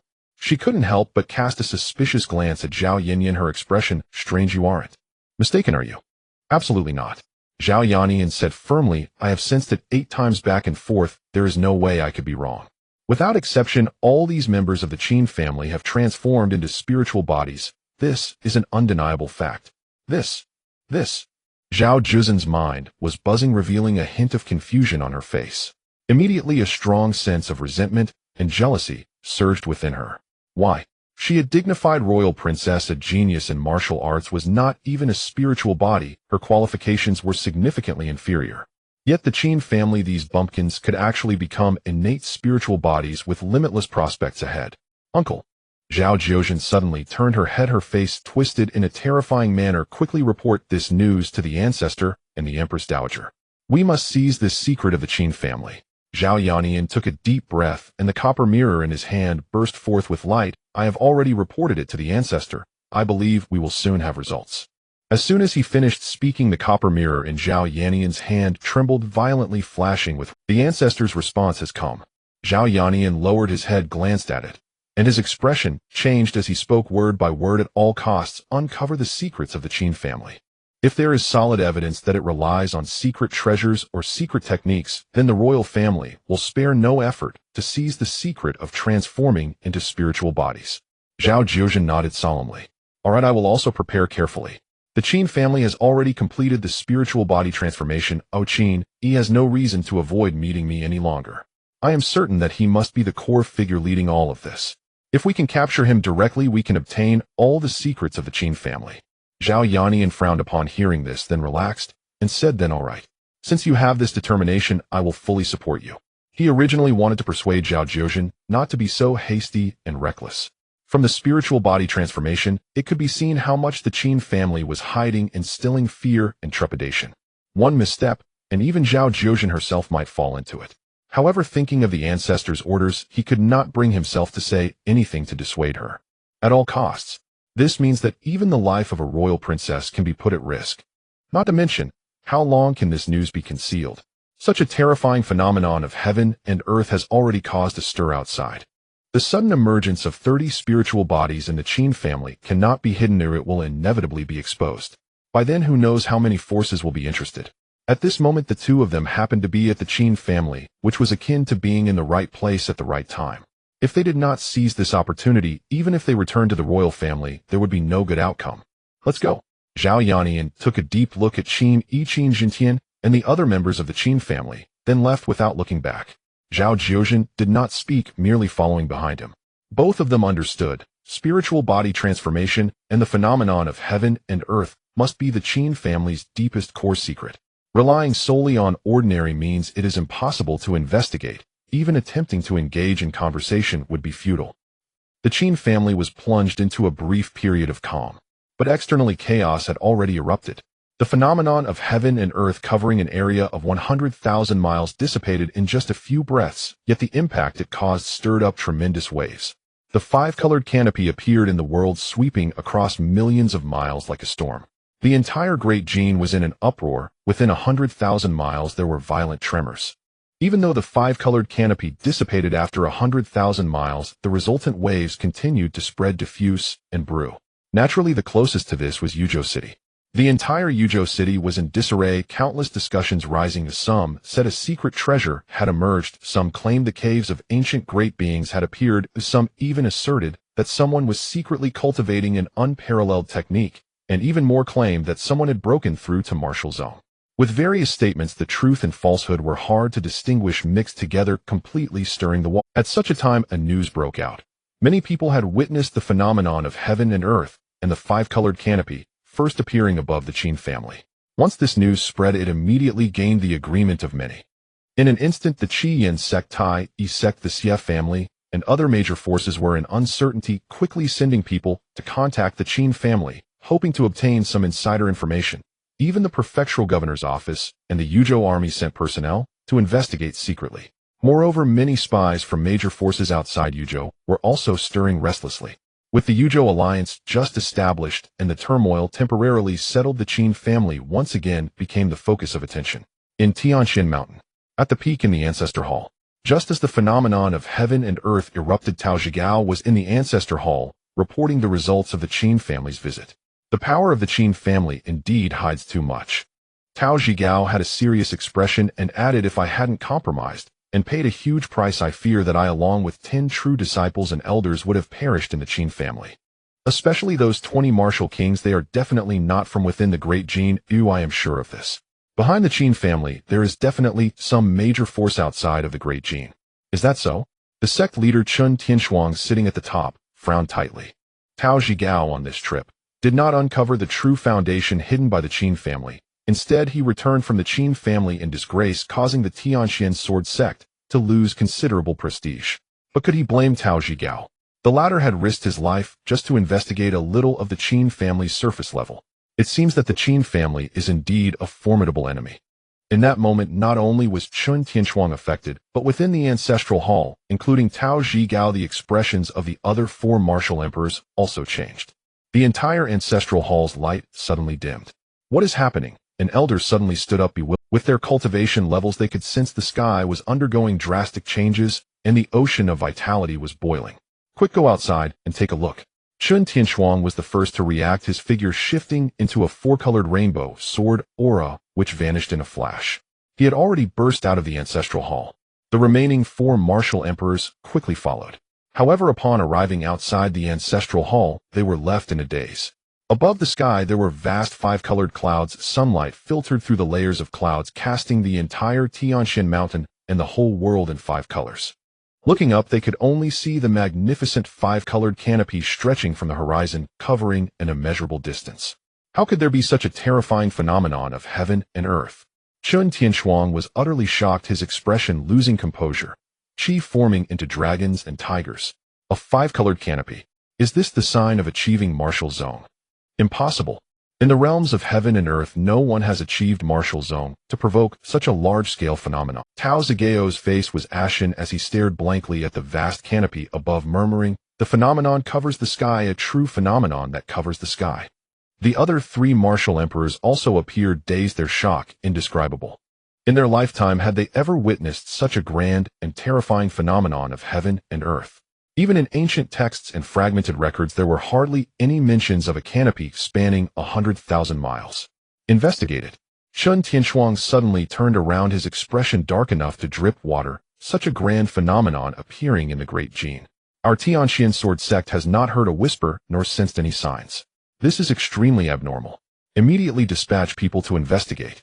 He glanced at Tao Zhigao, paused for a moment, then continued. Elder Tao, within the sect, besides myself, you are the most esteemed in the art of investigation. The matter with the Qin family has already caused you much humiliation, and it shouldn't trouble you further. But during these tumultuous times, I can only assign this task to you with full authority to investigate. Tao Zigeo's expression changed slightly upon hearing this, and he quickly bowed. Sect master, you overestimate me. Chun Tianshuang nodded slightly, and said, this time you were humiliated by that Qin family brat, extorted severely, and suffered significant losses. You have worked hard and sacrificed for the sect, so you may select treasures worth 2,000 spirit crystals from the sect's treasury, as well as 2 second-grade magical artifacts. In addition, I will personally compensate you with 1,000 spirit crystals as a token of gratitude. Upon hearing this, Tao Zigeo's eyes immediately lit up, his heart blossoming with joy, repeatedly saying, "Thank you, sect master, thank you, sect master." Chun Tianshuang looked deeply at him and said in a calm voice, "For this matter, I hope you will not let me down again." At this, Tao Zhigao trembled, lowering his head and responding solemnly, "I will not disappoint the sect master." As the 100,000-mile canopy covered the sky, commotion erupted among the 3 great sects and 5 major families of the Great Qin. Feelings of shock, daze, wonder, and terror spread.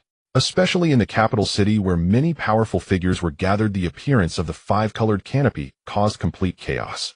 In the depths of the royal palace, which spanned 100 miles, many leaders of the royal spies and intelligence gatherers were in disarray, rushing about. Have you found anything? Where did the phenomenon originate? No, there's still no news for now. We can only deduce that it is neither in the capital city nor in the central state. Preliminary confirmations suggest it is from the south. Someone witnessed the 5-colored canopy spreading from the south. Yunzhou has sent back news. An old man with long eyebrows and a bald head had a grim expression. Listening to the series of reports with no progress, his expression grew increasingly dark. The royal family, after all, is the ruler of the world. Even if it is merely nominal, it should not be so oblivious. In the Great Qin, such a world-shaking event occurred, and yet they were completely unaware beforehand. My Zhao family has truly raised a bunch of iron waste. Just as he was feeling inwardly furious, the communication treasure at his waist suddenly flickered with a faint light and began to vibrate violently. He scanned with his divine sense, and his expression changed instantly. What? It's actually the Qin family. The message from Zhao Yinyang was clearly transmitted through the communication treasure. It confirmed that the phenomenon of the 5-colored canopy erupted from deep within Yunzhou at the Qin family's residence, and then spread for thousands of miles. The subsequent phenomenon suddenly expanded, covering the sky for 100,000 miles, likely related to the Qin family. Moreover, the Qin family had been acting mysteriously in recent days, suspected of having ulterior motives. The Qin family is actually the source of it all. What exactly are they up to that can cause such a massive change in the heavens? A flicker of uncertainty appeared in the bald, old man's eyes.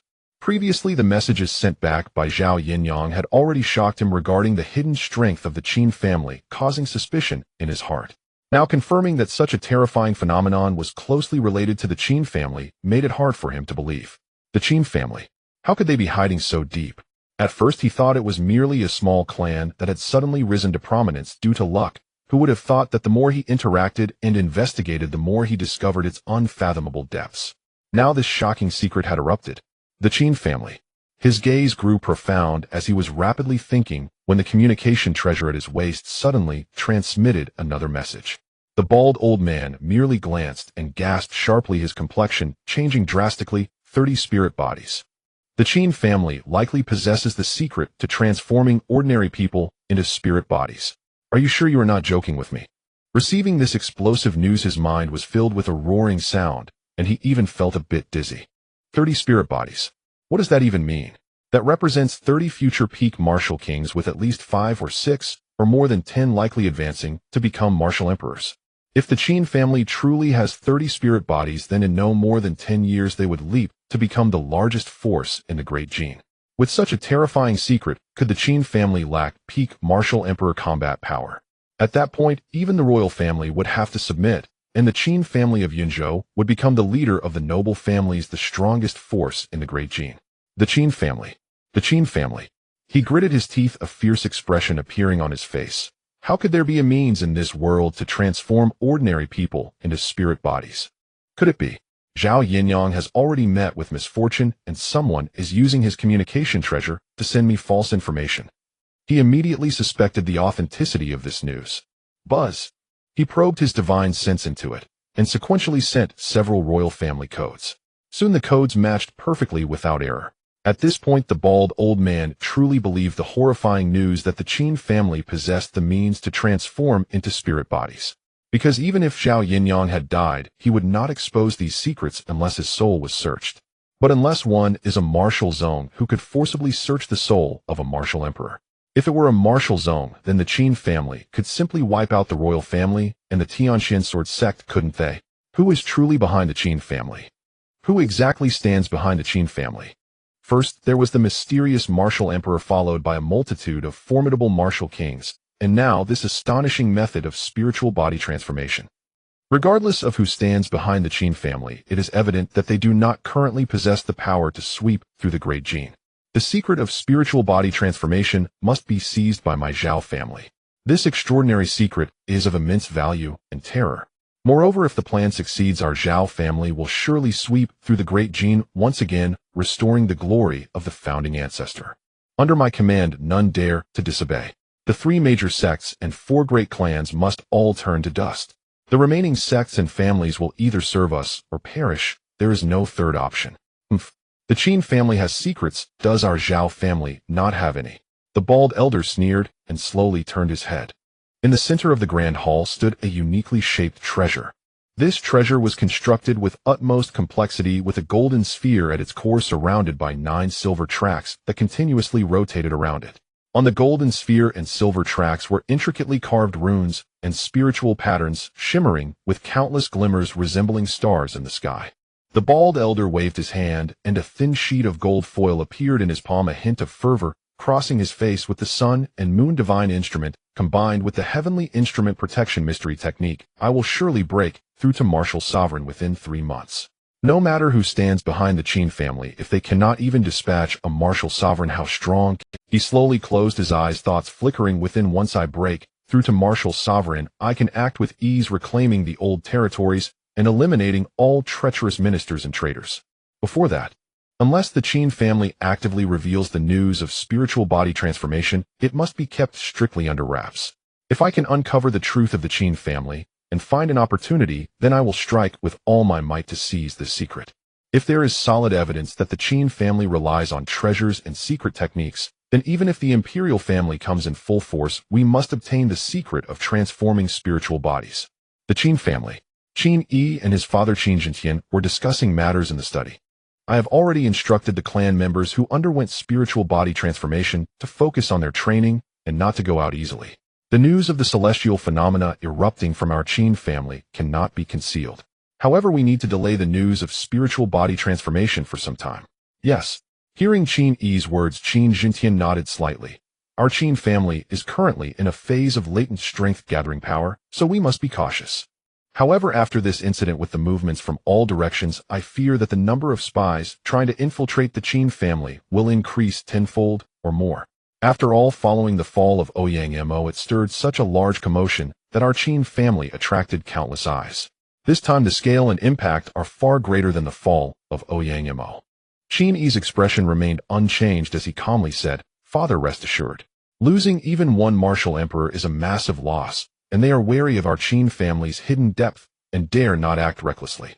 As for the remaining martial kings, no matter how strong they are, our Qin family can kill as many as they send. The current Qin family is no longer the same as before. It is impossible for us to be infiltrated like a sieve, having no power to resist in front of true bang, bang, bang." At this moment, the door of the study was suddenly knocked on. "Come in." Both father and son turned to look at a steward from the Qin family, pushed the door open, and walked in, bowing to the two. "Master, young master." He raised his head, forcing a smile. "That Princess Jiao is really... She is making a scene today, insisting on seeing young Master Qin Yi and demanding an answer." Father and son exchanged a glance and chuckled silently. "Ha ha ha. It seems that Zhao Jiuzhen can no longer hold back, not even for a day." Qin Yi stood up with a smile, casually saying, "Well then, it has been several days, but it is time to resolve this matter." Qin Jintian couldn't help but speak, "Be careful." Although he already knew that his son was valued by powerful beings and had secret methods to deal with Zhao Jiuzhen, he still felt a bit worried. After all, the imperial family has profound heritage, and it is hard to guarantee that they won't possess some strange secret methods or treasures. "Father, rest assured, I am confident." After a moment, outside Tianzhu Garden, Zhao Jiuzhen, hands on her hips, said fiercely, "I tell you, these lowly commoners, if Qin Yi does not come out today." Her words were abruptly cut off. Qin Yi was suddenly startled, walking out from the inner chamber, looking at her with a smile. "Princess, why are you so angry?" Zhao Jiuzhen snorted coldly, replying icily, "How can you still have the nerve to ask? I am, after all, of noble birth, and I am willing to marry you, yet you are still delaying and refusing to meet me. You said you would consider it, but in the end you deliberately left me hanging." Her words were filled with resentment, completely from the heart. Zhao Jiuzhen, having been pursued by countless young lords in the capital, felt as if she was surrounded by stars. Yet in this small, remote Yunzhou, she had been repeatedly met with closed doors. How could she not be furious? Zhao Yannian's expression instantly darkened.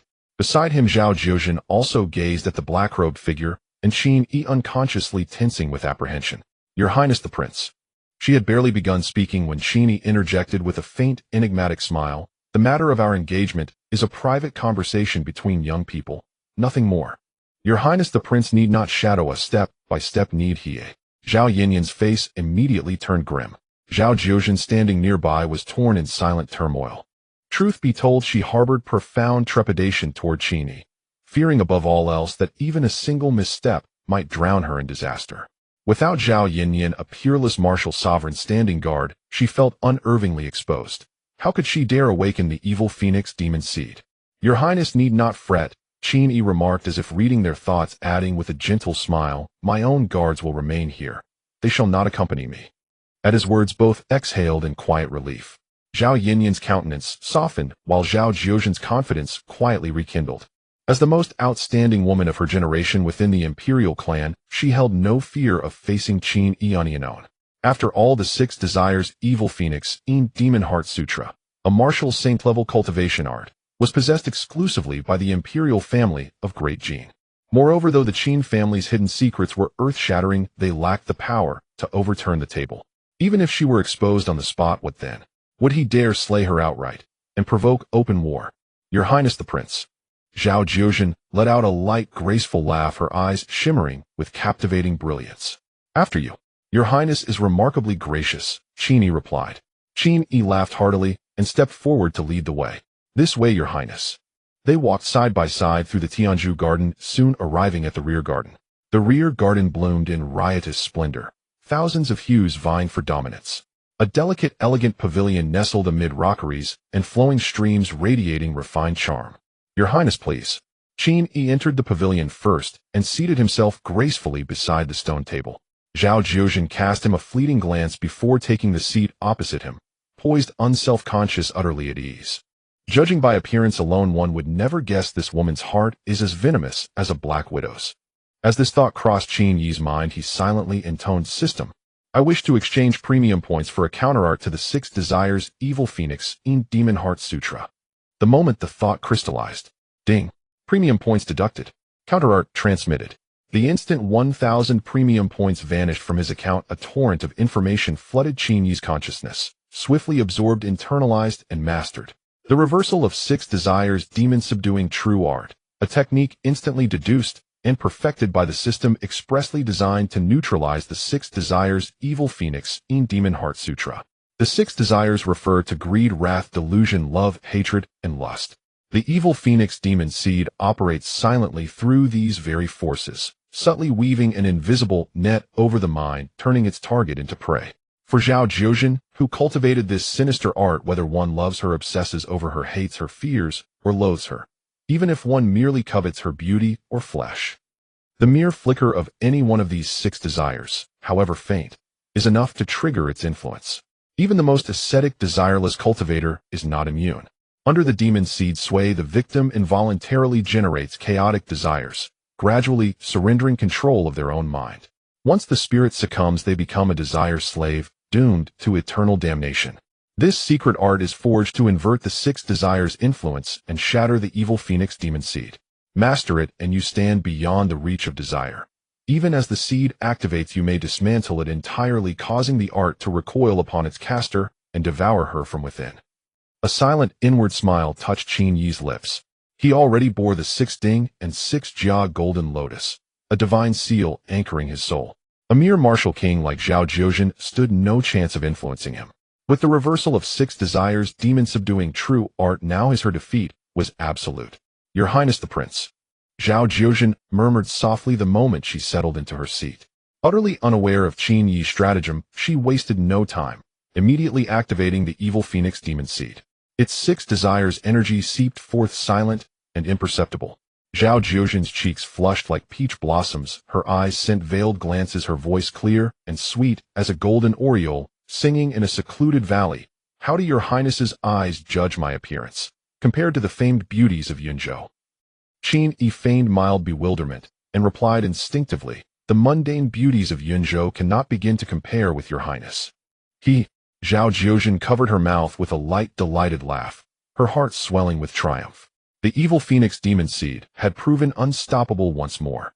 Even the enigmatic heir of the Qin family, renowned across Great Jin, had fallen beneath her crimson skirt. By day's end he would be her desire slave, a wretched groveling thing whose life and death rested solely in her hands. Your Highness's words truly delight me. Zhao Jiuzhen unconsciously channeled her true energy, pouring every ounce of her power into the demon seed. To speak plainly, your Highness, I was struck speechless the moment I first laid eyes upon you. My heart has been irrevocably bound to you since that day. Qin Yi's gaze grew dazed, his expression softening into rapt adoration. Yet I carry too many secrets. Fearing they might be uncovered by someone close, I hesitated, holding myself aloof. Hearing this, Zhao Jiuzhen's eyes lit up. She leaned forward slightly, her voice drifting like mist, ethereal, intoxicating. Is that so? What secrets weigh so heavily upon your heart that you dare not speak them aloud? Fear not, I shall keep them safe. She exerted her utmost strength, unleashing the full force of the 6 desires. My greatest secret. Qin Yi's expression shifted abruptly, any trace of enchantment vanishing. A sardonic smile curled his lips as he uttered 2 cold, cutting words, fool. In that same instant, the reversal of 6 desires, demon subduing true art, surged within his soul. The 6 desires energy he had deliberately allowed to breach his mental barriers now reversed course, exploding into violent chaos. What had been Zhao Jiuzhen's razor-sharp blade now lay firmly in Qin Yi's grasp. The blade itself turned, driving deep into its wielder. The stronger Zhao Jiuzhen's assault had been, the more devastating the backlash. What a shock and terror seized her. She instinctively tried to rise and retreat. But the moment she stood, vertigo struck. Her limbs went slack and she collapsed helplessly onto the ground. Ugh! She spat a violent gout of blood flecked with violet and obsidian motes. Her face paled to ash as she cried out in horror, "What have you done?" Within her, the evil phoenix true energy had gone berserk, rupturing meridians, inflicting grievous internal injury and displacing her organs. Worse still, her hard-won evil phoenix demon seed had shattered completely. Her soul too had suffered catastrophic damage. Black spots swam before her vision. Precisely why you are a fool. Qin Yi rose slowly, stepping before her, and looking down with icy disdain. Well, does it pain you?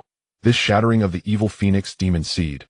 Zhao Zhuzhen writhed on the ground, scrambling backward to escape his gaze.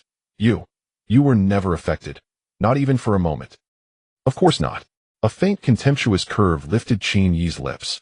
Only fools like you, arrogant deluded, would presume such a demonic art, however potent, grants dominion over men's hearts. Do you truly believe a martial saint-level demonic art makes you invincible?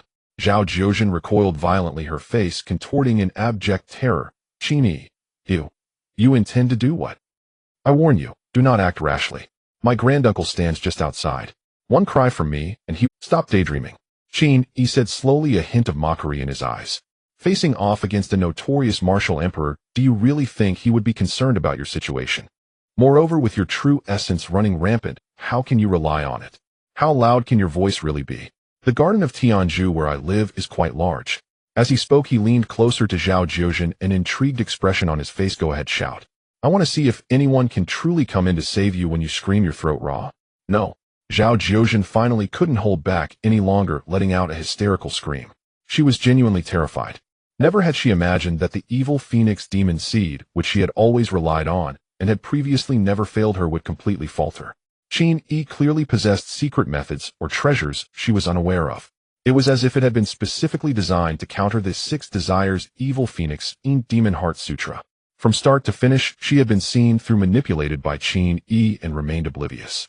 Don't come closer, don't come closer. Watching Qin Yi gradually approach, she completely panicked, screaming desperately and trying to escape. However, with her true essence running wild and suffering internal injuries, she couldn't even stand, let alone escape. Foolish woman. Qin Yi stepped forward, grabbing her hair, a glint of coldness flashing in his eyes. You wish to control my mind and turn me into a slave of desire. Then don't blame me for using your own methods against you. Let you taste the flavor of being a desire slave. No. Zhao Zhuzhen's face turned ashen as she struggled desperately. But now she had almost become a waste. How could she possibly contend with Qin Yi's strength? Qin Yi, please don't have mercy on me. Seeing the hopelessness of her escape, she revealed a hint of despair and pleading, continuously begging, as long as you spare me this time, I will be your slave, doing anything for you. She knew well how terrifying it was to become a slave of desire. Life and death, joy and sorrow would all be completely manipulated, and she would do everything to please her master, unable to harbor even a thought of betrayal. A person from start to finish would become a complete slave. If the one controlling the desire slave had murderous intent, they could cause the desire slave to perish in an instant without anyone being able to detect it. Her previous desire slave in the capital had died this way. Once you become my desire slave, won't you still willingly serve me, doing whatever I ask? Qin Yi scoffed. Besides, do you really think you deserve my pity? Those men you toyed with, the victims of your desire slaves, why don't you pity them? With that, he no longer hesitated and directly activated the ultimate killing move of the reverse 6 desires demon-breaking true method. Reverse 6 desires counterslavery. In an instant, the power of the 6 desires transformed into chains, binding Zhao Zhuzhen's soul layer by layer, forcibly penetrating into her being. Lines of secret method runes merged into the deepest layer of her soul, completely altering her cognitive structure. Before she had desperately activated the power of the 6 desires, at this moment, she finally tasted the bitter fruit of her own actions. Oh! She collapsed to the ground, her body twitching uncontrollably, emitting unconscious moans as she rolled around.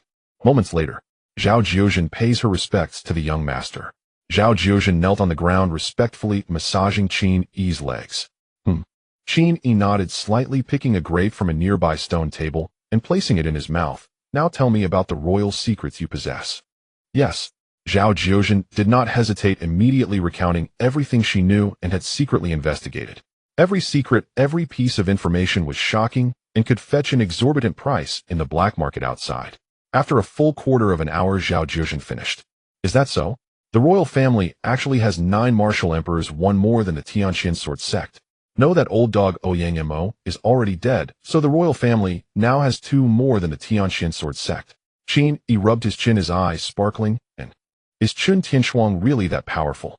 In response to the young master, Zhao Zhuzhen's expression was extremely respectful as she said, Chun Tianshuang was already renowned in his youth and later traveled through the northwest countries to pursue martial arts perfection. It is said that he once subdued the 3 peak martial emperors with a single sword in Dakian and killed more than a dozen martial emperors before leaving with ease. My ancestor of the Zhao family and the Empress Dowager were both deeply wary of him, not daring to confront him directly. The Tianqian sword sect owes its current prestige to him greatly. Upon hearing this, Qin Yi seemed slightly enlightened. He wondered how the royal family, having been rooted in Dajin for 3,000 years with immense depth, could watch the sect's influence rise step by step. Even now, the three major upper sects allied with the five major families, almost stripping the royal family of its protective veil. The families, at least in name, are still court ministers holding noble titles, while the three major upper sects directly occupy territory, ignoring the court's commands, acting as standard rebels. All of this was due to one person, Chen Tianshuang. The Tianqian sword sect had only rooted itself in Dajin for about 1,000 years, rising to become the foremost of the three major upper sects, particularly in the last 200 years. Ultimately, it was because Chen Tianshuang's strength was too formidable. Even with two peak martial emperors and numerous treasures, the royal family remained deeply wary of him. Of course, the royal family has produced a martial sovereign. If they truly spare no expense, they might still find a way to kill Chen Tianshuang. But at that point, the royal family would also suffer heavy losses. How could they withstand the powerful forces outside Dajin that are like wolves and tigers? Qin Yi's gaze was profound. In his heart, he raised his regard for Chen Tianshuang to the highest in Dajin. With one person's strength, he had forcefully brought the Tianqian sword sect to such heights. Not to mention the entire world, at least in Dajin, he was unparalleled, absolutely the strongest. In the late martial emperor stage, at least a late martial emperor bodyguard would need to intervene to have a chance of capturing him. Unfortunately, he is stationed in Tianqian Mountain, and even when he goes out, his whereabouts are beyond my knowledge. He felt a bit regretful. Having mastered the trump card to summon powerful beings at any time, he had actually considered implementing a decapitation tactic. Unfortunately, half an hour was too short, and there were too many unexpected factors and limitations forcing him to abandon the idea. By the way, Qin Yi came back to his senses, staring at Zhao Jiuzhen. He pronounced each word carefully. Have you ever heard of the name Sun and Moon Ascending Celestial Device? Sun and Moon Ascending Celestial Device. Zhao Jiuzhen's face revealed a hint of confusion, and after thinking carefully, she shook her head no. Not at all. Qin Yi, upon hearing this, was not surprised. Originally, the Sun and Moon Ascending Celestial Device was one of the ancestral treasures of the Dantai family, quite renowned, but it was only secretly circulated among the high powers of the major forces in Yinzhou. In the outside world, there was hardly any information about this secret treasure. Zhang Tianqing and the royal family only learned of its existence after obtaining the golden foil inscribed with the Heavenly Ascension Instrument's mystical method. Afterward, they conducted investigations to pinpoint the Dantai family. The Sun and Moon Ascending Celestial Device was related to the royal family's most fundamental schemes. Only a martial emperor could know the details. Just like the existence of the outer heavenly palace was the highest secret in the Qin family. If you haven't heard of it, then forget it. He glanced at Zhao Jiuzhen and said, you may leave. Remember, when you see Zhao Yanyan, you must tell him this. Outside the Tianzhu garden, Zhao Yanyan stood at the edge, smiling amiably, yet his back was drenched in cold sweat. He truly had no desire to face such a fearsome figure unless absolutely necessary. After all, who among ordinary folk would willingly live beside a man-eating tiger? The black-robed figure stared at him, expressionlessly silent as stone. Uncle, grandfather. At that moment, he suddenly spotted Zhao Jiuzhen, her face icy, striding swiftly from the inner courtyard. Niece, granddaughter. He stepped forward to greet her, then abruptly stiffened, lowering his voice. You're injured. He possessed an innate talent for spiritual perception, and with a single glance he discerned that Zhao Jiuzhen bore severe internal wounds, her soul essence grievously damaged. Niece, granddaughter, this is not the place to speak. Zhao Jiuzhen cast a fleeting glance toward the impassive black-robed figure beside them and gestured subtly. We'll speak once we're back. Very well. Zhao Yanyan raised no objection. Side by side with Zhao Jiuzhen, they departed the Tianzhu garden with urgent haste. Moments later, deep within the Meixiang garden, Zhao Yanyan extended his divine sense, confirming no eavesdroppers, before speaking gravely. Niece, granddaughter, what exactly transpired? Did you fail, eh? I did indeed fail. Zhao Jiuzhen nodded without denial, then said quietly. At the final moment, a secret treasure within Qin Yi's body activated. My cultivation technique recoiled violently, leaving me gravely wounded, nearly reduced to a cripple. Had he dared to sever all ties with our imperial house outright, my life would surely have been forfeit. Hearing this, Zhao Yanyan's expression darkened drastically. Then what do we do now? You failed too. Qin family will grow even more wary of us, and Grandmaster's mission seems doomed to failure. No. To his astonishment, Zhao Jiuzhen shook her head. This was not a complete failure. Though I ultimately failed to transform Qin Yi into my desired slave, the evil phoenix demon seed took root earlier, and through it I extracted vast troves of top-secret intelligence. Is that so? Zhao Yinyan's eyes lit up instantly. He leaned forward eagerly. What intel? The origins of Qin families rise, the hidden power behind them, the identity of the black-robed figure, the true nature of those 20 martial kings. These are all critical revelations. Zhao Jiuzhen paused briefly before continuing. Behind the Qin family stands the celestial palace from beyond the realms. A flicker of bewilderment crossed Zhao Yinyan's face. The celestial palace. He had never heard of such a colossal power in the northwestern kingdoms. As its name implies, it is a supreme sect residing far beyond the Kanglan domain, the celestial palace. Zhao Jiuzhen's expression grew solemn, each word weighted like iron. Qin Yi lay dormant for 18 years, like a hidden dragon coiled in the abyss, until his sudden awakening drew the attention of a celestial palace sovereign. Within that august realm his status is extraordinarily high. The black-robed figure is a guardian sent across infinite spatial distances by that sovereign's divine artifice. As for the remaining 20 martial kings, they were merely bestowed upon him as personal attendants. What a... Zhao Yanyan stood frozen, heart hammering with shock. A transcendent power from beyond the realms. A sovereign of the celestial palace, crossing boundless voids to arrive. He had never imagined such a revelation. He'd assumed at most that Qin family answered to some great power within the northwestern kingdoms, or perhaps even the Yingxi divine kingdom. Yet the truth proved 100-fold more staggering than he'd ever conceived. The celestial palace, a supreme power wholly outside the Kanglan domain. Can this truly be confirmed? Zhao Yanyan instinctively countered. Might it be a fabricated sect invented by the Qin family? Impossible. Zhao Jiuzhen firmly shook her head and spoke slowly. In truth, anyone who observes carefully and synthesizes the evidence will uncover one astonishing fact. Each of the Qin family's 20 martial kings possesses formidable combat prowess. Even within the elite factions of the Yingxi divine kingdom, they would rank as core disciples nurtured with utmost care. For so many prodigies to appear simultaneously, each unknown, each bearing unique cultivation techniques and distinct spiritual signatures, is utterly implausible. The only logical explanation is that such individuals are utterly unremarkable within the celestial palace, expendable, abundant, fit only for servitude. Yet their servants and retainers arriving here in our humble domain become hailed as prodigies and paragons. Zhao Yanyan fell silent, his mind churning with turbulent thoughts. After a long, heavy pause, a realization struck him. He blurted out, "That black-robed figure.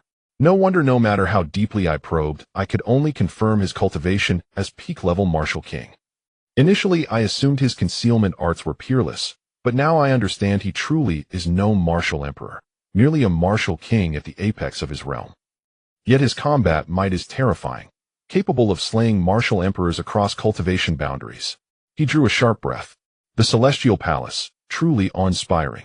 Behind the Qin family looms a behemoth of unimaginable scale, a supreme power beyond reckoning. His heart tightened with dread, a cold shiver traced his spine. To transport an entire contingent across infinite spatial rifts, what level of cultivation and divine artistry must that require? Before such a supreme power, the Zhao family was but an ant.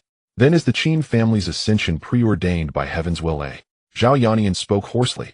Our Zhao family's machinations are naught but a grasshopper blocking a chariot. Do we stand helpless watching Qin family supplant us as sovereigns of the great Qin? No. Zhao Jiuzhen spoke calmly. Even the celestial palace bears immense cost to transmit beings across infinite voids. Thus for the immediate future the Qin family lacks the strength to sweep across the great Qin, though. Her tone shifted, edged with gravity. Should anyone move against them, the celestial palace will instantly dispatch legions of powerful cultivators. Though they cannot remain long, they possess more than enough might to annihilate foes and shield the Qin family utterly. Zhao Yanyan understood instantly. No wonder the Qin family, backed by such a supreme power, remained restrained, merely scheming for Yunzhou. They possessed defensive might alone, not the capacity for conquest. Therefore Grandmaster's plan targeting the Qin family may be entirely abandoned. Zhao Jiuzhen shook her head. Spirit body refinement is a celestial artifice executed by a celestial palace sovereign. Neither the Qin family nor any mortal cultivator comprehends its essence. Should our imperial house launch an all-out assault to slaughter the Qin bloodline, annihilation would follow instantly. No second path exists. To oppose the Qin family, Qin Yi must never be slain, lest we enrage the celestial palace sovereign. Pressuring them into exile from the great Jin is the optimal outcome. Zhao Yannian gave a slight nod. All mysteries dissolve before clarity. I knew it. I knew no minor clan like the Qin family could possibly master spirit body refinement, a technique bordering on the divine. If it originates from the celestial palace, a supreme power beyond domains, then everything falls into place. A profound sigh escaped him. Qin family. Qin Yi. What virtue or merit could possibly warrant such favor from the celestial palace? A power beyond imagination. Why has our imperial house been denied such fortune? Zhao Jiuzhen replied coolly. Because the Qin family produced a Qin Yi, and our imperial house, to a celestial palace sovereign, a single Qin Yi outweighs millions of great Jin realms. Why would such a being deign to notice our ant-like Zhao family? Zhao Yannian paused, then offered a wry smile. Qin Yi, world-shaking genius, fails to capture his essence. And yet such a peerless prodigy does not belong to our Zhao family. Such is the truth. We have no choice but to accept it. Zhao Jiuzhen spoke calmly. At the very least, we are not yet irreconcilable enemies with the Qin clan, or with Qin Yi. There remains room for reconciliation. Zhao Yannian gave a slight nod and said, this matter is of utmost gravity. I shall report it immediately to the elder patriarch for his decision.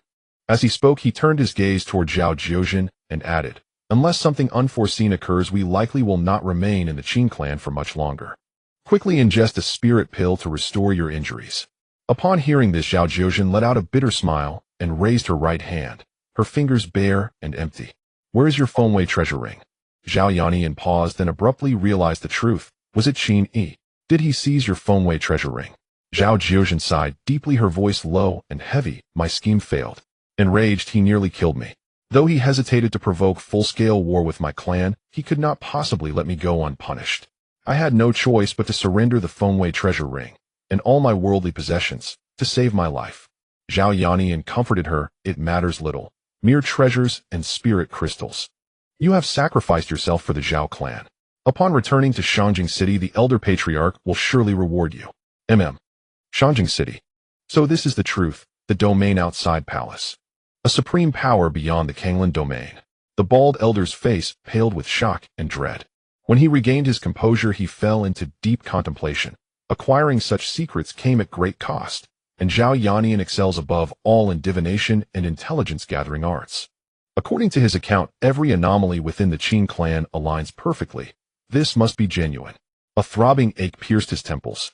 The Qin clan's existence gravely impeded the Zhao clan's grand design, yet they could not simply stand idle and watch it grow stronger day by day. The terrifying force behind the Qin clan was so overwhelming that he instantly abandoned any thought of confronting them directly. Neither strike nor ignore, an idea stirred. The bald elder swiftly devised a plan. Once I ascend to the rank of martial sovereign, I shall annihilate the 3 sects and the noble houses, leaving only the Qin clan standing as a gesture of goodwill. First diplomacy, then force. Afterward, I shall leverage overwhelming political and military pressure to compel them to depart the great Jin dynasty and demand compensation in rare treasures and spirit crystals. After all, with the Qin clan's strength, they could rise to prominence anywhere, even one day rule an entire kingdom. So long as the spirit crystals and treasures offered are sufficiently precious, they will likely accept willingly. At this thought, a profound sense of relief settled over him, as if a mountain had lifted from his chest. Yet unraveling the Qin clan's horrifying truth only intensified his urgency. Ascend to martial sovereign.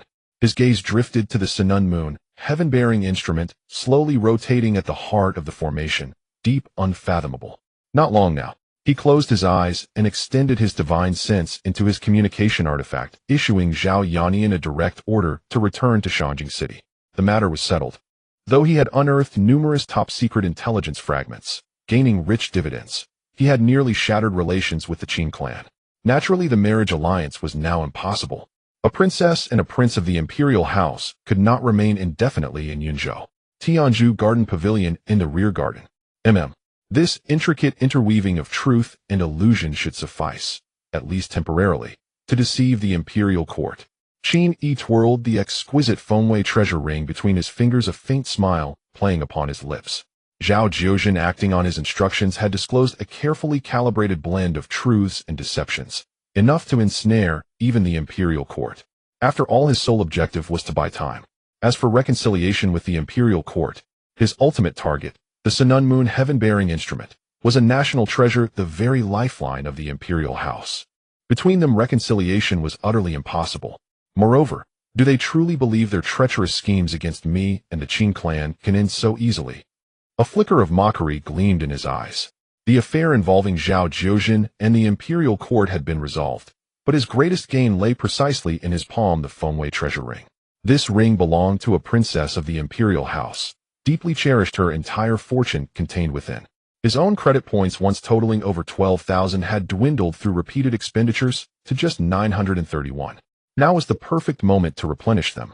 With practiced ease, he transferred all spirit pills and artifacts from the Fengwei treasure ring into his spatial ring.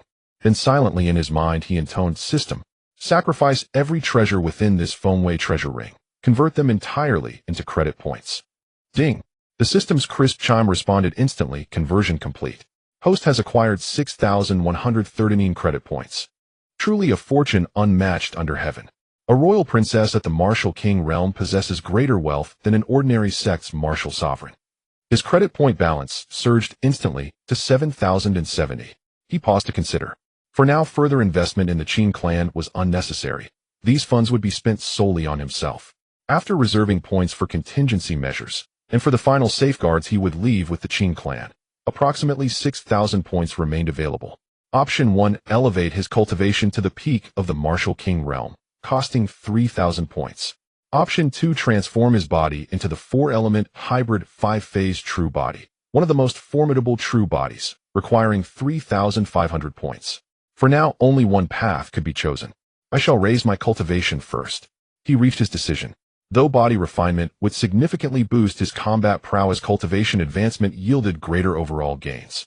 Ultimately, his foundational cultivation art, the Yunyi Xiaoyao Pian, the cosmic wandering scripture, forged the unfettered wandering qi, transcendent and unbound, existing beyond the constraints of the 5 phases.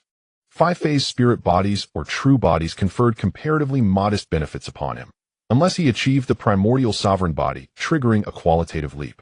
System. Silently, Qin Yi intoned in his mind, "I wish to exchange credit points for the peak martial king level cultivation attainment of the Yunyi Xiaoyao Pian." No sooner had the thought formed. Ding! Credit points deducted. Cultivation level granted. 3,000 credit points vanished, and his cultivation skyrocketed like a celestial rocket. Qin Yi had long grown accustomed to this process. Within a few breaths, he sat motionless in the pavilion, an overwhelming, boundless aura radiating outward from his form in all directions. Ethereal and lofty, transcending heaven and earth, his very presence seemed to hover beyond mortal realms, as if poised for ascension and flight. Peak of the martial king realm. Cultivating a peerless scripture at his current realm, and possessing a dual 5-phase spirit body, rendered his true combat strength even surpassing that of the black-robed elder, enabling him to slay early-stage martial sovereigns across realm boundaries. Unwittingly, I have become one of the great Jin dynasty's apex cultivators. He felt no particular elation. With the grand credit system at his command, he was inherently an overpowered entity. Advancement in realm and strength was simply inevitable. Across the myriad realms and 10,000 heavens, did any true sovereign not wield some form of advantage? Must he truly toil like an ordinary martial artist, buried in arduous grinding cultivation? Had he not already exerted extraordinary effort merely to devise new ways to earn credit points? Report. At that moment, a Qin clan steward rushed forward breathless. "Young master, urgent news demands your attention." "Speak, what is it?" Qin Yi did not even lift his eyelids, casually putting away the phoenix tail treasure ring. "It's about the royal family's 9th princess and Prince Yu." The steward of the Qin family hesitated for a moment before bitterly smiling and saying they suddenly announced that they received an edict from Emperor Mingzong and must urgently return to the capital, postponing the marriage arrangement. The royal envoy is determined to leave, and there's no way to stop them. It even alarmed the family head. At this moment, they probably have already left Yunzhou City. Hearing this, Qin Yi showed no change in expression and said, "I see. You may leave now." "Yes." The steward of the Qin family, upon hearing this, did not dare to ask more and promptly bowed and retreated. Qin Yi refocused his attention and pondered. Reaching the peak of the martial king, the universe's carefree chapter, is no longer sufficient. The universe's carefree chapter is relatively inexpensive, only costing 100 points, and can only cultivate to the peak of the martial king. The subsequent martial emperor level techniques, however, are much more expensive. The universe's unfettered chapter can cultivate up to the peak of the martial emperor and is a supreme technique within the martial emperor realm, inheriting the essence of the universe's carefree chapter. It requires a full 3,000 points. Right now he happens to have just enough to exchange for it, but once he does, his available funds will be completely depleted. Forget it, no rush to exchange. Keeping the points is strength, it's the trump card. No matter what crisis arises, I can handle it with ease. In any case, for now, I cannot exchange for the martial emperor's cultivation. The technique can be postponed. The transition from martial king to martial emperor is a monumental breakthrough. The martial emperor possesses vaporized true essence, opens the sea of consciousness, and births divine thought, far surpassing the martial king in every aspect. Their lifespan is even 500 years, able to watch the clouds rise and fall above and observe the rise and fall of families below. To directly exchange, the cost is 15,000 points. He himself is already at the peak of the martial king, and after deducting 9,000, he still needs 6,000. Adding the 3,000 needed for the universe's unfettered chapter, the shortfall approaches 10,000. This sum needs to be acquired from the capital. Thinking of this, Qin Yi did not linger and immediately stood up, stepping out of Tianzhu Garden. Soon after, at the residence of the family head of the Qin family. What? Qin Jintian looked astonished and said, "You're leaving Yunzhou for the capital?" Qin Yi slightly nodded and replied, "Indeed. I have accumulated a large number of treasure artifacts that need to be sold in exchange for spiritual crystals to be offered to the powerful beings in the heavenly palace.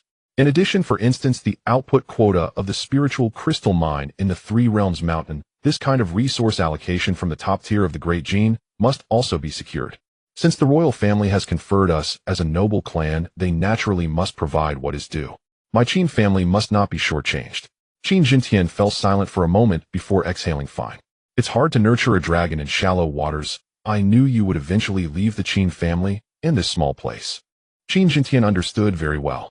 Qin Yi's journey to the capital today was because Yunzhou was too small and barren. In the future, he would eventually leave the Great Qin and the northwestern countries, putting a distance of countless miles between father and son. Although he had been prepared mentally, it still felt somewhat painful.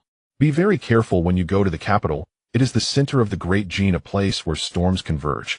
Qin Jintian earnestly reminded the royal family harbors ill intentions, and the other noble clans are not good either. The three major sects are our enemies. Even though you have guards with you, don't let that make you complacent. Qin Yi smiled and replied, "Father has guessed wrong. I plan to leave the black robe behind in the Qin family to hold down the fort in Yunzhou. Otherwise, my Qin family, as the lord of Yunzhou, the sixth noble clan, without the battle power of a martial emperor to hold the fort, what kind of stature would that be?" "What?" Qin Jintian was taken aback and instinctively retorted, "No. Your safety is the most important. Which force in and out of the Great Qin would dare to openly tear apart relations with the Qin family and directly go to war? None now, and after the 10th Sand Mile celestial phenomenon spreads, there will be even fewer." Qin Yi maintained his smile, but said, "I know father is worried about my safety. However, I am already at the peak of the martial king. I believe I can easily deal with a casual martial emperor, and I have my trump cards with me. No matter how vast the Great Qin is, even if Chun Tian personally intervenes, I would dare to make him come and go with nothing." "What?" Qin Jintian suddenly lost his voice, his expression showing a hint of horror. "Peak martial king? How long has it been since Qin Yi promoted to martial king? Has it even been half a month? Moreover, not long ago he was a born cripple with no cultivation whatsoever. You really have advanced to the peak of martial king." Qin Jintian was somewhat dumbfounded. "Moreover, you can rival that guard of yours, even capable of slaying a martial emperor." Even though he had long known that Qin Yi, who was valued by powerful beings, was extraordinary, this surprise, however, was indeed too great, turning into shock. How difficult is it to cultivate to martial? Take the elder Qin Wudao, who became a martial king at 50, yet struggled in this realm for nearly 150 years, still only at the early stage of martial king. And Qin Yi, in less than half a month, he directly reached the peak of martial king. This speed is likely unprecedented and will not be repeated. But he did not have too many doubts, because he was certain that Qin Yi would never deceive him. Qin Yi also said calmly, "Father, please rest assured. I value my life a lot. If I did not have absolute confidence in self-preservation, I would not venture out. However, now that my Qin family is prominent, having only one black robe might not suffice in critical moments." Saying this, he took out a glowing jade talisman from his sleeve. This is a talisman granted by the powerful beings of the heavenly palace. In a critical moment, father just needs to crush the talisman, and it will summon a martial emperor-level powerhouse to come, but it can only last for half an hour. This jade talisman was also exchanged by him from the system. The normal price for a temporary bodyguard at the early stage of Martial Emperor is 200 points. If it's a talisman that needs to be activated by others, the price doubles to 400 points. Bodyguards produced by the system are always powerful. A bodyguard at the early stage of Martial Emperor can at least match a latest stage Martial Emperor, and even if 3 or 4 Martial Emperors surround him, he would still be killed. Good. Qin Yi said nothing more and solemnly received the jade talisman, carefully keeping it close to him. This Heavenly Palace talisman is currently the strongest trump card of the entire Qin family. Father. Qin Yi stood up, his expression normal, and said, I won't delay any longer on my journey to the capital. The sky is high and the road is long. Qin Yi nodded, his expression complex, and stood up to say, let's go, I'll see you off. Boom. A brilliant azure rainbow soared into the sky, heading straight for the northern horizon. Its speed was so astonishing that it left behind a long white wake accompanied by a thunderous sonic boom. The azure light vanished beyond the horizon in mere moments. Sigh. Qin Yi watched the azure rainbow fade, standing there for a moment, his face somber. The mighty eagle must spread its wings, and the hidden dragon must dive into the sea. The Qin family is ultimately too small, and my son, however, is too much of a prodigy. He waved his sleeve and returned feeling despondent. News spread throughout the entire Qin family. The young master had ventured alone to the capital city to fight for the family's interests. Xiaolingyun, who was busy contacting the Qin family in an attempt to uncover the mysteries of the cosmic phenomena, suddenly looked up. What a fast escape light! In just a day it undoubtedly surpassed 10,000 miles.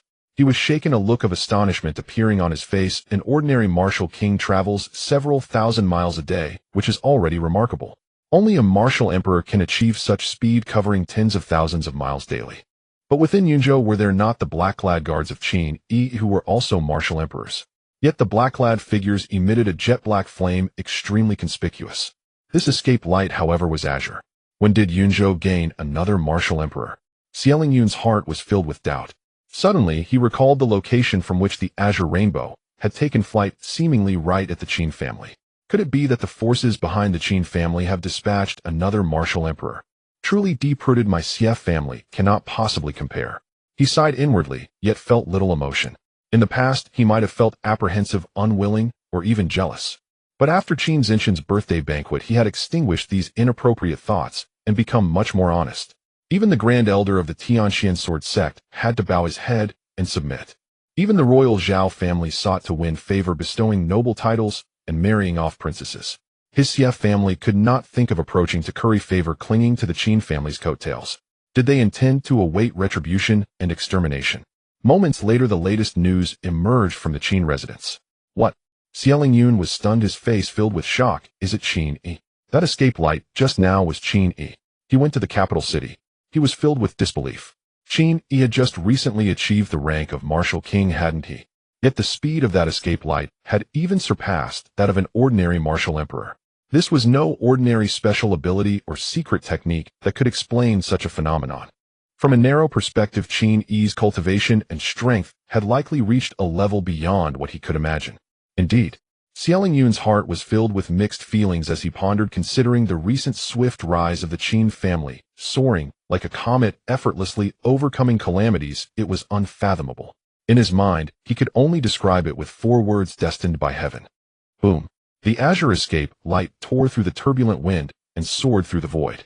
Above the vast sky there existed 9 layers of turbulent winds, an invisible barrier of the entire world. With Qin Yi's strength, he could roam in the first layer. Thanks to the special nature of the Xiaoyao True Yuan and the Xiaoyao movement technique, he could barely reach the second layer, but could not linger for long. It is said that tearing through the 9 layers of turbulent winds allows one to transcend this world and venture into the outer heavens. But I wonder what sort of cultivation and unparalleled abilities are required for that. As Qin Yi soared in the high sky, his mind was in turmoil. Looking down, the mountains and rivers were close at hand, the plains like patches and the peaks like stones. In the high sky, due to the tremendous speed, ordinary maps were of little use. Fortunately, the route to the capital city was a straightforward journey north. Landmarks such as the Zhangjiang River, Jinling Lake, and Sanja Mountain could also indicate the direction, preventing him from getting lost. As he sped onward, 3 days later, a majestic outline of a city emerged on the distant horizon. The capital city. the heart of the entire Dajin, the center of martial arts, an enormous and incredible metropolis. It should be noted that Dajin stretches north and south for over 100,000 miles, comprising 37 provinces. Even Yunzhou, a small province with nearly 10,000 miles radius located in the southern frontier, has millions of citizens. The entire Dajin has a population exceeding 10 billion. The capital city, as the imperial capital of Dajin, covers an area of 500 miles. A common person riding a horse around it would take several days. It is home to over 150 million residents year-round. What an incredible number this is. In his past life, the largest city, Qin Yi could recall, had a population of only 50 to 60 million, already immensely vast. And this required an extremely developed transportation and logistics system, as well as surrounding facilities, to sustain such a colossal city. And Dajin's capital city. This is a city where martial arts are integrated into every aspect of life, a grand city born from pure martial civilization. It is said that the excrement produced in the capital city each day can pile up into 100-foot mountain, requiring specialized martial artists to transport and deal with it. Within the city, there are many mechanisms brought over from the Far East that can be driven by true energy, which can carry a load of 100,000 jin with a single driver. The skies are divided into escape zones, while underground there are expressways with massive mechanized vehicles traveling back and forth. Qin Yi thought about these records from books, and his anticipation grew. This is a city of martial arts, a city of cultivation. Boom. The brilliant azure rainbow slightly accelerated. Before long, Qin Yi could clearly see the complete capital city, resembling a massive beast lying on the vast plains of Zhongzhou. In 8 directions there were a full 120 giant city gates, constantly swallowing and expelling vast streams of people. The flow of vehicles and the throng of pedestrians were immense. If one cannot fly, it would probably take half a day just to queue here. Qin Yi soared past, seeing the long line below stretching dozens of meters, and he couldn't help but sigh. Here, even low-level martial artists and ordinary citizens mostly rode horses or carriages, or simply utilized mechanized creations.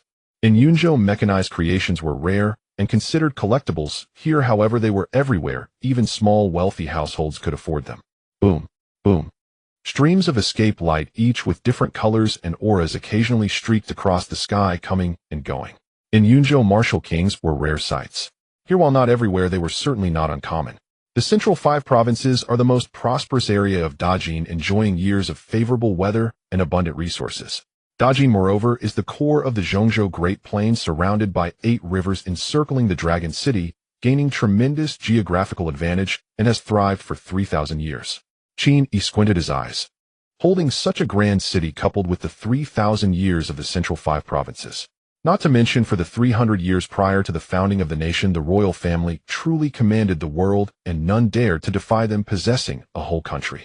How profound is the heritage accumulated by the royal family. This time, coming to the capital city, I must find a way to probe the royal family's secrets. Zhao Jiuzhen ultimately holds a low position and knows nothing of the core secrets. While pondering in his heart, Qin Yi maneuvered the azure rainbow light, soaring over the Tianzhong high thick city wall, and flew towards the capital. What came into view was a throng of people surging like ants. Incredibly noisy mechanical creations raced down the streets, rumbling with sound. Numerous martial kings soared through the sky, drawing envious gazes from the masses below.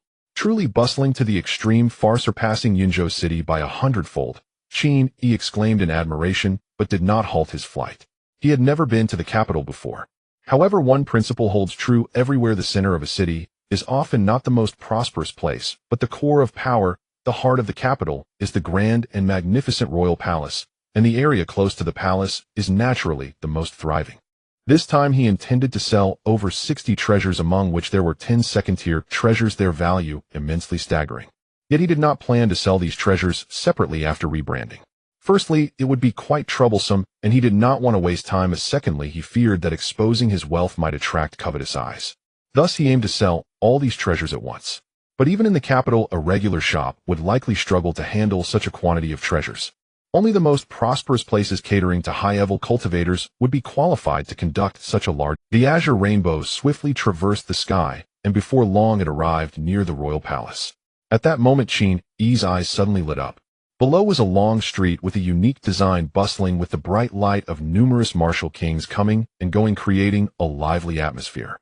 As for the pedestrians on the street, at the very least, they possessed the cultivation of great martial masters. It was evident This was a market specifically set up for high-level martial artists and even martial kings. Let's go take a look, he thought, immediately shifting the direction of his light to fly towards this market. As he drew nearer, he saw the entrance of the market with a gigantic white jade sign displaying the three ancient characters Tianbao Street. Tianbao Street. I wonder which merchant is the largest here. Qin Yi soared in, sweeping his gaze across the area. He had expected it to take some effort to find it, but to his surprise he spotted it at first glance. There was no other reason but stood out too prominently. The shops here, aside from a few stalls in a free trading market, were all grand palaces and pavilions, each resplendent and extravagant.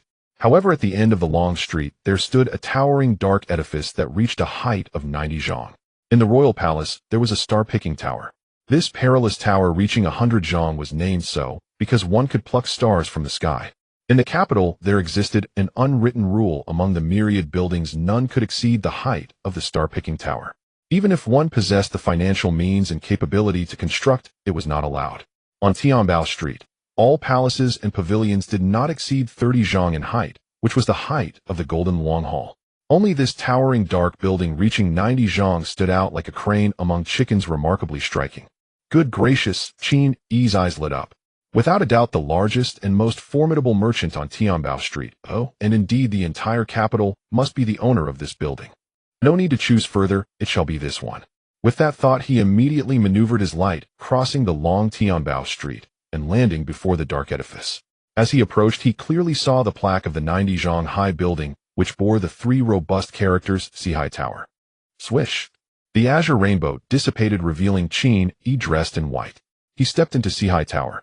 What he beheld was an entire first-floor hall measuring 100 zhang square and 7 or 8 zhang high, with counters elegantly arranged all around.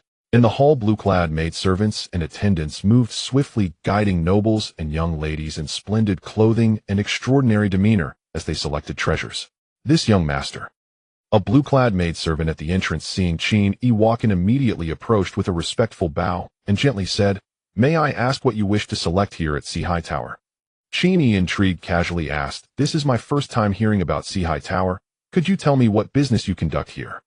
The blue-clad maidservant's expression remained unchanged as she replied, "Sihai Tower encompasses all within the 4 Cs. Cultivation methods, martial techniques, divine abilities, secret arts, divine weapons, treasures, spiritual pills, rare curiosities, even confidential information, powerful relationships, and personal vendettas can all be bought and sold here. Sihai Tower operates not only in Dajin, but also has branches in every capital of the Northwest Kingdoms, boasting an excellent reputation." Hearing this, Qin Yi was slightly astonished and praised, "That truly encompasses the 4 Cs. You are indeed conducting a grand business." He had just been thinking. This Sihai Tower being able to build a 90 zhang high building indicated that their business was immensely large. He assumed their backing was either the royal family or the other prominent clans. To his surprise, it was backed by an even greater force that spanned the Northwest Kingdoms. "Do you need to select something, or perhaps sell something?" Upon hearing the blue-clad maidservant's question, Qin Yi waved his hand and said, "No rush, let me take a look around first." It was his first visit to the capital, and even more so his first encounter with a merchant like Sihai Tower, which had business across the Northwest Kingdoms. There were many things here, such as mechanical creations, that piqued his interest and prepared to broaden his horizons.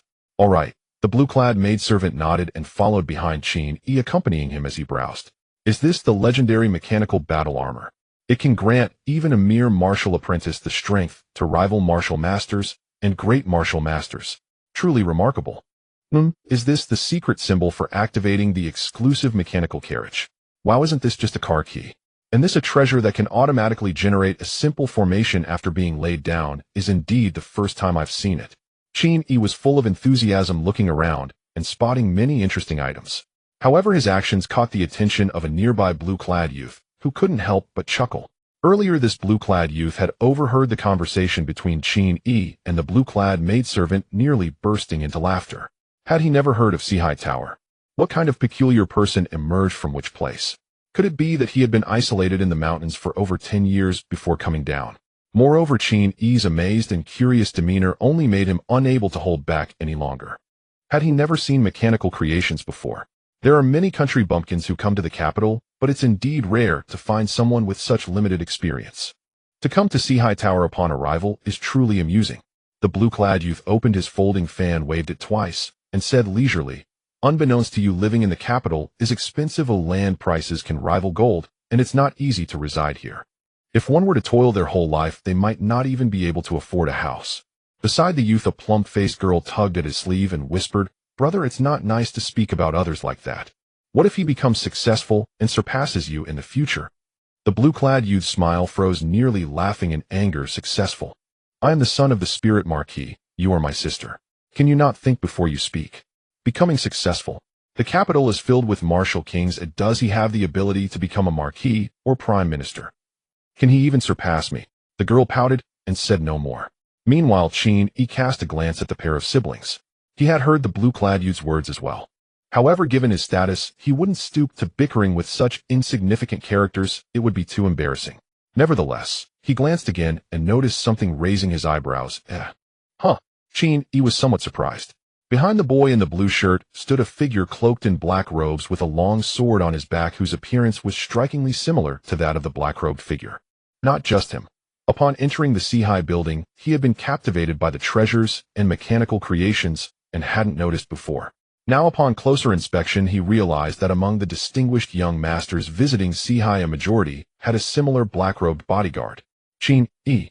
He turned to the green-clad maid beside him, revealing a peculiar expression. "Is this some new custom in the capital city?" The green-clad maid smiled upon hearing this. "Dear guest, you may not be aware.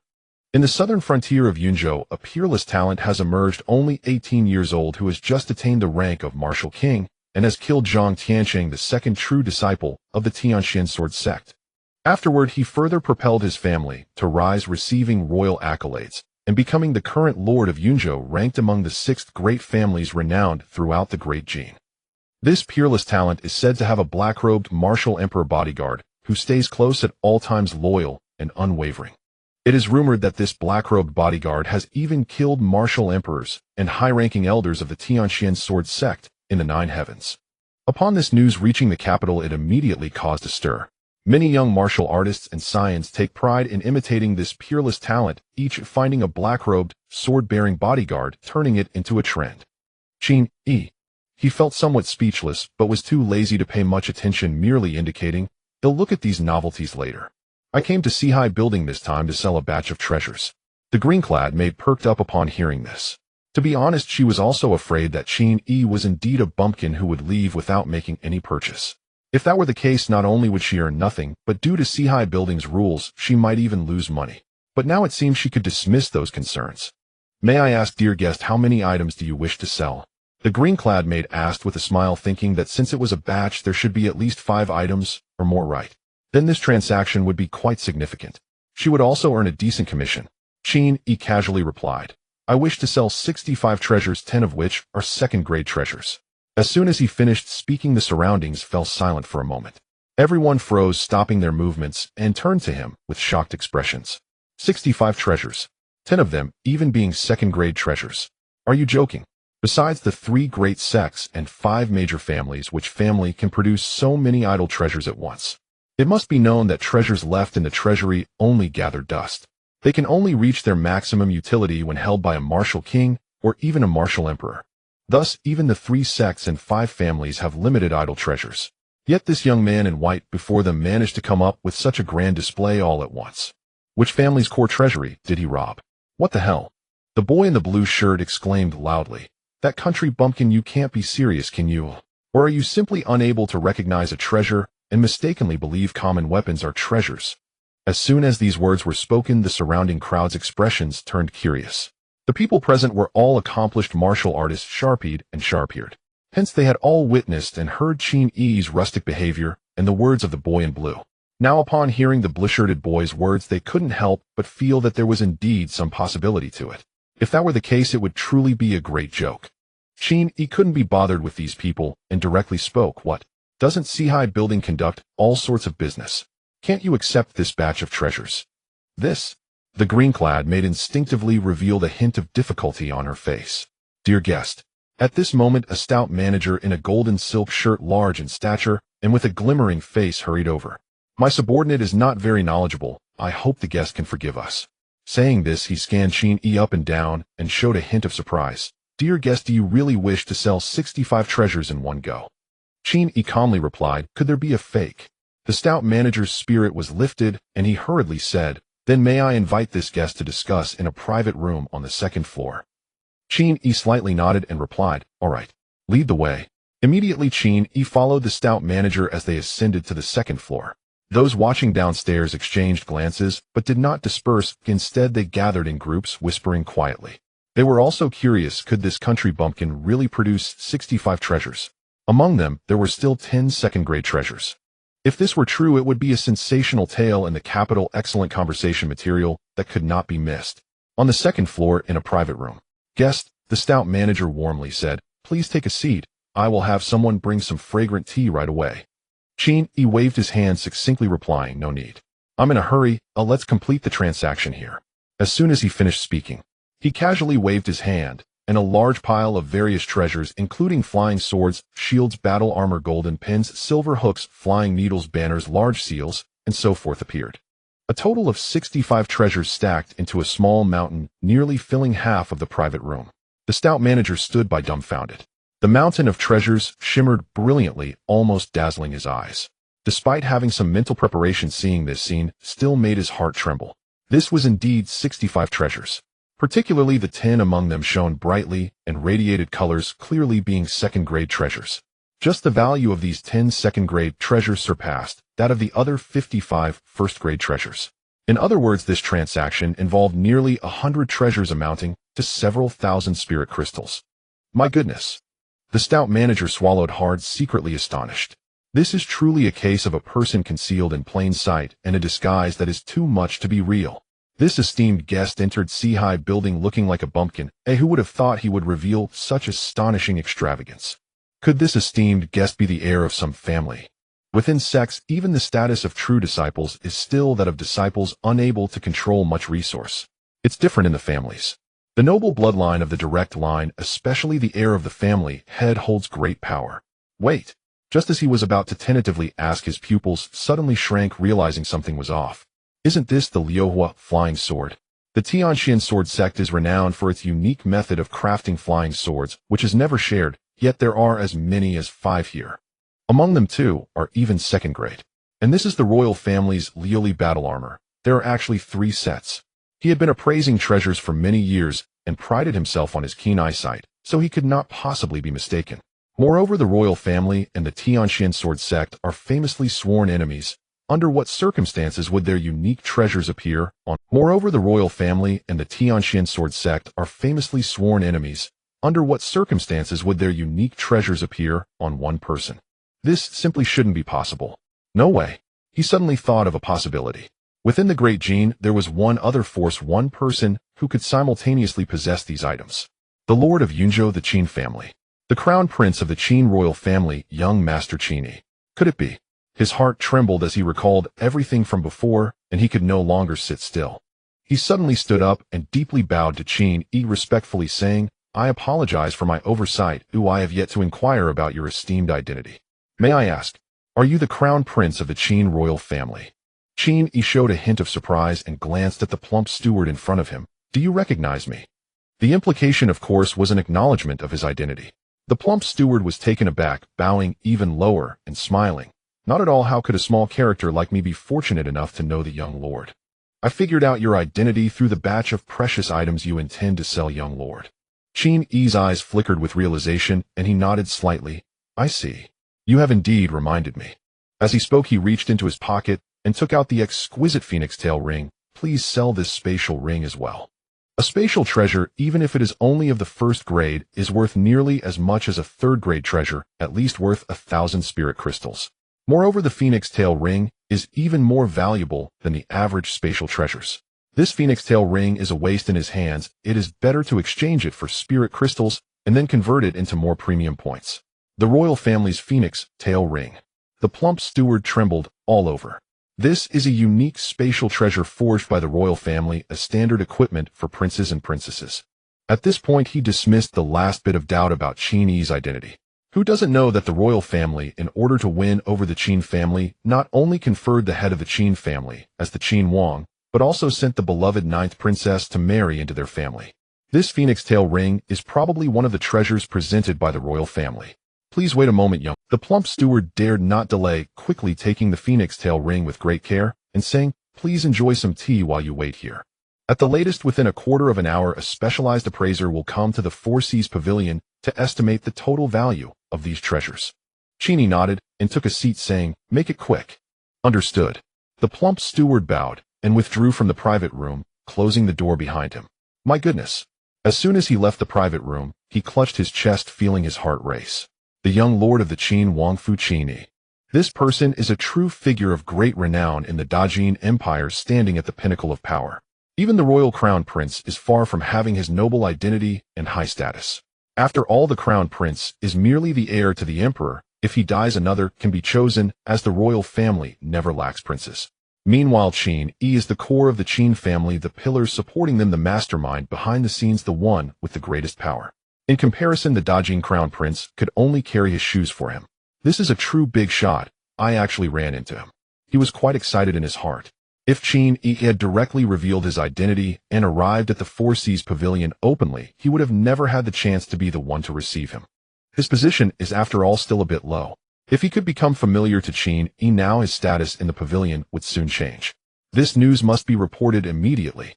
The plump steward hurriedly left. Besides reporting the arrival of the young lord of the Qin Wangfu, he also needed to find someone to assess the value of these treasures. At the Four Seas Pavilion on the 9th floor, the spacious rooftop, two individuals were engaged in a game of chess. One was an elderly man in a blue robe, his hair and beard graying with wide sleeves, holding white pieces and deep in thought. The other was a young girl in a white dress, her long hair cascading down her back, holding black pieces, looking lazy and casual. At that moment, a steward in black clothing ascended the rooftop, respectfully bowing to the elderly man in the blue robe and saying, Master, the young lord of the Qin Wangfu has just arrived at the pavilion. The steward's words interrupted the elderly man's contemplation. He raised his head, revealing a hint of surprise, and couldn't help but say, the young lord of the Qin Wangfu from Yunzhou, Qin Yi. Yes, the black-clad steward nodded and replied, he came alone, did not directly reveal his identity, and wants to sell a large batch of treasures. It was the clever Jin steward below who deduced his identity from the treasures he wished to sell. Really? The elderly man in the blue robe frowned slightly, his expression turning serious. You may leave now, and let the others prepare properly.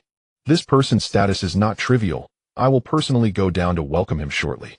Understood. The black-clad steward respectfully bowed again before descending. Throughout this encounter, he seemed to have not noticed the young girl in the white dress across from the elderly man in blue. To him it appeared as if only the elderly man was present on the top floor. The young lord of the Qin Wangfu Qin Yi. The young girl in the white dress casually dropped a piece and curiously asked, is he famous in Dajin? For such a small young lord, do you really need Master Hong to personally welcome him? The elderly man in the blue robe shook his head and replied, this young lord Qin Yi is quite extraordinary. It is said that he was once a waste with a natural inability to cultivate, but recently he has soared to great heights. His background is mysterious, and it seems he has broken free from the shackles of being naturally unable to cultivate, transforming into an unparalleled genius. He has propelled the small Qin family of Yunzhou to the ranks of Dajin's noble families, making him a formidable character. Really? The young girl blinked and smiled, saying, I didn't expect such young talents to exist in the small nation of Dajin. Such grace is completely on par with the heroes of Deqian and Dexian. Though she said so, her words clearly lacked a sense of seriousness, appearing indifferent. She had seen too many similar prodigies. For the mere young lord of the Qin Wangfu, it is nothing to the third miss. The third miss is only 16 this year, and has already attained the level of martial emperor, even making it onto the Mo Haiqiu long list. How can he compare to that little Qin Yi? The elderly man in the blue robe spoke respectfully. He understood very well. Despite Qin Yi's prominence in Dajin in the face of a super empire like Deqian, he is not much. At the very least, there are super prodigies who have made it onto the Mo Haiqiu long list in the Deqian Empire, while Qin Yi does not even have that qualification. But a strong dragon does not suppress a local snake. I still have to manage the Dajin branch, and it is not wise to offend such a person. As he spoke, a hint of curiosity appeared in his gaze. What brings the third miss from so far to this remote northwest region? Upon saying this, he seemed to realize it was inappropriate, his expression changing slightly as he added, Please forgive me, third miss. I misspoke and did not mean to pry. It's fine, the young girl in the white dress said lightly. I always conduct myself openly and honestly, and there is nothing to hide about this matter. I came here to seek the cave of the Bone Sovereign, who perished here 5,000 years ago. Bone Sovereign. The elderly man's expression changed dramatically, and he was shaken to the core, momentarily unsure of how to respond. After a long while, he finally suppressed his agitation and said cautiously, "If you need anything, Third Miss, just give the order, and the numerous Four Seas pavilions in the northwest will do their utmost to obey your commands." The young girl in the white dress shook her head slightly and replied, "Not for now. This matter should not be made too public. I have my own methods." "All right." The elderly man nodded, immediately standing up and bowing. "Third Miss, I must go greet the young lord of the Qin Wangfu, so I will take my leave now." He did not even mention taking the young girl in the white dress with him. What kind of identity does she possess? She is a truly elevated character akin to a phoenix or a Qilin, and would not care about a small Qin Yi from Dajing. The young girl in the white dress lowered her eyelids and said softly, "Master Hong may go on his own." A quarter of an hour later, in the private room on the second floor, an elderly man with sparse hair and a face full of wrinkles spoke to Qin Yi with a respectful expression. "These 55 first-grade treasures are collectively valued at 1,960 spirit crystals. 10 second-grade treasures are collectively valued at 2,295 spirit crystals. The Phoenix Tail Ring is valued at 1,150 spirit crystals. In total, that amounts to 5,405 spirit crystals." Upon hearing this, a hint of a smile appeared on Qin Yi's face. This price was considerably higher than his estimate. The typical price for a first-grade treasure ranges from 30 to 40 spirit crystals, with very few exceeding 50. Although the first-grade treasures he exchanged in the system, such as the Yin-Yang Reversal Gourd and the 5 Elements Chaos Spirit Sword, were priced around 80. However, treasures produced by the system are the finest of their rank, and thus cannot be used as a standard. Second-grade treasures are much more expensive, usually around 200 to 300 spirit crystals. Meanwhile, third-grade treasures are even more expensive. After all, even a first-grade spatial treasure, which is valued close to that of a third-grade treasure, costs over 1,000 spirit crystals. This Four Seas building has very fair prices, completely calculated according to the selling price. Qin Yi's mind raced. Selling treasures and purchasing them are certainly not the same price, it would only be lower. Yet the Four Seas building did not lower the price at all.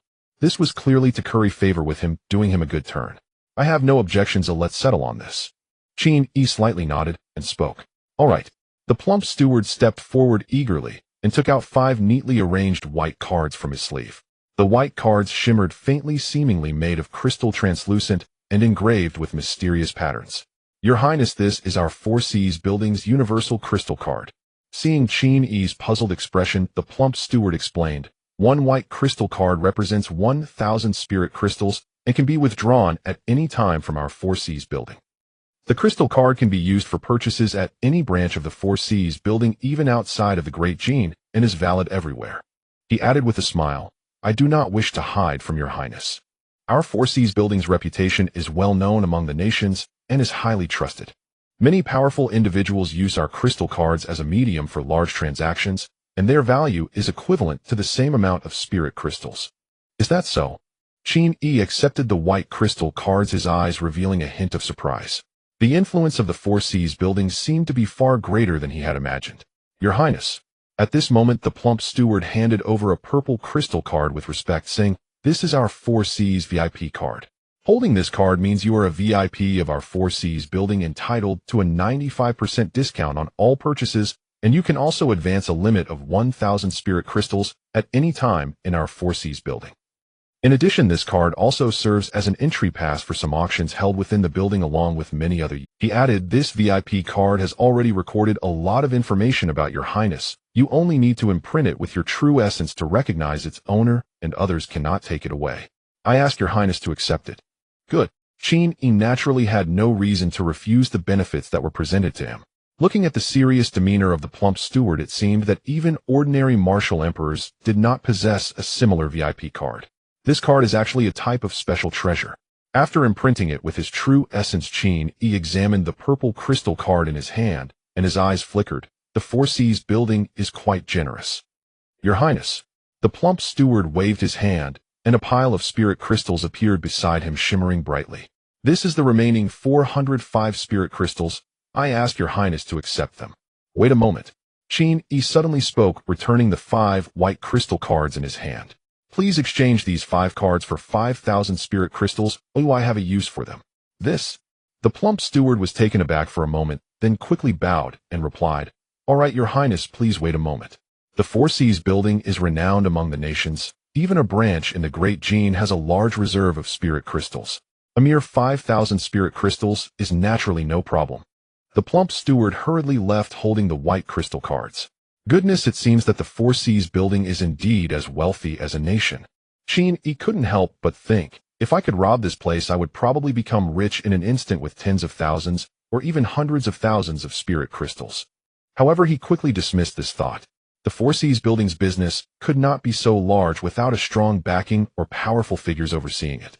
Offending the Four Seas building would be far more terrifying than offending the royal family or the Tianqian sword sect. At his current stage, he could not provoke such a superpower. After a moment, the plump steward returned quickly, respectfully, handing over a spatial ring. "Your Highness, this contains 5,405 spirit crystals. Please verify it." "Good." Qin Yi infused the ring with his true essence, checking it with his mind, and after confirming its accuracy, he transferred all the spirit crystals into his own spatial ring. Then he dispersed the true essence imprint and returned the spatial ring to the plump steward. "Very good, this time I have gained 5,405 spirit crystals." He felt quite satisfied and joyful. "Since the transaction has been completed, I will not linger any longer." Saying this, Qin Yi stood up to leave. The plump steward beside him quickly said, "I will guide you, Your Highness, please follow me." Four Seas building, first floor hall. Clatter. Suddenly dozens of young maids and servants in green clothing poured out from the back hall connected to the main hall, moving swiftly and looking nervous. "Guests, please make way. This guest, could you please step aside for a moment?" The polite voices of the young maids and servants echoed. In the center of the spacious first floor hall, a large area was quickly cleared. The maids and servants stood respectfully on either side. Many guests cooperated by stepping aside, curiously watching this scene. This is a sign of an important guest arriving. Who could it be? Such a grand occasion, could it be a prince from the royal family? Or perhaps a young master from a prominent family? Maybe it's a direct disciple from one of the 3 major sects. Direct disciples. How could they have such status? How could the Four Seas building arrange such a spectacle? It would be more plausible for a grand elder to receive such treatment. Amidst the many murmurs, the young man in a blue shirt along with his younger sister and bodyguard blended into the crowd, discussing and chatting with those around them. As for the earlier fellow who spoke about selling treasures, he had long been forgotten. After all, a quarter of an hour had passed, and he had not come down. Most likely he was exposed on the spot and left through the back door of the Four Seas building in embarrassment. The thoughts of the other guests who were simply there to watch were similar to his. In this grand capital city, there was never a shortage of clowns who made a fool of themselves. I wonder who the noble guest is that has arrived, eh? The young man in blue thought, his mind calculating. As the son of the spirit marquis, perhaps I could seize the opportunity to engage in conversation and build some connections. At that moment, an old man in a blue robe led the group out, followed by 4 black-clad stewards. "Ladies and gentlemen." He cupped his hands and bowed to everyone, proclaiming loudly, "Today our Four Seas building has a noble guest arriving, and we need to give them a grand welcome. If there are any oversights, I hope everyone will forgive us." As the words of the old man in the green robe fell, the surrounding discussions grew even more fervent. "Indeed, a distinguished guest has arrived. This is quite the grand occasion. It is only my 2nd time witnessing such a spectacle, and the last time was when the crown prince graced us with his presence. My goodness, it seems a top-tier figure has truly come." Amidst the various voices of discussion, a middle-aged man dressed in luxurious attire, seemingly of noble status and familiar with the old man in the green robe, spoke loudly, "Master Hong, you jest. The Seahai Tower is here to welcome a distinguished guest. Would we dare to occupy this space?" As soon as he said this, the surroundings erupted in laughter. The old man in the green robe smiled slightly and cupped his hands in thanks, saying, "Thank you for your understanding, esteemed guests." After speaking, he turned to look at the staircase leading to the 2nd floor, patiently awaiting. The 4 black-clad attendants behind him stood quietly beside him, their expressions respectful and silent. Witnessing this scene, the many guests present felt excitement and curiosity, their eyes fixed on the staircase. What kind of significant person could prompt the Seahai Tower to put on such a grand display, with the master of the Dajin branch personally coming to welcome them? Soon the mystery was unveiled. Thud, thud, thud. The sound of footsteps came from the staircase on the 2nd floor. Everyone held their breath, wide-eyed, eager to see who this esteemed guest might be. A pair of white, cloud-patterned boots first caught the eyes of those present. Dressed in white, Qin Yi descended the stairs with his hands behind his back, his expression calm. A chubby steward in golden attire followed closely behind him, with a beaming smile, looking extremely respectful. It's actually him. The young man in blue, upon seeing Qin Yi for the first time, widened his eyes in disbelief, a roaring in his mind. Is it really him? How could it be him? He felt it was somewhat absurd. Wasn't he just a rustic bumpkin who had recently arrived in the capital and had never even seen any contraptions making a fuss about nothing? He even had the audacity to claim he would sell dozens of treasures, yet they suspected he was merely passing off ordinary weapons as treasures. How could he suddenly transform into the master of the Sea Tower, a distinguished guest to be personally welcomed? This. He was momentarily at a loss, staring blankly at the scene before him.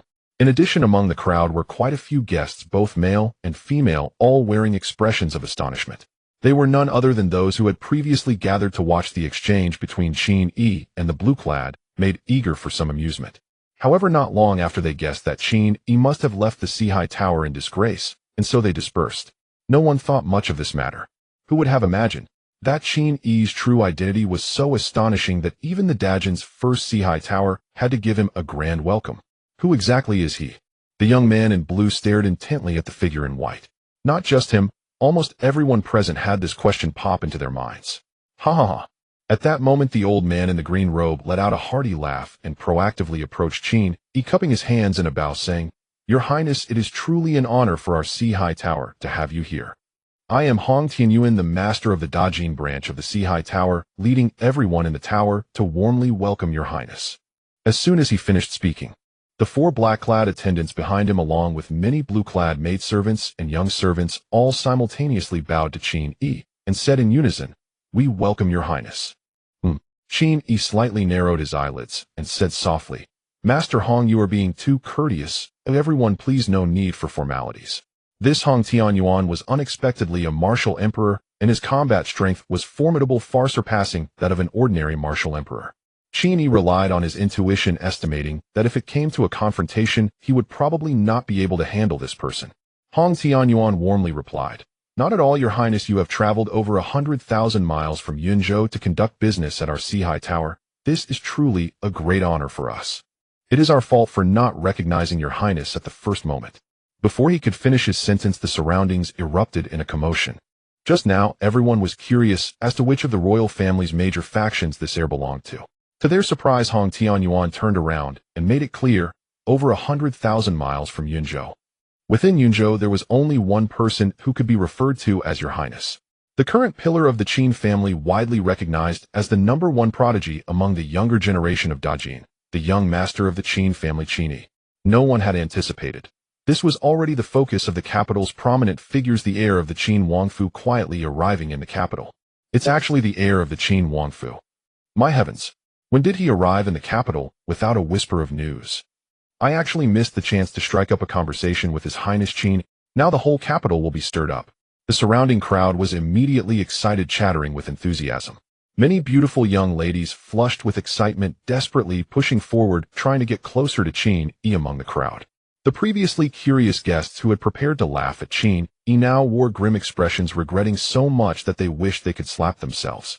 How could they have missed meeting the distinguished heir of the Qin Wangfu, who was now the most prominent and promising prodigy in all of Dajin? They had even just tried to see him make a fool of himself. It's over. The young man in blue's complexion turned pale, his body trembling. Qin Yi. He is actually Qin Yi, the legendary young master of the Qin family, enigmatic and unparalleled, who single-handedly turned the Qin family into a prominent faction. The rustic bumpkin he had just mocked was actually Qin Yi. This is truly the end. He felt an overwhelming bitterness in his heart. In the capital, no young genius did not aspire to meet Qin Yi.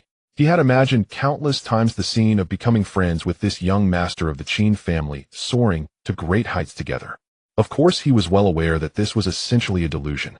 The young master of the Qin family, the heir of the Qin Wangfu, held an unparalleled status. It was not that the other party would easily come to the capital.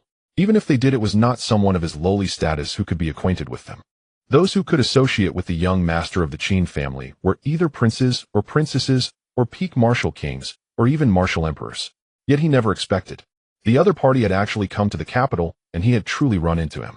But the result was that he had been blind and not only failed to approach for a conversation, but had rather mocked him. a mere ant-like character mocking the young master of the Qin family. Brother, a round-faced girl beside him whispered, in the past you always relied on your status speaking candidly without restraint. Now you've finally stumbled, haven't you? When you go back and let father know, he will definitely skin you alive. Please stop talking. The young man in blue's face turned even paler, his body trembling like a sieve. What his sister said was not wrong at all. Once he returned home and his father learned that he had missed the opportunity to connect with the young master of the Qin family, yet had insulted and offended him, he would probably beat him severely, and that would be a light punishment. What happened to the black-robed bodyguard who was supposed to be by my side? He turned his head to look at his counterfeit black-robed bodyguard, who at that moment wore a bewildered expression. Wasn't it said that this young master of the Qin family had a martial emperor bodyguard in black robes? Why was he all alone in the capital? The young man in blue felt like crying without tears. If you had brought the bodyguard, perhaps I would have recognized. In the grand hall of the Sihai building, Qin Yi and Hong Tianyuan had barely exchanged a few pleasantries when the situation began to spiral out of control. Prince Qin Yi, I am from the capital. Your Highness, look over here. Make way, stop crowding me. Many young guests, especially the beautiful maidens, frantically pushed their way in, and even the young attendants in green were struggling to hold them back. The entire first floor of the Sihai building was in chaos. This is troublesome. Qin Yi frowned and decisively spoke. Master Hong, I appreciate the intentions of the Sihai building. In the future I will certainly collaborate with your establishment again, but for now I must take my leave. All right. Hong Tianyuan, feeling overwhelmed, quickly agreed. He had not anticipated that the news of Qin Yi's arrival in the capital would cause such a stir. If he stayed any longer, once the news spread, it would likely lead to an even greater commotion and chaos. Your Highness, please take care. Qin Yi slightly nodded and immediately leaped into the air, transforming into a streak of blue light as he sped away.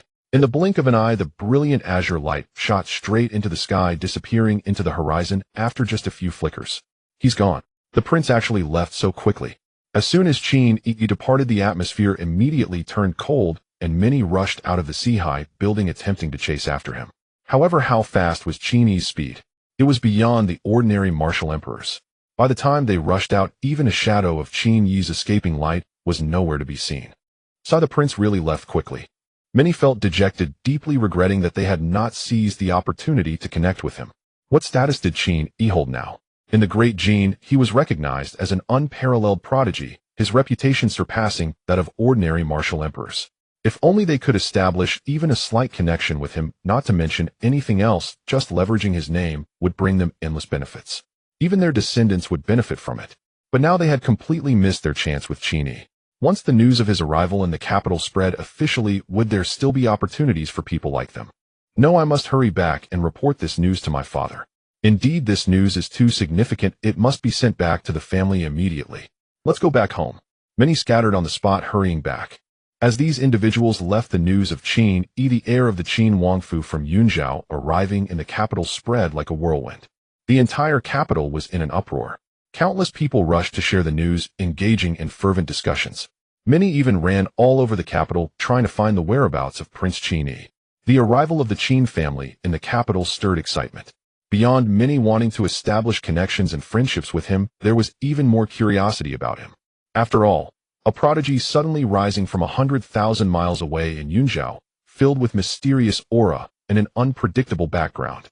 The more mysterious he was, the more the public's imagination ran wild, leading to heightened attention, and it was precisely this attention and curiosity combined with Qin Yi's legendary exploits that sparked the recent trend in the capital of imitating the black-cloaked guards. Now the main character had finally arrived. How could the focus of the capital not gather around Qin Yi? What a hassle. Qin Yi rode the blue light soaring above the capital, his brow slightly furrowed. He hadn't expected that he would be so famous in the capital to the point of causing a stir and chaos. The human desire to pry is truly complex. Qin Yi pondered, taking out a blue hat from his spatial ring and placing it on his head. Then he found a bustling area to land and opened a room in an inn. In the room, Qin Yi sat cross-legged in a quiet chamber, his thoughts probing into the spatial ring system. I want to sacrifice all the spirit crystals in the spatial ring for exchange into premium points. The system's crisp voice responded instantly. As always, exchange completed. The host has gained a total of 5,405 premium points. Qin Yi's balance of premium points was initially 3,670. After this wave of exchange, the balance instantly refreshed to 9,075. What a pity I'm still a few hundred premium points short. Qin Yi felt a bit regretful. He needed to reserve 400 to 600 premium points as a life-saving card, which he could not touch. As for the remaining points he needed to exchange for the Universe Traverse Volume, along with the Martial Emperor Cultivation, he was still short some. System. After some thought, he immediately spoke. I want to exchange for the Universe Traverse Volume. Regardless, I need to obtain the Martial Emperor technique first. If I later acquire spirit crystals or treasures to make up this shortfall, I can instantly break through to the Martial Emperor. Ding! Premium points have been deducted, and the technique has been transmitted. Just as the system's prompt finished, a massive wave of information, like a tidal wave, surged into Qin Yi's mind. Qin Yi let out a muffled groan, taking a full quarter of an hour to finally comprehend the Universe Traverse Volume and fully digest it. The Universe Traverse Volume is a supreme technique of the Martial Emperor level. After advancing to Martial Emperor, within the carefree true essence, a sense of invincibility will naturally arise. The movement technique carefree roaming would be greatly enhanced as well. Besides that, an additional innate divine ability, heaven and earth traverse law, would be acquired. This divine ability is an aggressive ultimate technique. It condenses all of the carefree true essence into a strike that ignores defenses and true essence, its power far surpassing the imagination of ordinary practitioners at the same level. The Universe Carefree Volume is inclined towards movement techniques, evasion, and survival, while the Universe Traverse Volume starts to involve powerful attacking methods. And with the invincibility implied in the carefree true essence, his own combat abilities will also be greatly enhanced. After all, to traverse the world, one naturally needs to possess absolute strength, which is much higher than the requirements of being carefree and unrestrained. Very good. Step by step, once I achieve Martial Emperor, I must quickly get the upgraded version of the Son of Heaven's Dragon Fist. In Qin Yi's mind, thoughts turned. Heaven and Earth Traverse Law is an ultimate move and should not be used as a regular means. The Son of Heaven's Dragon Fist is invincible in the Martial King realm, but in the Martial Emperor realm its power becomes somewhat inadequate. On the contrary, the previously exchanged South Bright Divine Flame Armor is a protective divine ability of the Martial Emperor realm and can still be used. And a single divine ability is much cheaper than a technique. Thus Qin Yi had also considered exchanging for a Martial Emperor level offensive divine ability. However, the cheaper abilities generally have mediocre power. Those with terrifying might are even more expensive than techniques of the same level. It seems that the exchange matter can only be temporarily put on hold. Next, it's time to approach the royal family to obtain those things that rightfully belong to my Qin family. Qin Yi's gaze flickered slightly. He had no intention of approaching the royal family proactively. The capital city was the royal family's territory, deeply entrenched after years of governance. He hid his identity to come here. Initially, he might have deceived the royal family, but now that his identity was exposed, they would surely know. The question is, how long would it take for the royal family to find him among the vast population of over 10 million in the 800 miles of the capital? This indeed presents a good opportunity to test the royal family's control. If they can find me within a day, then the royal family must possess extraordinary means. If it takes 3 days, it would indicate they are merely average, neither making mistakes nor achieving anything. If it takes 3 to 7 days, it would suggest the royal family is already declining, showing signs of defeat. As for the possibility of not finding him after 7 days, Qin Yi had not even considered that. If in the capital city the royal family, having maintained their stronghold for 3,000 years, displayed such organizational capability and efficiency, they would have long since perished. They would either have been annihilated by the Tianxian sword sect or completely overshadowed by several major clans. In fact, barely a day after he randomly chose this and people from the royal family arrived. Bang, bang, bang. Someone knocked on the door of the upper room where Qin Yi was staying. In the quiet room, he suddenly opened his eyes. Immediately, a deep and heavy voice came from outside the door. Deputy Commander of the Imperial Guard Zhou Hai brings a decree from His Majesty and invites the Crown Prince to enter the palace and meet the Emperor. Upon hearing this, Qin Yi's lips curled into a slight smile. Well, the royal family is indeed impressive. By now it was likely that most of the capital knew he had arrived. How many people were searching for him? In such a chaotic situation, finding someone hiding their identity would be as difficult as finding a needle in a haystack. Yet the royal family was still able to accurately and swiftly pinpoint his location. What methods could they be using? Relying on spies' intelligence systems? Or perhaps some kind of divination technique? Or something else? Qin Yi pondered this as he swiftly rose to his feet, adjusted his attire, and walked toward the door. Creak. The door opened, revealing a middle-aged man clad in golden armor, his expression stern. Zhou Hai greets His Highness. Deputy Commander Zhou Hai respectfully clasped his fists toward Qin Yi. Commander Zhou, you are too kind. Qin Yi returned the gesture, waving his sleeve casually, and saying, since His Majesty has summoned me, I naturally would not refuse. Commander Zhou, please lead the way. Zhou Hai nodded, his voice deep. Your Highness, please follow me. The two walked in succession through the corridor and down the stairs. Your Highness, we greet you. Below, numerous eunuchs, ceremonial officials, and members of the Imperial Guard bowed deeply to Qin Yi. The original guests, the innkeeper, and the waiters were all pushed aside, staring in shock at this scene. Your Highness, please take your seat. Zhou Hai pointed, revealing a magnificent golden carriage adorned with dragon and phoenix carvings waiting outside the inn. The carriage was pulled by four mechanical beasts resembling oxen or horses, spewing blue light from their mouths. No need for that. Qin Yi waved his hand and said, Commander Zhou, we can fly directly savings. Under normal circumstances, he would be quite curious about such mechanical creations and would certainly take a look. But now he was pressed for time and did not wish to ride in a mechanical contraption. The capital was too vast, and no matter how fast the mechanical vehicle was, it could not compare to flying directly in the air. The eunuchs and ceremonial officials present exchanged glances, unsure how to respond to Qin Yi's request. Zhou Hai was slightly taken aback, but soon agreed, all right, Your Highness, please follow me. The two were just about to leave the inn's main hall. Your Highness, wait a moment. At that moment, an elderly eunuch seemed anxious and hurriedly blocked the two, repeatedly saying, Commander Zhou, this is against the etiquette and regulations, and flying is prohibited in the palace. How can you bring someone? Smack. Zhou Hai's expression remained unchanged as he slapped the chattering old eunuch across the face, sending him spinning in the air before crashing heavily to the ground unconscious. The surrounding eunuchs and ceremonial officials trembled at the sight, going silent and bowing their heads, not daring to breathe a word.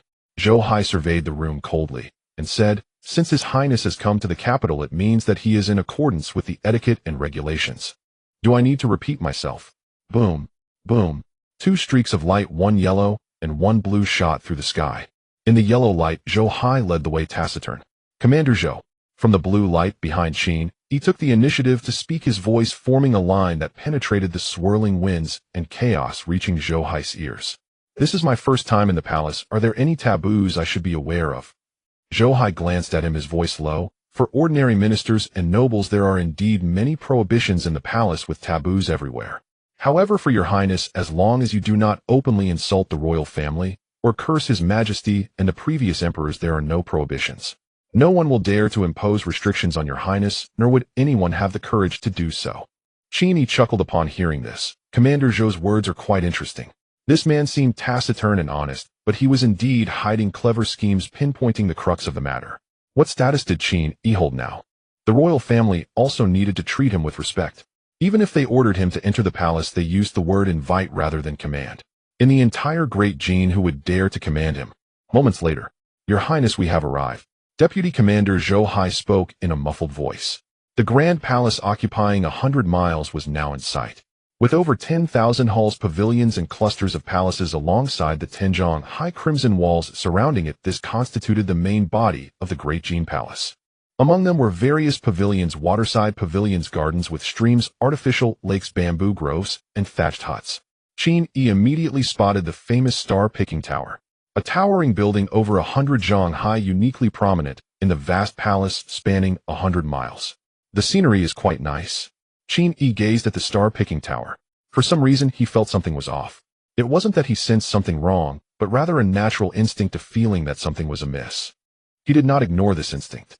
The carefree, true chi-free, and unrestrained adept at sensing the world naturally had the ability of sudden illumination and spontaneous inspiration.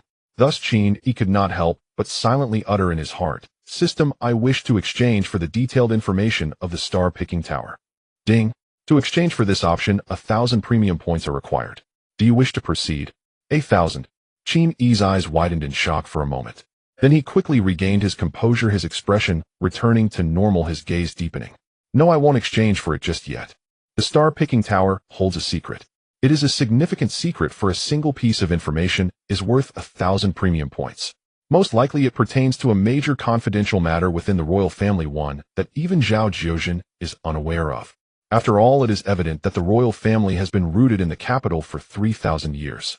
If there were no key arrangements or hidden cards, it would indeed be strange. My current priority is to gather a few hundred premium points and advance to Martial Emperor. This secret is best saved for later exchange. Qin Yi's thoughts were racing.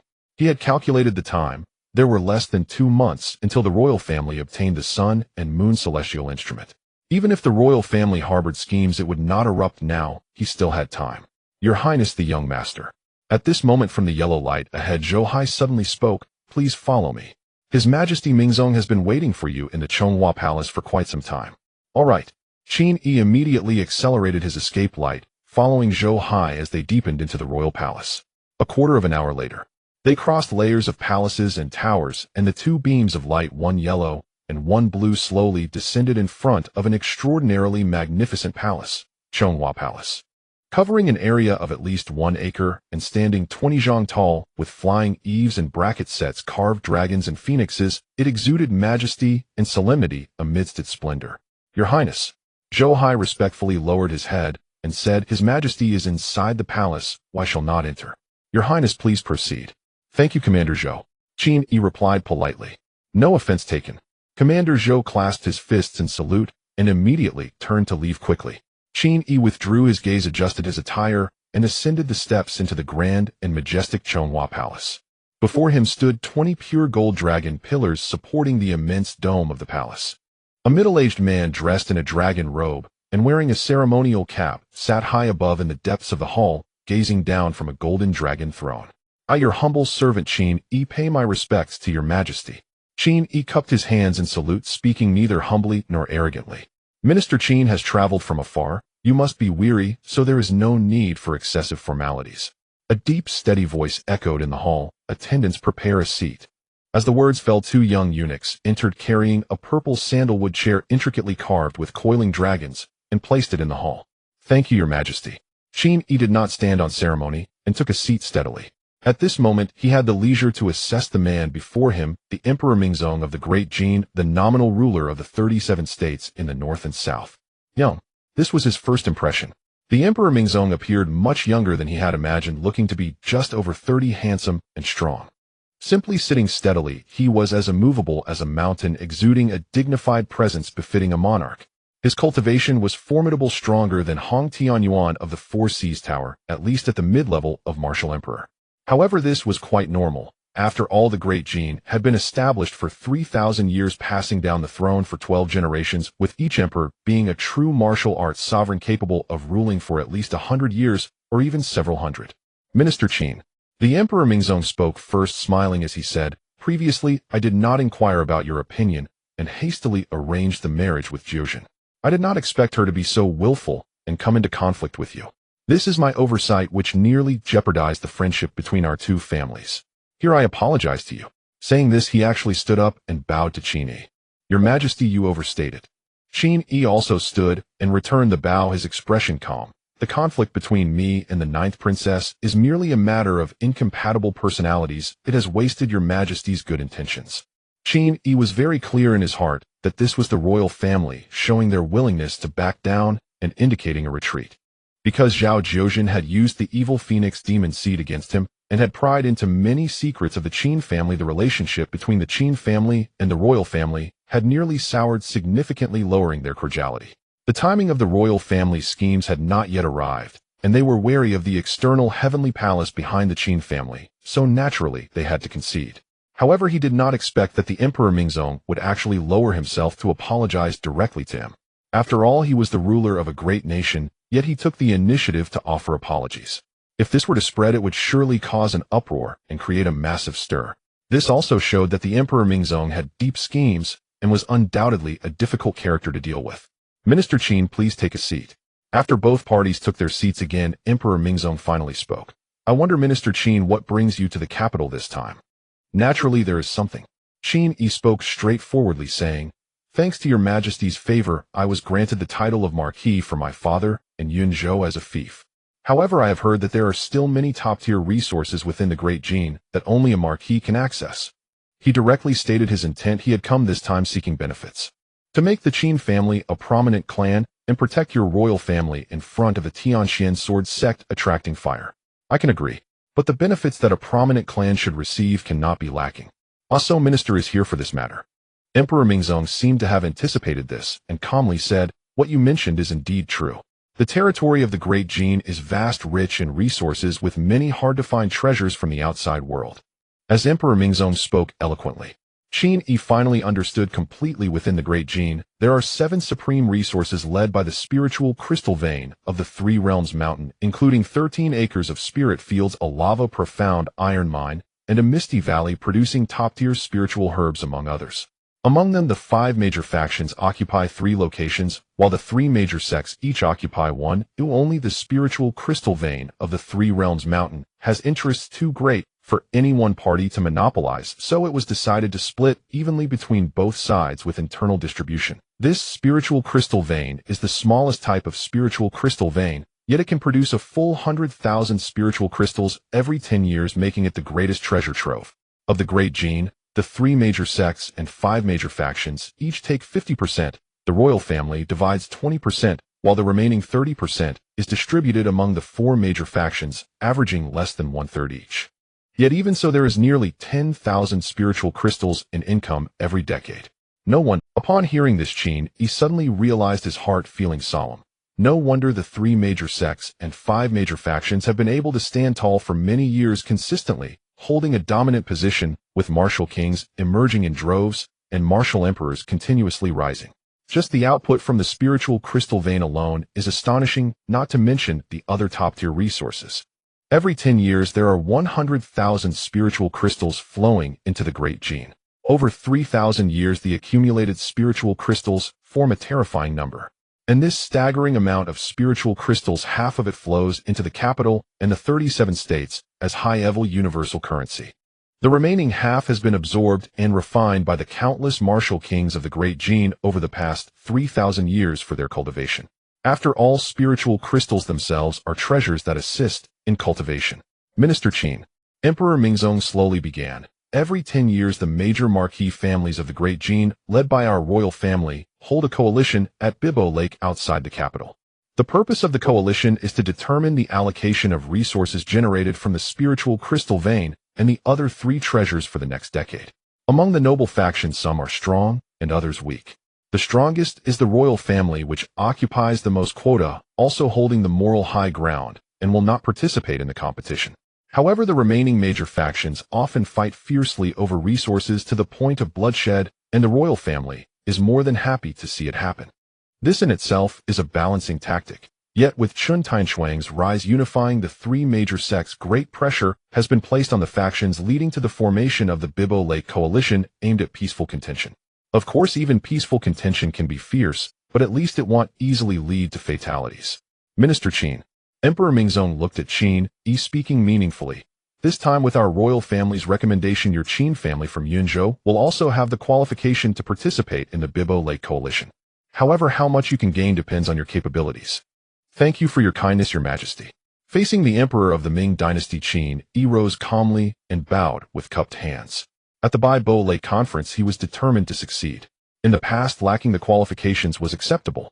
Now that he had a place at the table to share the spoils, he must seize the greatest benefits. However, the royal family's endorsement of the Qin family is also not without ulterior motives. With the rise of my Qin family, turning the 4 families into 5, it will inevitably provoke hostility from the other 4 families, even leading to a united front against us. At that time, facing the external threat of the Tianxian sword sect and internal opposition from the aristocracy, wouldn't I have no choice but to rely on the royal family and obediently act as their dog? Qin Yi was very clear in his mind. This is the royal family previously wanting to promote the Qin family and establish them as a new aristocracy. Even now, though rumors of the Qin family being supported by the celestial palace from beyond the realm have surfaced, the fundamental methods and thoughts of the royal family will not change. Utilizing the Bibo Lake conference first to test the depth and strength of the Qin family, to see how many strong individuals they could present. Second, the stronger the Qin family, the more it would provoke the 3 major sects and other aristocracies, drawing fire towards the royal family. If the Qin family shines brightly and attracts attention, the royal family can hide in the shadows, planning securely. But would he be afraid? May I ask, your majesty? Qin Yi spoke loudly. When will this Bibo Lake conference take place? The emperor of the Ming dynasty smiled slightly and replied, in half a month. The Baibo Lake Conference consists of two parts, one for the competition of geniuses, the other for the Dragon Gate duel. For the former, each of the 5 major aristocracies must send 5 of their strongest young members aged no older than 35 to participate in the arena battle. For the latter, each sect must send one of their youngest martial sovereigns to engage in the Dragon Gate duel. The results of both parts will be combined to determine the final allocation of resources. At this point he paused for a moment before continuing. It seems that this time Qin Yi has come to the capital alone. If the Qin family is determined to participate in this Baibo Lake Conference, Qin Yi needs to hurry and send someone from Yunzhou to the capital. Qin Yi nodded slightly and spoke. I understand, thank you, Your Majesty. By the way, the Emperor of the Ming Dynasty seemed to recall something and leisurely added, those sent by the 5 major families must be direct blood descendants. Outsiders such as vassals or guest experts are not allowed. This point Qin Yi must be clear about. Qin Yi narrowed his eyes and smiled. It should be so. It has troubled Your Majesty. After a moment, the Emperor of the Ming Dynasty sat on the dragon throne lost in thought. Your Majesty, an elder with blood-red brows dressed in a red python robe strode into the hall. Third uncle, you have arrived. The Emperor of the Ming Dynasty nodded and asked, where has Qin Yi gone? The elder with red brows replied, he found another and concealed his identity and has not gone anywhere. It seems he is in seclusion and meditating. Having just met him, what do you think of this young man? After pondering for a moment, the Emperor of the Ming Dynasty slowly uttered 4 words, deep and unfathomable. The elder with red brows was slightly taken aback and couldn't help but say, deep and unfathomable. He is only 18 years old this year. Is Your Majesty's evaluation a bit exaggerated? In his heart, he felt that even if Qin Yi had gained the favor of the Celestial Palace from beyond the realm, he shouldn't receive such an evaluation from the Emperor. After all, he was not nurtured from a young age by a superpower, but rather a genius who suddenly rose to prominence. Not so. The Emperor of the Ming Dynasty shook his head slowly, his face revealing a hint of seriousness. This Qin Yi, it is said he recently advanced to Martial King and killed Zhang Tianqing in an unknown battle. But just now I noticed this young man has actually reached the peak of Martial King, which is simply astounding. What? The elder with red brows was greatly startled, his expression changing dramatically. Peak of Martial King. How long has it been? Is there a mistake? Such a rapid rate of improvement is too terrifying to describe as talented or monstrous. He is simply a horrifying anomaly. After regaining his composure, he felt a deep bitterness. Back then I considered myself extraordinarily gifted, but it took me 28 years to go from becoming a martial king to reaching the peak. Comparing people makes one feel inferior. The Emperor of the Ming Dynasty sighed and waved his hand, saying, with the support of a superpower like the Celestial Palace, Qin Yi's achievements are not surprising. It is likely that in the so-called competition of geniuses, with just him the Qin family can dominate the other 4 families. Saying this, he suddenly laughed. However, at this moment, it seems the Qin family does not have any martial sovereigns of their own. The intelligence obtained by Zhao Jiuzhen was very clear. Even if the powerful beings from the Celestial Palace can act across infinite space, it comes at a tremendous cost. In a short period, being able to teleport a martial sovereign to the Qin family and collectively modify a portion of the Qin family's members is already quite extraordinary. As for directly elevating several weak martial kings of the Qin family to martial sovereign, it is fundamentally impossible. Otherwise, Qin Yi would not be at the peak of martial king, but rather a martial sovereign. The Emperor of the Ming Dynasty spoke decisively. This time Qin Yi will likely sweep the competition of geniuses, gaining great fame. But the Qin family will lose face due to the absence of their own martial sovereign. Time flew by swiftly. In the capital, several days passed. With no news of Qin Yi, the storm and fervor he had stirred gradually subsided. Soon the attention of many martial artists and major powers in the capital was drawn to another significant event, the Baibo Lake Conference. This was a grand event held once every 10 years in the entire Dejin. This is a colossal affair for the aristocracy to spar, compete, and allocate top resources. It can even be said that the Baibo Lake Conference to some extent determines the situation in Dejin for the next 10 years. After all, while sects are powerful, they are still not local emperors and do not possess the significant influence of the aristocracy that governs millions of people. As time passed, the other 4 major aristocracies in Dejin also arrived in the capital one after another. The Li family of Cangzhou, the Ning Wangfu. The Zhang family of Liangzhou, the Rong Wangfu. The Su family of Qingzhou, the Yuan Wangfu. The Qin family of Yozhou, the Qing Wangfu. The geniuses and martial sovereigns of the 4 major aristocracies gathered together instantly, causing a new sensation in the capital. The public's focus quickly shifted to the many geniuses of the four major aristocracies. Meanwhile, during this time, Qin Yi was alone in an inn, quietly cultivating and comprehending, not stepping out. He paid no attention to the external commotion. According to the intelligence obtained by the royal family, it seems Qin Yi never intended to inform the Qin family in Yunzhou about the news of the Baibo Lake Conference. This further convinced them the Qin family could absolutely not produce a martial sovereign of their own, and would naturally have to give up on the Dragon Gate duel, reluctantly relinquishing a significant amount of benefits. This news, intentionally leaked by the royal family, quickly spread among the teams of the four major aristocrats. However, they deliberately did not disclose Qin Yi's true cultivation level and strength, and when the royal family released this information, the Qin family unexpectedly became the subject of ridicule, mocked by the four major aristocracies for their lack of power and shallow foundations unworthy of the throne. The young geniuses of the four major aristocracies were all eager to prepare for a fierce battle with Qin Yi, ready to trample him underfoot. In an instant, the capital was filled with rising winds and scudding clouds. In the capital city, at the time when the lights are first being lit, the largest tavern in the capital, the Dragon Ascending Tower, has the entire 9th floor reserved. The four great aristocratic families' prodigies have gathered, creating a lively atmosphere. The royal family has also sent several of its most outstanding princesses and princes, including Zhao Jiuzhen, to attend the banquet. In the capital city, a group of long-established noble families is also fortunate enough to attend this banquet.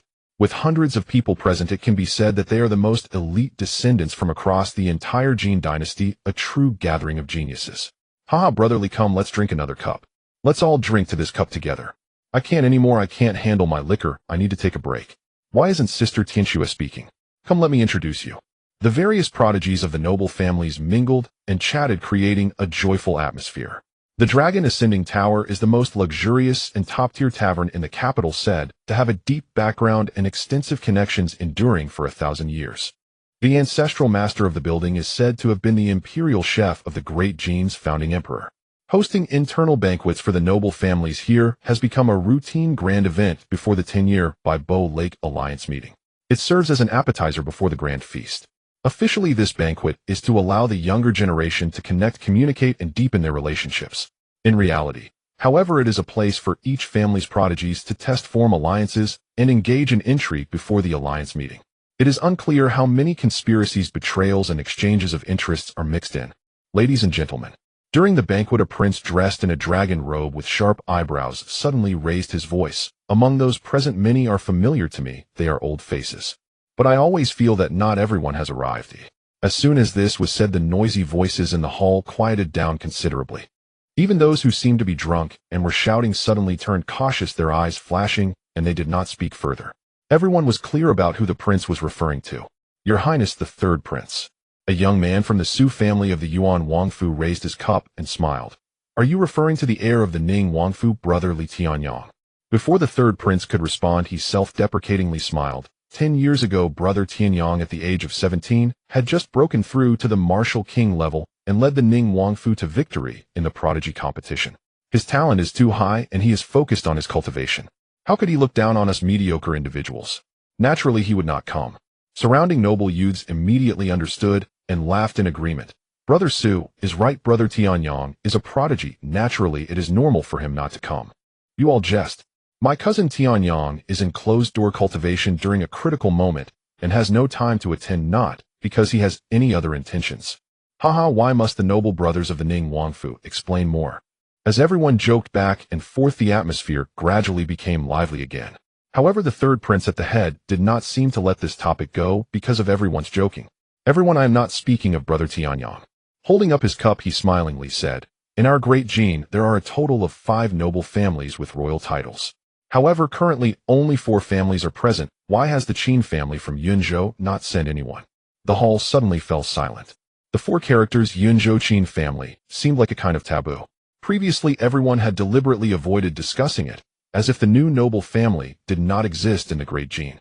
But now, once the third prince brought it up, the atmosphere of the banquet immediately turned cold. The children of the 4 great noble families exchanged glances, their eyes flickering, none daring to speak rashly.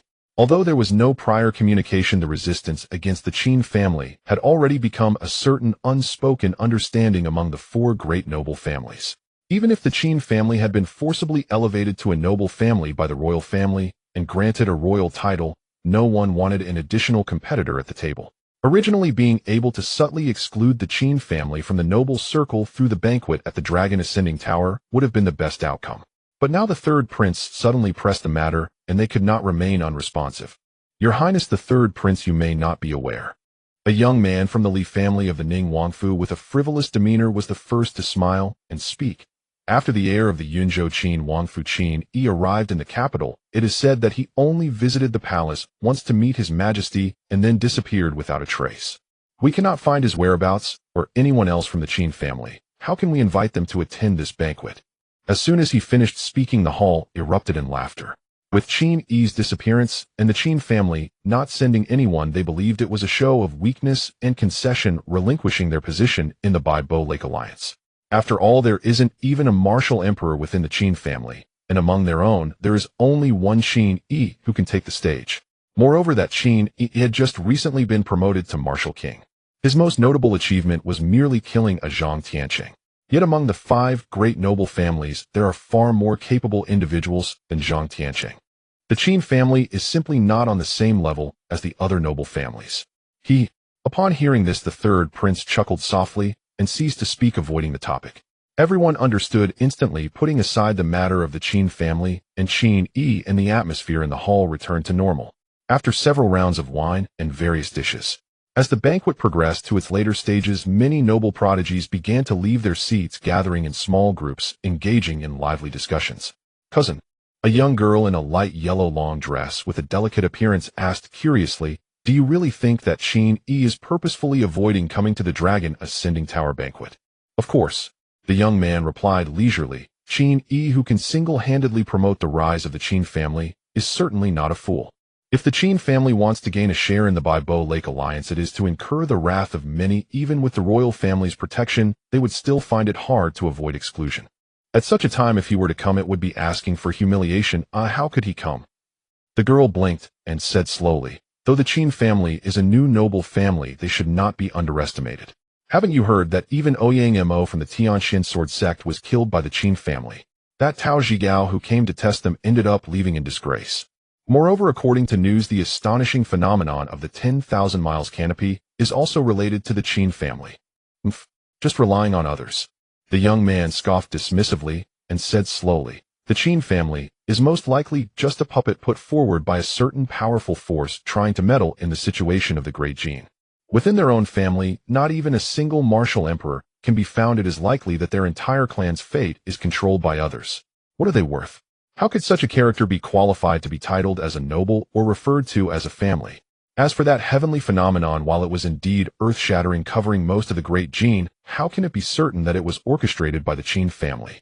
It is likely that the Qin family spread this news themselves, making exaggerated claims to glorify themselves. Moreover, that Qin Yi merely killed an inexperienced martial king like Zhang Tianqing, and he has been made into something extraordinary.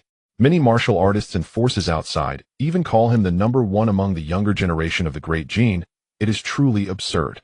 The girl chuckled lightly upon hearing his words and teased, why not at the time of the meeting at Baibo Lake you step up and challenge this Qin Yi?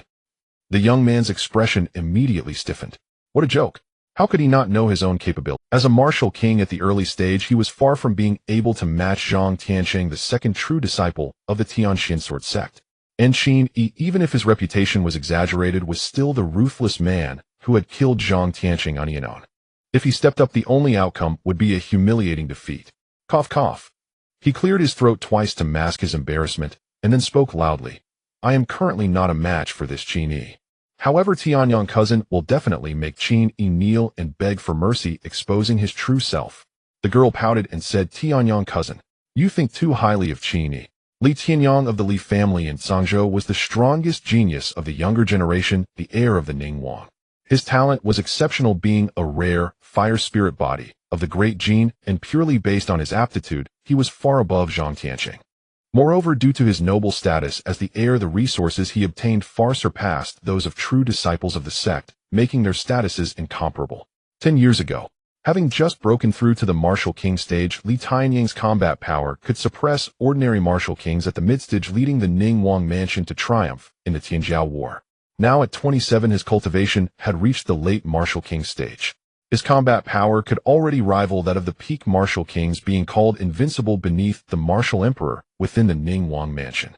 The Ningguang mansion was itself the strongest faction apart from the royal family, dominating 3 provinces. Li Tianyong even overshadowed the prestige of the current great Qin crown prince. Although he focused on secluded cultivation and did not have much fame outside within the major factions, he was recognized as the #1 genius of future martial emperor set in stone. The girl's voice continued. Tianyong cousin may not be well known, but in reality, he is the #1 prodigy of the great Qin. Why bother using a sledgehammer to kill a chicken? For dealing with that Qin, there's no need to trouble Tianyong cousin. Tianqin cousin alone would be sufficient to handle him. The Tianqin cousin she referred to was Li Tianqing, the second prodigy of the Li family in Songzhou. At only 26 years old, he was already at the mid-stage martial king, equally powerful and fully capable of matching the heirs of the other 3 major factions. What you said is also true. The young man smiled proudly and calmly stated, my Li family in Songzhou has profound roots, having shared power with the nation for 3,000 years. The Qin family in Yunzhou, a small and insignificant place, even if they accumulate for 1,000 years, they have no right to be compared with us. If we can use this Bai Bo Lake meeting to make the Qin family lose face and their reputation plummet, forcing the royal family to revoke their nobility, that would be the best outcome.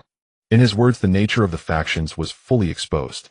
Even though the royal family had paid a great price to forcibly grant the Qin family nobility, if an opportunity arose, these factions would brazenly tear up the agreement. After all, as long as the Qin family was suppressed, there would be one less competitor for the spoils. After all, the royal family could never truly break ties with them. In the end, they would still have to suffer a silent loss. Ha ha ha. The girl let out a melodious laugh. This was also her thought. Within the 4 major factions, there were countless individuals who held this mindset. The 4 major factions had long formed a tacit understanding against the Qin family, united in their hostility to suppress them. Outside the Dragon Ascension Tower. Ugh. A young man in blue leaning against the wall kept vomiting, his legs weak and his head spinning. Brother. Beside the young man in blue, a chubby-faced girl supported him and angrily said, I told you not to drink so much. You're not a martial king. You can't rely on true energy to force out the drunkenness of divine immortal drunk. How do you feel now? She began to ramble.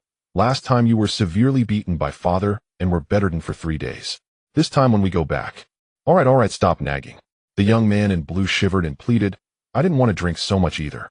But those people are all the prodigies of the major royal mansions. Letting me drink with them is already a great honor. How could I dare to refuse? Besides, did you see that scene above? As he spoke, his voice suddenly stopped. Out of the corner of his eye, he caught a glimpse of a somewhat familiar figure. A figure he remembered vividly. A figure dressed in snow-white robes, standing in the shadows, gazing at the Dragon Ascension Tower before him. His brows furrowed slightly, seemingly lost in thought, caught in hesitation. The prince of the Qin family. Qin Yi. The young man in blue suddenly widened his eyes, a hint of shock appearing on his face.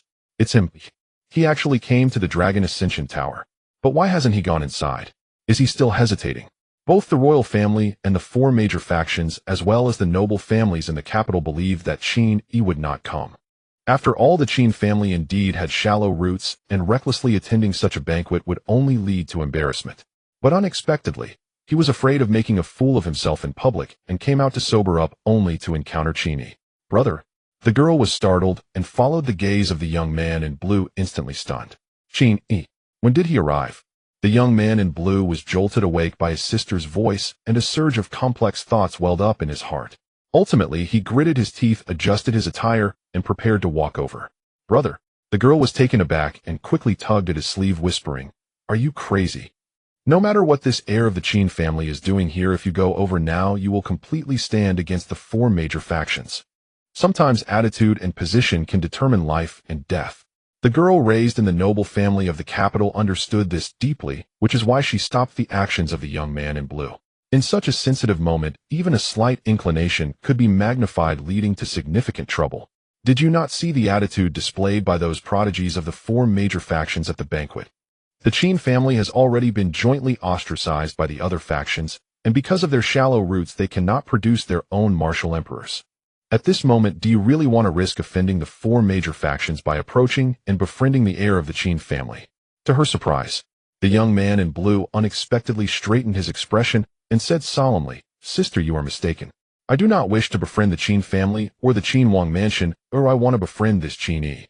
Do you think the prodigies of the four major factions jointly ostracized the Qin family because the Yunzhou Qin family and heir Qin Yi are too weak to match the status of the factions? No, they are jealous. Qin Yi the heir lay dormant for 18 years, and upon rising propelled the Qin family into the ranks of factions. His power and status are even greater than that of his father the Qin Wang, with martial emperor-level protectors and a large number of martial kings as servants at his command.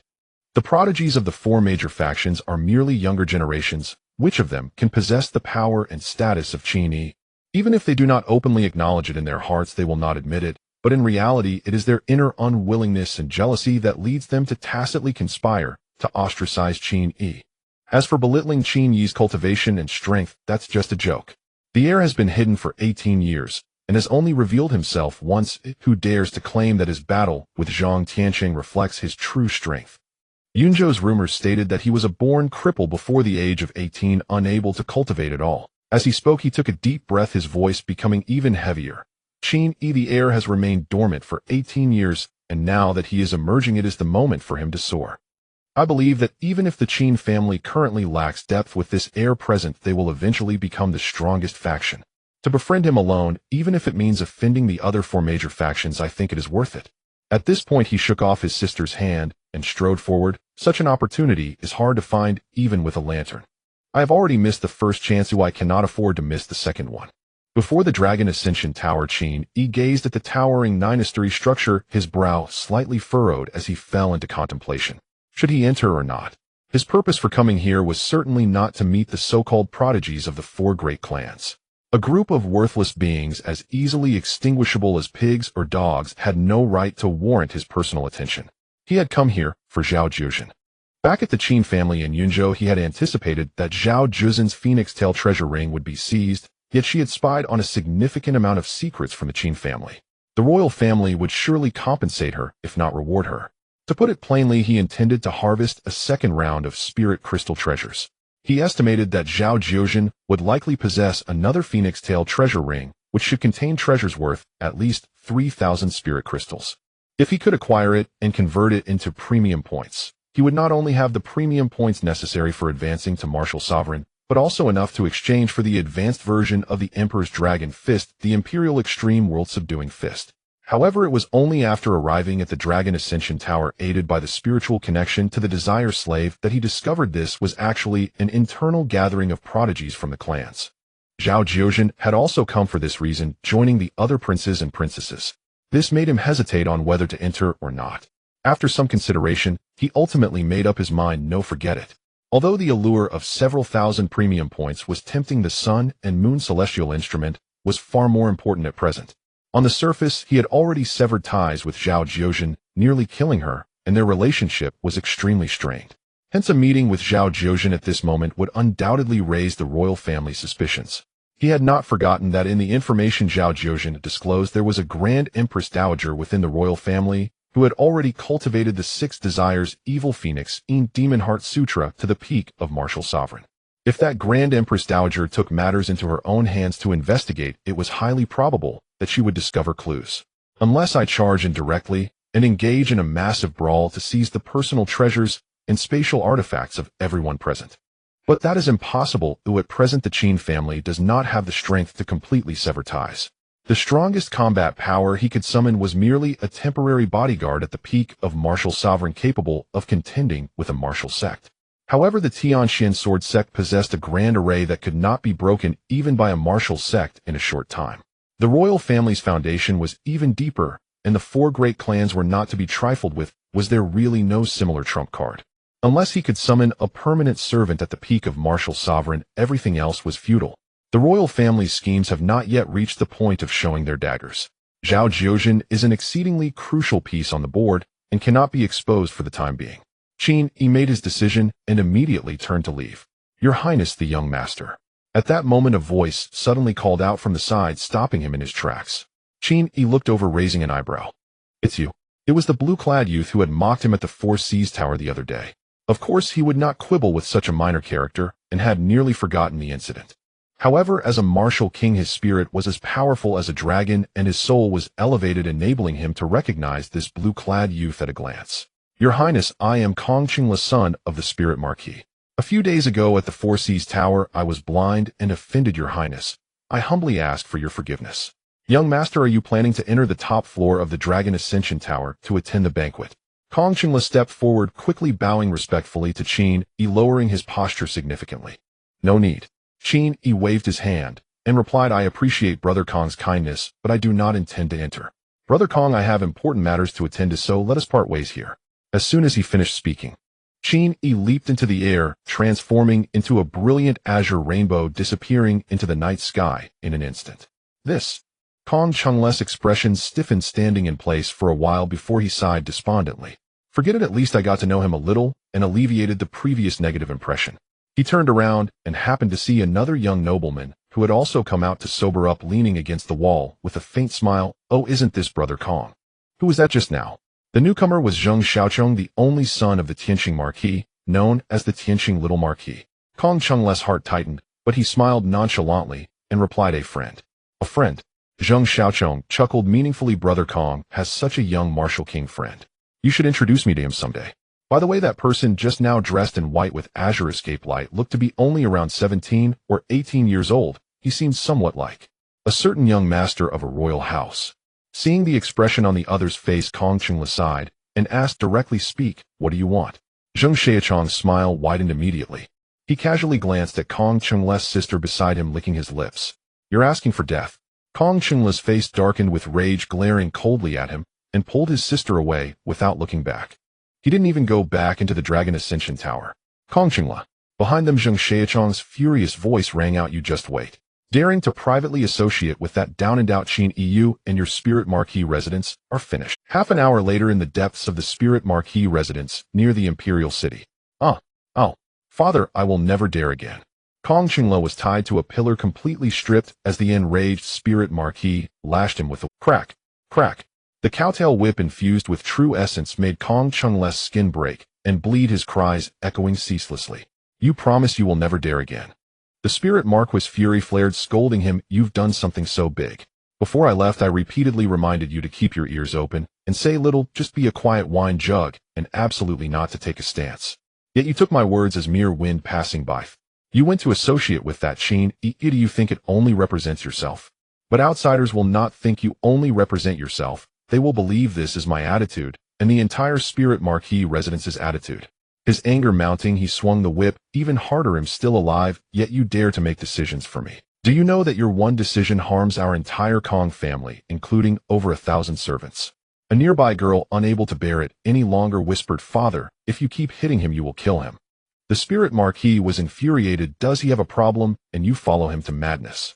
Why didn't you stop him? The girl shrank her neck in fear, not daring to retort. After whipping for a while, until Kong Qingla's cries grew faint, he finally stopped, threw the whip aside, and sulked in a nearby seat. His brow furrowed tightly, his face dark and gloomy enough to drip water. In the entire Marquis residence, no one dared to persuade him. They held their breath in silence. All right. After a long while, the Spirit Marquis finally weakly waved his hand, at this point saying, Anything is useless. Prepare yourselves. 7 days later, we will head to Baibo Lake to see the results of the alliance meeting. He sighed, feeling somewhat disheartened. I hope that Qin Yi truly is as unfathomable as you say.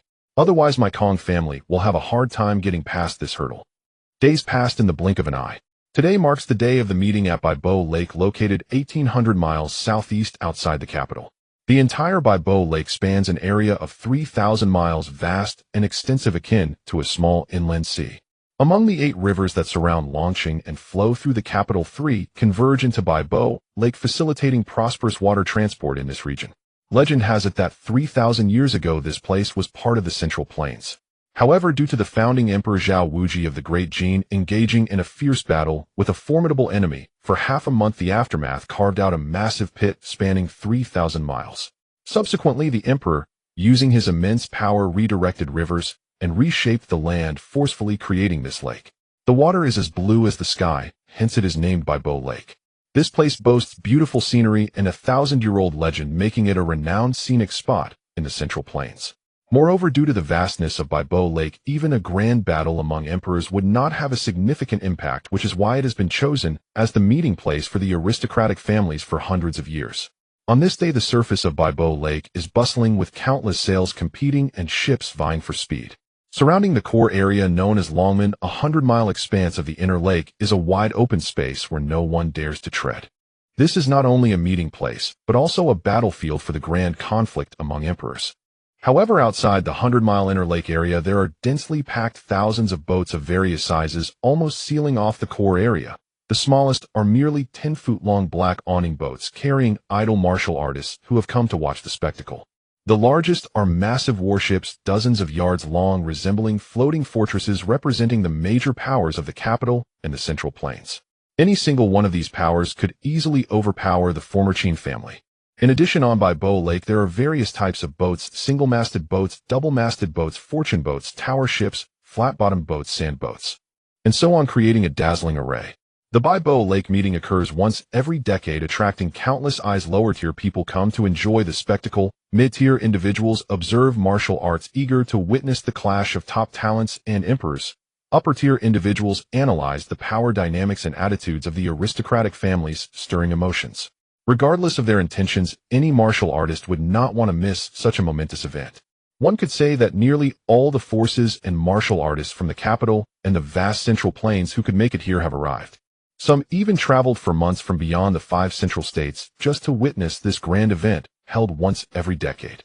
The time is approaching. Why haven't the royal family and the major aristocratic families arrived yet? Indeed, it was said to be at the 3rd hour of noon, but it is already noon now. What's the rush? Are you afraid the royal family and the major families will stand us up? How could that be? This meeting, held once every decade, is a long-standing tradition. The royal family and major families would certainly not miss it. I heard there will be an additional Qin family from Yunzhou this time. The Qin family has just risen. Their foundation is shallow, relying entirely on the royal family's support. But at this meeting, they can only depend on their own strength. It seems the Qin family will have a tough time. Indeed, I heard that the Qin family doesn't even have a martial emperor from their own lineage. They will likely lose face at this meeting. And that Qin Yi, I've heard many elite figures from the aristocratic families are already dissatisfied with him being hailed as the best among his peers in the Great Qin. Yes, I heard that just a few days ago, he didn't even dare to attend the banquet on the top floor of the Dragon Tower. This will truly be a clash of dragons and tigers. It will definitely be a feast for the eyes. Tens of thousands of boats with hundreds of thousands of people. Some are engaged in loud arguments and debates, others are chatting and forming connections, conducting secret transactions. Some are eating and drinking, indulging in boisterous laughter, and there are even cases of enemies meeting and fighting, causing chaos. At this moment, on a massive warship, a sea blue flag flutters in the wind, clearly displaying the words 4 seas. The warship stands 7 stories high, towering over a dozen yards. At this moment, on the highest floor, a girl in a white dress with her hair tied up looks up, gazing toward the distant Longmen. Third Miss, how come you are interested in the Baibo Lake meeting of the Great Qin? Beside the girl in white, Hong Tianyuan, clad in a blue robe, looks puzzled. Half a month ago, the third Miss had suddenly departed, and he thought he wouldn't see her again in a short time. Unexpectedly, just yesterday, the third Miss returned and expressed her desire to personally witness this Baibo Lake meeting, which left Hong Tianyuan greatly astonished. Given the identity and status of the third Miss, it should be unreasonable for her to be interested in the competitions between the aristocratic families of the Great Qin. How could a phoenix soaring in the heavens pay attention to tigers and leopards fighting on the ground? To find someone, the girl in white said lightly. I obtained the first clue from ancient texts, and after much effort, I finally locked my target to the Great Qin. However, I have spent half a month wandering through the Great Qin, yet I still cannot deduce the location of the White Bone, Revered One's cave, not even a hint of a clue. I suspect that either the timing is not right or someone has gotten there before me. Previously, the Great Qin experienced astonishing celestial phenomena, likely indicating the opening of the Revered One's cave. And this meeting gathers the best young talents from several major aristocratic families in the Great Qin. If there are hidden dragons among them, they most likely won't be absent. Hong Tianyuan instantly understood. For the third Miss to refer to someone as a hidden dragon, that person likely possesses the inheritance of the White Bone, Revered One. Could it be that Qin Yi, he suddenly thought of something and couldn't help but say, the Qin family has risen abruptly, shrouded in mystery. They either have a major power supporting them or have obtained a tremendous opportunity. I heard the celestial phenomenon erupted from Yunzhou. Perhaps it has something to do with the Qin family. If Qin Yi has obtained the white bone revered one's inheritance, then everything would make sense. Not possible, the girl in white raised an eyebrow and said indifferently, he is not worthy, far from it. If there truly is a hidden dragon who has obtained the revered one's inheritance, they would shine 10 times brighter than him. As soon as she finished speaking, the girl in white seemed to sense something, turning her head to glance in a certain direction with a flicker in her eyes. Are they coming? Coming. Hong Tianyuan's expression changed slightly as he quickly extended his divine sense to scan the surroundings, but found nothing. After waiting for over 10 breaths, his divine sense finally detected a massive golden dragon boat over 100 yards long. The royal family has arrived. Such a grand and beautiful dragon boat, truly befitting the royal family's demeanor. Quickly make way, the dragon flag is flying, indicating that the emperor is personally present. The royal family and the members of the 4 great factions have all arrived. Now we are just missing the Qin family from Yunzhou. You've overthought it. The Qin family, after all, is still a faction, albeit one with slightly shallow roots. Surely they must have some semblance of dignity befitting a faction. Enough talk. Let us wait and see. I hope the Qin family can bring us some surprises. In the outer lake area, hundreds of thousands of ships were engaged in heated discussions with a cacophony of voices. On a certain part of the lake's surface, a fortune ship over 10 zhang long was anchored. The Ling family stood solemnly on the deck, their expressions heavy. The Ling family had been going through a tough time lately.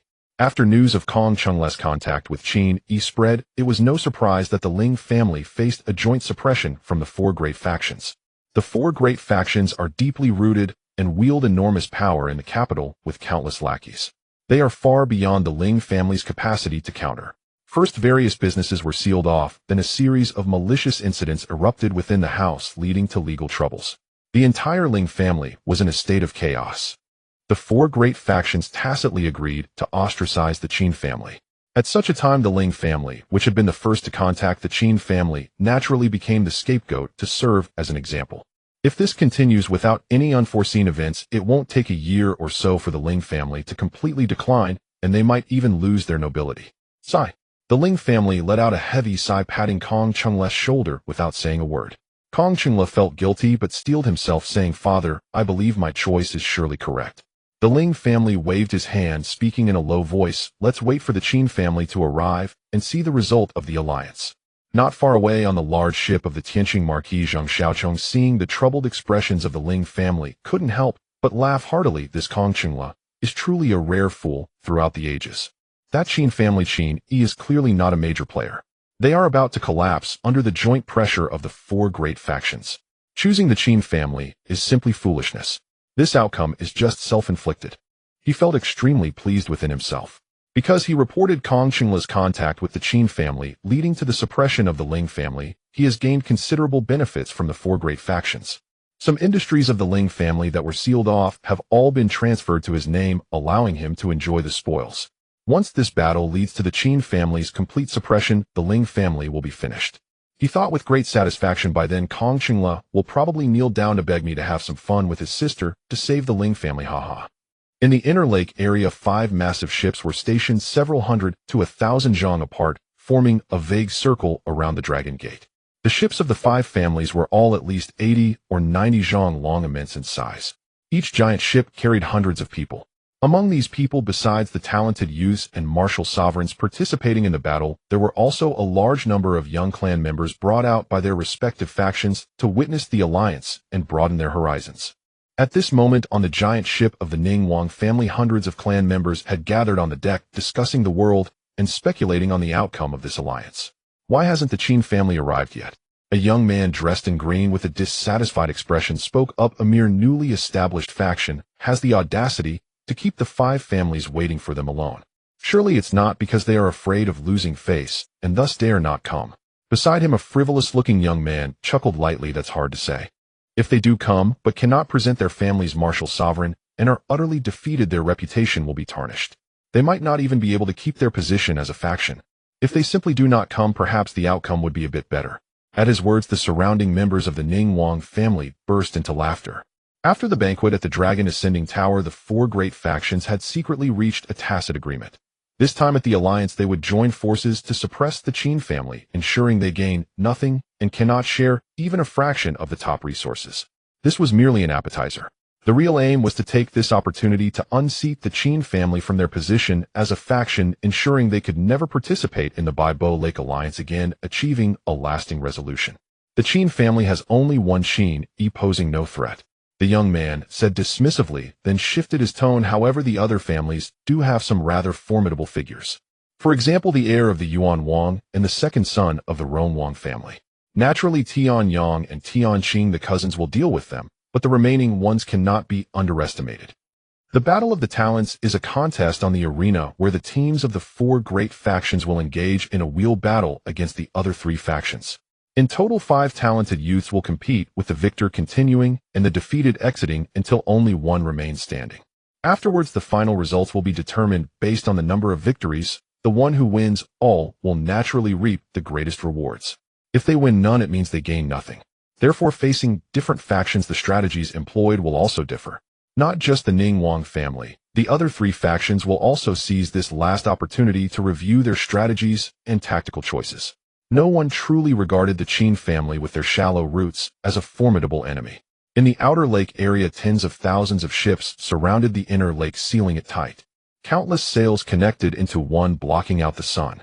The outermost ships were mostly the smallest ones, making it impossible to see the scenery inside, leaving only wide-eyed stares, not daring to push in. At that moment, someone suddenly exclaimed, "Look! What is that?" Many martial artists turned their heads to follow. Several miles away, there was an astonishing white wave. The speed of the white wave was incredibly fast, crossing over 100 zhang in the blink of an eye. Upon seeing this, many martial artists gasped in astonishment. What incredible speed! That's a boat, a small flat-bottomed boat. It seems there are people standing on it. As they drew closer, the martial artists on the ships finally recognized the situation. The small flat boat was only 7 feet long. On the flatboat stood a young man in white, hands clasped behind his back, his garments hem billowing in the wind, creating a rustling sound. Swish! The speed of the flying boat was as fast as lightning, riding the winds and cutting through the waves. Due to its small and agile nature, it could slip into the gaps between the outer ships in an instant, continuously heading towards the inner lake. The martial artists on the many sails and ships could only watch as the young man in white on the flatboat faded into the distance, exclaiming in amazement. Crossing 1,000 sails. Qin Yi stood atop the flatboat, a continuous stream of carefree, true essence radiating outward. The boat, devoid of sails and oars, propelled forward solely by Qin Yi's true essence, cutting through the waves at an astonishing speed. The 7-foot flat boat maneuvered like a swimming fish, effortlessly weaving through numerous ships. Within just a few breaths, it had already surpassed hundreds of vessels on the periphery. Who was that? Such impressive control of true essence. Indeed, amidst such speed, he is able to maneuver the flatboat with such agility. It is truly remarkable. As the 7-foot flatboat passed by, it drew a series of gasps of astonishment. The more powerful the cultivator, the more they understood the significance of the scene before them, leading to even greater awe. The young man in white was clearly not very old. Yet he was already at the martial king realm, demonstrating an extraordinarily exquisite control over true essence. Just this display alone was enough to make countless martial kings feel inferior. "It's him." Suddenly, a girl on one of the ships widened her eyes and exclaimed, "He is the heir of the Qin royal mansion, His Highness Qin Yi. It truly is His Highness Qin Yi. I had the fortune to see him once at the Four Seas Pavilion." Upon hearing this, a stir immediately ensued. "What? Is that really Qin Yi?" I said, "Where could such a young and powerful martial king come from?" "It turns out he is from Yun Prefecture, Qin Yi. He actually came alone." "Where are the others from the Qin family?" "No way. Did he come to the meeting all by himself?" "So carefree."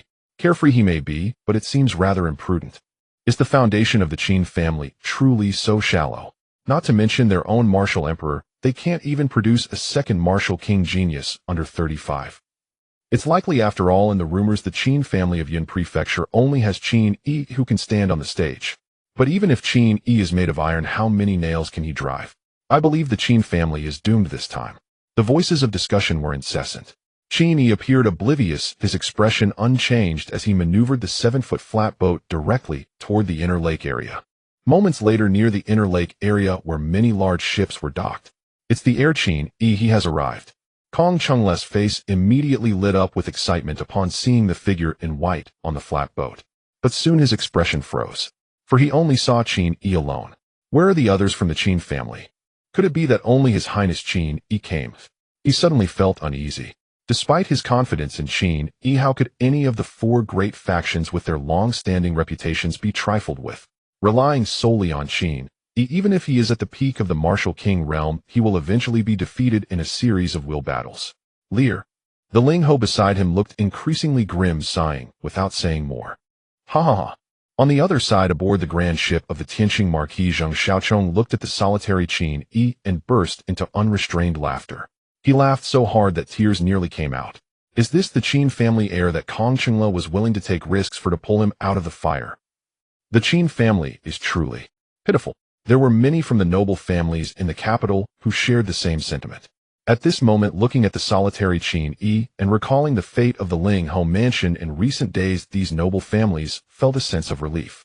Fortunately, they had not been as foolish as the Ling Ho mansion choosing to ally with the shallow-rooted Qin family of Yun Prefecture. After a quarter of an hour, the 100-zhang Dragon Gate was already in sight. The 5 giant ships surrounding the Dragon Gate were particularly eye-catching, especially the royal family's golden dragon boat. Whooshed! The 7-foot flatboat cleaved through the waves, officially entering the inner lake area. This caused the nearby cultivators to erupt in excitement. Although most of them did not recognize Qin Yi entering the inner lake area spoke volumes. The Qin family of Yun Prefecture had arrived. Moreover, it was the young Master Qin Yi who came alone. The surrounding noise suddenly surged to several levels higher.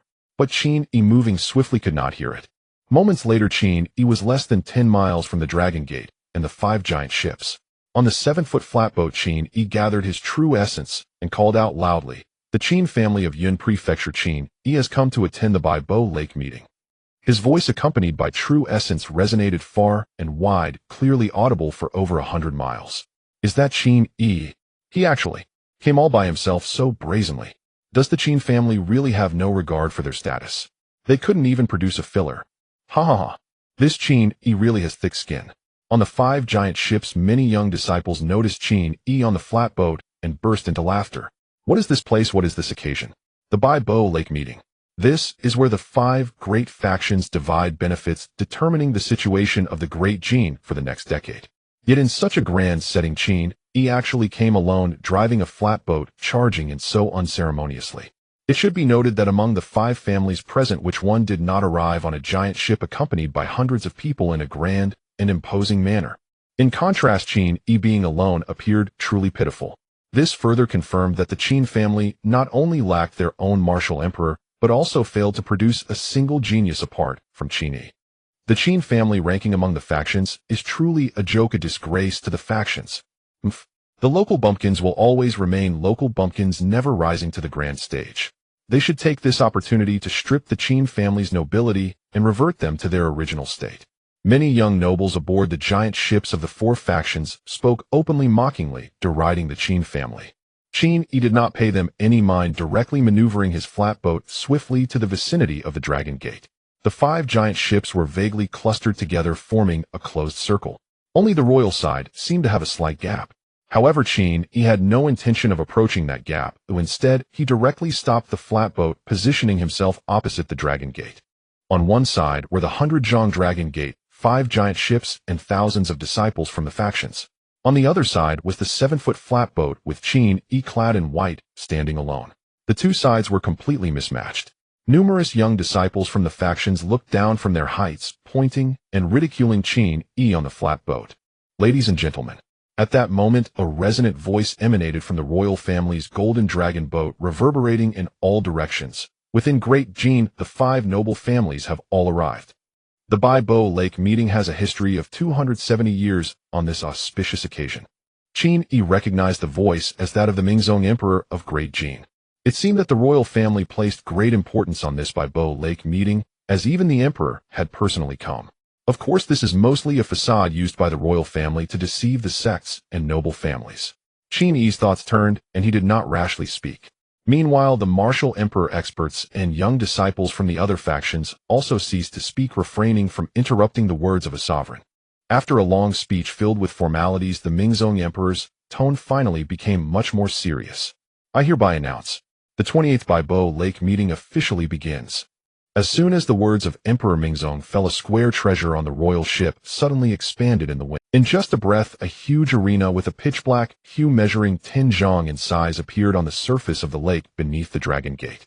The arena shimmered with a black light indestructible and was evidently a special treasure of at least the 3rd grade.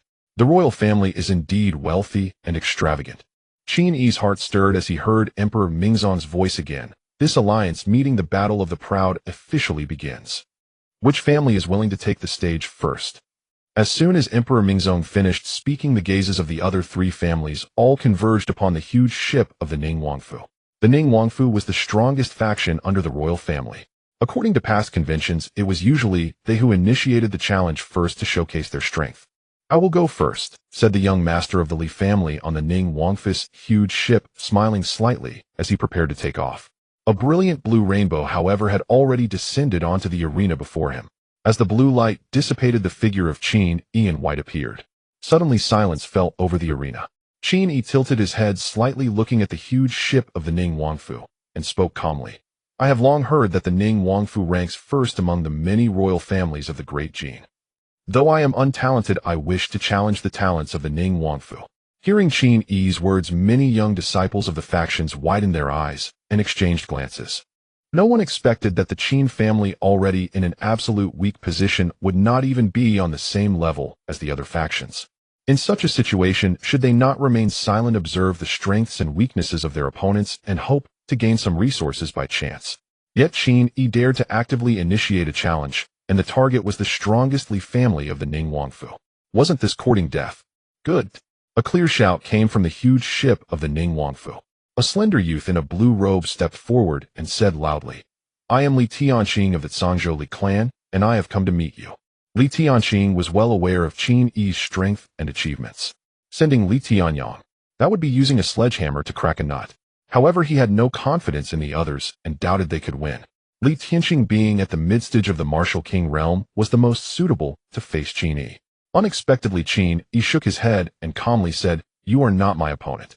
How about this? Don't blame me for not giving your Li family a chance. Saying this, Qin Yi remained unchanged in expression and calmly added, Let the young generation of your Li family come at me all at once. He came here to strike against the martial emperor, to suppress the 4 great factions, and seize the greatest benefits from this alliance meeting rather than to play pretend with these so-called proud talents on the arena. This was purely a waste of his time. As Qin Yi's words fell, the thousands present on the 5 giant ships were left in shock. The scene was silent.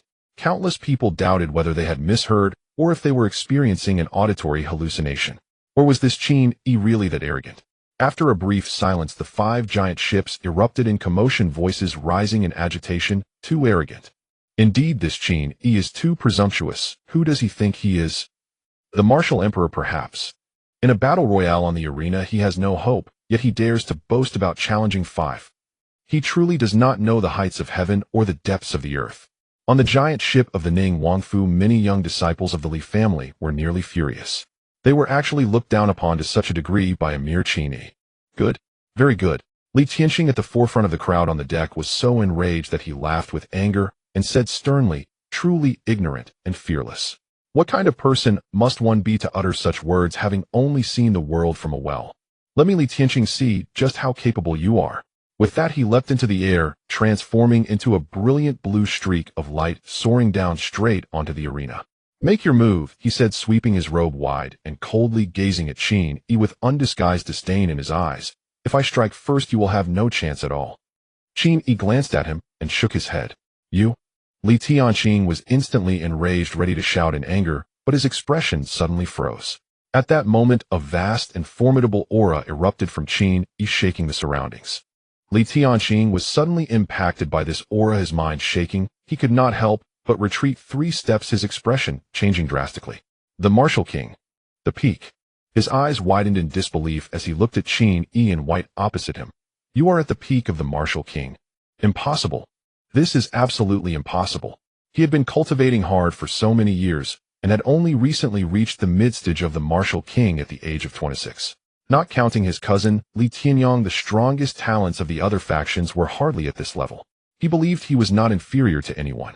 He was already among the strongest of the young talents in the Great Qin. But how old is Qin Yi? 18. The peak of the martial king at 18. Even if he had started cultivating from the womb with exceptional talent, it would be impossible for him to achieve something so outrageous. Impossible. This cannot be. His eyes glazed over as he muttered these words repeatedly. It was not just him. The moment Qin Yi unleashed the aura of the peak martial king, the 5 giant ships suddenly fell into an eerie silence where a pin drop could be heard. Almost everyone was engulfed in shock, horror, and disbelief. After a breath, everyone came to their senses and immediately erupted in an uproar. The peak of the martial king. This Qin Yi is at the peak of the martial king. Impossible.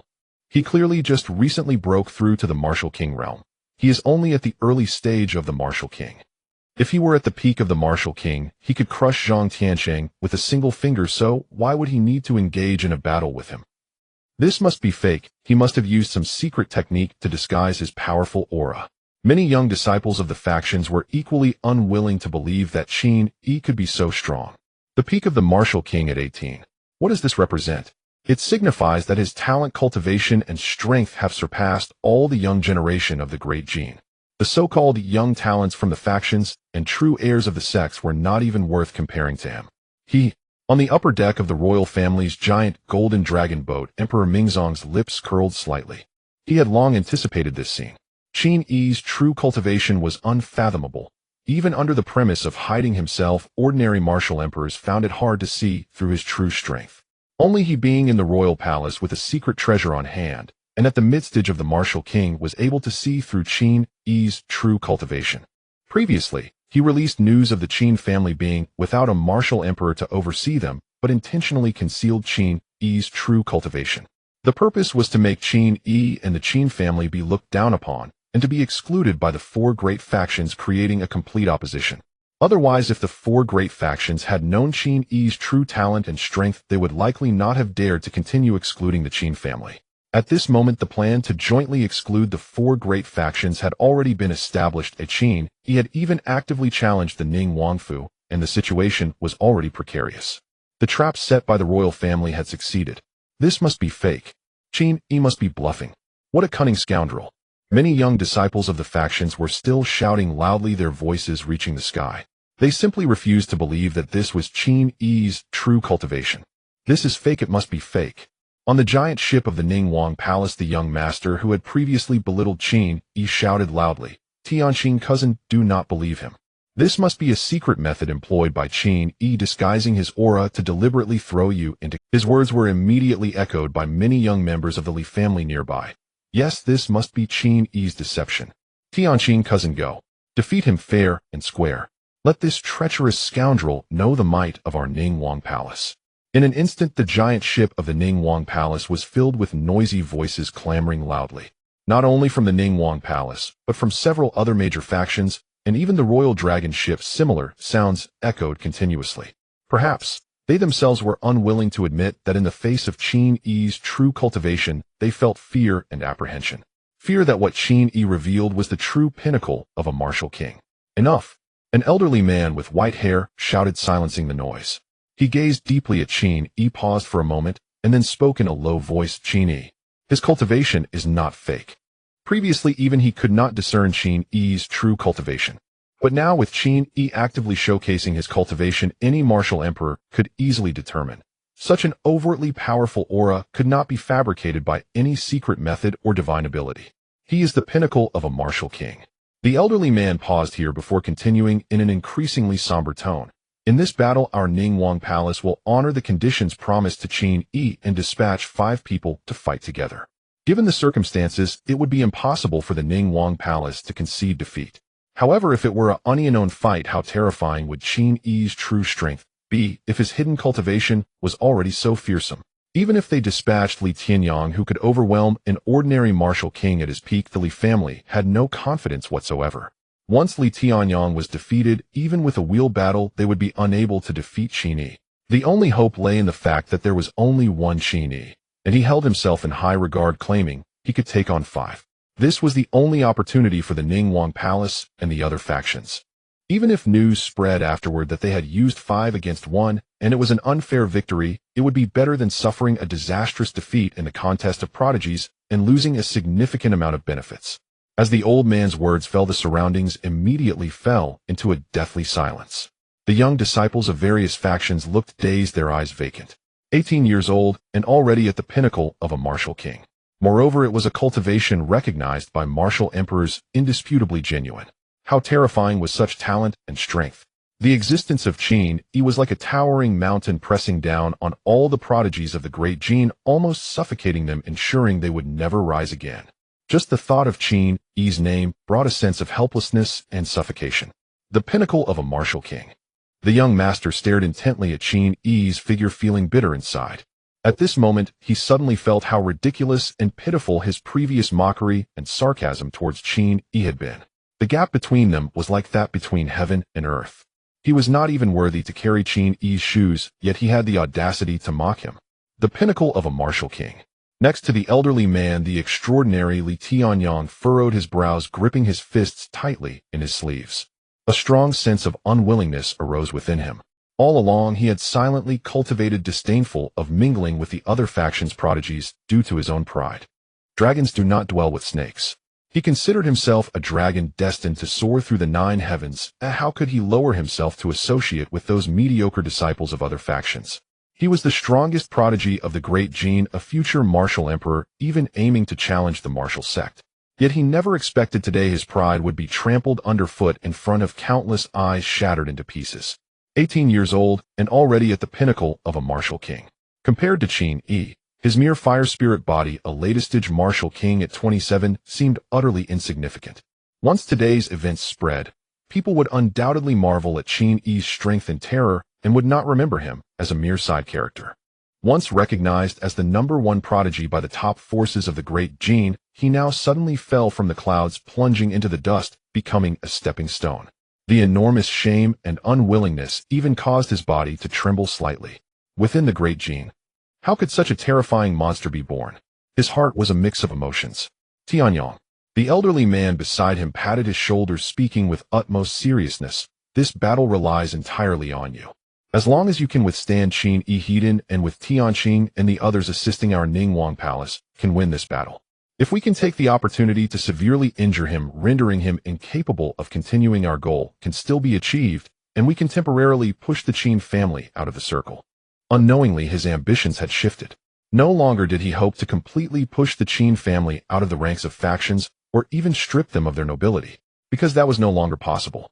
Just one Qin Yi was already enough to extinguish such thoughts among the 4 major factions. However, even if the Qin family rises unstoppable, being able to temporarily push them out for 20 or 30 years is still good, allowing for a larger share of benefits. Good. Li Tianyong nodded solemnly, but strange thoughts began to arise in his heart. There was only Qin Yi in the Qin family. The rumored black-robed bodyguard who never left his side had not come. Was there a chance to pretend to fail and kill this monster? This thought arose like a wildfire, burning fiercely and becoming uncontainable. If this person grows stronger and breaks through to martial emperor, he will undoubtedly become my lifelong enemy, keeping me underfoot for all my life. This was something Li Tianyong could not tolerate. He squinted his eyes, secretly vowing, this opportunity is rare, even if it carries great risk. Thinking this way in the dark, he nevertheless spoke aloud, "Dear cousins, follow me into battle." As soon as his words fell, he transformed into a streak of brilliant blue light, suddenly soaring into the air and landing on the platform in front of Li Tianqing. Whooshed, whooshed, whooshed. 3 streaks of escaping light soon followed, landing on the dark, massive platform, tightly surrounding each other. The young master and the girl who had once been on the Dragon Tower were indeed among them, anxiously watching Qin Yi across from them. Form the formation, Li Tianyong suddenly shouted sharply. Boom, boom, boom. 5 powerful true energies surged rapidly, with Li Tianyong at the forefront, connecting together to form a vast blue flame. Unlike the true disciples of sects who often competed and operated independently, the prodigies of the factions, sharing the same bloodline, had to learn to cooperate in joint attacks as a mandatory skill. The blue flame flickered, transforming into a blue wave-like light shield enclosing the 5 within. Very good. Li Tianyong let out a sigh of relief, confidence surging in his eyes. The Li family's secret battle formation could connect true energies. Unless their enemy could defeat them all in a single strike, they would not suffer any injuries.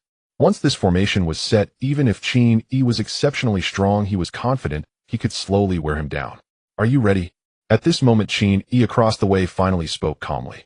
From beginning to end, he had not moved a single step, merely watching the five from the Li family as they executed their joint battle formation. Since you're ready, prepare to roll down.